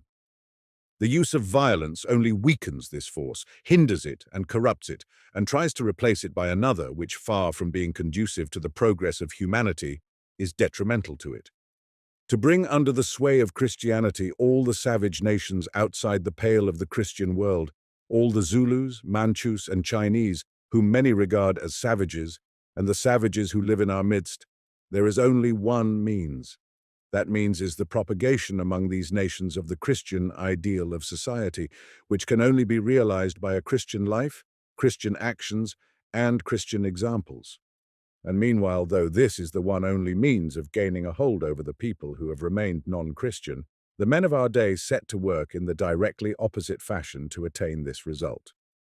To bring under the sway of Christianity savage nations who do not attack us, and whom we have therefore no excuse for oppressing, we ought before all things to leave them in peace, and in case we need or wish to enter into closer relations with them, we ought only to influence them by Christian manners and Christian teaching, setting them the example of the Christian virtues of patience, meekness, endurance, purity, brotherhood, and love.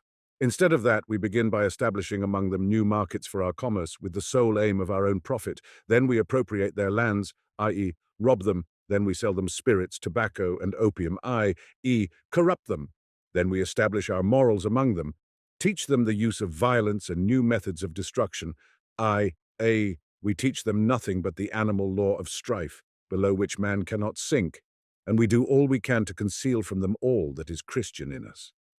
After this, we send some dozens of missionaries prating to them of the hypocritical absurdities of the Church, and then quote the failure of our efforts to turn the heathen to Christianity as an incontrovertible proof of the impossibility of applying the truths of Christianity in practical life. It is just the same with the so-called criminals living in our midst. To bring these people under the sway of Christianity, there is one only means, that is, the Christian social ideal, which can only be realized among them by true Christian teaching and supported by a true example of the Christian life. And to preach this Christian truth and to support it by Christian example, we set up among them prisons, guillotines, gallows, preparations for murder. We diffuse among the common herd idolatrous superstitions to stupefy them. We sell them spirits, tobacco, and opium to brutalize them. We even organize legalized prostitution. We give land to those who do not need it.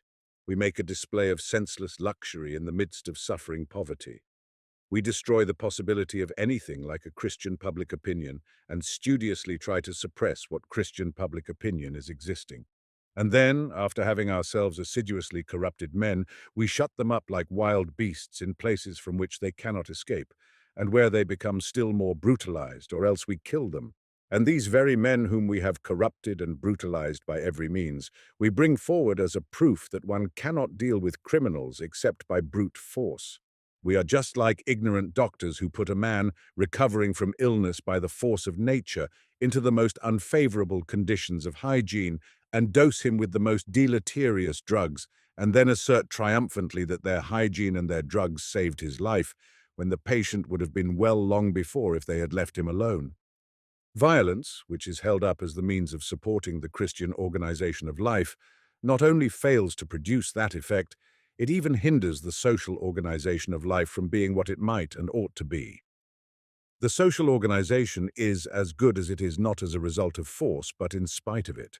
And therefore the champions of the existing order are mistaken in arguing that since, even with the aid of force, the bad and non-Christian elements of humanity can hardly be kept from attacking us, the abolition of the use of force and the substitution of public opinion for it would leave humanity quite unprotected. They are mistaken because force does not protect humanity, but, on the contrary, deprives it of the only possible means of really protecting itself. That is, the establishment and diffusion of a Christian public opinion. Only by the suppression of violence will a Christian public opinion cease to be corrupted, and be enabled to be diffused without hindrance, and men will then turn their efforts in the spiritual direction by which alone they can advance. But how are we to cast off the visible, tangible protection of an armed policeman and trust to something so intangible as public opinion? Does it yet exist? Moreover, the condition of things in which we are living now we know, good or bad. We know its shortcomings and are used to it. We know what to do and how to behave under present conditions. But what will happen when we give it up and trust ourselves to something invisible and intangible and altogether unknown? The unknown world on which they are entering in renouncing their habitual ways of life appears itself as dreadful to them. It is all very well to dread the unknown when our habitual position is sound and secure, but our position is so far from being secure that we know, beyond all doubt, that we are standing on the brink of a precipice.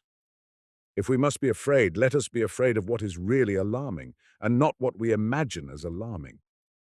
Fearing to make the effort to detach ourselves from our perilous position because the future is not fully clear to us, we are like passengers in a foundering ship, who, through being afraid to trust themselves to the boat which would carry them to the shore, shut themselves up in the cabin and refuse to come out of it, or like sheep, who, terrified by their barn being on fire, huddle in a corner and do not go out of the wide open door. We are standing on the threshold of the murderous war of social revolution, terrific in its miseries, beside which, as those who are preparing it tell us, the horrors of 1793 will be child's play. And can we talk of the danger threatening us from the warriors of Dahomey, the Zulus and such, who live so far away and are not dreaming of attacking us, and from some thousands of swindlers, thieves and murderers brutalized and corrupted by ourselves, whose number is in no way lessened by all our sentences, prisons and executions. Moreover, this dread of the suppression of the visible protection of the policeman is essentially a sentiment of townspeople, that is, of people who are living in abnormal and artificial conditions. People living in natural conditions of life, not in towns, but in the midst of nature, and carrying on the struggle with nature, live without this protection and know how little force can protect us from the real dangers with which we are surrounded. There is something sickly in this dread, which is essentially dependent on the artificial conditions in which many of us live and have been brought up. A doctor, a specialist in insanity, told a story that one summer day when he was leaving the asylum, the lunatics accompanied him to the street door. "Come for a walk in the town with me," the doctor suggested to them. The lunatics agreed, and a small band followed the doctor. But the further they proceeded along the street where healthy people were freely moving about, the more timid they became, and they pressed closer and closer to the doctor, hindering him from walking. At last they all began to beg him to take them back to the asylum, to their meaningless but customary way of life, to their keepers, to blows, strait waistcoats, and solitary cells. This is just how men of today huddle in terror and draw back to their irrational manner of life, their factories, law courts, prisons, executions, and wars, when Christianity calls them to liberty, to the free, rational life of the future coming age. People ask, how will our security be guaranteed when the existing organization is suppressed? What precisely will the new organization be that is to replace it?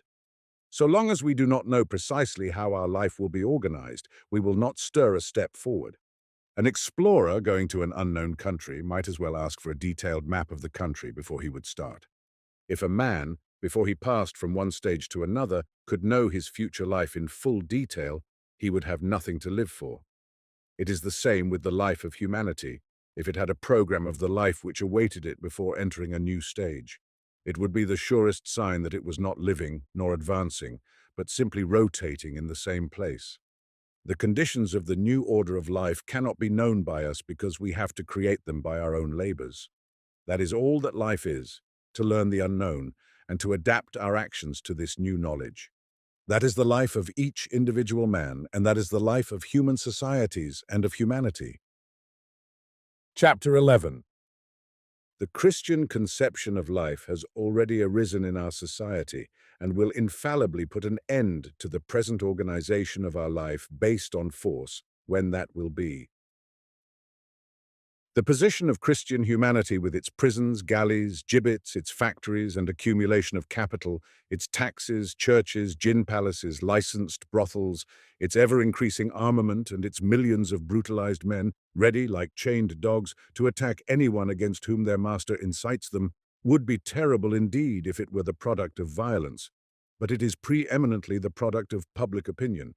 And what has been established by public opinion can be destroyed by public opinion, and indeed is being destroyed by public opinion. Money lavished by hundreds of millions, tens of millions of disciplined troops, weapons of astounding destructive power, all organizations carried to the highest point of perfection, a whole army of men charged with the task of deluding and hypnotizing the people, and all this by means of electricity which annihilates distance, under the direct control of men who regard such an organization of society not only as necessary for profit, but even for self-preservation, and therefore exert every effort of their ingenuity to preserve it. What an invincible power it would seem. And yet we need only imagine for a moment what will really inevitably come to pass. That is, the Christian social standard replacing the heathen social standard and established with the same power and universality, and the majority of men as much ashamed of taking any part in violence or in profiting by it, as they are today of thieving, swindling, begging, and cowardice. And at once we see the whole of this complex and seemingly powerful organization of society falls into ruins of itself without a struggle. And to bring this to pass, nothing new need be brought before men's minds. Only let the mist, which veils from men's eyes the true meaning of certain acts of violence, pass away, and the Christian public opinion which is springing up would overpower the extinct public opinion which permitted and justified acts of violence. People need only come to be as much ashamed to do deeds of violence, to assist in them or to profit by them, as they now are of being reputed a swindler, a thief, a coward, or a beggar, and already this change is beginning to take place. We do not notice it just as we do not notice the movement of the earth, because we are moved together with everything around us. It is true that the organization of society remains in its principal features just as much an organization based on violence as it was 1,000 years ago, and even in some respects, especially in the preparation for war, and in war itself, it appears still more brutal. But the rising Christian ideal, which must at a certain stage of development replace the heathen ideal of life, already makes its influence felt. A dead tree stands apparently as firmly as ever. It may even seem firmer because it is harder, but it is rotten at the core and soon must fall. It is just so with the present order of society based on force. The external aspect is unchanged. There is the same division of oppressors and oppressed, but their view of the significance and dignity of their respective positions is no longer what it once was. The oppressors, that is, those who take part in government, and those who profit by oppression, that is, the rich, no longer imagine, as they once did, that they are the elect of the world and that they constitute the ideal of human happiness and greatness, to attain which was once the highest aim of the oppressed. Very often now, it is not the oppressed who strive to attain the position of the oppressors and try to imitate them, but on the contrary, the oppressors who voluntarily abandon the advantages of their position, prefer the condition of the oppressed, and try to resemble them in the simplicity of their life. Not to speak of the duties and occupations now openly despised, such as that of spy, agent of secret police, moneylender, and publican, there are a great number of professions formerly regarded as honorable, such as those of police officials, courtiers, judges, and administrative functionaries, clergymen, military officers, speculators, and bankers, which are no longer considered desirable positions by everyone, and are even despised by a special circle of the most respected people.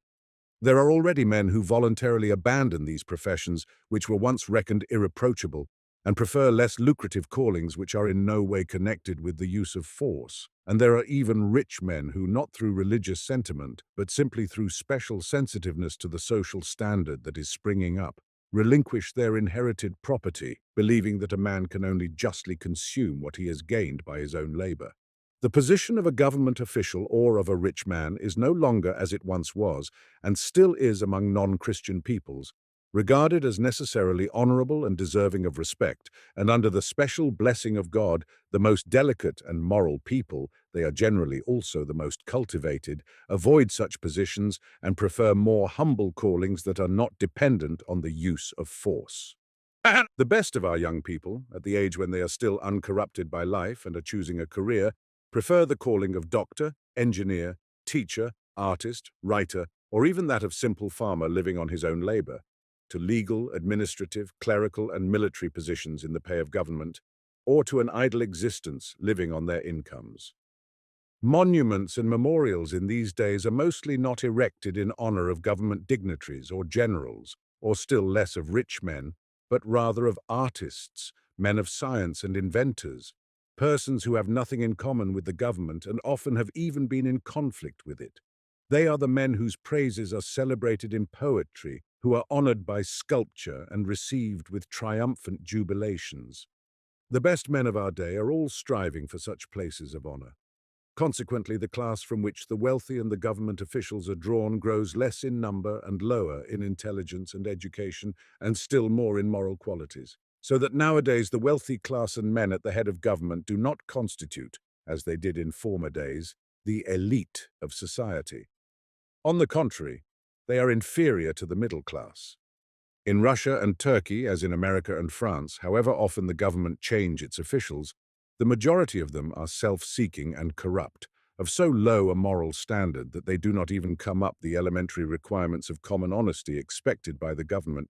One may often nowadays hear from persons in authority the naive complaint that the best people are always, by some strange, as it seems to them, fatality, to be found in the camp of the opposition, as though men were to complain that those who accepted the office of hangman were, by some strange fatality, all persons of very little refinement or beauty of character. The most cultivated and refined people of our society are not nowadays to be found among the very rich, as used formerly to be the rule. The rich are mostly coarse money grubbers, absorbed only in increasing their hoard, generally by dishonest means, or else the degenerate heirs of such money grubbers, who, far from playing any prominent part in society, are mostly treated with general contempt. And besides the fact that the class from which the servants of government and the wealthy are drawn grows less in number and lower in caliber, they no longer themselves attach the same importance to their positions as they once did. Often they are ashamed of the ignominy of their calling and do not perform the duties they are bound to perform in their position. Kings and emperors scarcely govern at all. They scarcely ever decide upon an internal reform or a new departure in foreign politics. They mostly leave the decision of such questions to government institutions or to public opinion. All their duties are reduced to representing the unity and majesty of government, and even this duty they perform less and less successfully. The majority of them do not keep up their old, unapproachable majesty, but become more and more democratized and even vulgarized, casting aside the external prestige that remained to them, and thereby destroying the very thing it was their function to maintain. It is just the same with the army. Military officers of the highest rank, instead of encouraging in their soldiers the brutality and ferocity necessary for their work, diffuse education among the soldiers, inculcate humanity, and often even themselves share the socialistic ideas of the masses and denounce war. In the last plots against the Russian government, many of the conspirators were in the army, and the number of the disaffected in the army is always increasing. And it often happens, there was a case indeed within the last few days, that when called upon to quell disturbances, they refuse to fire upon the people military exploits, are openly reprobated by the military themselves, and are often the subject of jests among them. It is the same with judges and public prosecutors. The judges, whose duty it is to judge and condemn criminals, conduct the proceedings so as to whitewash them as far as possible, so that the Russian government, to procure the condemnation of those whom they want to punish, never entrust them to the ordinary tribunals, but have them tried before a court-martial, which is only a parody of justice. The prosecutors themselves often refuse to proceed, and even when they do proceed, often in spite of the law, really defend those they ought to be accusing. The learned jurists, whose business it is to justify the violence of authority, are more and more disposed to deny the right of punishment and to replace it by theories of irresponsibility and even of moral insanity, proposing to deal with those they call criminals by medical treatment only. Jailers and overseers of galleys generally become the champions of those whom they ought to torture. Police officers and detectives are continually assisting the escape of those they ought to arrest. The clergy preach tolerance and even sometimes condemn the use of force, and the more educated among them try in their sermons to avoid the very deception which is the basis of their position, and which it is their duty to support. Executioners refuse to perform their functions, so that in Russia the death penalty cannot be carried out for want of executioners. And in spite of all the advantages bestowed on these men, who are selected from convicts, there is a constantly diminishing number of volunteers for the post. Governors, police officials, tax collectors often have compassion on the people and try to find pretexts for not collecting the tax from them. The rich are not at ease in spending their wealth only on themselves and lavish it on works of public utility. Landowners build schools and hospitals on their property, and some even give up the ownership of their land and transfer it to the cultivators or establish communities upon it. Mill owners and manufacturers build hospitals, schools, savings banks, asylums, and dwellings for their workpeople. Some of them form cooperative associations in which they have shares on the same terms as the others. Capitalists expend a part of their capital on educational, artistic, philanthropic, and other public institutions. And many, who are not equal to parting with their wealth in their lifetime, leave it in their wills to public institutions. All these phenomena might seem to be mere exceptions, except that they can all be referred to one common cause. Just as one might fancy the first leaves on the budding trees in April were exceptional if we did not know that they all have a common cause, the spring, and that if we see the branches on some trees shooting and turning green, it is certain that it will soon be so with all. So it is with the manifestation of the Christian standard of opinion on force, and all that is based on force. If this standard already influences some, the most impressionable, and impels each in his own sphere to abandon advantages based on the use of force, then its influence will extend further and further till it transforms the whole order of men's actions and puts it into accord with the Christian ideal, which is already a living force in the vanguard of humanity. And if there are now rulers who do not decide on any step on their own authority, who try to be as unlike monarchs and as like plain mortals as possible, who state their readiness to give up their prerogatives and become simply the first citizens of a republic. If there are already soldiers who realize all the sin and harm of war and are not willing to fire on men either of their own or a foreign country. Judges and prosecutors who do not like to try and to condemn criminals. Priests who abjure deception. Tax gatherers who try to perform as little as they can of their duties, and rich men renouncing their wealth. Then the same thing will inevitably happen to other rulers, other soldiers, other judges, priests, tax gatherers, and rich men.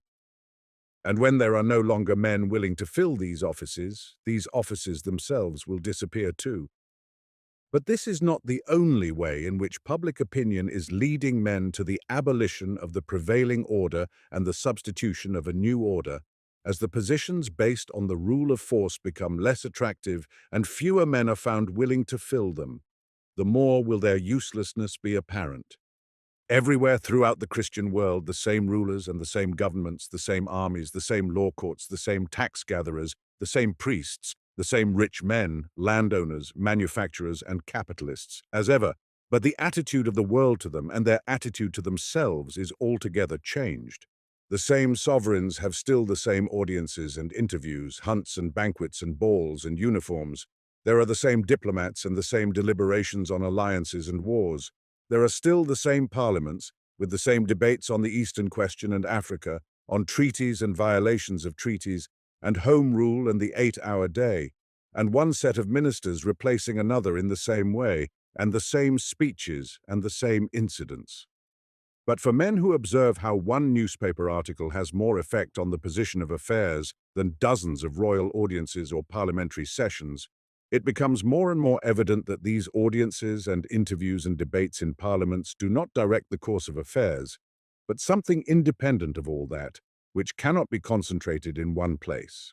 The same generals and officers and soldiers and cannons and fortresses and reviews and maneuvers, but no war breaks out. 1 year, 10, 20 years pass by, and it becomes less and less possible to rely on the army for the pacification of riots.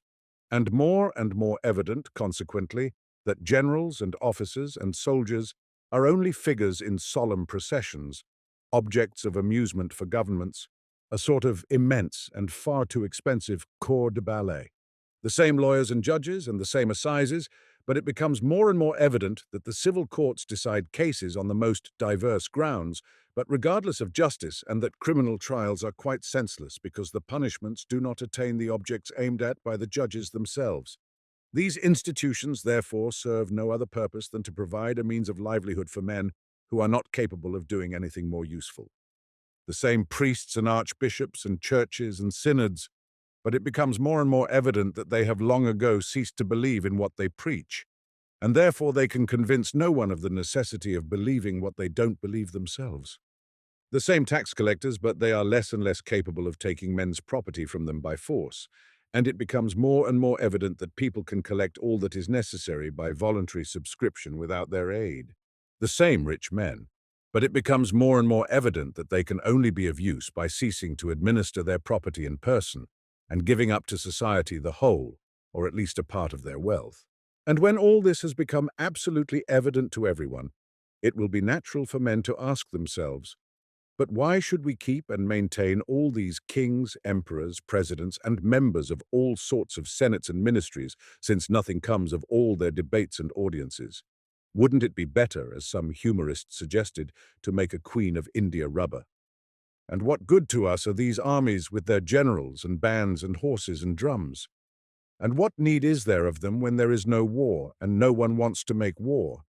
And if there were a war, other nations would not let us gain any advantage from it, while the soldiers refuse to fire on their fellow countrymen.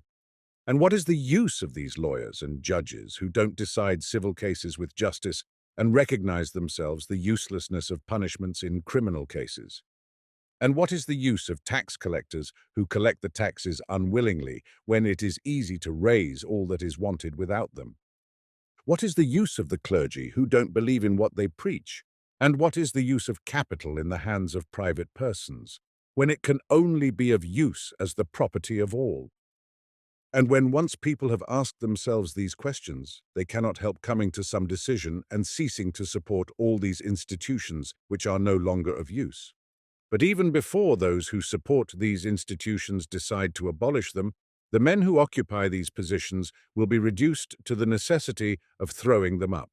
Public opinion more and more condemns the use of force, and therefore men are less and less willing to fill positions which rest on the use of force, and if they do occupy them, are less and less able to make use of force in them, and hence they must become more and more superfluous.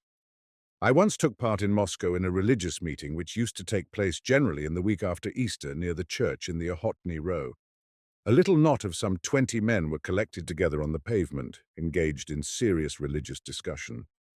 At the same time, there was a kind of concert going on in the buildings of the court club in the same street, and a police officer, noticing the little group collected near the church, sent a mounted policeman to disperse it. It was absolutely unnecessary for the officer to disperse it.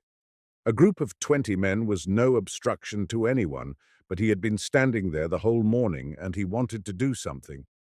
The policeman, a young fellow with a resolute flourish of his right arm and a clink of his sabre, came up to us and commanded us severely, "Move on! What's this meeting about?" Everyone looked at the policeman, and one of the speakers, a quiet man in a peasant's dress, answered with a calm and gracious air, "We are speaking of serious matters, and there is no need for us to move on. You would do better, young man, to get off your horse and listen. It might do you good." And turning round, he continued his discourse. The policeman turned his horse and went off without a word. That is just what should be done in all cases of violence. The officer was bored. He had nothing to do. He had been put, poor fellow, in a position in which he had no choice but to give orders. He was shut off from all human existence. He could do nothing but superintend and give orders and superintend, though his superintendence and his orders served no useful purpose whatever.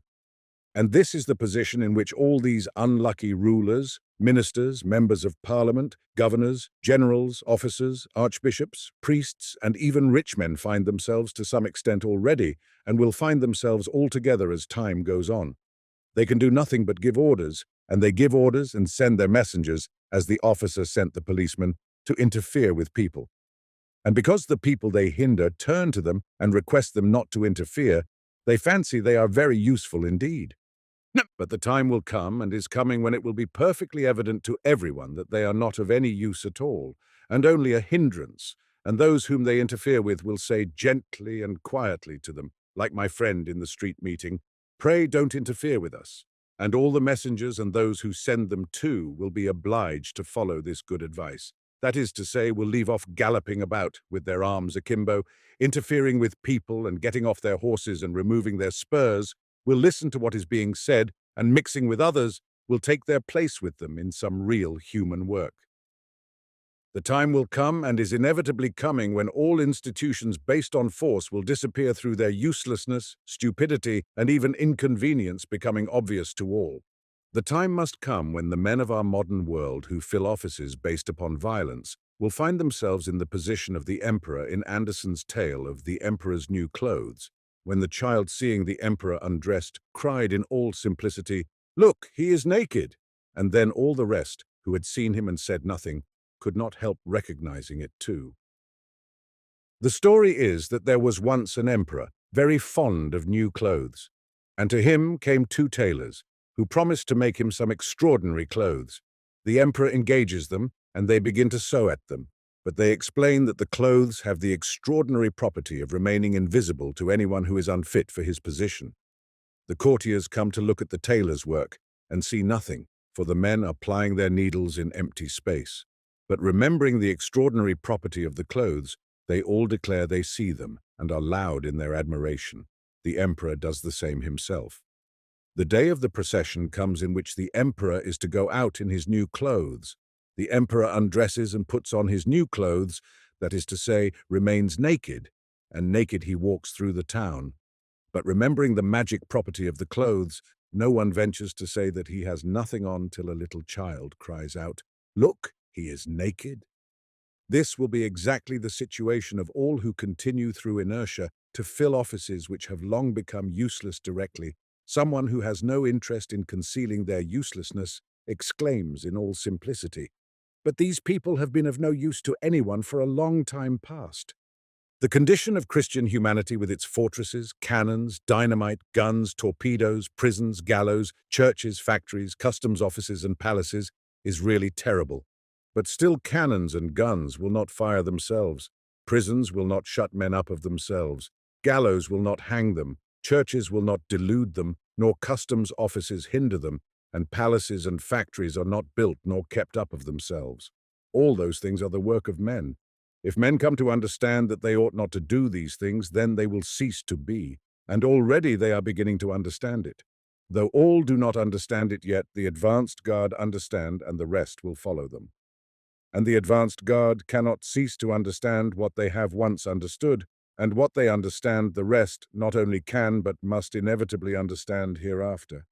So that the prophecy that the time will come when men will be taught of God, will learn war no more, will beat their swords into plowshares and their spears into reaping hooks, which means, translating it into our language, the fortresses, prisons, barracks, palaces, and churches will remain empty, and all the gibbets and guns and cannons will be left unused, is no longer a dream, but the definite new form of life to which mankind is approaching with ever-increasing rapidity.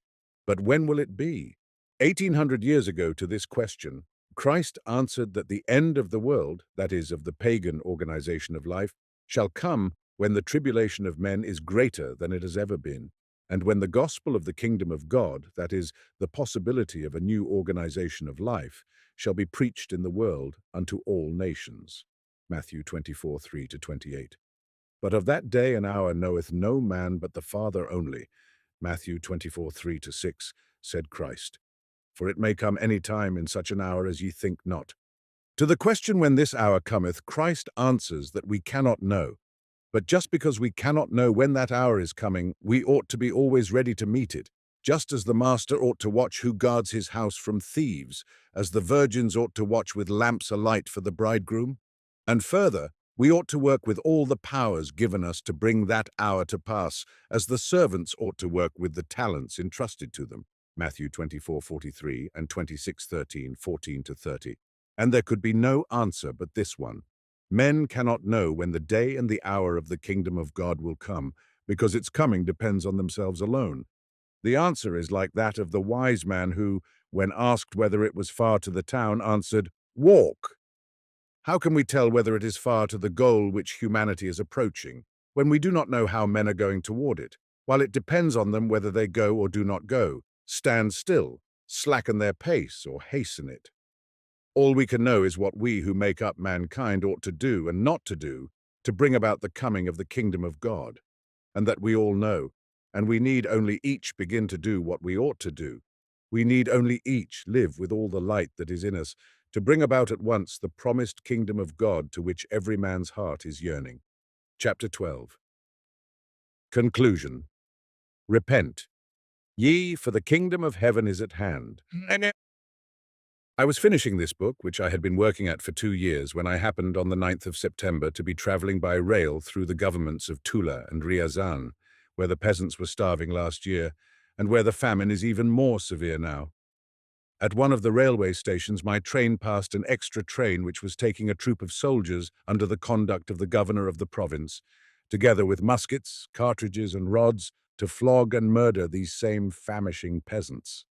The punishment of flogging by way of carrying the decrees of the authorities into effect has been more and more frequently adopted of late in Russia, in spite of the fact that corporal punishment was abolished by law 30 years ago. I had heard of this. I had even read in the newspapers of the fearful floggings which had been inflicted in Chernigov, Tambov, Saratov, Astrakhan, and Orel, and of those of which the governor of Nizhny Novgorod, General Baranov, had boasted. But I had never before happened to see men in the process of carrying out these punishments. And here I saw the spectacle of good Russians, full of the Christian spirit, traveling with guns and rods to torture and kill their starving brethren.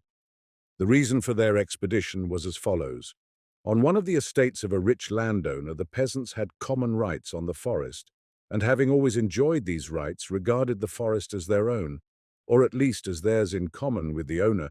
The landowner wished to keep the forest entirely to himself and began to fell the trees. The peasants lodged a complaint. The judges, in the first instance, gave an unjust decision. I say unjust on the authority of the lawyer and governor, who ought to understand the matter, and decided the case in favor of the landowner. All the later decisions, even that of the Senate, though they could see that the matter had been unjustly decided, confirmed the judgment and adjudged the forest to the landowner. He began to cut down the trees, but the peasants, unable to believe that such obvious injustice could be done them by the higher authorities, did not submit to the decision and drove away the men sent to cut down the trees, declaring that the forest belonged to them and they would go to the Tsar before they would let them cut it down. The matter was referred to Petersburg, and the order was transmitted to the governor to carry the decision of the court into effect. The governor asked for a troop of soldiers, and here were the soldiers with bayonets and cartridges and, moreover, a supply of rods, expressly prepared for the purpose and heaped up in one of the trucks, going to carry the decision of the higher authorities into effect. The decisions of the higher authorities are carried into effect by means of murder or torture, or threats of one or the other, according to whether they offer resistance or not. In the first case, if the peasants offer resistance, the practice is in Russia, and it is the same everywhere where a state organization and private property exist. As follows, the governor delivers an address in which he demands submission. The excited crowd, generally deluded by their leaders, don't understand a word of what the representative of authority is saying in the pompous official language, and their excitement continues. Then the governor announces that if they do not submit and disperse, he will be obliged to have recourse to force. If the crowd does not disperse even on this, the governor gives the order to fire over the heads of the crowd. If the crowd does not even then disperse, the governor gives the order to fire straight into the crowd. The soldiers fire and the killed and wounded fall about the street. Then the crowd usually runs away in all directions, and the troops at the governor's command take those who are supposed to be the ringleaders and lead them off under escort. Then they pick up the dying, the wounded, and the dead, covered with blood, sometimes women and children among them. The dead they bury and the wounded they carry to the hospital. Those whom they regard as the ringleaders they take to the town hall, and have them tried by a special court-martial. And if they have had recourse to violence on their side, they are condemned to be hanged, and then the gallows is erected, and they solemnly strangle a few defenseless creatures. This is what has often been done in Russia, and is and must always be done where the social order is based on force. But in the second case, when the peasants do submit, something quite special, peculiar to Russia, takes place. The governor arrives on the scene of action and delivers an harangue to the people, reproaching them for their insubordination, and either stations troops in the houses of the villages, where sometimes for a whole month the soldiers drain the resources of the peasants, or contenting himself with threats, he mercifully takes leave of the people. Or, what is the most frequent course, he announces that the ringleaders must be punished, and quite arbitrarily, without any trial, selects a certain number of men, regarded as ringleaders, and commands them to be flogged in his presence. In order to give an idea of how such things are done, I will describe a proceeding of the kind which took place in Oral and received the full approval of the highest authorities. This is what took place in Orel. Just as here in the Tula province, a landlord wanted to appropriate the property of the peasants, and just in the same way the peasants opposed it. The matter in dispute was a fall of water which irrigated the peasants' fields, and which the landowner wanted to cut off and divert to turn his mill. The peasants rebelled against this being done. The landowner laid a complaint before the district commander, who illegally, as was recognized later even by a legal decision, decided the matter in favor of the landowner and allowed him to divert the watercourse. The landowner sent workmen to dig the conduit by which the water was to be let off to turn the mill. The peasants were indignant at this unjust decision and sent their women to prevent the landowner's men from digging this conduit. The women went to the dikes, overturned the carts, and drove away the men. The landowner made a complaint against the women for thus taking the law into their own hands. The district commander made out an order that from every house throughout the village, one woman was to be taken and put in prison. The order was not easily executed, for in every household there were several women, and it was impossible to know which one was to be arrested. Consequently, the police did not carry out the order. The landowner complained to the governor of the neglect on the part of the police, and the latter, without examining into the affair, gave the chief official of the police strict orders to carry out the instructions of the district commander without delay. The police official, in obedience to his superior, went to the village and, with the insolence peculiar to Russian officials, ordered his policemen to take one woman out of each house. But since there were more than one woman in each house, and there was no knowing which one was sentenced to imprisonment, disputes and opposition arose. In spite of these disputes and opposition, however, the officer of police gave orders that some woman, whichever came first, should be taken from each household and led away to prison. The peasants began to defend their wives and mothers, would not let them go, and beat the police and their officer. This was a fresh and terrible crime. Resistance was offered to the authorities. A report of this new offense was sent to the town, and so this governor, precisely as the governor of Tula was doing on that day, with a battalion of soldiers with guns and rods, hastily brought together by means of telegraphs and telephones and railways, proceeded by a special train to the scene of action, with a learned doctor whose duty it was to ensure the flogging being of an hygienic character. Herzen's prophecy of the modern Genghis Khan with his telegrams is completely realized by this governor.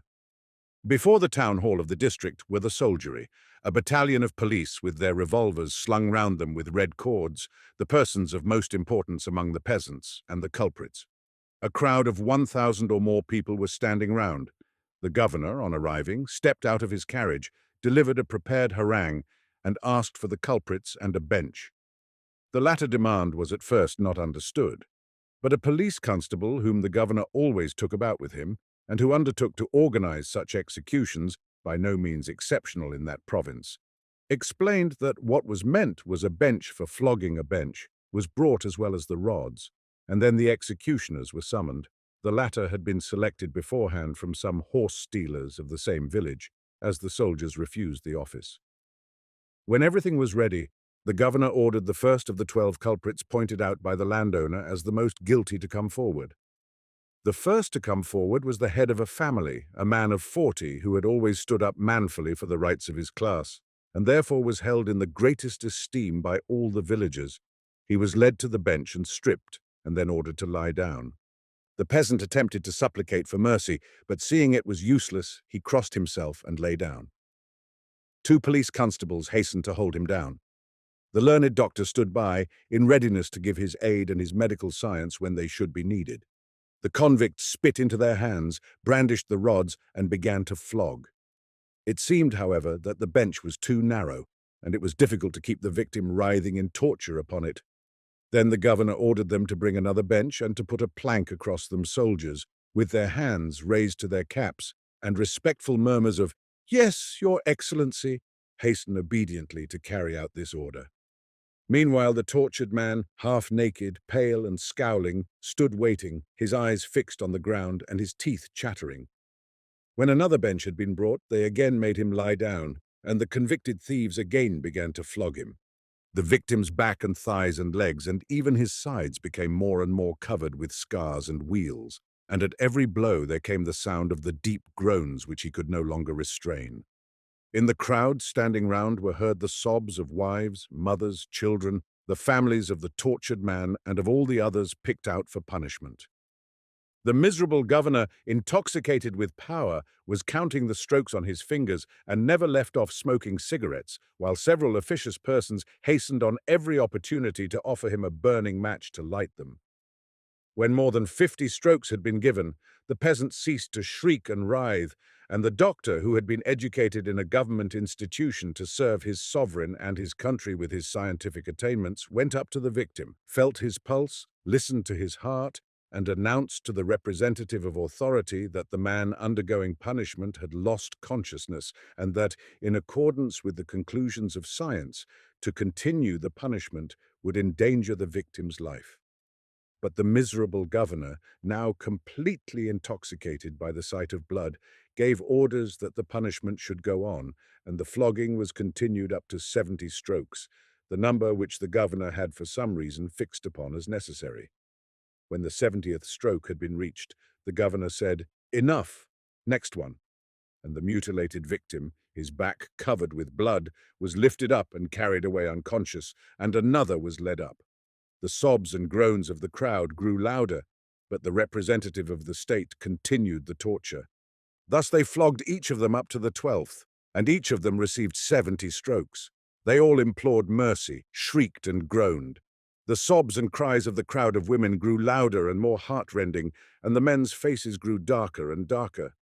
But they were surrounded by troops, and the torture did not cease till it had reached the limit which had been fixed by the caprice of the miserable, half-drunken and insane creature they called the governor. The officials and officers and soldiers not only assisted in it, but were even partly responsible for the affair, since by their presence they prevented any interference on the part of the crowd.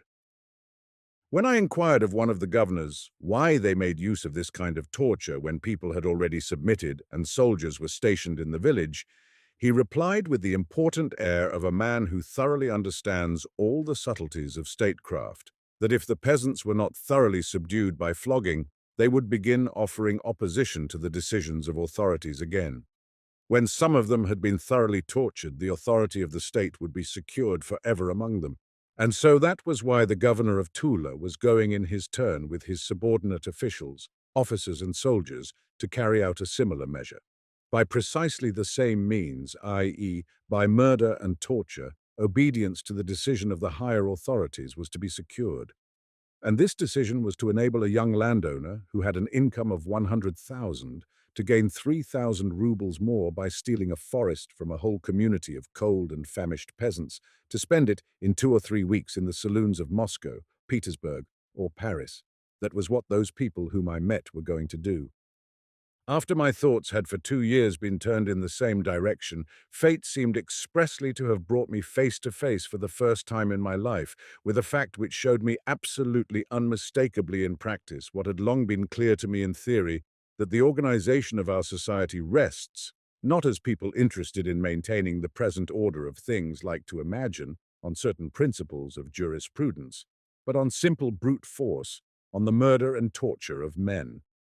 People who own great estates or fortunes, or who receive great revenues drawn from the class who are in want even of necessities. The working class, as well as all those who, like merchants, doctors, artists, clerks, learned professors, coachmen, cooks, writers, valets, and barristers, make their living about these rich people, like to believe that the privileges they enjoy are not the result of force, but of absolutely free and just interchange of services, and that their advantages, far from being gained by such punishments and murders as took place in Oral and several parts of Russia this year, and are always taking place all over Europe and America, have no kind of connection with these acts of violence. They like to believe that their privileges exist apart and are the result of free contract among people, and that the violent cruelties perpetrated on the people also exist apart and are the result of some general judicial, political, or economical laws. They try not to see that they all enjoy their privileges as a result of the same fact which forces the peasants who have tended the forest and who are in the direct need of it for fuel to give it up to a rich landowner who has taken no part in caring for its growth and has no need of it whatever. The fact that is that if they don't give it up, they will be flogged or killed. And yet, if it is clear that it was only by means of menaces, blows, or murder that the mill in Orel was enabled to yield a larger income, or that the forest which the peasants had planted became the property of a landowner, it should be equally clear that all the other exclusive rights enjoyed by the rich, by robbing the poor of their necessities, rest on the same basis of violence. If the peasants, who need land to maintain their families, may not cultivate the land about their houses, but one man, a Russian, English, Austrian, or any other great landowner, possesses land enough to maintain 1,000 families, though he does not cultivate it himself.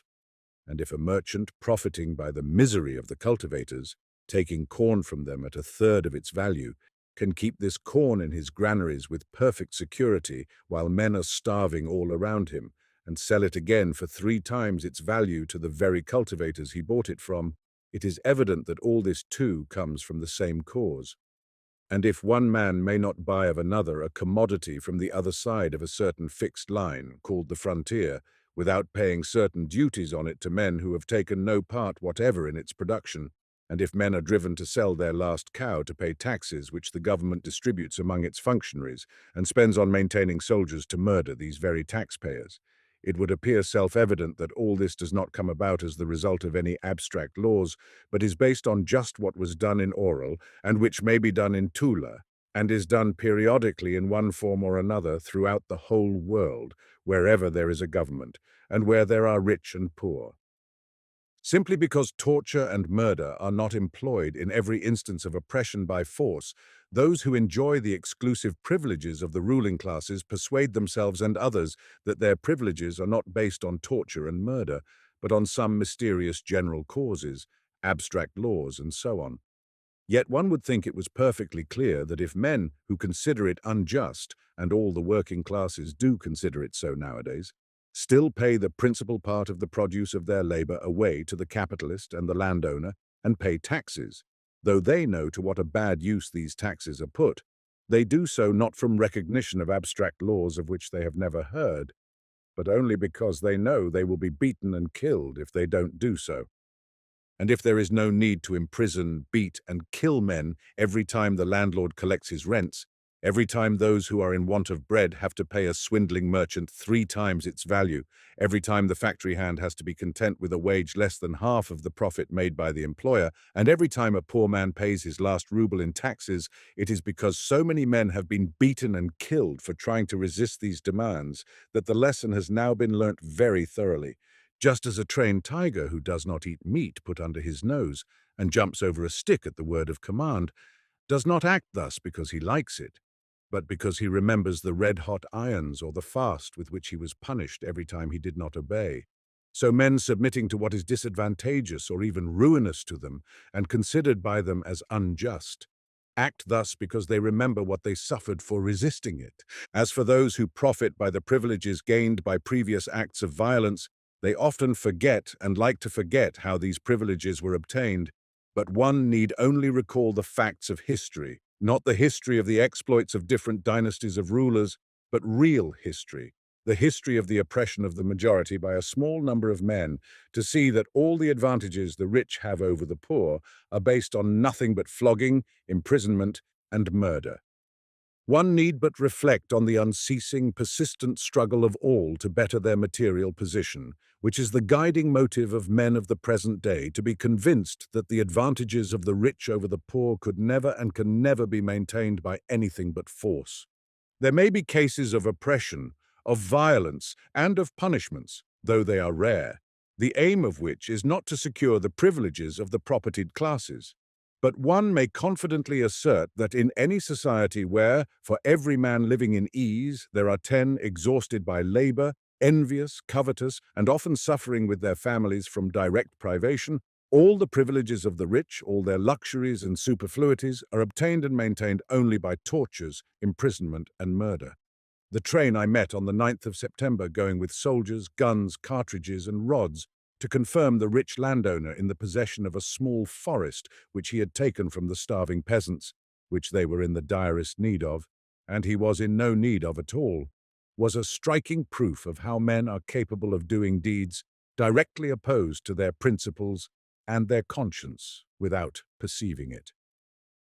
The special train consisted of one first-class carriage for the governor, the officials and officers, and several luggage vans crammed full of soldiers. The latter, smart young fellows in their clean new uniforms, were standing about in groups or sitting swinging their legs in the wide open doorways of the luggage vans. Some were smoking, nudging each other, joking, grinning and laughing. Others were munching sunflower seeds and spitting out the husks with an air of dignity.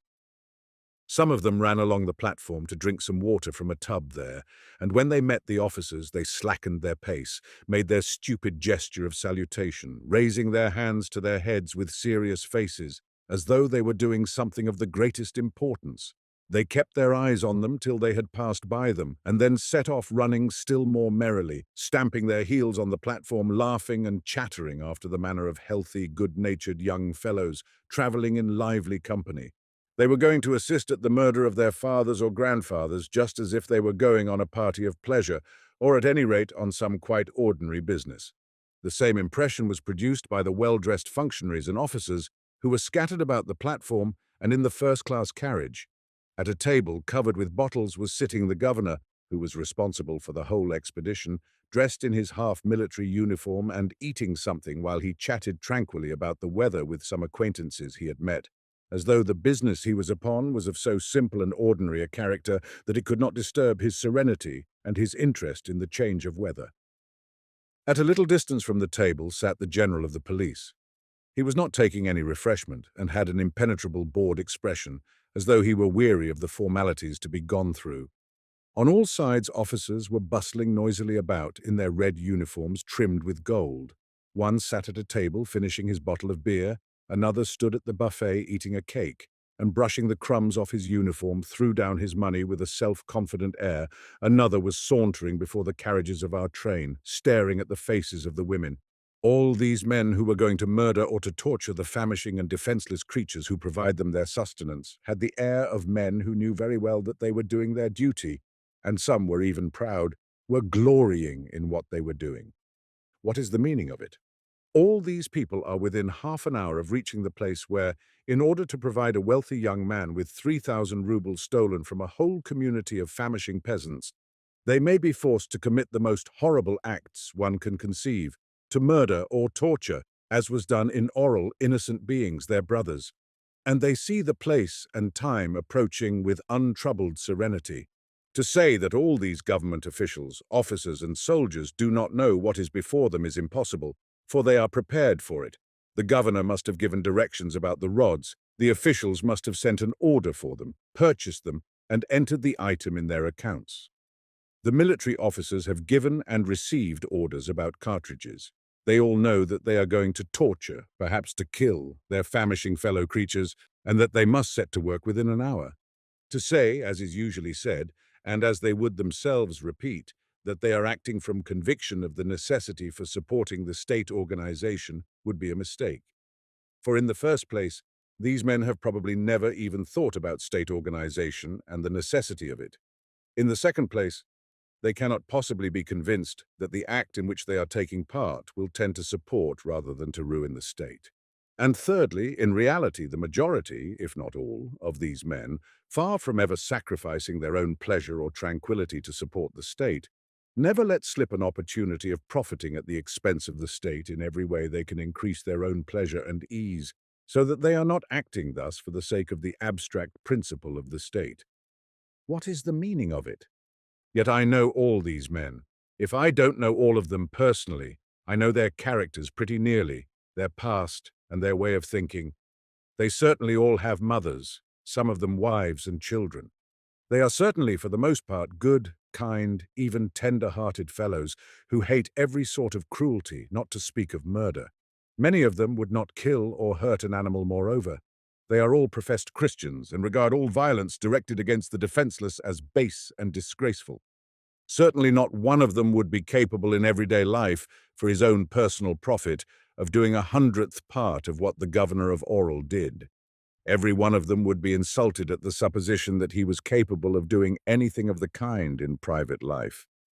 And yet they are within half an hour of reaching the place where they may be reduced to the inevitable necessity of committing this crime. What is the meaning of it? But it is not only these men who are going by train prepared for murder and torture. How could the men who began the whole business, the landowner, the commissioner, the judges, and those who gave the order and are responsible for it, the ministers, the Tsar, who are also good men, professed Christians, how could they elaborate such a plan and assent to it, knowing its consequences? The spectators even, who took no part in the affair, how could they, who are indignant at the sight of any cruelty in private life, even the overtaxing of a horse, allow such a horrible deed to be perpetrated? How was it they did not rise in indignation and bar the roads, shouting, "No, flog and kill starving men, because they won't let their last possession be stolen from them without resistance that we won't allow"? But far from anyone doing this, the majority, even of those who were the cause of the affair, such as the commissioner, the landowner, the judge, and those who took part in it and arranged it, as the governor, the ministers, and the Tsar, are perfectly tranquil and do not even feel a prick of conscience. And apparently all the men who are going to carry out this crime are equally undisturbed. The spectators, who one would suppose could have no personal interest in the affair, looked rather with sympathy than with disapproval at all these people preparing to carry out this infamous action. In the same compartment with me was a wood merchant who had risen from a peasant. He openly expressed aloud his sympathy with such punishments. "They can't disobey the authorities," he said. "That's what the authorities are for. Let them have a lesson. Send their fleas flying. They'll give over making commotions, I warrant you. That's what they want." What is the meaning of it? It is not possible to say that all these people who have provoked or aided or allowed this deed are such worthless creatures that, knowing all the infamy of what they are doing, they do it against their principles, some for pay and for profit, others through fear of punishment. All of them, in certain circumstances, know how to stand up for their principles. Not one of these officials would steal a purse, read another man's letter, or put up with an affront without demanding satisfaction. Not one of these officers would consent to cheat at cards, would refuse to pay a debt of honor, would betray a comrade, run away on the field of battle, or desert the flag. Not one of these soldiers would spit out the Holy Sacrament or eat meat on Good Friday. All these men are ready to face any kind of privation, suffering, or danger, rather than consent to do what they regard as wrong.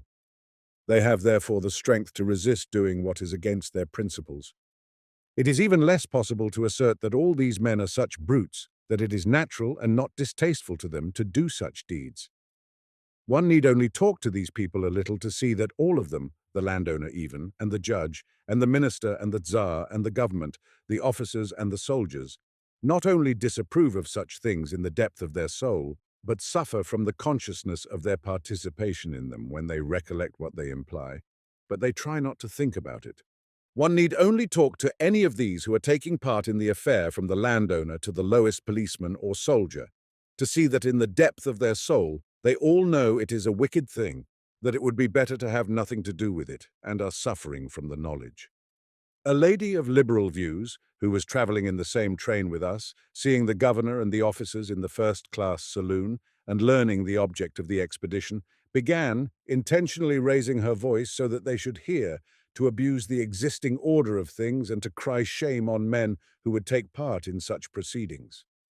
Everyone felt awkward, none knew where to look, but no one contradicted her. They tried to look as though such remarks were not worth answering, but one could see by their faces and their averted eyes that they were ashamed. I noticed the same thing in the soldiers. They too knew that what they were sent to do was a shameful thing, but they did not want to think about what was before them. When the wood merchant, as I suspect insincerely only to show that he was a man of education, began to speak of the necessity of such measures, the soldiers who heard him all turned away from him, scowling and pretending not to hear. All the men who, like the landowner, the commissioner, the minister, and the Tsar, were responsible for the perpetration of this act, as well as those who were now going to execute it, and even those who were mere spectators of it, knew that it was a wickedness and were ashamed of taking any share in it, and even of being present at it. Then why did they do it, or allow it to be done? Ask them the question. And the landowner who started the affair, and the judge who pronounced a clearly unjust, even though formally legal decision, and those who commanded the execution of the decision, and those who, like the policemen, soldiers, and peasants, will execute the deed with their own hands, flogging and killing their brothers, all who have devised, abetted, decreed, executed, or allowed such crimes, will make substantially the same reply. The authorities, those who have started, devised, and decreed the matter, will say that such acts are necessary for the maintenance of the existing order. The maintenance of the existing order is necessary for the welfare of the country and of humanity, for the possibility of social existence and human progress. Men of the poorer class, peasants and soldiers, who will have to execute the deed of violence with their own hands, say that they do so because it is the command of their superior authority, and the superior authority knows what he is about. That those are in authority who ought to be in authority, and that they know what they are doing appears to them a truth of which there can be no doubt. If they could admit the possibility of mistake or error, it would only be in functionaries of a lower grade. The highest authority on which all the rest depends seems to them immaculate beyond suspicion. Though expressing the motives of their conduct differently, both those in command and their subordinates are agreed in saying that they act thus because the existing order is the order which must and ought to exist at the present time, and that therefore to support it is the sacred duty of every man. On this acceptance of the necessity and therefore immutability of the existing order, all who take part in acts of violence on the part of government base, the argument always advanced in their justification. Since the existing order is immutable, they say, the refusal of a single individual to perform the duties laid upon him will effect no change in things, and will only mean that some other man will be put in his place who may do the work worse, that is to say, more cruelly, to the still greater injury of the victims of the act of violence. This conviction that the existing order is the necessary and therefore immutable order, which it is a sacred duty for every man to support, enables good men of high principles in private life to take part with conscience more or less untroubled in crimes such as that perpetrated in Orel and that which the men in the Tula train were going to perpetrate. But what is this conviction based on? It is easy to understand that the landowner prefers to believe that the existing order is inevitable and immutable because this existing order secures him an income from his hundreds and thousands of acres, by means of which he can lead his habitual indolent and luxurious life. It is easy to understand that the judge readily believes in the necessity of an order of things through which he receives a wage 50 times as great as the most industrious laborer can earn, and the same applies to all the higher officials. It is only under the existing regime that as governor, prosecutor, senator, members of the various councils, they can receive their several thousands of rubles a year, without which they and their families would at once sink into ruin, since if it were not for the position they occupy, they would never by their own abilities, industry, or acquirements get 1,000th part of their salaries. The minister, the Tsar, and all the higher authorities are in the same position. The only distinction is that the higher and the more exceptional their position, the more necessary it is for them to believe that the existing order is the only possible order of things. For without it, they would not only be unable to gain an equal position, but would be found to fall lower than all other people. A man who has, of his own free will, entered the police force at a wage of 10 rubles, which he could easily earn in any other position, is hardly dependent on the preservation of the existing regime, and so he may not believe in its immutability. But a king or an emperor who receives millions for his post and knows that there are thousands of people round him who would like to dethrone him and take his place, who knows that he will never receive such a revenue or so much honor in any other position, who knows, in most cases, through his more or less despotic rule, that if he were dethroned, he would have to answer for all his abuse of power. He cannot but believe in the necessity and even sacredness of the existing order. The higher and the more profitable a man's position, the more unstable it becomes, and the more terrible and dangerous a fall from it for him, the more firmly the man believes in the existing order, and therefore with the more ease of conscience can such a man perpetrate cruel and wicked acts, as though they were not in his own interest but for the maintenance of that order. This is the case with all men in authority who occupy positions more profitable than they could occupy except for the present regime, from the lowest police officer to the Tsar. All of them are more or less convinced that the existing order is immutable because, the chief consideration, it is to their advantage. But the peasants, the soldiers, who are at the bottom of the social scale, who have no kind of advantage from the existing order, who are in the very lowest position of subjection and humiliation. What forces them to believe that the existing order in which they are in their humble and disadvantageous position is the order which ought to exist, and which they ought to support even at the cost of evil actions contrary to their conscience? What forces these men to the false reasoning that the existing order is unchanging, and that therefore they ought to support it, when it is so obvious, on the contrary, that it is only unchanging because they themselves support it? What forces these peasants, taken only yesterday from the plough and dressed in ugly and unseemly costumes, with blue collars and gilt buttons, to go with guns and sabres and murder their famishing fathers and brothers? They gain no kind of advantage and can be in no fear of losing the position they occupy, because it is worse than that from which they have been taken. The persons in authority of the higher orders, landowners, merchants, judges, senators, governors, ministers, tsars, and officers, take part in such doings because the existing order is to their advantage. In other respects, they are often good and kind-hearted men, and they are more able to take part in such doings because their share in them is limited to suggestions, decisions, and orders. These persons in authority never do themselves what they suggest, decide, or command to be done. For the most part, they do not even see how all the atrocious deeds they have suggested and authorized are carried out. But the unfortunate men of the lower orders who gain no kind of advantage from the existing regime, but on the contrary, are treated with the utmost contempt, supported even by dragging people with their own hands from their families, handcuffing them, throwing them in prison, guarding them, shooting them. Why do they do it? What forces them to believe that the existing order is unchanging and they must support it? All violence rests, we know, on those who do the beating, the handcuffing, the imprisoning, and the killing with their own hands. If there were no soldiers or armed policemen ready to kill or outrage anyone as they are ordered, not one of those people who sign sentences of death, imprisonment, or galley slavery for life would make up his mind to hang, imprison, or torture a thousandth part of those whom, quietly sitting in his study, he now orders to be tortured in all kinds of ways, simply because he does not see it nor do it himself, but only gets it done at a distance by these servile tools.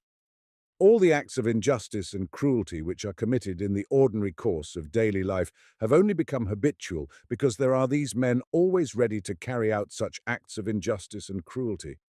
If it were not for them, far from anyone using violence against the immense masses who are now ill-treated, those who now command their punishment would not venture to sentence them, would not even dare to dream of the sentences they decree with such easy confidence at present. And if it were not for these men ready to kill or torture anyone at their commander's will, no one would dare to claim, as all the idle landowners claim with such assurance, that a piece of land surrounded by peasants, who are in wretchedness from want of land, is the property of a man who does not cultivate it, or that stores of corn taken by swindling from the peasants ought to remain untouched in the midst of a population dying of hunger, because the merchants must make their profit. If it were not for these servile instruments at the disposal of the authorities, It could never have entered the head of the landowner to rob the peasants of the forest they had tended, nor of the officials to think they are entitled to their salaries, taken from the famishing people, the price of their oppression. Least of all could anyone dream of killing or exiling men for exposing falsehood and telling the truth.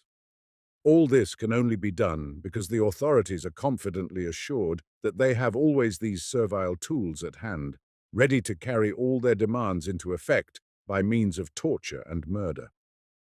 All the deeds of violence of tyrants from Napoleon to the lowest commander of a company who fires upon a crowd can only be explained by the intoxicating effect of their absolute power over these slaves. All force, therefore, rests on these men, who carry out the deeds of violence with their own hands, the men who serve in the police or the army, especially the army, for the police only venture to do their work because the army is at their back.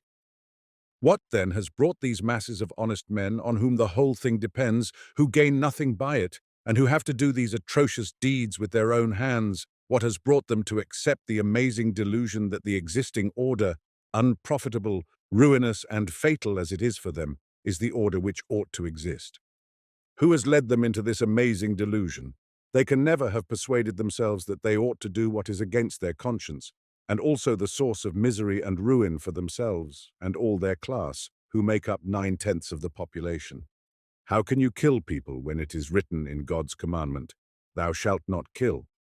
I have often inquired of different soldiers, and I always drove them to embarrassment and confusion by reminding them of what they did not want to think about. They knew they were bound by the law of God, "Thou shalt not kill," and knew too that they were bound by their duty as soldiers, but had never reflected on the contradiction between these duties. The drift of the timid answers I received to this question was always approximately this: that killing in war and executing criminals by command of the government are not included in the general prohibition of murder.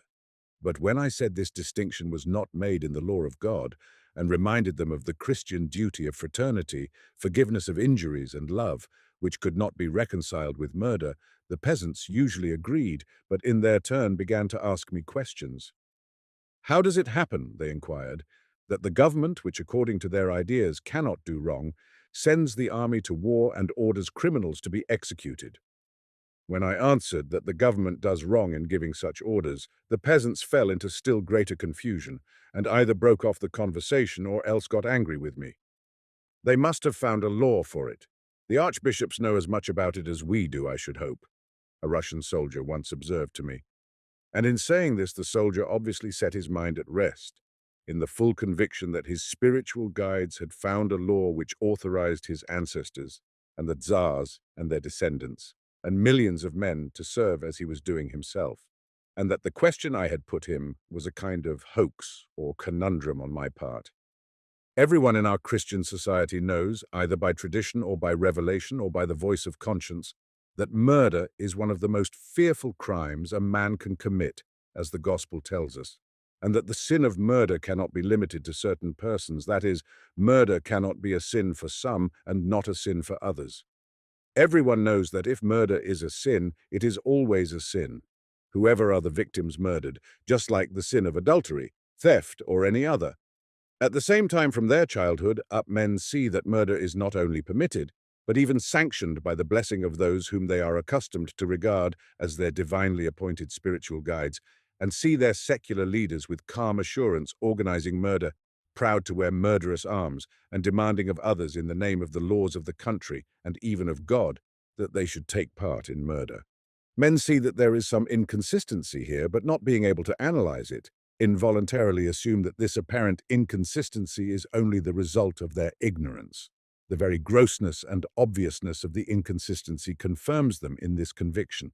They cannot imagine that the leaders of civilization, the educated classes, could so confidently preach two such opposed principles as the law of Christ and murder. A simple, uncorrupted youth cannot imagine that those who stand so high in his opinion, whom he regards as holy or learned men, could for any object whatever mislead him so shamefully. But this is just what has always been and always is done to him. It is done, 1. By instilling by example and direct instruction from childhood up into the working people who have not time to study moral and religious questions for themselves. the idea that torture and murder are compatible with Christianity, and that for certain objects of state, torture and murder are not only admissible, but ought to be employed.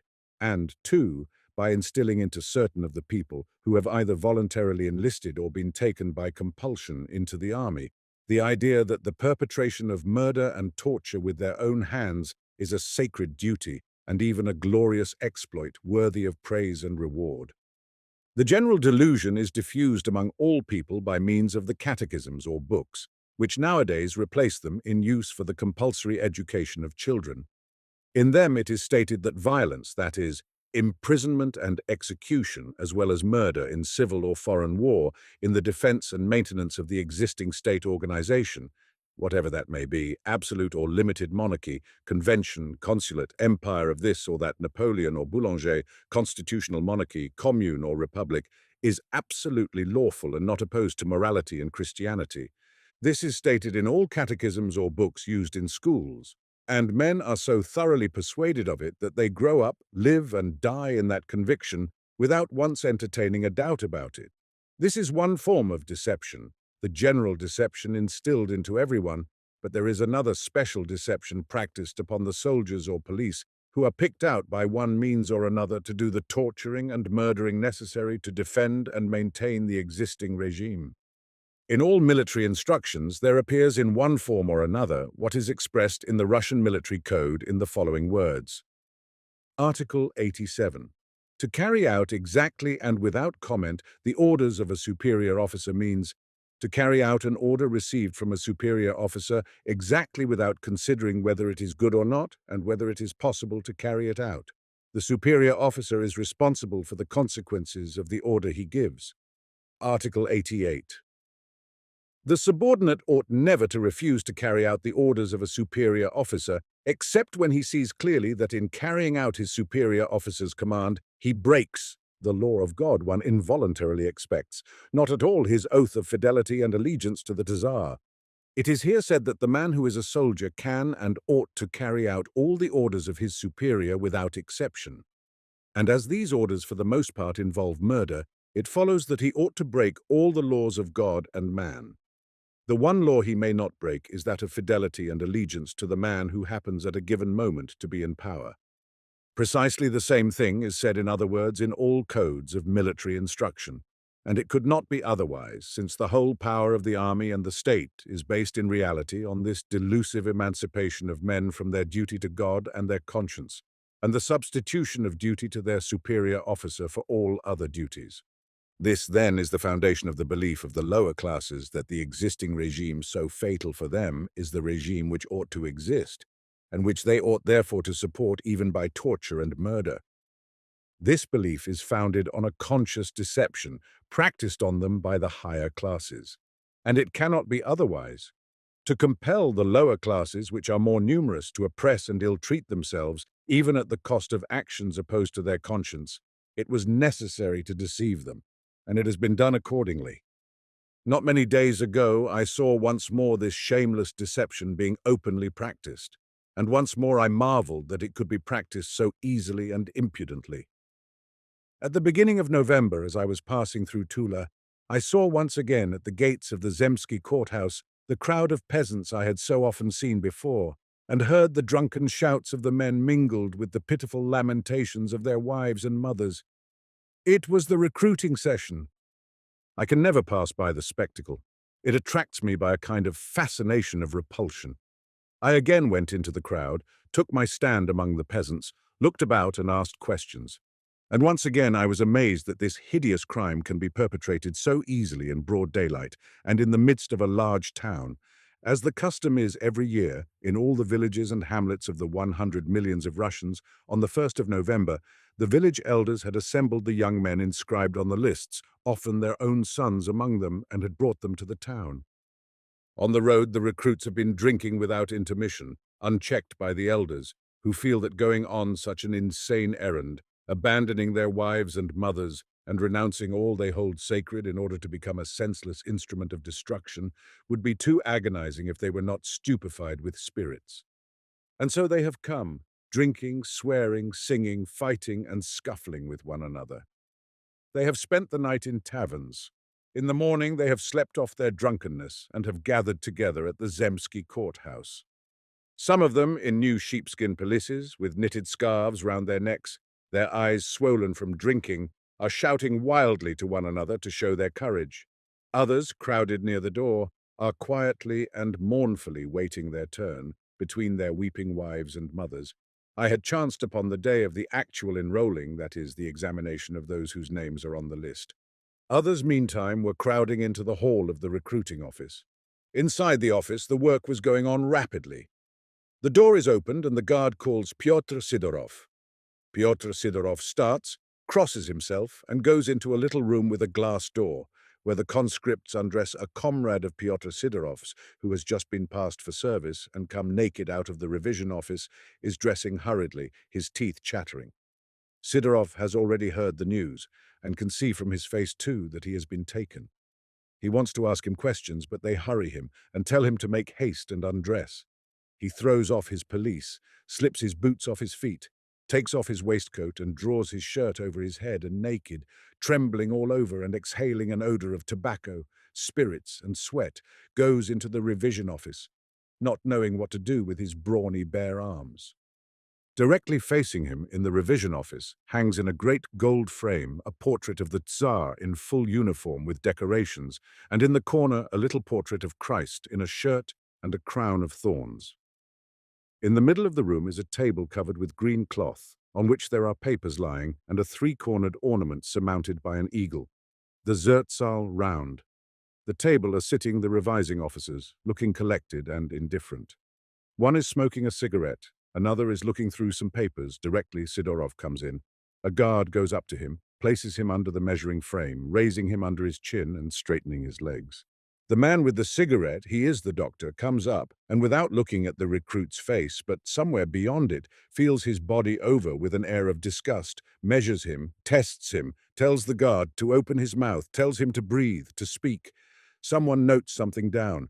At last, without having once looked him in the face, the doctor says, "Right, next one," and with a weary air sits down again at the table. The soldiers again hustle and hurry the lad. He somehow gets into his trousers, wraps his feet in rags, puts on his boots, looks for his scarf and cap, and bundles his pelisse under his arm.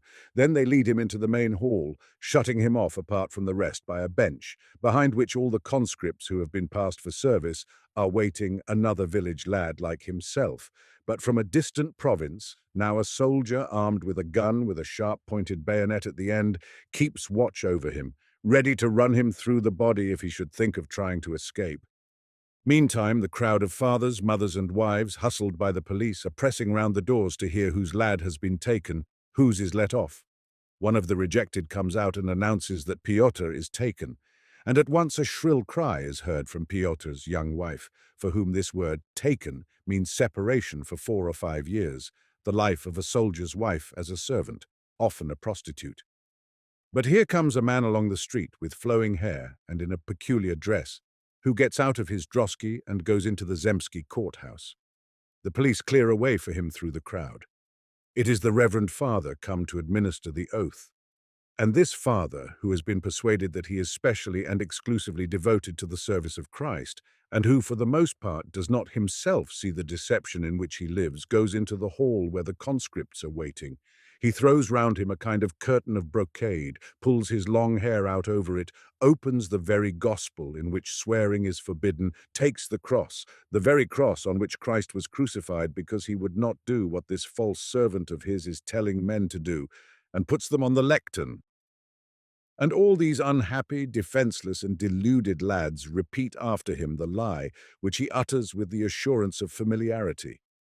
He reads, and they repeat after him, "I promise and swear by Almighty God upon his holy gospel, etc., to defend, etc., and that is to murder anyone I am told to, and to do everything I am told by men I know nothing of, and who care nothing for me except as an instrument for perpetrating the crimes by which they are kept in their position of power, and my brothers in their condition of misery." All the conscripts repeat these ferocious words without thinking. And then the so-called father goes away with a sense of having correctly and conscientiously done his duty. And all these poor deluded lads believe that these nonsensical and incomprehensible words which they have just uttered set them free for the whole time of their service from their duties as men, and lay upon them fresh and more binding duties as soldiers. And this crime is perpetrated publicly, and no one cries out to the deceiving and the deceived. Think what you are doing. This is the basest, falsest lie, by which not bodies only but souls too are destroyed. No one does this. On the contrary, when all have been enrolled and they are to be let out again, the military officer goes with a confident and majestic air into the hall where the drunken, cheated lads are shut up, and cries in a bold military voice, "Your health, my lads! I congratulate you on serving the Tsar!" And they, poor fellows, someone has given them a hint beforehand, mutter awkwardly, their voices thick with drink, something to the effect that they are glad. Meantime, the crowd of fathers, mothers, and wives is standing at the doors waiting. The women keep their tearful eyes fixed on the doors.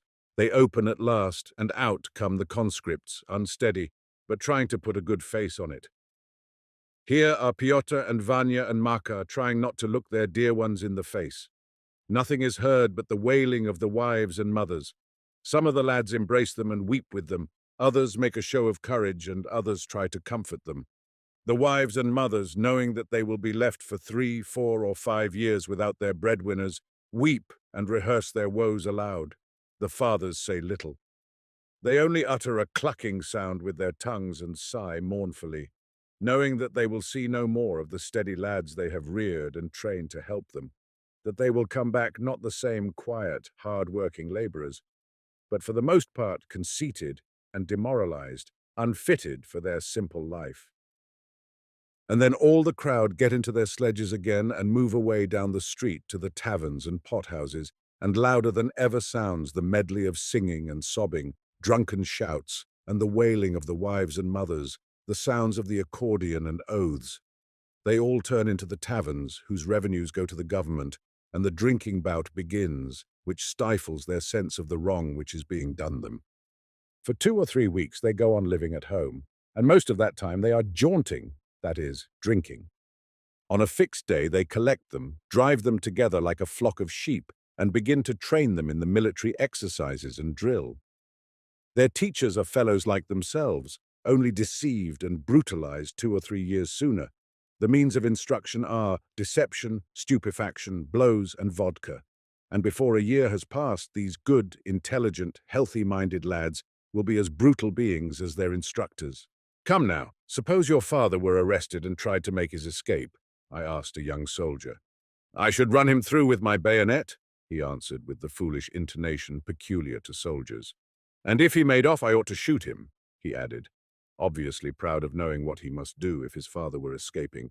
And when a good-hearted lad has been brought to a state lower than that of a brute, he is just what is wanted by those who use him as an instrument of violence. He is ready. The man has been destroyed, and a new instrument of violence has been created. And all this is done every year, every autumn, everywhere, through all Russia in broad daylight in the midst of large towns, where all may see it, and the deception is so clever, so skillful, that though all men know the infamy of it in their hearts, and see all its horrible results, they cannot throw it off and be free. When one's eyes are opened to this awful deception practiced upon us, one marvels that the teachers of the Christian religion and of morals, the instructors of youth, or even the good-hearted and intelligent parents who are to be found in every society, can teach any kind of morality in a society in which it is openly admitted, it is so admitted under all governments and all churches, that murder and torture form an indispensable element in the life of all, and that there must always be special men trained to kill their fellows, and that any one of us may have to become such a trained assassin. How can children, youths, and people generally be taught any kind of morality, not to speak of teaching in the spirit of Christianity, side by side with the doctrine that murder is necessary for the public weal and therefore legitimate, and that there are men, of whom each of us may have to be one, whose duty is to murder and torture and commit all sorts of crimes at the will of those who are in possession of authority? If this is so, and one can and ought to murder and torture, there is not and cannot be any kind of moral law, but only the law that might is right, and this is just how it is. In reality, that is the doctrine, justified to some by the theory of the struggle for existence, which reigns in our society. And, indeed, what sort of ethical doctrine could admit the legitimacy of murder for any object whatever? It is as impossible as a theory of mathematics admitting that 2 is equal to 3. There may be a semblance of mathematics admitting that 2 is equal to 3, but there can be no real science of mathematics. And there can only be a semblance of ethics in which murder in the shape of war and the execution of criminals is allowed, but no true ethics. The recognition of the life of every man as sacred is the first and only basis of all ethics. The doctrine of an eye for an eye and a tooth for a tooth has been abrogated by Christianity because it is the justification of immorality and a mere semblance of equity and has no real meaning. Life is a value which has no weight nor size and cannot be compared to any other, and so there is no sense in destroying a life for a life besides. Every social law aims at the amelioration of man's life. What way, then, can the annihilation of the life of some men ameliorate men's life? Annihilation of life cannot be a means of the amelioration of life. It is a suicidal act. To destroy another life for the sake of justice is as though a man, to repair the misfortune of losing one arm, should cut off the other arm for the sake of equity.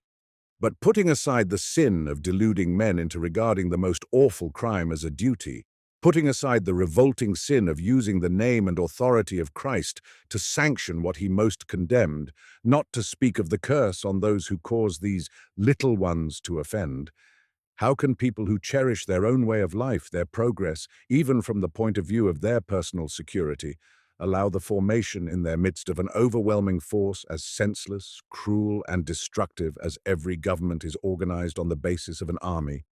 Even the most cruel band of brigands is not so much to be dreaded as such a government. The power of every brigand chief is at least so far limited that the men of his band preserve at least some human liberty and can refuse to commit acts opposed to their conscience. But owing to the perfection to which the discipline of the army has been brought, there is no limit to check men who form part of a regularly organized government. There are no crimes so revolting that they would not readily be committed by men who form part of a government or army at the will of anyone, such as Boulanger, Napoleon, or Pugachev, who may chance to be at their head. Often, when one sees conscription levies, military drills and maneuvers, police officers with loaded revolvers, and sentinels at their posts with bayonets on their rifles, when one hears for whole days at a time, as I hear it in Hamovniki where I live, the whistle of balls and the dull thud as they fall in the sand, when one sees in the midst of a town where any effort at violence in self-defense is forbidden, where the sale of powder and of chemicals, where furious driving and practicing as a doctor without a diploma and so on are not allowed. Thousands of disciplined troops, trained to murder and subject to one man's will. One asks oneself, how can people who prize their security quietly allow it and put up with it? Apart from the immorality and evil effects of it, nothing can possibly be more unsafe. What are people thinking about? I don't mean now Christians, ministers of religion, philanthropists and moralists, but simply people who value their life, their security, and their comfort. This organization, we know, will work just as well in one man's hands as another's. Today, let us assume, power is in the hands of a ruler who can be endured, but tomorrow it may be seized by a Byron, an Elizabeth, a Catherine, a Pugachev, a Napoleon I, or a Napoleon III.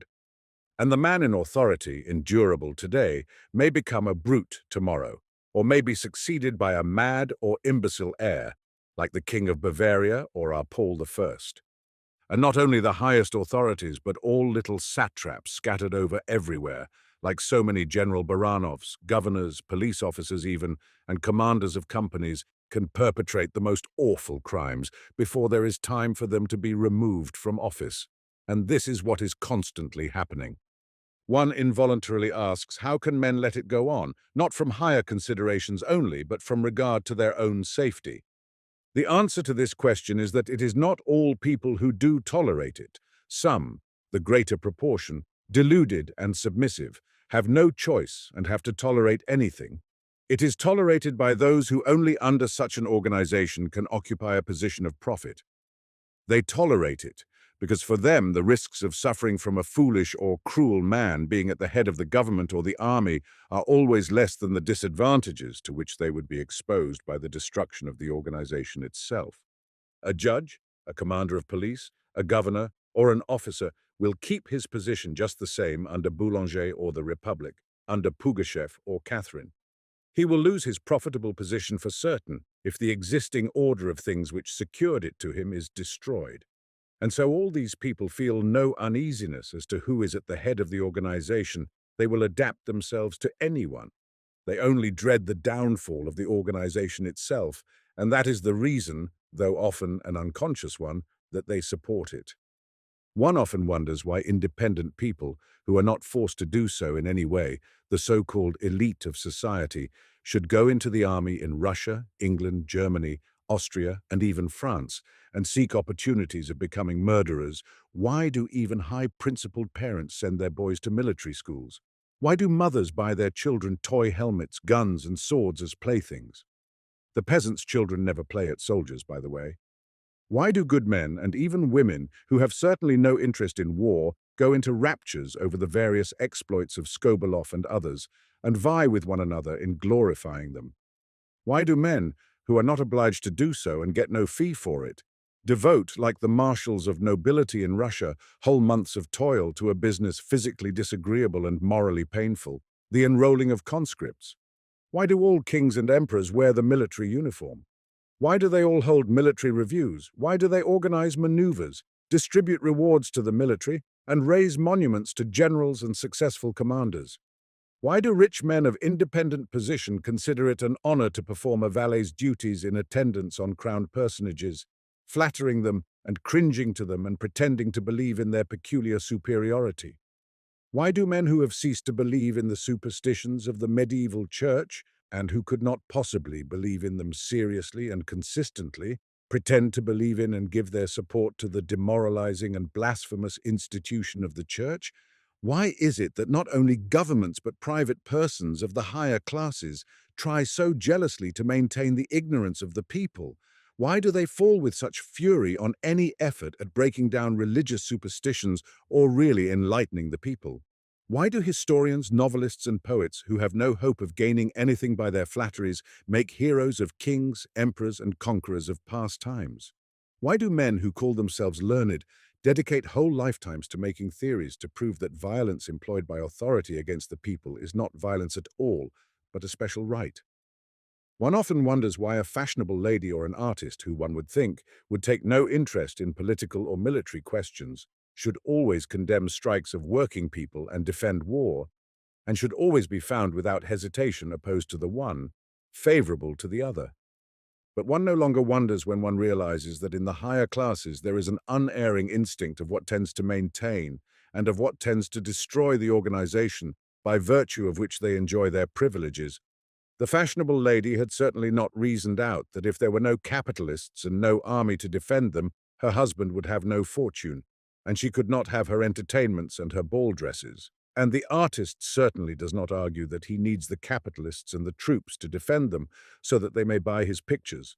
But instinct, replacing reason in this instance, guides them unerringly, and it is precisely this instinct which leads all men, with few exceptions, to support all the religious, political, and economic institutions which are to their advantage.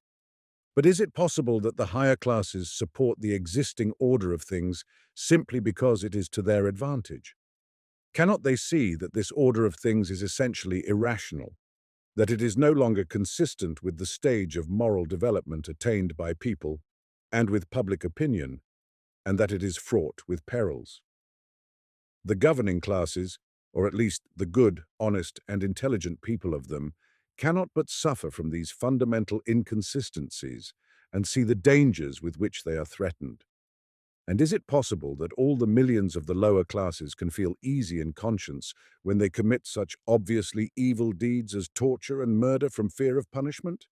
Indeed, it could not be so. Neither the former nor the latter could fail to see the irrationality of their conduct, if the complexity of government organization did not obscure the unnatural senselessness of their actions. So many instigate, assist, or sanction the commission of every one of these actions that no one who has a hand in them feels himself morally responsible for it. It is the custom among assassins to oblige all the witnesses of a murder to strike the murdered victim, that the responsibility may be divided among as large a number of people as possible. The same principle in different forms is applied under the government organization in the perpetration of the crimes, without which no government organization could exist. Rulers always try to implicate as many citizens as possible in all the crimes committed in their support. Of late, this tendency has been expressed in a very obvious manner by the obligation of all citizens to take part in legal processes as jurors, in the army as soldiers, in the local government or legislative assembly, as electors or members. Just as in a wicker basket, all the ends are so hidden away that it is hard to find them, in the state organization the responsibility for the crimes committed is so hidden away that men will commit the most atrocious acts without seeing their responsibility for them. In ancient times, tyrants got credit for the crimes they committed, but in our day the most atrocious infamies, inconceivable under the Neros, are perpetrated and no one gets blamed for them. One set of people have suggested, another set have proposed, a third have reported, a fourth have decided, a fifth have confirmed, a sixth have given the order, and a seventh set of men have carried it out. They hang, they flog to death women, old men, and innocent people, as was done recently among us in Russia at the Yuzovsky factory, and is always being done everywhere in Europe and America in the struggle with the anarchists and all other rebels against the existing order. They shoot and hang men by hundreds and thousands, or massacre millions in war, or break men's hearts in solitary confinement, and ruin their souls in the corruption of a soldier's life, and no one is responsible. At the bottom of the social scale, soldiers armed with guns, pistols, and sabers injure and murder people and compel men through these means to enter the army and are absolutely convinced that the responsibility for the actions rests solely on the officers who command them. At the top of the scale, the Tsars, presidents, ministers, and parliaments decree these tortures and murders and military conscription, and are fully convinced that since they are either placed in authority by the grace of God or by the society they govern, which demands such decrees from them, they cannot be held responsible. Between these two extremes are the intermediary personages who superintend the murders and other acts of violence and are fully convinced that the responsibility is taken off their shoulders partly by their superiors who have given the order, partly by the fact that such orders are expected from them by all who are at the bottom of the scale. The authority who gives the orders and the authority who executes them at the two extreme ends of the state organization meet together like the two ends of a ring. They support and rest on one another and enclose all that lies within the ring, without the conviction that there is a person or persons who will take the whole responsibility of his acts. Not one soldier would ever lift a hand to commit a murder or other deed of violence. Without the conviction that it is expected by the whole people, not a single king, emperor, president, or parliament would order murders or acts of violence. Without the conviction that there are persons of a higher grade who will take the responsibility, and people of a lower grade who require such acts for their welfare, not one of the intermediate class would superintend such deeds. The state is so organized that wherever a man is placed in the social scale, his irresponsibility is the same. The higher his grade, the more he is under the influence of demands from below, and the less he is controlled by orders from above, and vice versa. All men, then, bound together by state organization, throw the responsibility of their acts on one another, the peasant soldier on the nobleman or merchant who is his officer, and the officer on the nobleman who has been appointed governor, the governor on the nobleman or son of an official who is minister, the minister on the member of the royal family who occupies the post of Tsar, and the Tsar again on all these officials, noblemen, merchants, and peasants. But that is not all. Besides the fact that men get rid of the sense of responsibility for their actions in this way, they lose their moral sense of responsibility also by the fact that in forming themselves into a state organization, they persuade themselves and each other so continually and so indefatigably that they are not all equal, but as the stars apart, that they come to believe it genuinely themselves. Thus, some are persuaded that they are not simple people like everyone else, but special people who are to be specially honored. It is instilled into another set of men by every possible means that they are inferior to others, and therefore must submit without a murmur to every order given them by their superiors. On this inequality, above all on the elevation of some and the degradation of others, rests the capacity men have of being blind to the insanity of the existing order of life, and all the cruelty and criminality of the deception practiced by one set of men on another. Those in whom the idea has been instilled that they are invested with a special supernatural grandeur and consequence are so intoxicated with a sense of their own imaginary dignity that they cease to feel their responsibility for what they do. While those, on the other hand, in whom the idea is fostered that they are inferior animals, bound to obey their superiors in everything, fall, through this perpetual humiliation, into a strange condition of stupefied servility, and in this stupefied state do not see the significance of their actions and lose all consciousness of responsibility for what they do. The intermediate class, who obey the orders of their superiors on the one hand and regard themselves as superior beings on the other, are intoxicated by power and stupefied by servility at the same time, and so lose the sense of their responsibility. One need only glance during a review at the commander-in-chief, intoxicated with self-importance, followed by his retinue, all on magnificent and gaily apparelled horses, in splendid uniforms and wearing decorations, and see how they ride to the harmonious and solemn strains of music before the ranks of soldiers, all presenting arms and petrified with servility.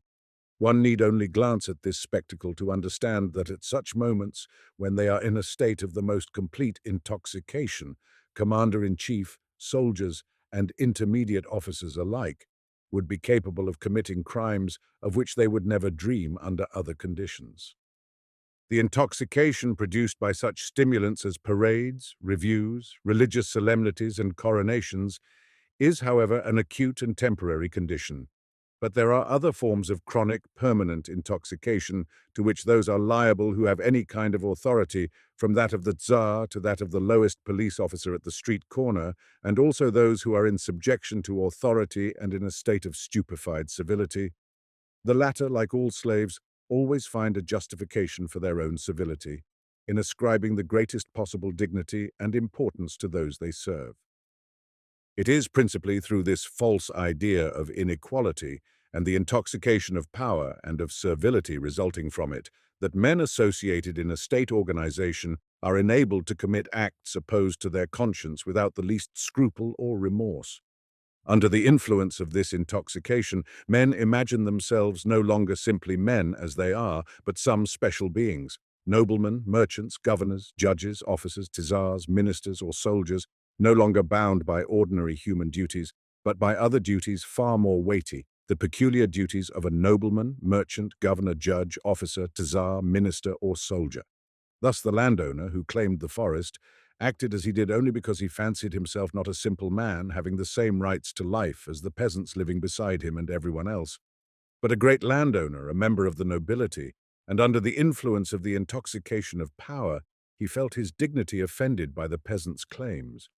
It was only through this feeling that, without considering the consequences that might follow, he sent in a claim to be reinstated in his pretended rights. In the same way, the judges, who wrongfully adjudged the forest to the proprietor, did so simply because they fancied themselves not simply men like everyone else, and so bound to be guided in everything only by what they consider right, but, under the intoxicating influence of power, imagined themselves the representatives of the justice which cannot err. While under the intoxicating influence of civility, they imagined themselves bound to carry out to the letter the instructions inscribed in a certain book, the so-called law. In the same way, all who take part in such an affair, from the highest representative of authority who signs his assent to the report, from the superintendent presiding at the recruiting sessions, and the priest who deludes the recruits, to the lowest soldier who is ready now to fire on his own brothers, imagine, in the intoxication of power or of civility, that they are some conventional characters. They do not face the question that is presented to them, whether or not they ought to take part in what their conscience judges an evil act, but fancy themselves various conventional personages, one as the Tsar, God's anointed, an exceptional being, called to watch over the happiness of 100 millions of men, another as the representative of nobility, another as a priest who has received special grace by his ordination, another as a soldier, bound by his military oath to carry out all he is commanded without reflection, Only under the intoxication of the power or the servility of their imagined positions could all these people act as they do.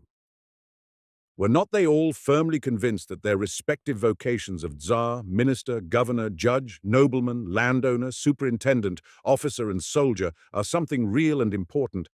Not one of them would even think without horror and aversion of taking part in what they do now. The conventional positions, established hundreds of years, recognized for centuries and by everyone, distinguished by special names and dresses, and moreover confirmed by every kind of solemnity, have so penetrated into men's minds through their senses that, forgetting the ordinary conditions of life common to all, they look at themselves and everyone only from this conventional point of view, and are guided in their estimation of their own actions and those of others by this conventional standard. Thus, we see a man of perfect sanity and ripe age, simply because he is decked out with some fringe, or embroidered keys on his coat-tails, or a colored ribbon only fit for some gaily dressed girl, and is told that he is a general, a chamberlain, a knight of the Order of St. Andrew, or some similar nonsense, suddenly become self-important, proud, and even happy, or, on the contrary, grow melancholy and unhappy to the point of falling ill because he has failed to obtain the expected decoration or title.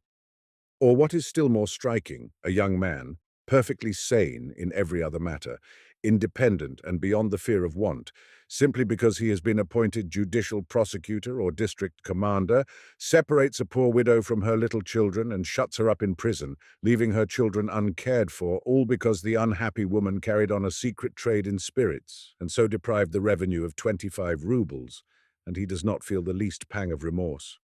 Or what is still more amazing, a man, otherwise sensible and good-hearted, simply because he is given a badge or a uniform to wear, and told that he is a guard or customs officer, is ready to fire on people, and neither he nor those around him regard him as to blame for it, but on the contrary, would regard him as to blame if he did not fire, to say nothing of judges and juries who condemn men to death, and soldiers who kill men by thousands without the slightest scruple, merely because it has been instilled into them that they are not simply men, but jurors, judges, generals, and soldiers. This strange and abnormal condition of men under state organization is usually expressed in the following words: "As a man, I pity him, but as guard, judge, general, governor, czar, or soldier, it is my duty to kill or torture him." Just as though there were some positions conferred and recognized which would exonerate us from the obligations laid on each of us by the fact of our common humanity. So, for example, in the case before us, men are going to murder and torture the famishing, and they admit that in the dispute between the peasants and the landowner, the peasants are right. All those in command said as much to me. They know that the peasants are wretched, poor, and hungry, and the landowner is rich and inspires no sympathy.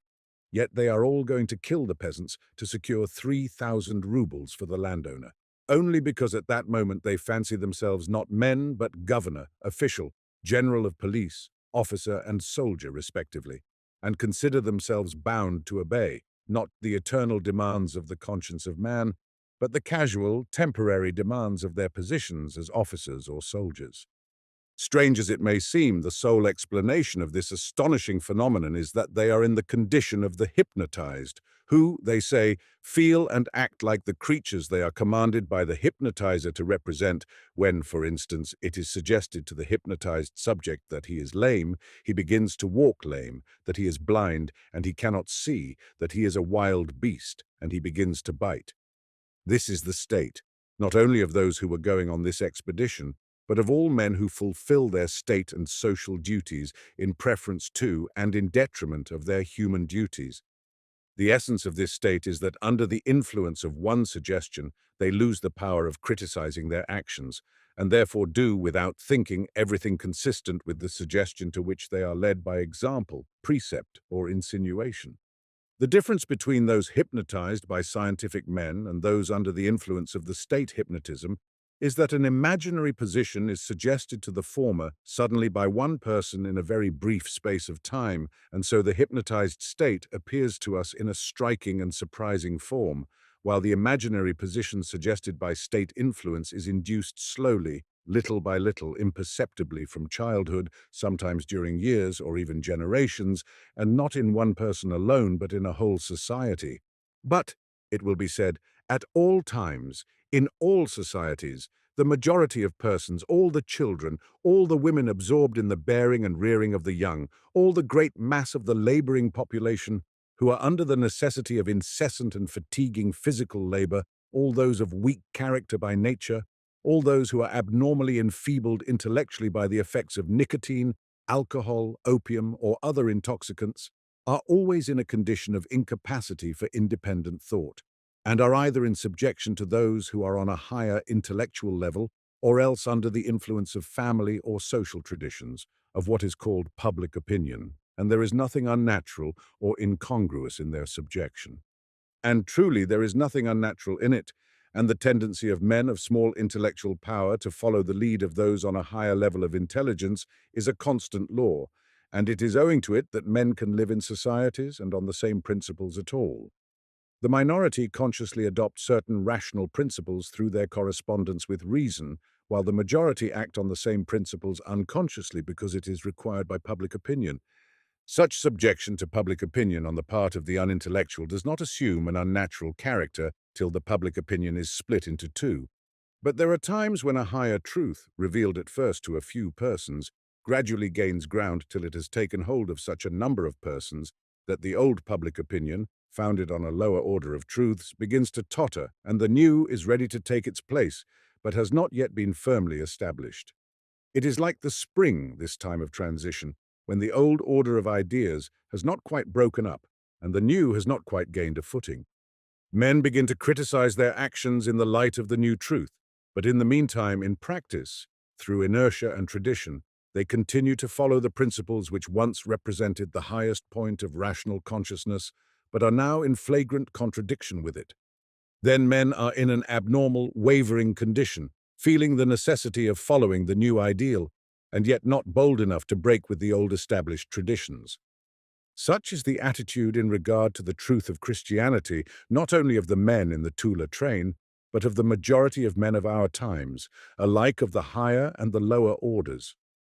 Those of the ruling classes, having no longer any reasonable justification for the profitable positions they occupy, are forced, in order to keep them, to stifle their higher rational faculty of loving, and to persuade themselves that their positions are indispensable. And those of the lower classes, exhausted by toil and brutalized of set purpose, are kept in a permanent deception, practiced deliberately and continuously by the higher classes upon them.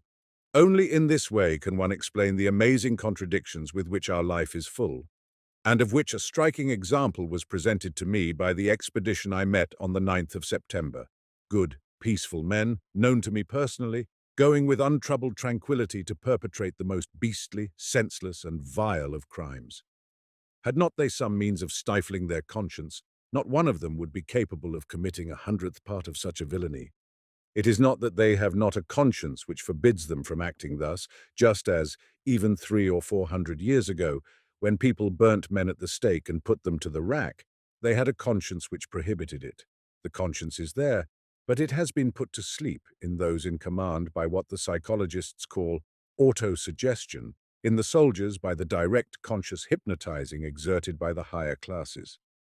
Though asleep, the conscience is there, and in spite of the hypnotism it is already speaking in them, and it may awake. All these men are in a position like that of a man under hypnotism, commanded to do something opposed to everything he regards as good and rational, such as to kill his mother or his child. The hypnotized subject feels himself bound to carry out the suggestion. He thinks he cannot stop. But the nearer he gets to the time and the place of the action, the more the benumbed conscience begins to stir, to resist, and to try to awake. And no one can say beforehand whether he will carry out the suggestion or not, which will gain the upper hand, the rational conscience or the irrational suggestion. It all depends on their relative strength. That is just the case with the men in the Tula train, and in general with everyone carrying out acts of state violence in our day.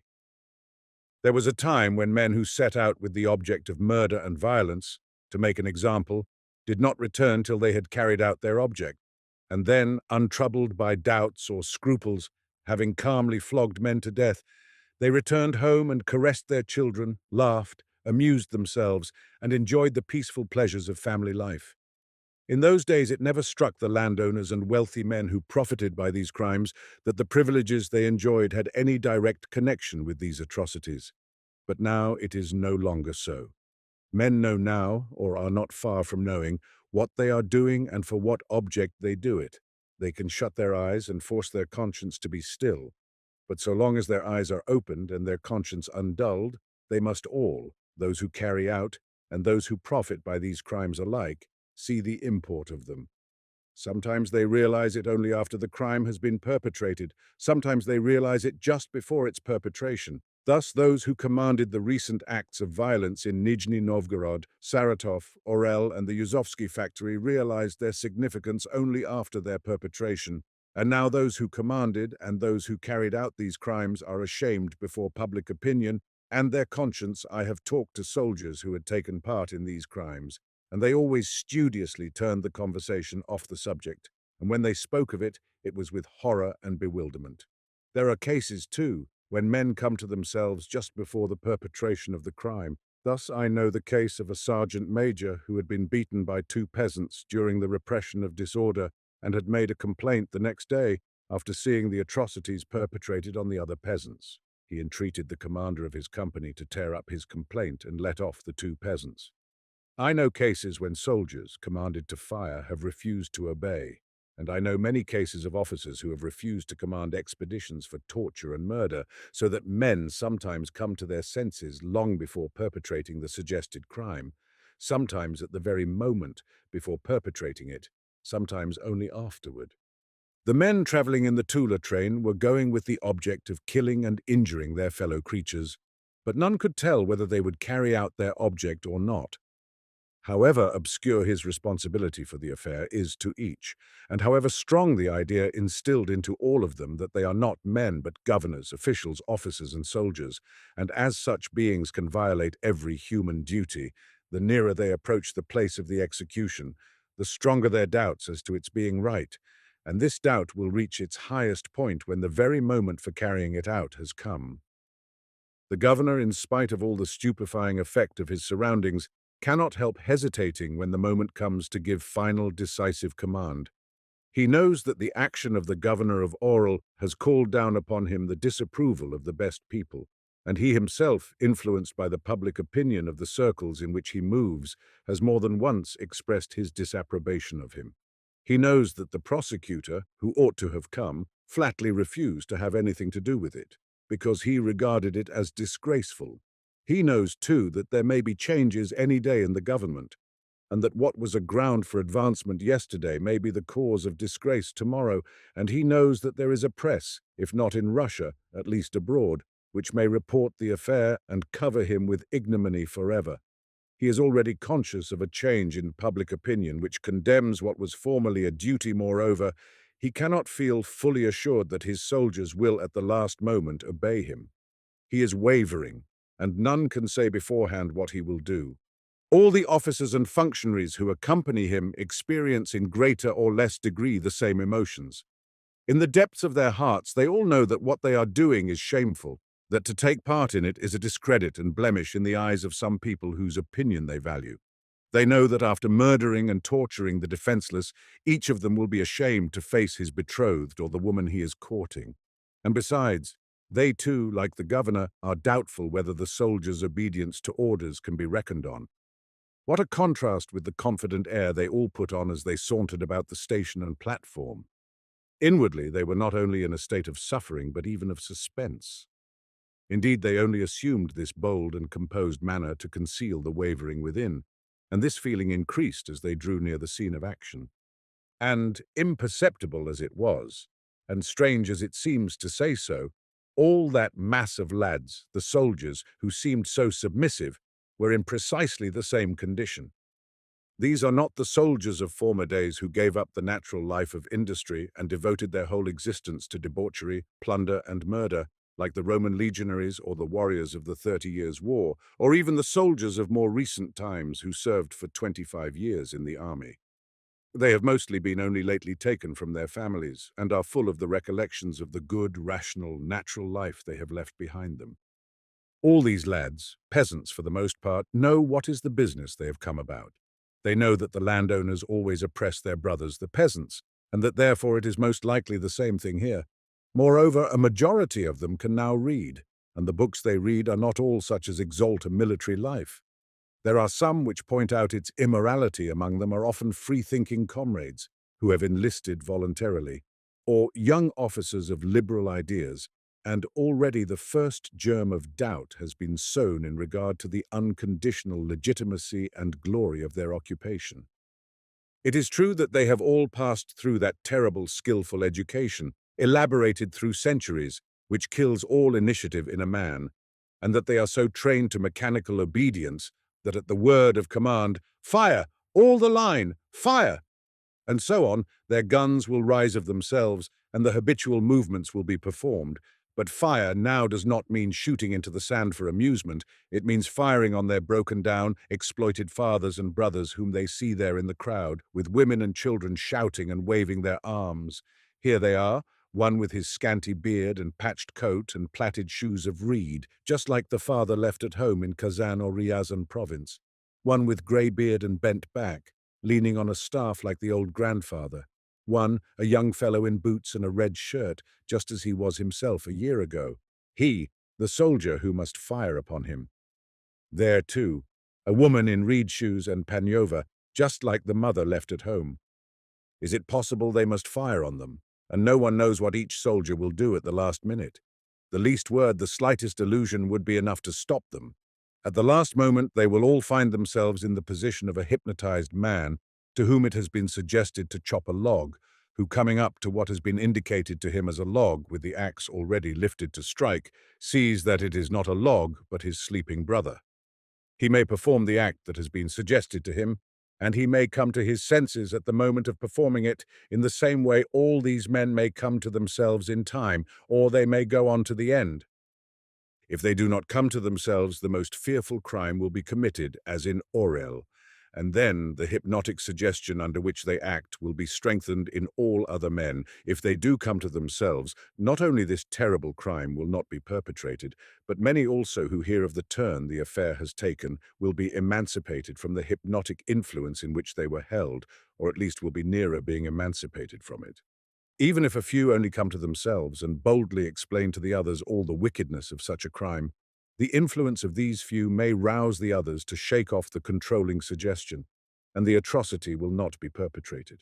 More than that, if a few men, even of those who are not taking part in the affair, but are only present at the preparations for it, or have heard of such things being done in the past, do not remain indifferent but boldly and plainly express their detestation of such crimes to those who have to execute them, and point out to them all the senselessness, cruelty, and wickedness of such acts, that alone will be productive of good.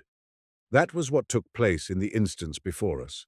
It was enough for a few men, some personally concerned in the affair and others simply outsiders, to express their disapproval of floggings that had taken place elsewhere and their contempt and loathing for those who had taken part in inflicting them.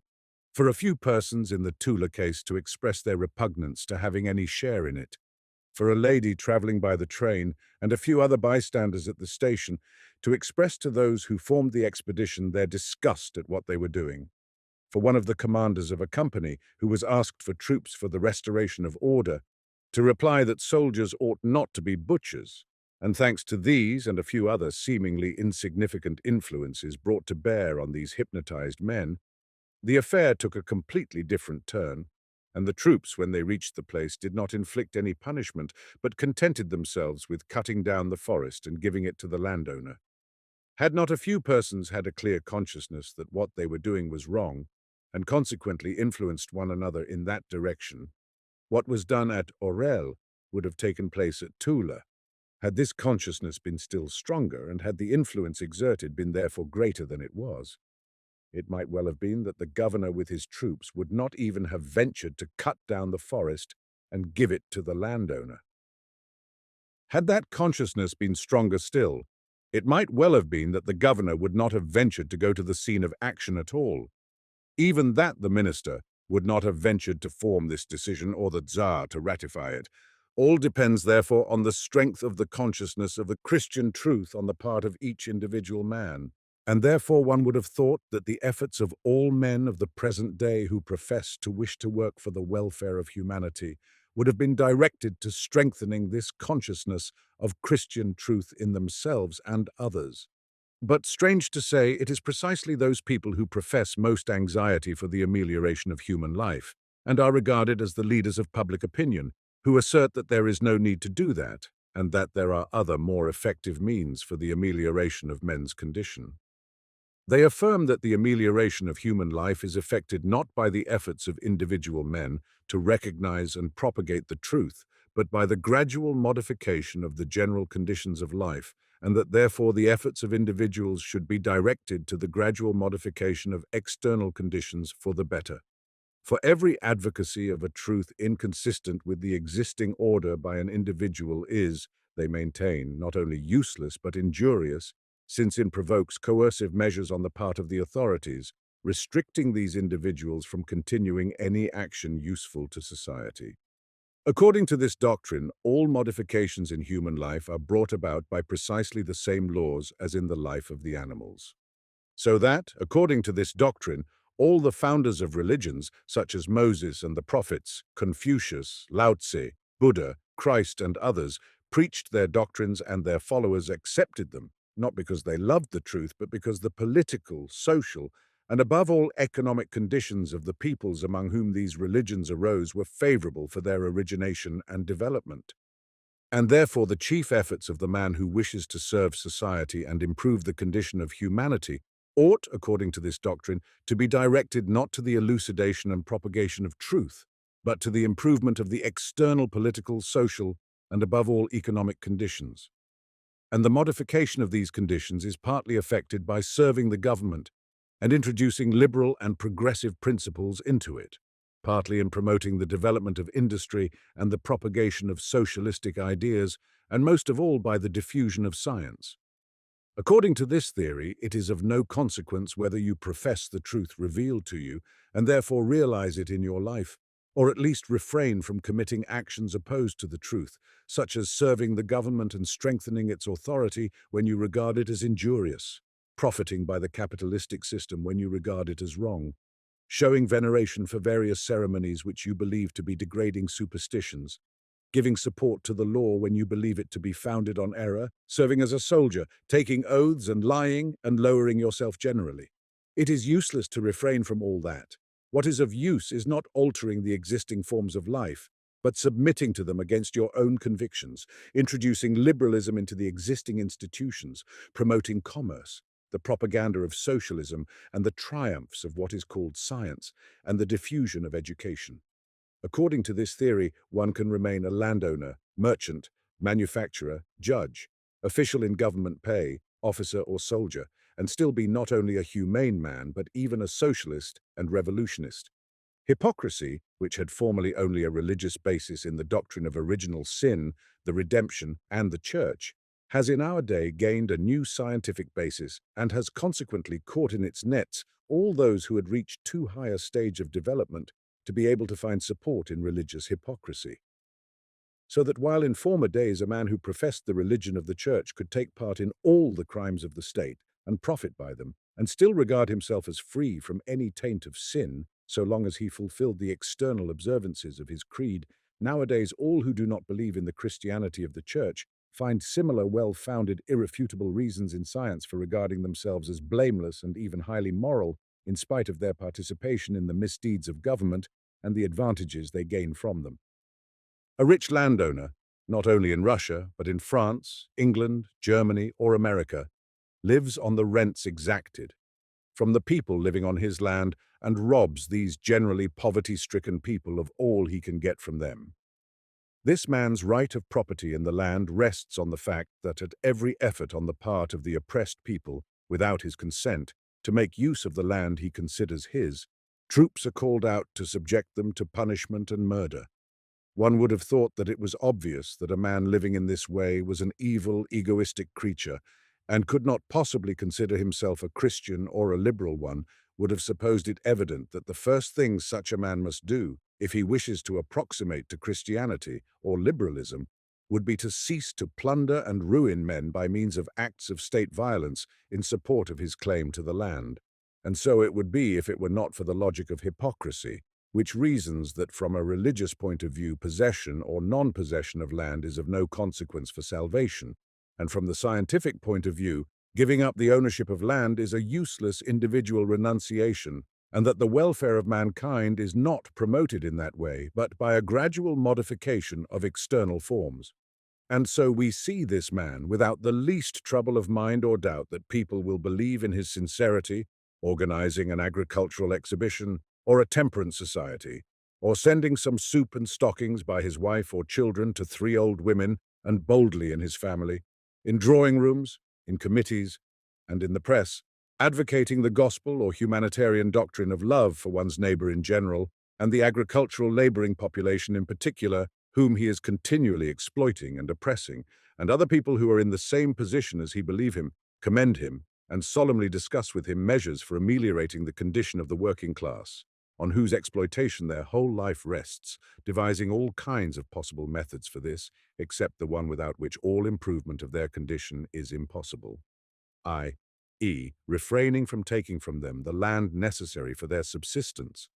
A striking example of this hypocrisy was the solicitude displayed by the Russian landowners last year, their efforts to combat the famine which they had caused and by which they profited, selling not only bread at the highest price, but even potato haulm at 5 rubles the desiatin, about 2 4/5 acres, for fuel to the freezing peasants. Or take a merchant whose whole trade, like all trade indeed, is founded on a series of trickery, by means of which, profiting by the ignorance or need of others, he buys goods below their value and sells them again above their value. One would have fancied it obvious that a man whose whole occupation was based on what in his own language is called swindling, if it is done under other conditions, ought to be ashamed of his position, and could not any way, while he continues a merchant, profess himself a Christian or a liberal. But the sophistry of hypocrisy reasons that the merchant can pass for a virtuous man without giving up his pernicious course of action. A religious man need only have faith, and a liberal man need only promote the modification of external conditions, the progress of industry.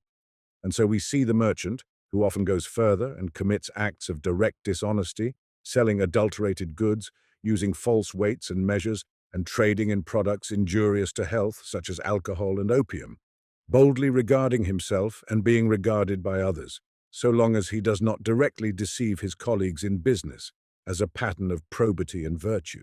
And if he spends 1,000th part of his stolen wealth on some public institution, a hospital or museum or school, then he is even regarded as the benefactor of the people on the exploitation and corruption of whom his whole prosperity has been founded.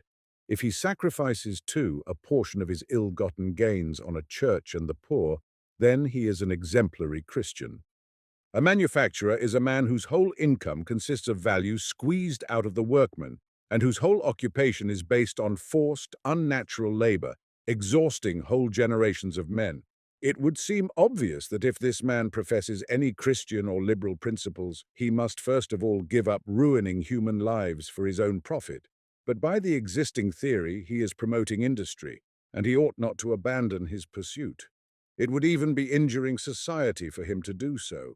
And so we see this man, the harsh slave driver of thousands of men, building almshouses with little gardens 2 yards square for the workmen broken down in toiling for him, and a bank, and a poorhouse, and a hospital, fully persuaded that he is amply expiated in this way for all the human lives morally and physically ruined by him, and calmly going on with his business, taking pride in it.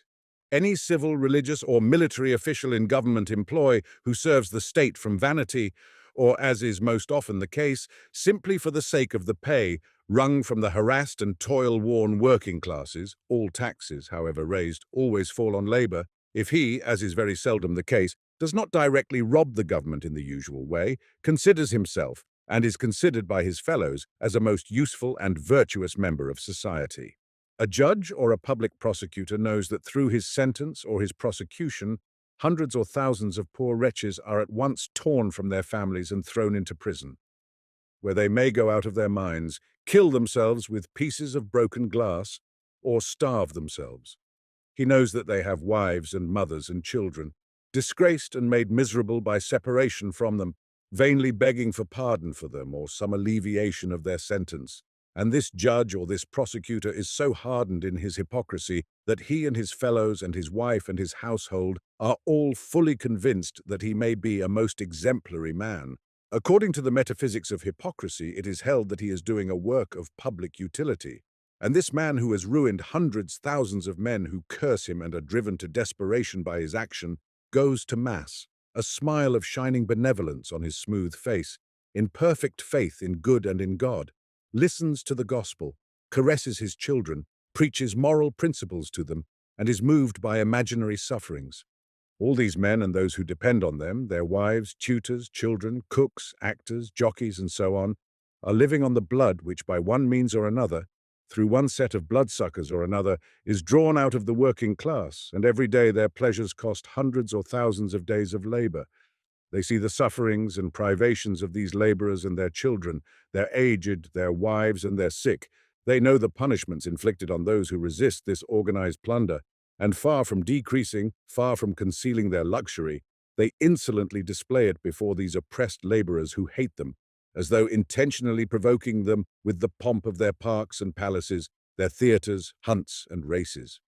At the same time, they continue to persuade themselves and others that they are all much concerned about the welfare of these working classes, whom they have always trampled under their feet, and on Sundays, richly dressed, they drive in sumptuous carriages to the houses of God, built in very mockery of Christianity.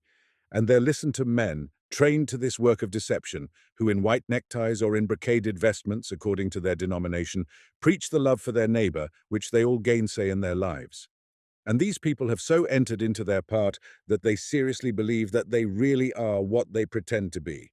The universal hypocrisy has so entered into the flesh and blood of all classes of our modern society, it has reached such a pitch that nothing in that way can rouse indignation. Hypocrisy in the Greek means acting, and acting, playing a part, is always possible. The representatives of Christ give their blessing to the ranks of murderers holding their guns loaded against their brothers. For prayer priests, ministers of various Christian sects are always present, as indispensably as the hangman, at executions and sanction by their presence the compatibility of murder with Christianity. A clergyman assisted at the attempt at murder by electricity in America. But such facts cause no one any surprise. There was recently held at Petersburg an international exhibition of instruments of torture, handcuffs, models of solitary cells, that is to say, instruments of torture worse than knouts or rods, and sensitive ladies and gentlemen went and amused themselves by looking at them. No one is surprised that together with its recognition of liberty, equality, and fraternity, liberal science should prove the necessity of war, punishment, customs, the censure, the regulation of prostitution, the exclusion of cheap foreign laborers, the hindrance of emigration, the justifiableness of colonization, based on poisoning and destroying whole races of men called savages, and so on. People talk of the time when all men shall profess what is called Christianity, that is, various professions of faith hostile to one another, when all shall be well fed and clothed, when all shall be united from one end of the world to the other by telegraphs and telephones, and be able to communicate by balloons, when all the working classes are permeated by socialistic doctrines, when the trades unions possess so many millions of members and so many millions of rubles, when everyone is educated and all can read newspapers and learn all the sciences. But what good or useful thing can come of all these improvements if men do not speak and act in accordance with what they believe to be the truth? The condition of men is the result of their disunion. Their disunion results from their not following the truth, which is one, but falsehoods, which are many. The sole means of uniting men is their union in the truth. And therefore, the more sincerely men strive toward the truth, the nearer they get to unity. But how can men be united in the truth or even approximate to it if they do not even express the truth they know, but hold that there is no need to do so and pretend to regard as truth what they believe to be false? And therefore no improvement is possible so long as men are hypocritical and hide the truth from themselves, so long as they do not recognize that their union and therefore their welfare is only possible in the truth, and do not put the recognition and profession of the truth revealed to them higher than everything else. All the material improvements that religious and scientific men can dream of may be accomplished. All men may accept Christianity, and all the reforms desired by the Bellamys may be brought about with every possible addition and improvement. But if the hypocrisy which rules nowadays still exists, if men do not profess the truth they know, but continue to feign belief in what they do not believe and veneration for what they do not respect, their condition will remain the same or even grow worse and worse. The more men are freed from privation, the more telegraphs, telephones, books, papers, and journals there are, the more means there will be of diffusing inconsistent lies and hypocrisies, and the more disunited and consequently miserable will men become, which indeed is what we see actually taking place. All these material reforms may be realized, but the position of humanity will not be improved, but only let each man, according to his powers, at once realize in his life the truth he knows, or at least cease to support the falsehoods he is supporting in the place of the truth. And at once in this year 1893, we should see such reforms as we do not dare to hope for within a century: the emancipation of men and the reign of truth upon earth. Not without good reason was Christ's only harsh and threatening reproof directed against hypocrites and hypocrisy. It is not theft, nor robbery, nor murder, nor fornication, but falsehood, the special falsehood of hypocrisy, which corrupts men, brutalizes them, and makes them vindictive, destroys all distinction between right and wrong in their conscience, deprives them of what is the true meaning of all real human life, and debars them from all progress toward perfection. Those who do evil through ignorance of the truth provoke sympathy with their victims and repugnance for their actions. They do harm only to those they attack. But those who know the truth and do evil masked by hypocrisy injure themselves and their victims, and thousands of other men as well, who are led astray by the falsehood with which the wrongdoing is disguised. Thieves, robbers, murderers, and cheats, who commit crimes recognized by themselves and everyone else as evil, serve as an example of what ought not to be done and deter others from similar crimes. But those who commit the same thefts, robberies, murders, and other crimes, disguising them under all kinds of religious or scientific or humanitarian justifications, as all landowners, merchants, manufacturers, and government officials do, provoke others to imitation, and so do harm not only to those who are directly the victims of their crimes, but to thousands and millions of men whom they corrupt by obliterating their sense of the distinction between right and wrong. A single fortune gained by trading in goods necessary to the people, or in goods pernicious in their effects, or by financial speculations, or by acquiring land at a low price, the value of which is increased by the needs of the population, or by an industry ruinous to the health and life of those employed in it, or by military or civil service of the state, or by any employment which trades on men's evil instincts. A single fortune acquired in any of these ways, not only with the sanction, but even with the approbation of the leading men in society, and masked with an ostentation of philanthropy, corrupts men incomparably more than millions of thefts and robberies committed against the recognized forms of law and punishable as crimes. A single execution carried out by prosperous, educated men uninfluenced by passion, with the approbation and assistance of Christian ministers, and represented as something necessary and even just, is infinitely more corrupting and brutalizing to men than thousands of murders committed by uneducated working people under the influence of passion.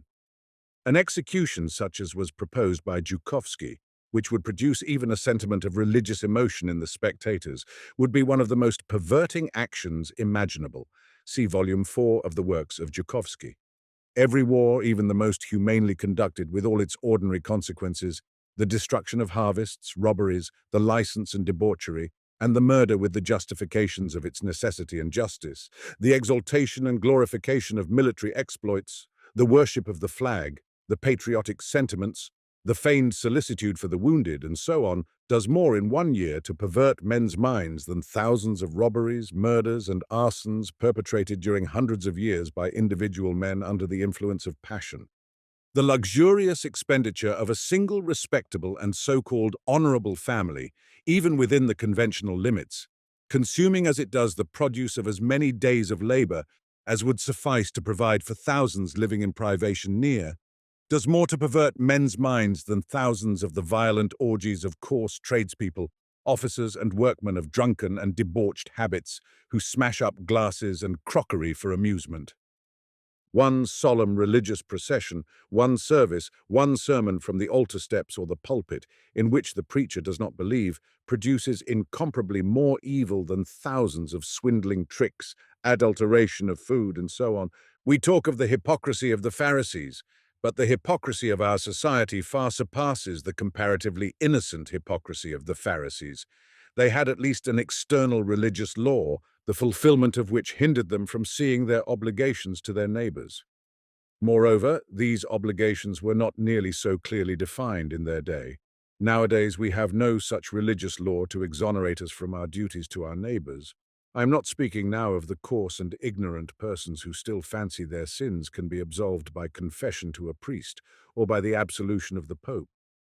On the contrary, the law of the gospel, which we all profess in one form or another, directly defines these duties. Besides, the duties which had then been only vaguely and mystically expressed by a few prophets have now been so clearly formulated, have become such truisms, that they are repeated even by schoolboys and journalists, and so it would seem that men of today cannot pretend that they do not know these duties.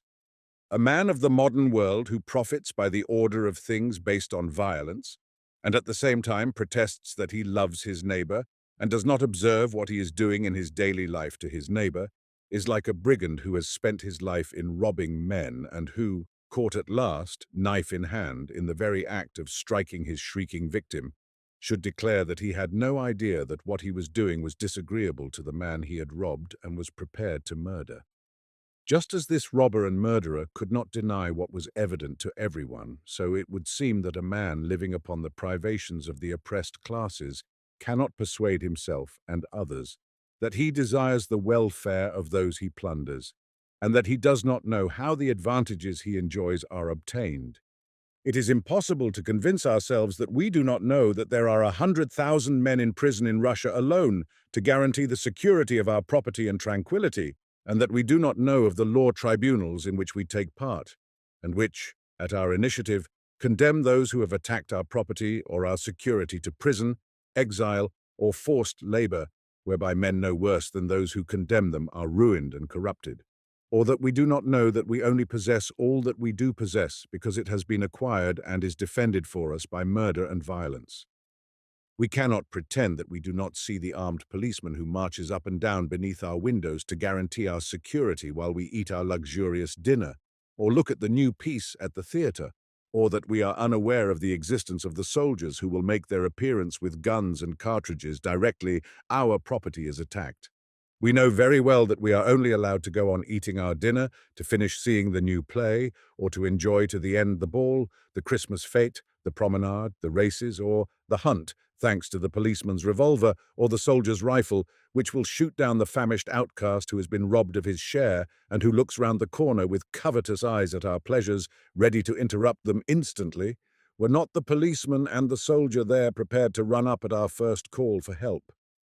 And therefore, just as a brigand caught in broad daylight in the act cannot persuade us that he did not lift his knife in order to rob his victim of his purse and had no thought of killing him, we too, it would seem, cannot persuade ourselves or others that the soldiers and policemen around us are not to guard us, but only for defense against foreign foes, and to regulate traffic and fates and reviews.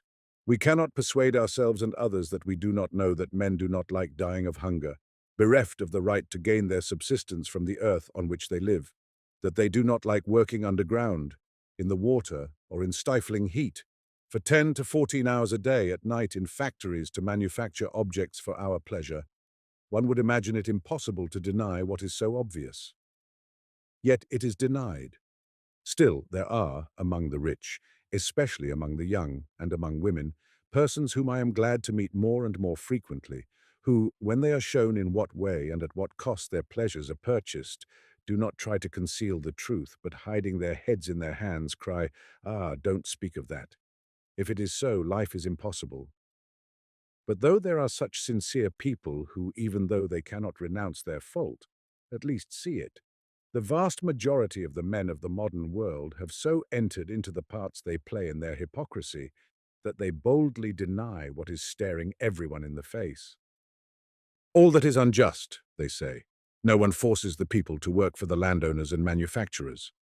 That is an affair of free contract. Great properties and fortunes are necessary, because they provide and organize work for the working classes.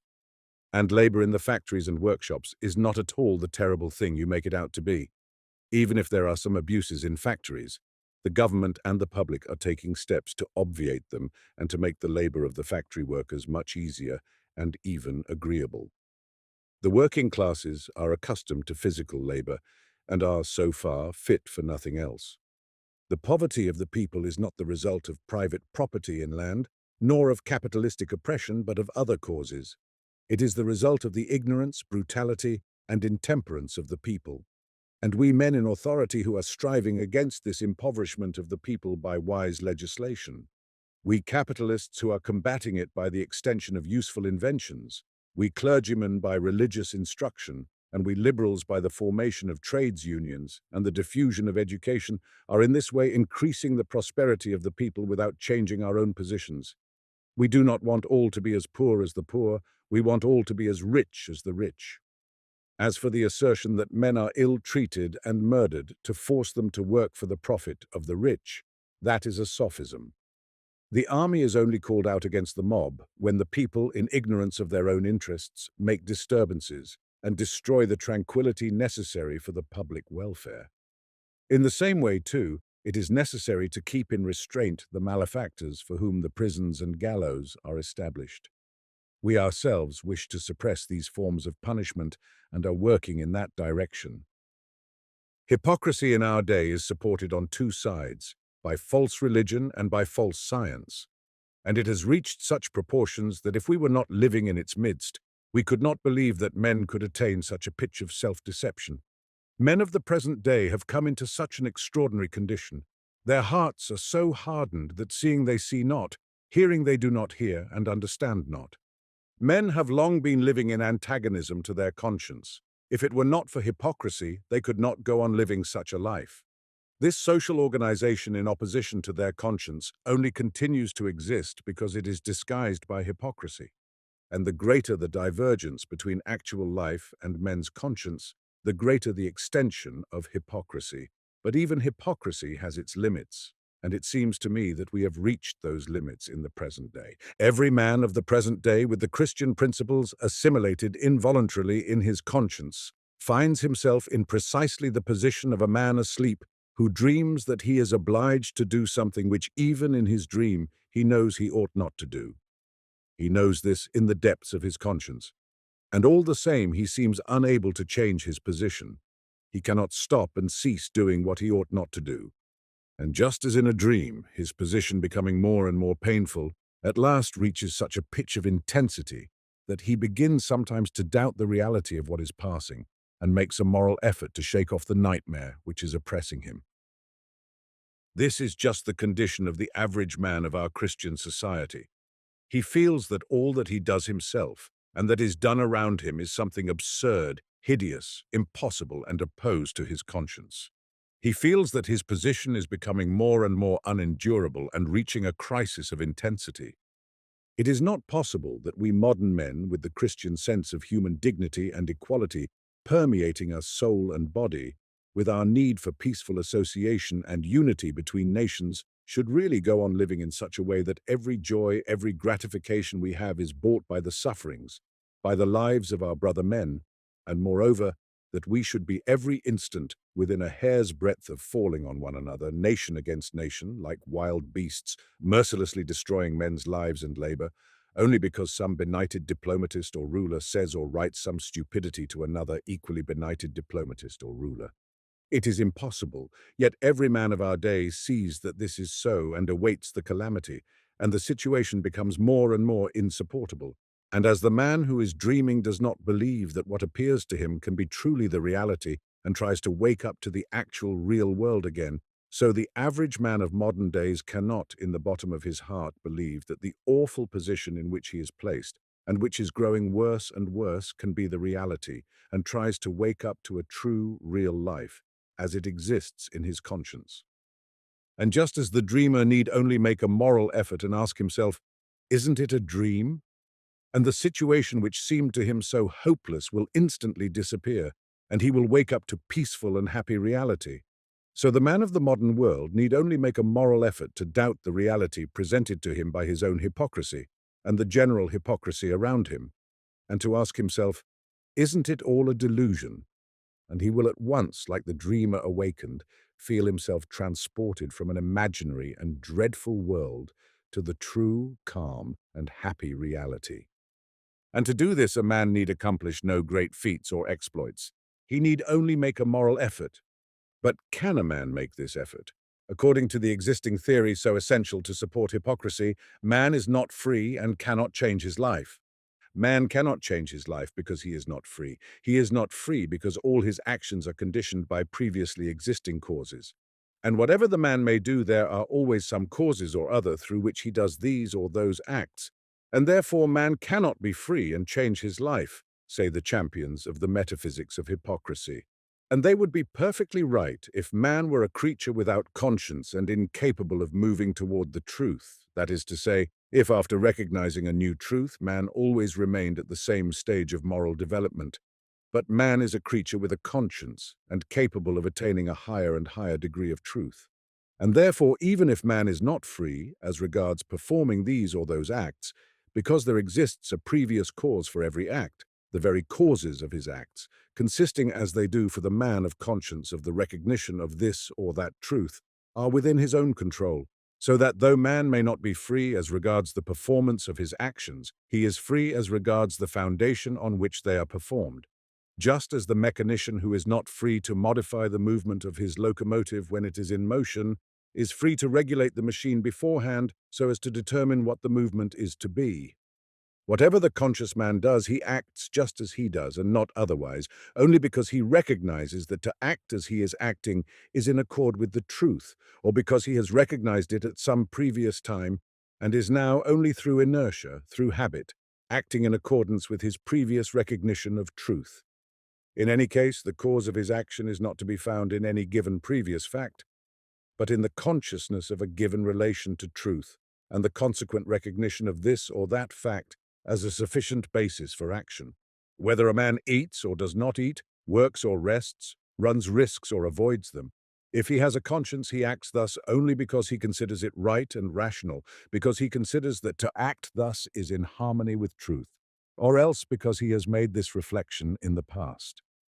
The recognition or non-recognition of a certain truth depends not on external causes, but on certain other causes within the man himself, so that at times, under external conditions apparently very favorable for the recognition of truth, one man will not recognize it, and another, on the contrary, under the most unfavorable conditions will, without apparent cause, recognize it. As it is said in the Gospel, "No man can come unto me except the Father which hath sent me draw him." That is to say, the recognition of truth, which is the cause of all the manifestations of human life, does not depend on external phenomena, but on certain inner spiritual characteristics of the man which escape our observation. And therefore man, though not free in his acts, always feels himself free in what is the motive of his acts, the recognition or non-recognition of truth, and he feels himself independent not only of facts external to his own personality, but even of his own actions. Thus, a man who under the influence of passion has committed an act contrary to the truth he recognizes, remains nonetheless free to recognize it or not to recognize it.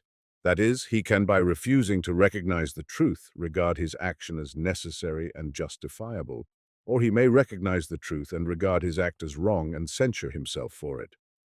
Thus a gambler or a drunkard who does not resist temptation and yields to his passion is still free to recognize gambling and drunkenness as wrong, or to regard them as a harmless pastime. In the first case, even if he does not at once get over his passion, he gets the more free from it, the more sincerely he recognizes the truth about it. In the second case, he will be strengthened in his vice and will deprive himself of every possibility of shaking it off. In the same way, a man who has made his escape alone from a house on fire, not having had the courage to save his friend, remains free, recognizing the truth that a man ought to save the life of another even at the risk of his own, to regard his action as bad and to censure himself for it, or, not recognizing this truth, to regard his action as natural and necessary and to justify it to himself. In the first case, if he recognizes the truth in spite of his departure from it, He prepares for himself in the future a whole series of acts of self-sacrifice necessarily flowing from this recognition of the truth. In the second case, a whole series of egoistic acts, not that a man is always free to recognize or to refuse to recognize every truth. There are truths which he has recognized long before, or which have been handed down to him by education and tradition and accepted by him on faith, and to follow these truths has become a habit, a second nature with him. And there are truths only vaguely, as it were distantly, apprehended by him. The man is not free to refuse to recognize the first, nor to recognize the second class of truths. But there are truths of a third kind which have not yet become an unconscious motive of action, but yet have been revealed so clearly to him that he cannot pass them by, and is inevitably obliged to do one thing or the other, to recognize or not to recognize them. And it is in regard to these truths that the man's freedom manifests itself. Every man during his life finds himself in regard to truth in the position of a man walking in the darkness with light thrown before him by the lantern he carries. He does not see what is not yet lighted up by the lantern. He does not see what he has passed, which is hidden in the darkness. But at every stage of his journey, he sees what is lighted up by the lantern, and he can always choose one side or the other of the road.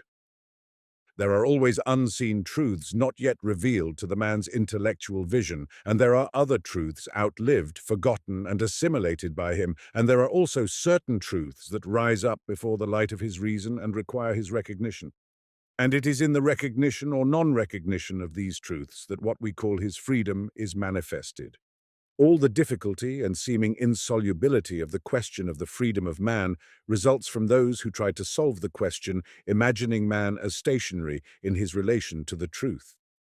Man is certainly not free if we imagine him stationary, and if we forget that the life of a man and of humanity is nothing but a continual movement from darkness into light, from a lower stage of truth to a higher, from a truth more alloyed with errors to a truth more purified from them.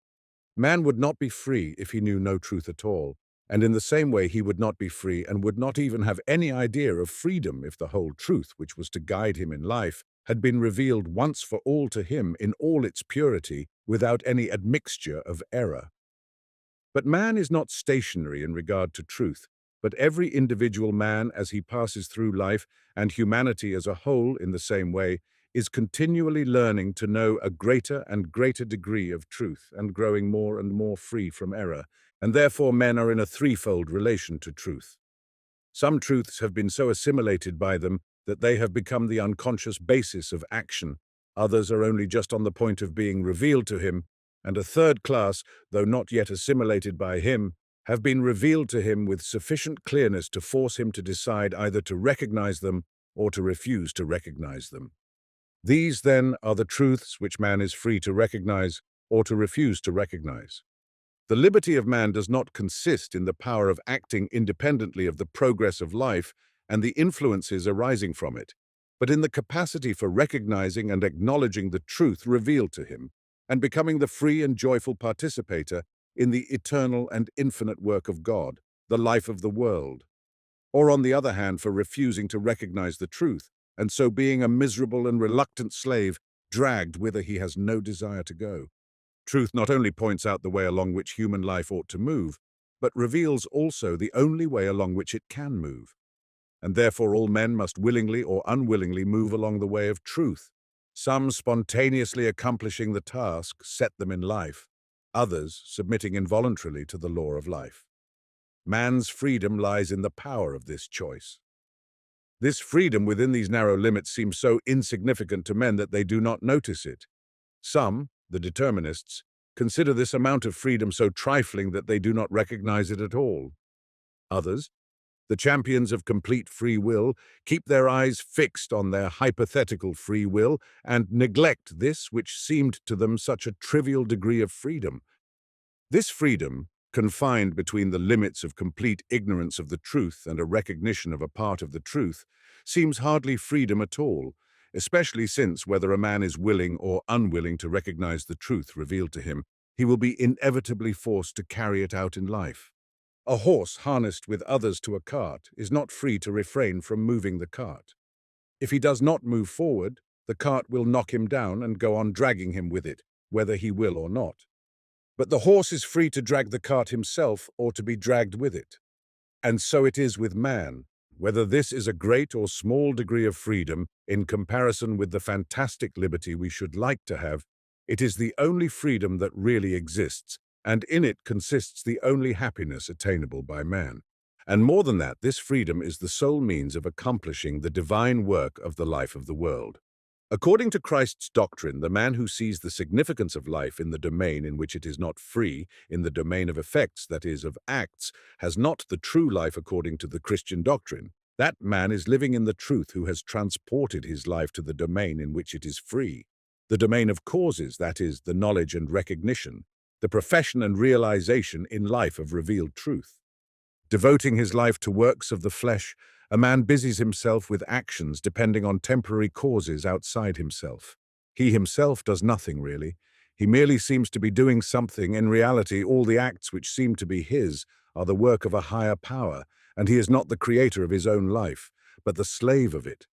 Devoting his life to the recognition and fulfillment of the truth revealed to him, he identifies himself with the source of universal life and accomplishes acts not personal and dependent on conditions of space and time, but acts unconditioned by previous causes, acts which constitute the causes of everything else and have an infinite, unlimited significance.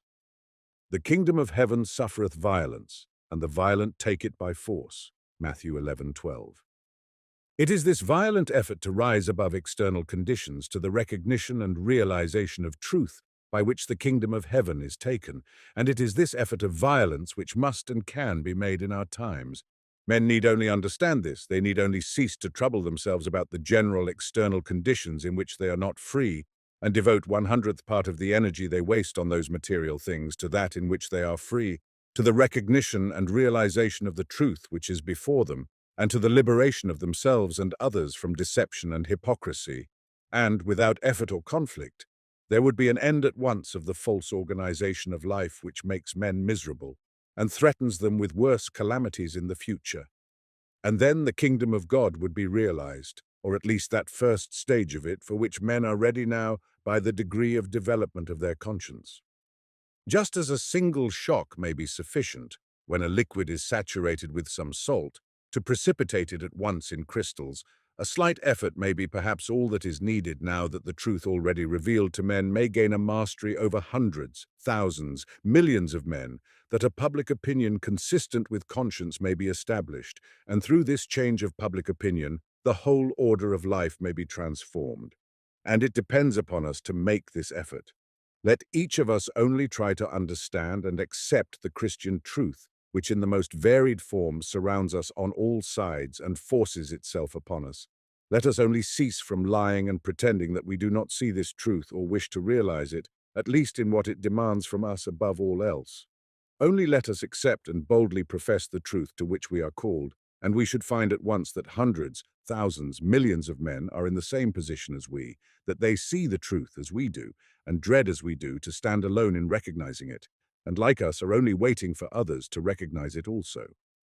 Only let men cease to be hypocrites, and they would at once see that this cruel social organization, which holds them in bondage and is represented to them as something stable, necessary, and ordained of God, is already tottering and is only propped up by the falsehood of hypocrisy, with which we and others like us support it. But if this is so, if it is true that it depends on us to break down the existing organization of life, have we the right to destroy it, without knowing clearly what we shall set up in its place? What will become of human society when the existing order of things is at an end? What shall we find the other side of the walls of the world we are abandoning? Fear will come upon us, a void, a vast emptiness, freedom. How are we to go forward not knowing whither, how face loss, not seeing hope of gain? If Columbus had reasoned thus, he would never have weighed anchor. It was madness to set off upon the ocean, not knowing the route, on the ocean on which no one had sailed, to sail toward a land whose existence was doubtful. By this madness, he discovered a new world. Doubtless, if the peoples of the world could simply transfer themselves from one furnished mansion to another, and better one, it would make it much easier. But unluckily, there is no one to get humanity's new dwelling ready for it. The future is even worse than the ocean. There is nothing there. It will be what men and circumstances make it. If you are content with the old world, try to preserve it. It is very sick and cannot hold out much longer. But if you cannot bear to live in everlasting dissonance between your beliefs and your life, thinking one thing and doing another, get out of the medieval whited sepulchres and face your fears. I know very well it is not easy. It is not a little thing to cut one's self off from all to which a man has been accustomed from his birth, with which he has grown up to maturity. Men are ready for tremendous sacrifices, but not for those which life demands of them. Are they ready to sacrifice modern civilization, their manner of life, their religion, the received conventional morality?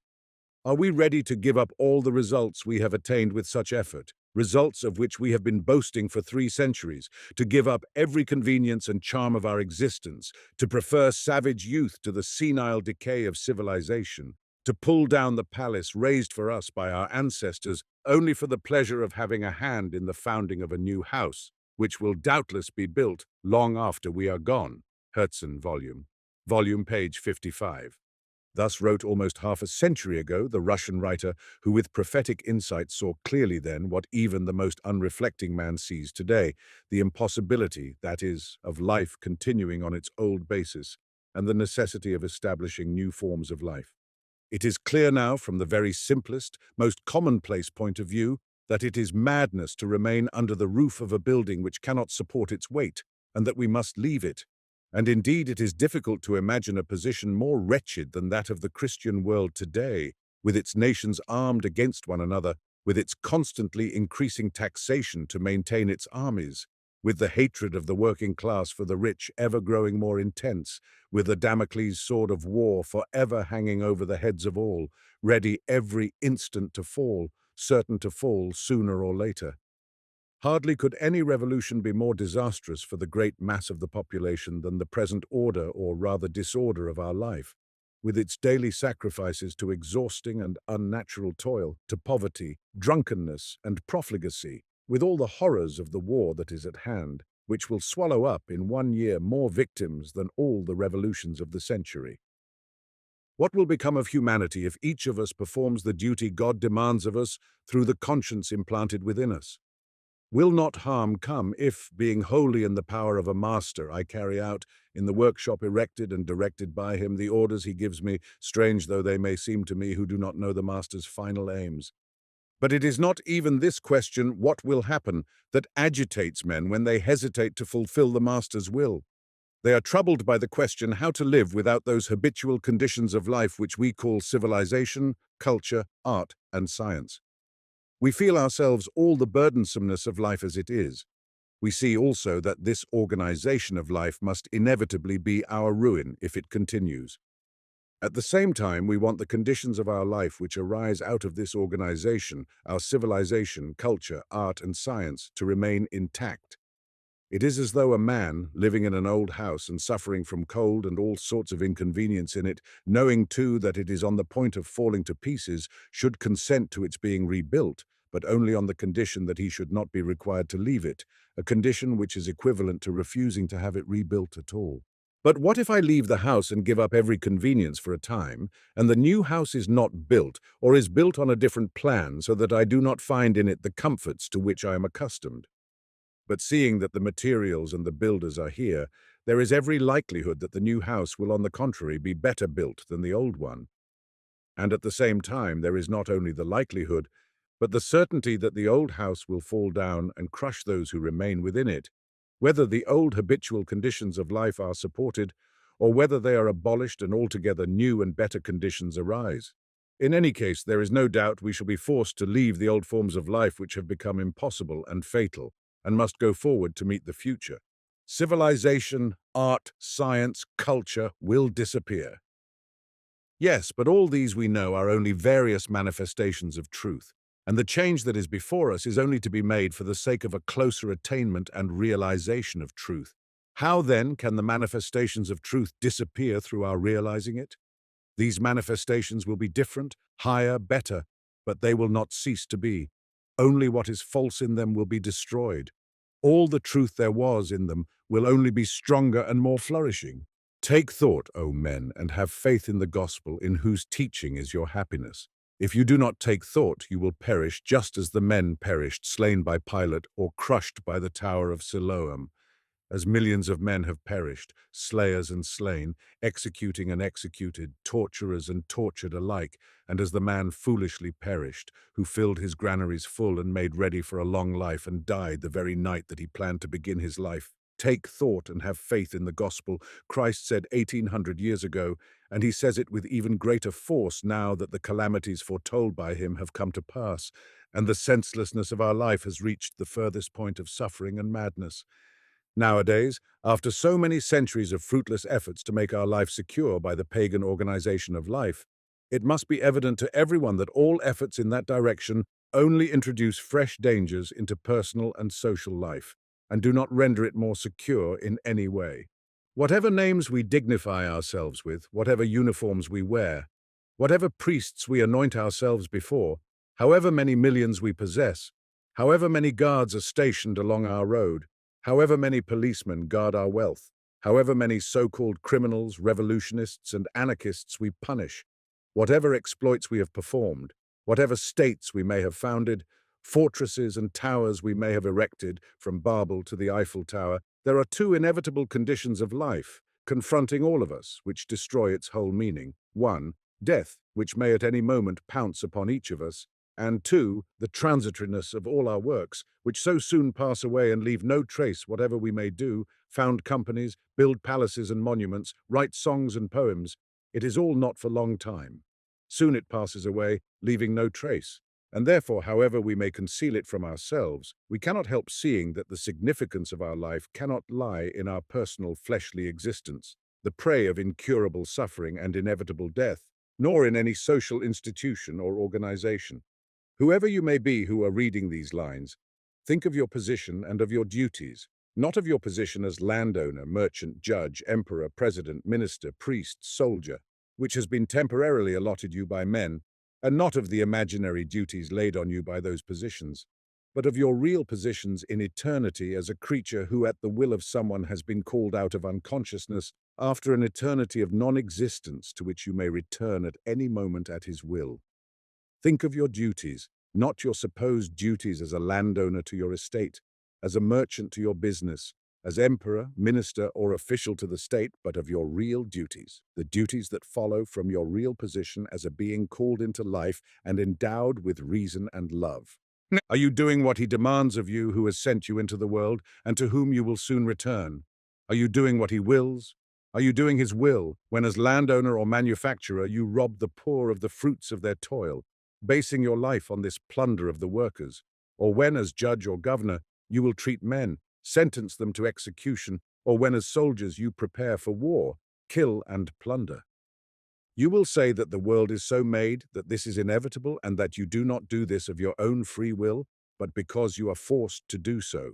But can it be that you have such a strong aversion to men's sufferings, ill treatment and murder, that you have such an intense need of love and cooperation with your fellows, that you see clearly that only by the recognition of the equality of all and by mutual services can the greatest possible happiness be realized? That your head and your heart, the faith you profess, and even science itself tell you the same thing, and yet that in spite of it all, you can be forced by some confused and complicated reasoning to act in direct opposition to all this. That as landowner or capitalist, you are bound to base your whole life on the oppression of the people. That as emperor or president, you are to command armies, that is, to be the head and commander of murderers. Or that as government official, you are forced to take from the poor their last pence for rich men to profit and share them among themselves. Or that as judge or juryman you could be forced to sentence erring men to ill treatment and death because the truth was not revealed to them. Or above all, for that is the basis of all the evil, that you could be forced to become a soldier, and renouncing your free will and your human sentiments could undertake to kill anyone at the command of other men. It cannot be. Even if you are told that all this is necessary for the maintenance of the existing order of things, and that this social order with its pauperism, famines, prisons, gallows, armies, and wars is necessary to society, that still greater disasters would ensue if this organization were destroyed. All that is said only by those who profit by this organization, while those who suffer from it, and they are 10 times as numerous. Think and say quite the contrary. And at the bottom of your heart, you know yourself that it is not true, that the existing organization has outlived its time and must inevitably be reconstructed on new principles, and that consequently there is no obligation upon you to sacrifice your sentiments of humanity to support it. Above all, even if you allow that this organization is necessary, why do you believe it to be your duty to maintain it at the cost of your best feelings? Who has made you the nurse in charge of this sick and moribund organization? Not society, nor the state, nor anyone.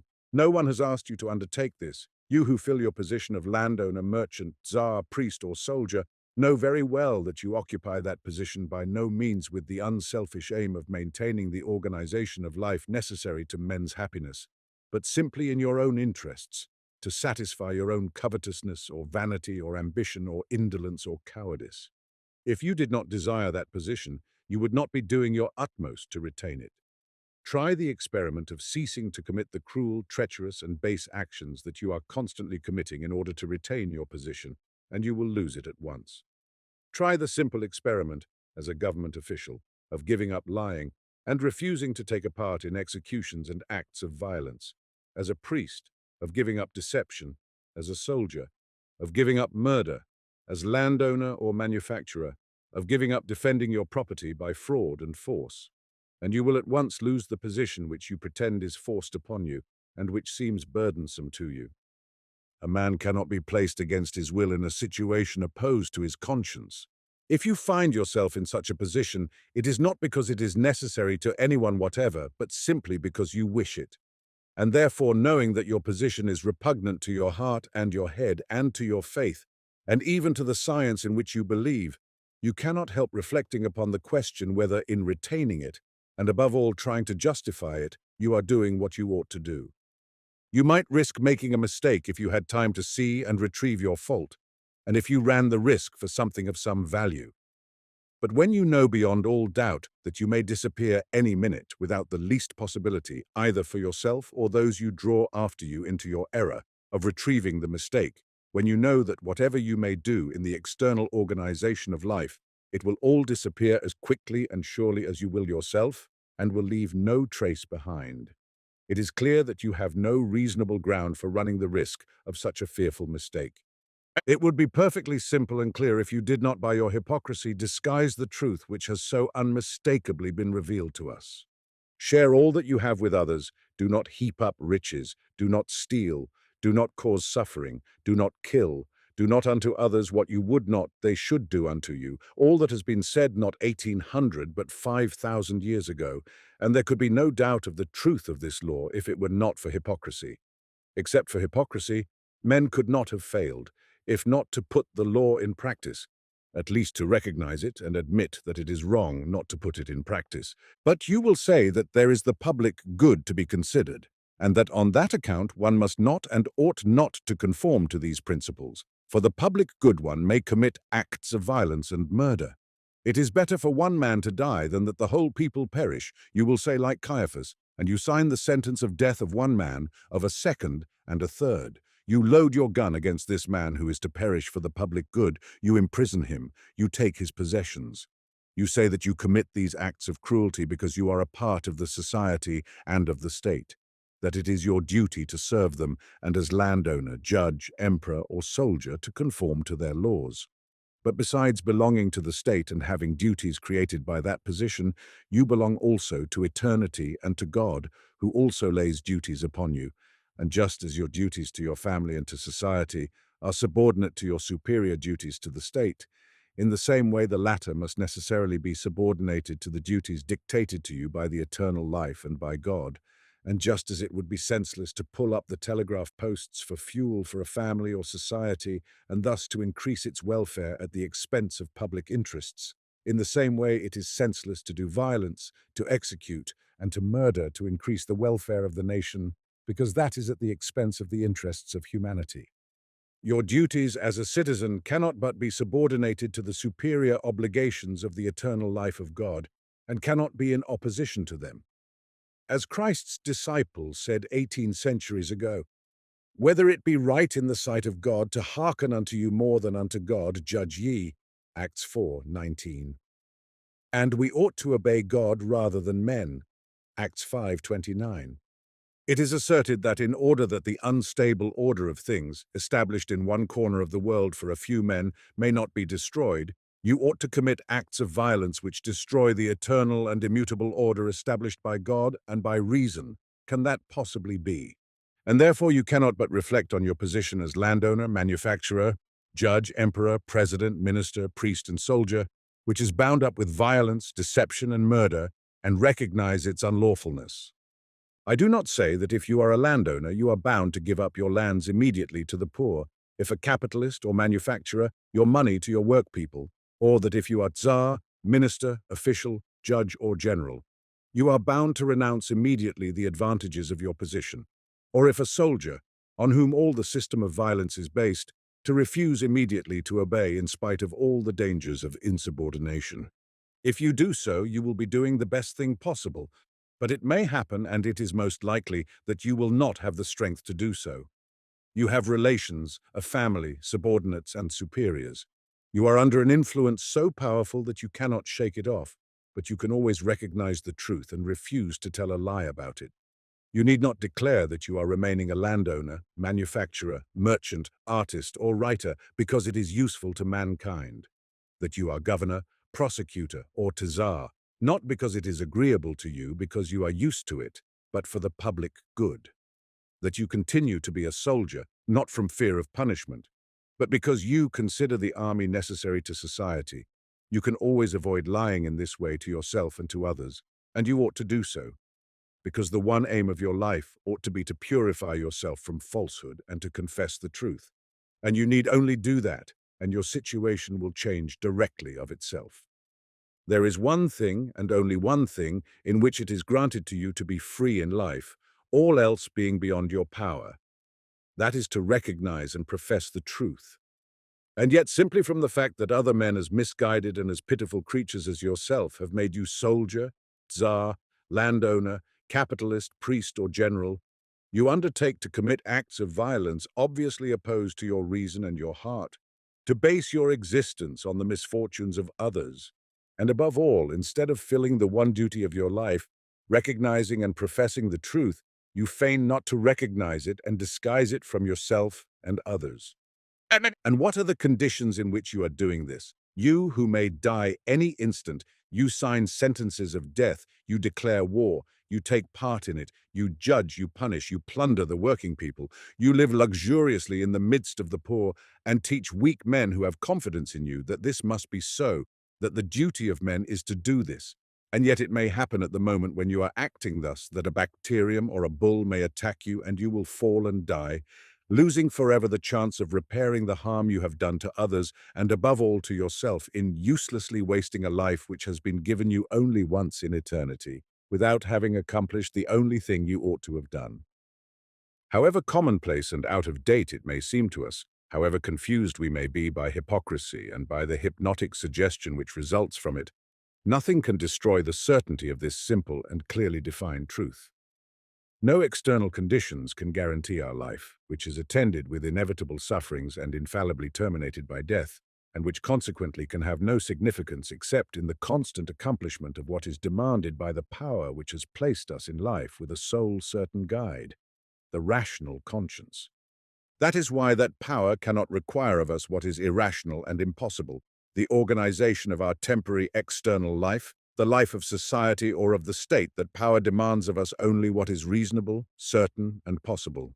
To serve the kingdom of God, that is, to contribute to the establishment of the greatest possible union between all living beings, a union possible only in the truth, and to recognize and to profess the revealed truth which is always in our power. But seek ye first the kingdom of God and his righteousness, and all these things shall be added unto you. Matthew 6:33. The sole meaning of life is to serve humanity by contributing to the establishment of the kingdom of God, which can only be done by the recognition and profession of the truth by every man. The kingdom of God cometh not with outward show, neither shall they say, Lo here, or Lo there. For behold, the kingdom of God is within you. Luke 17:20-21. The end.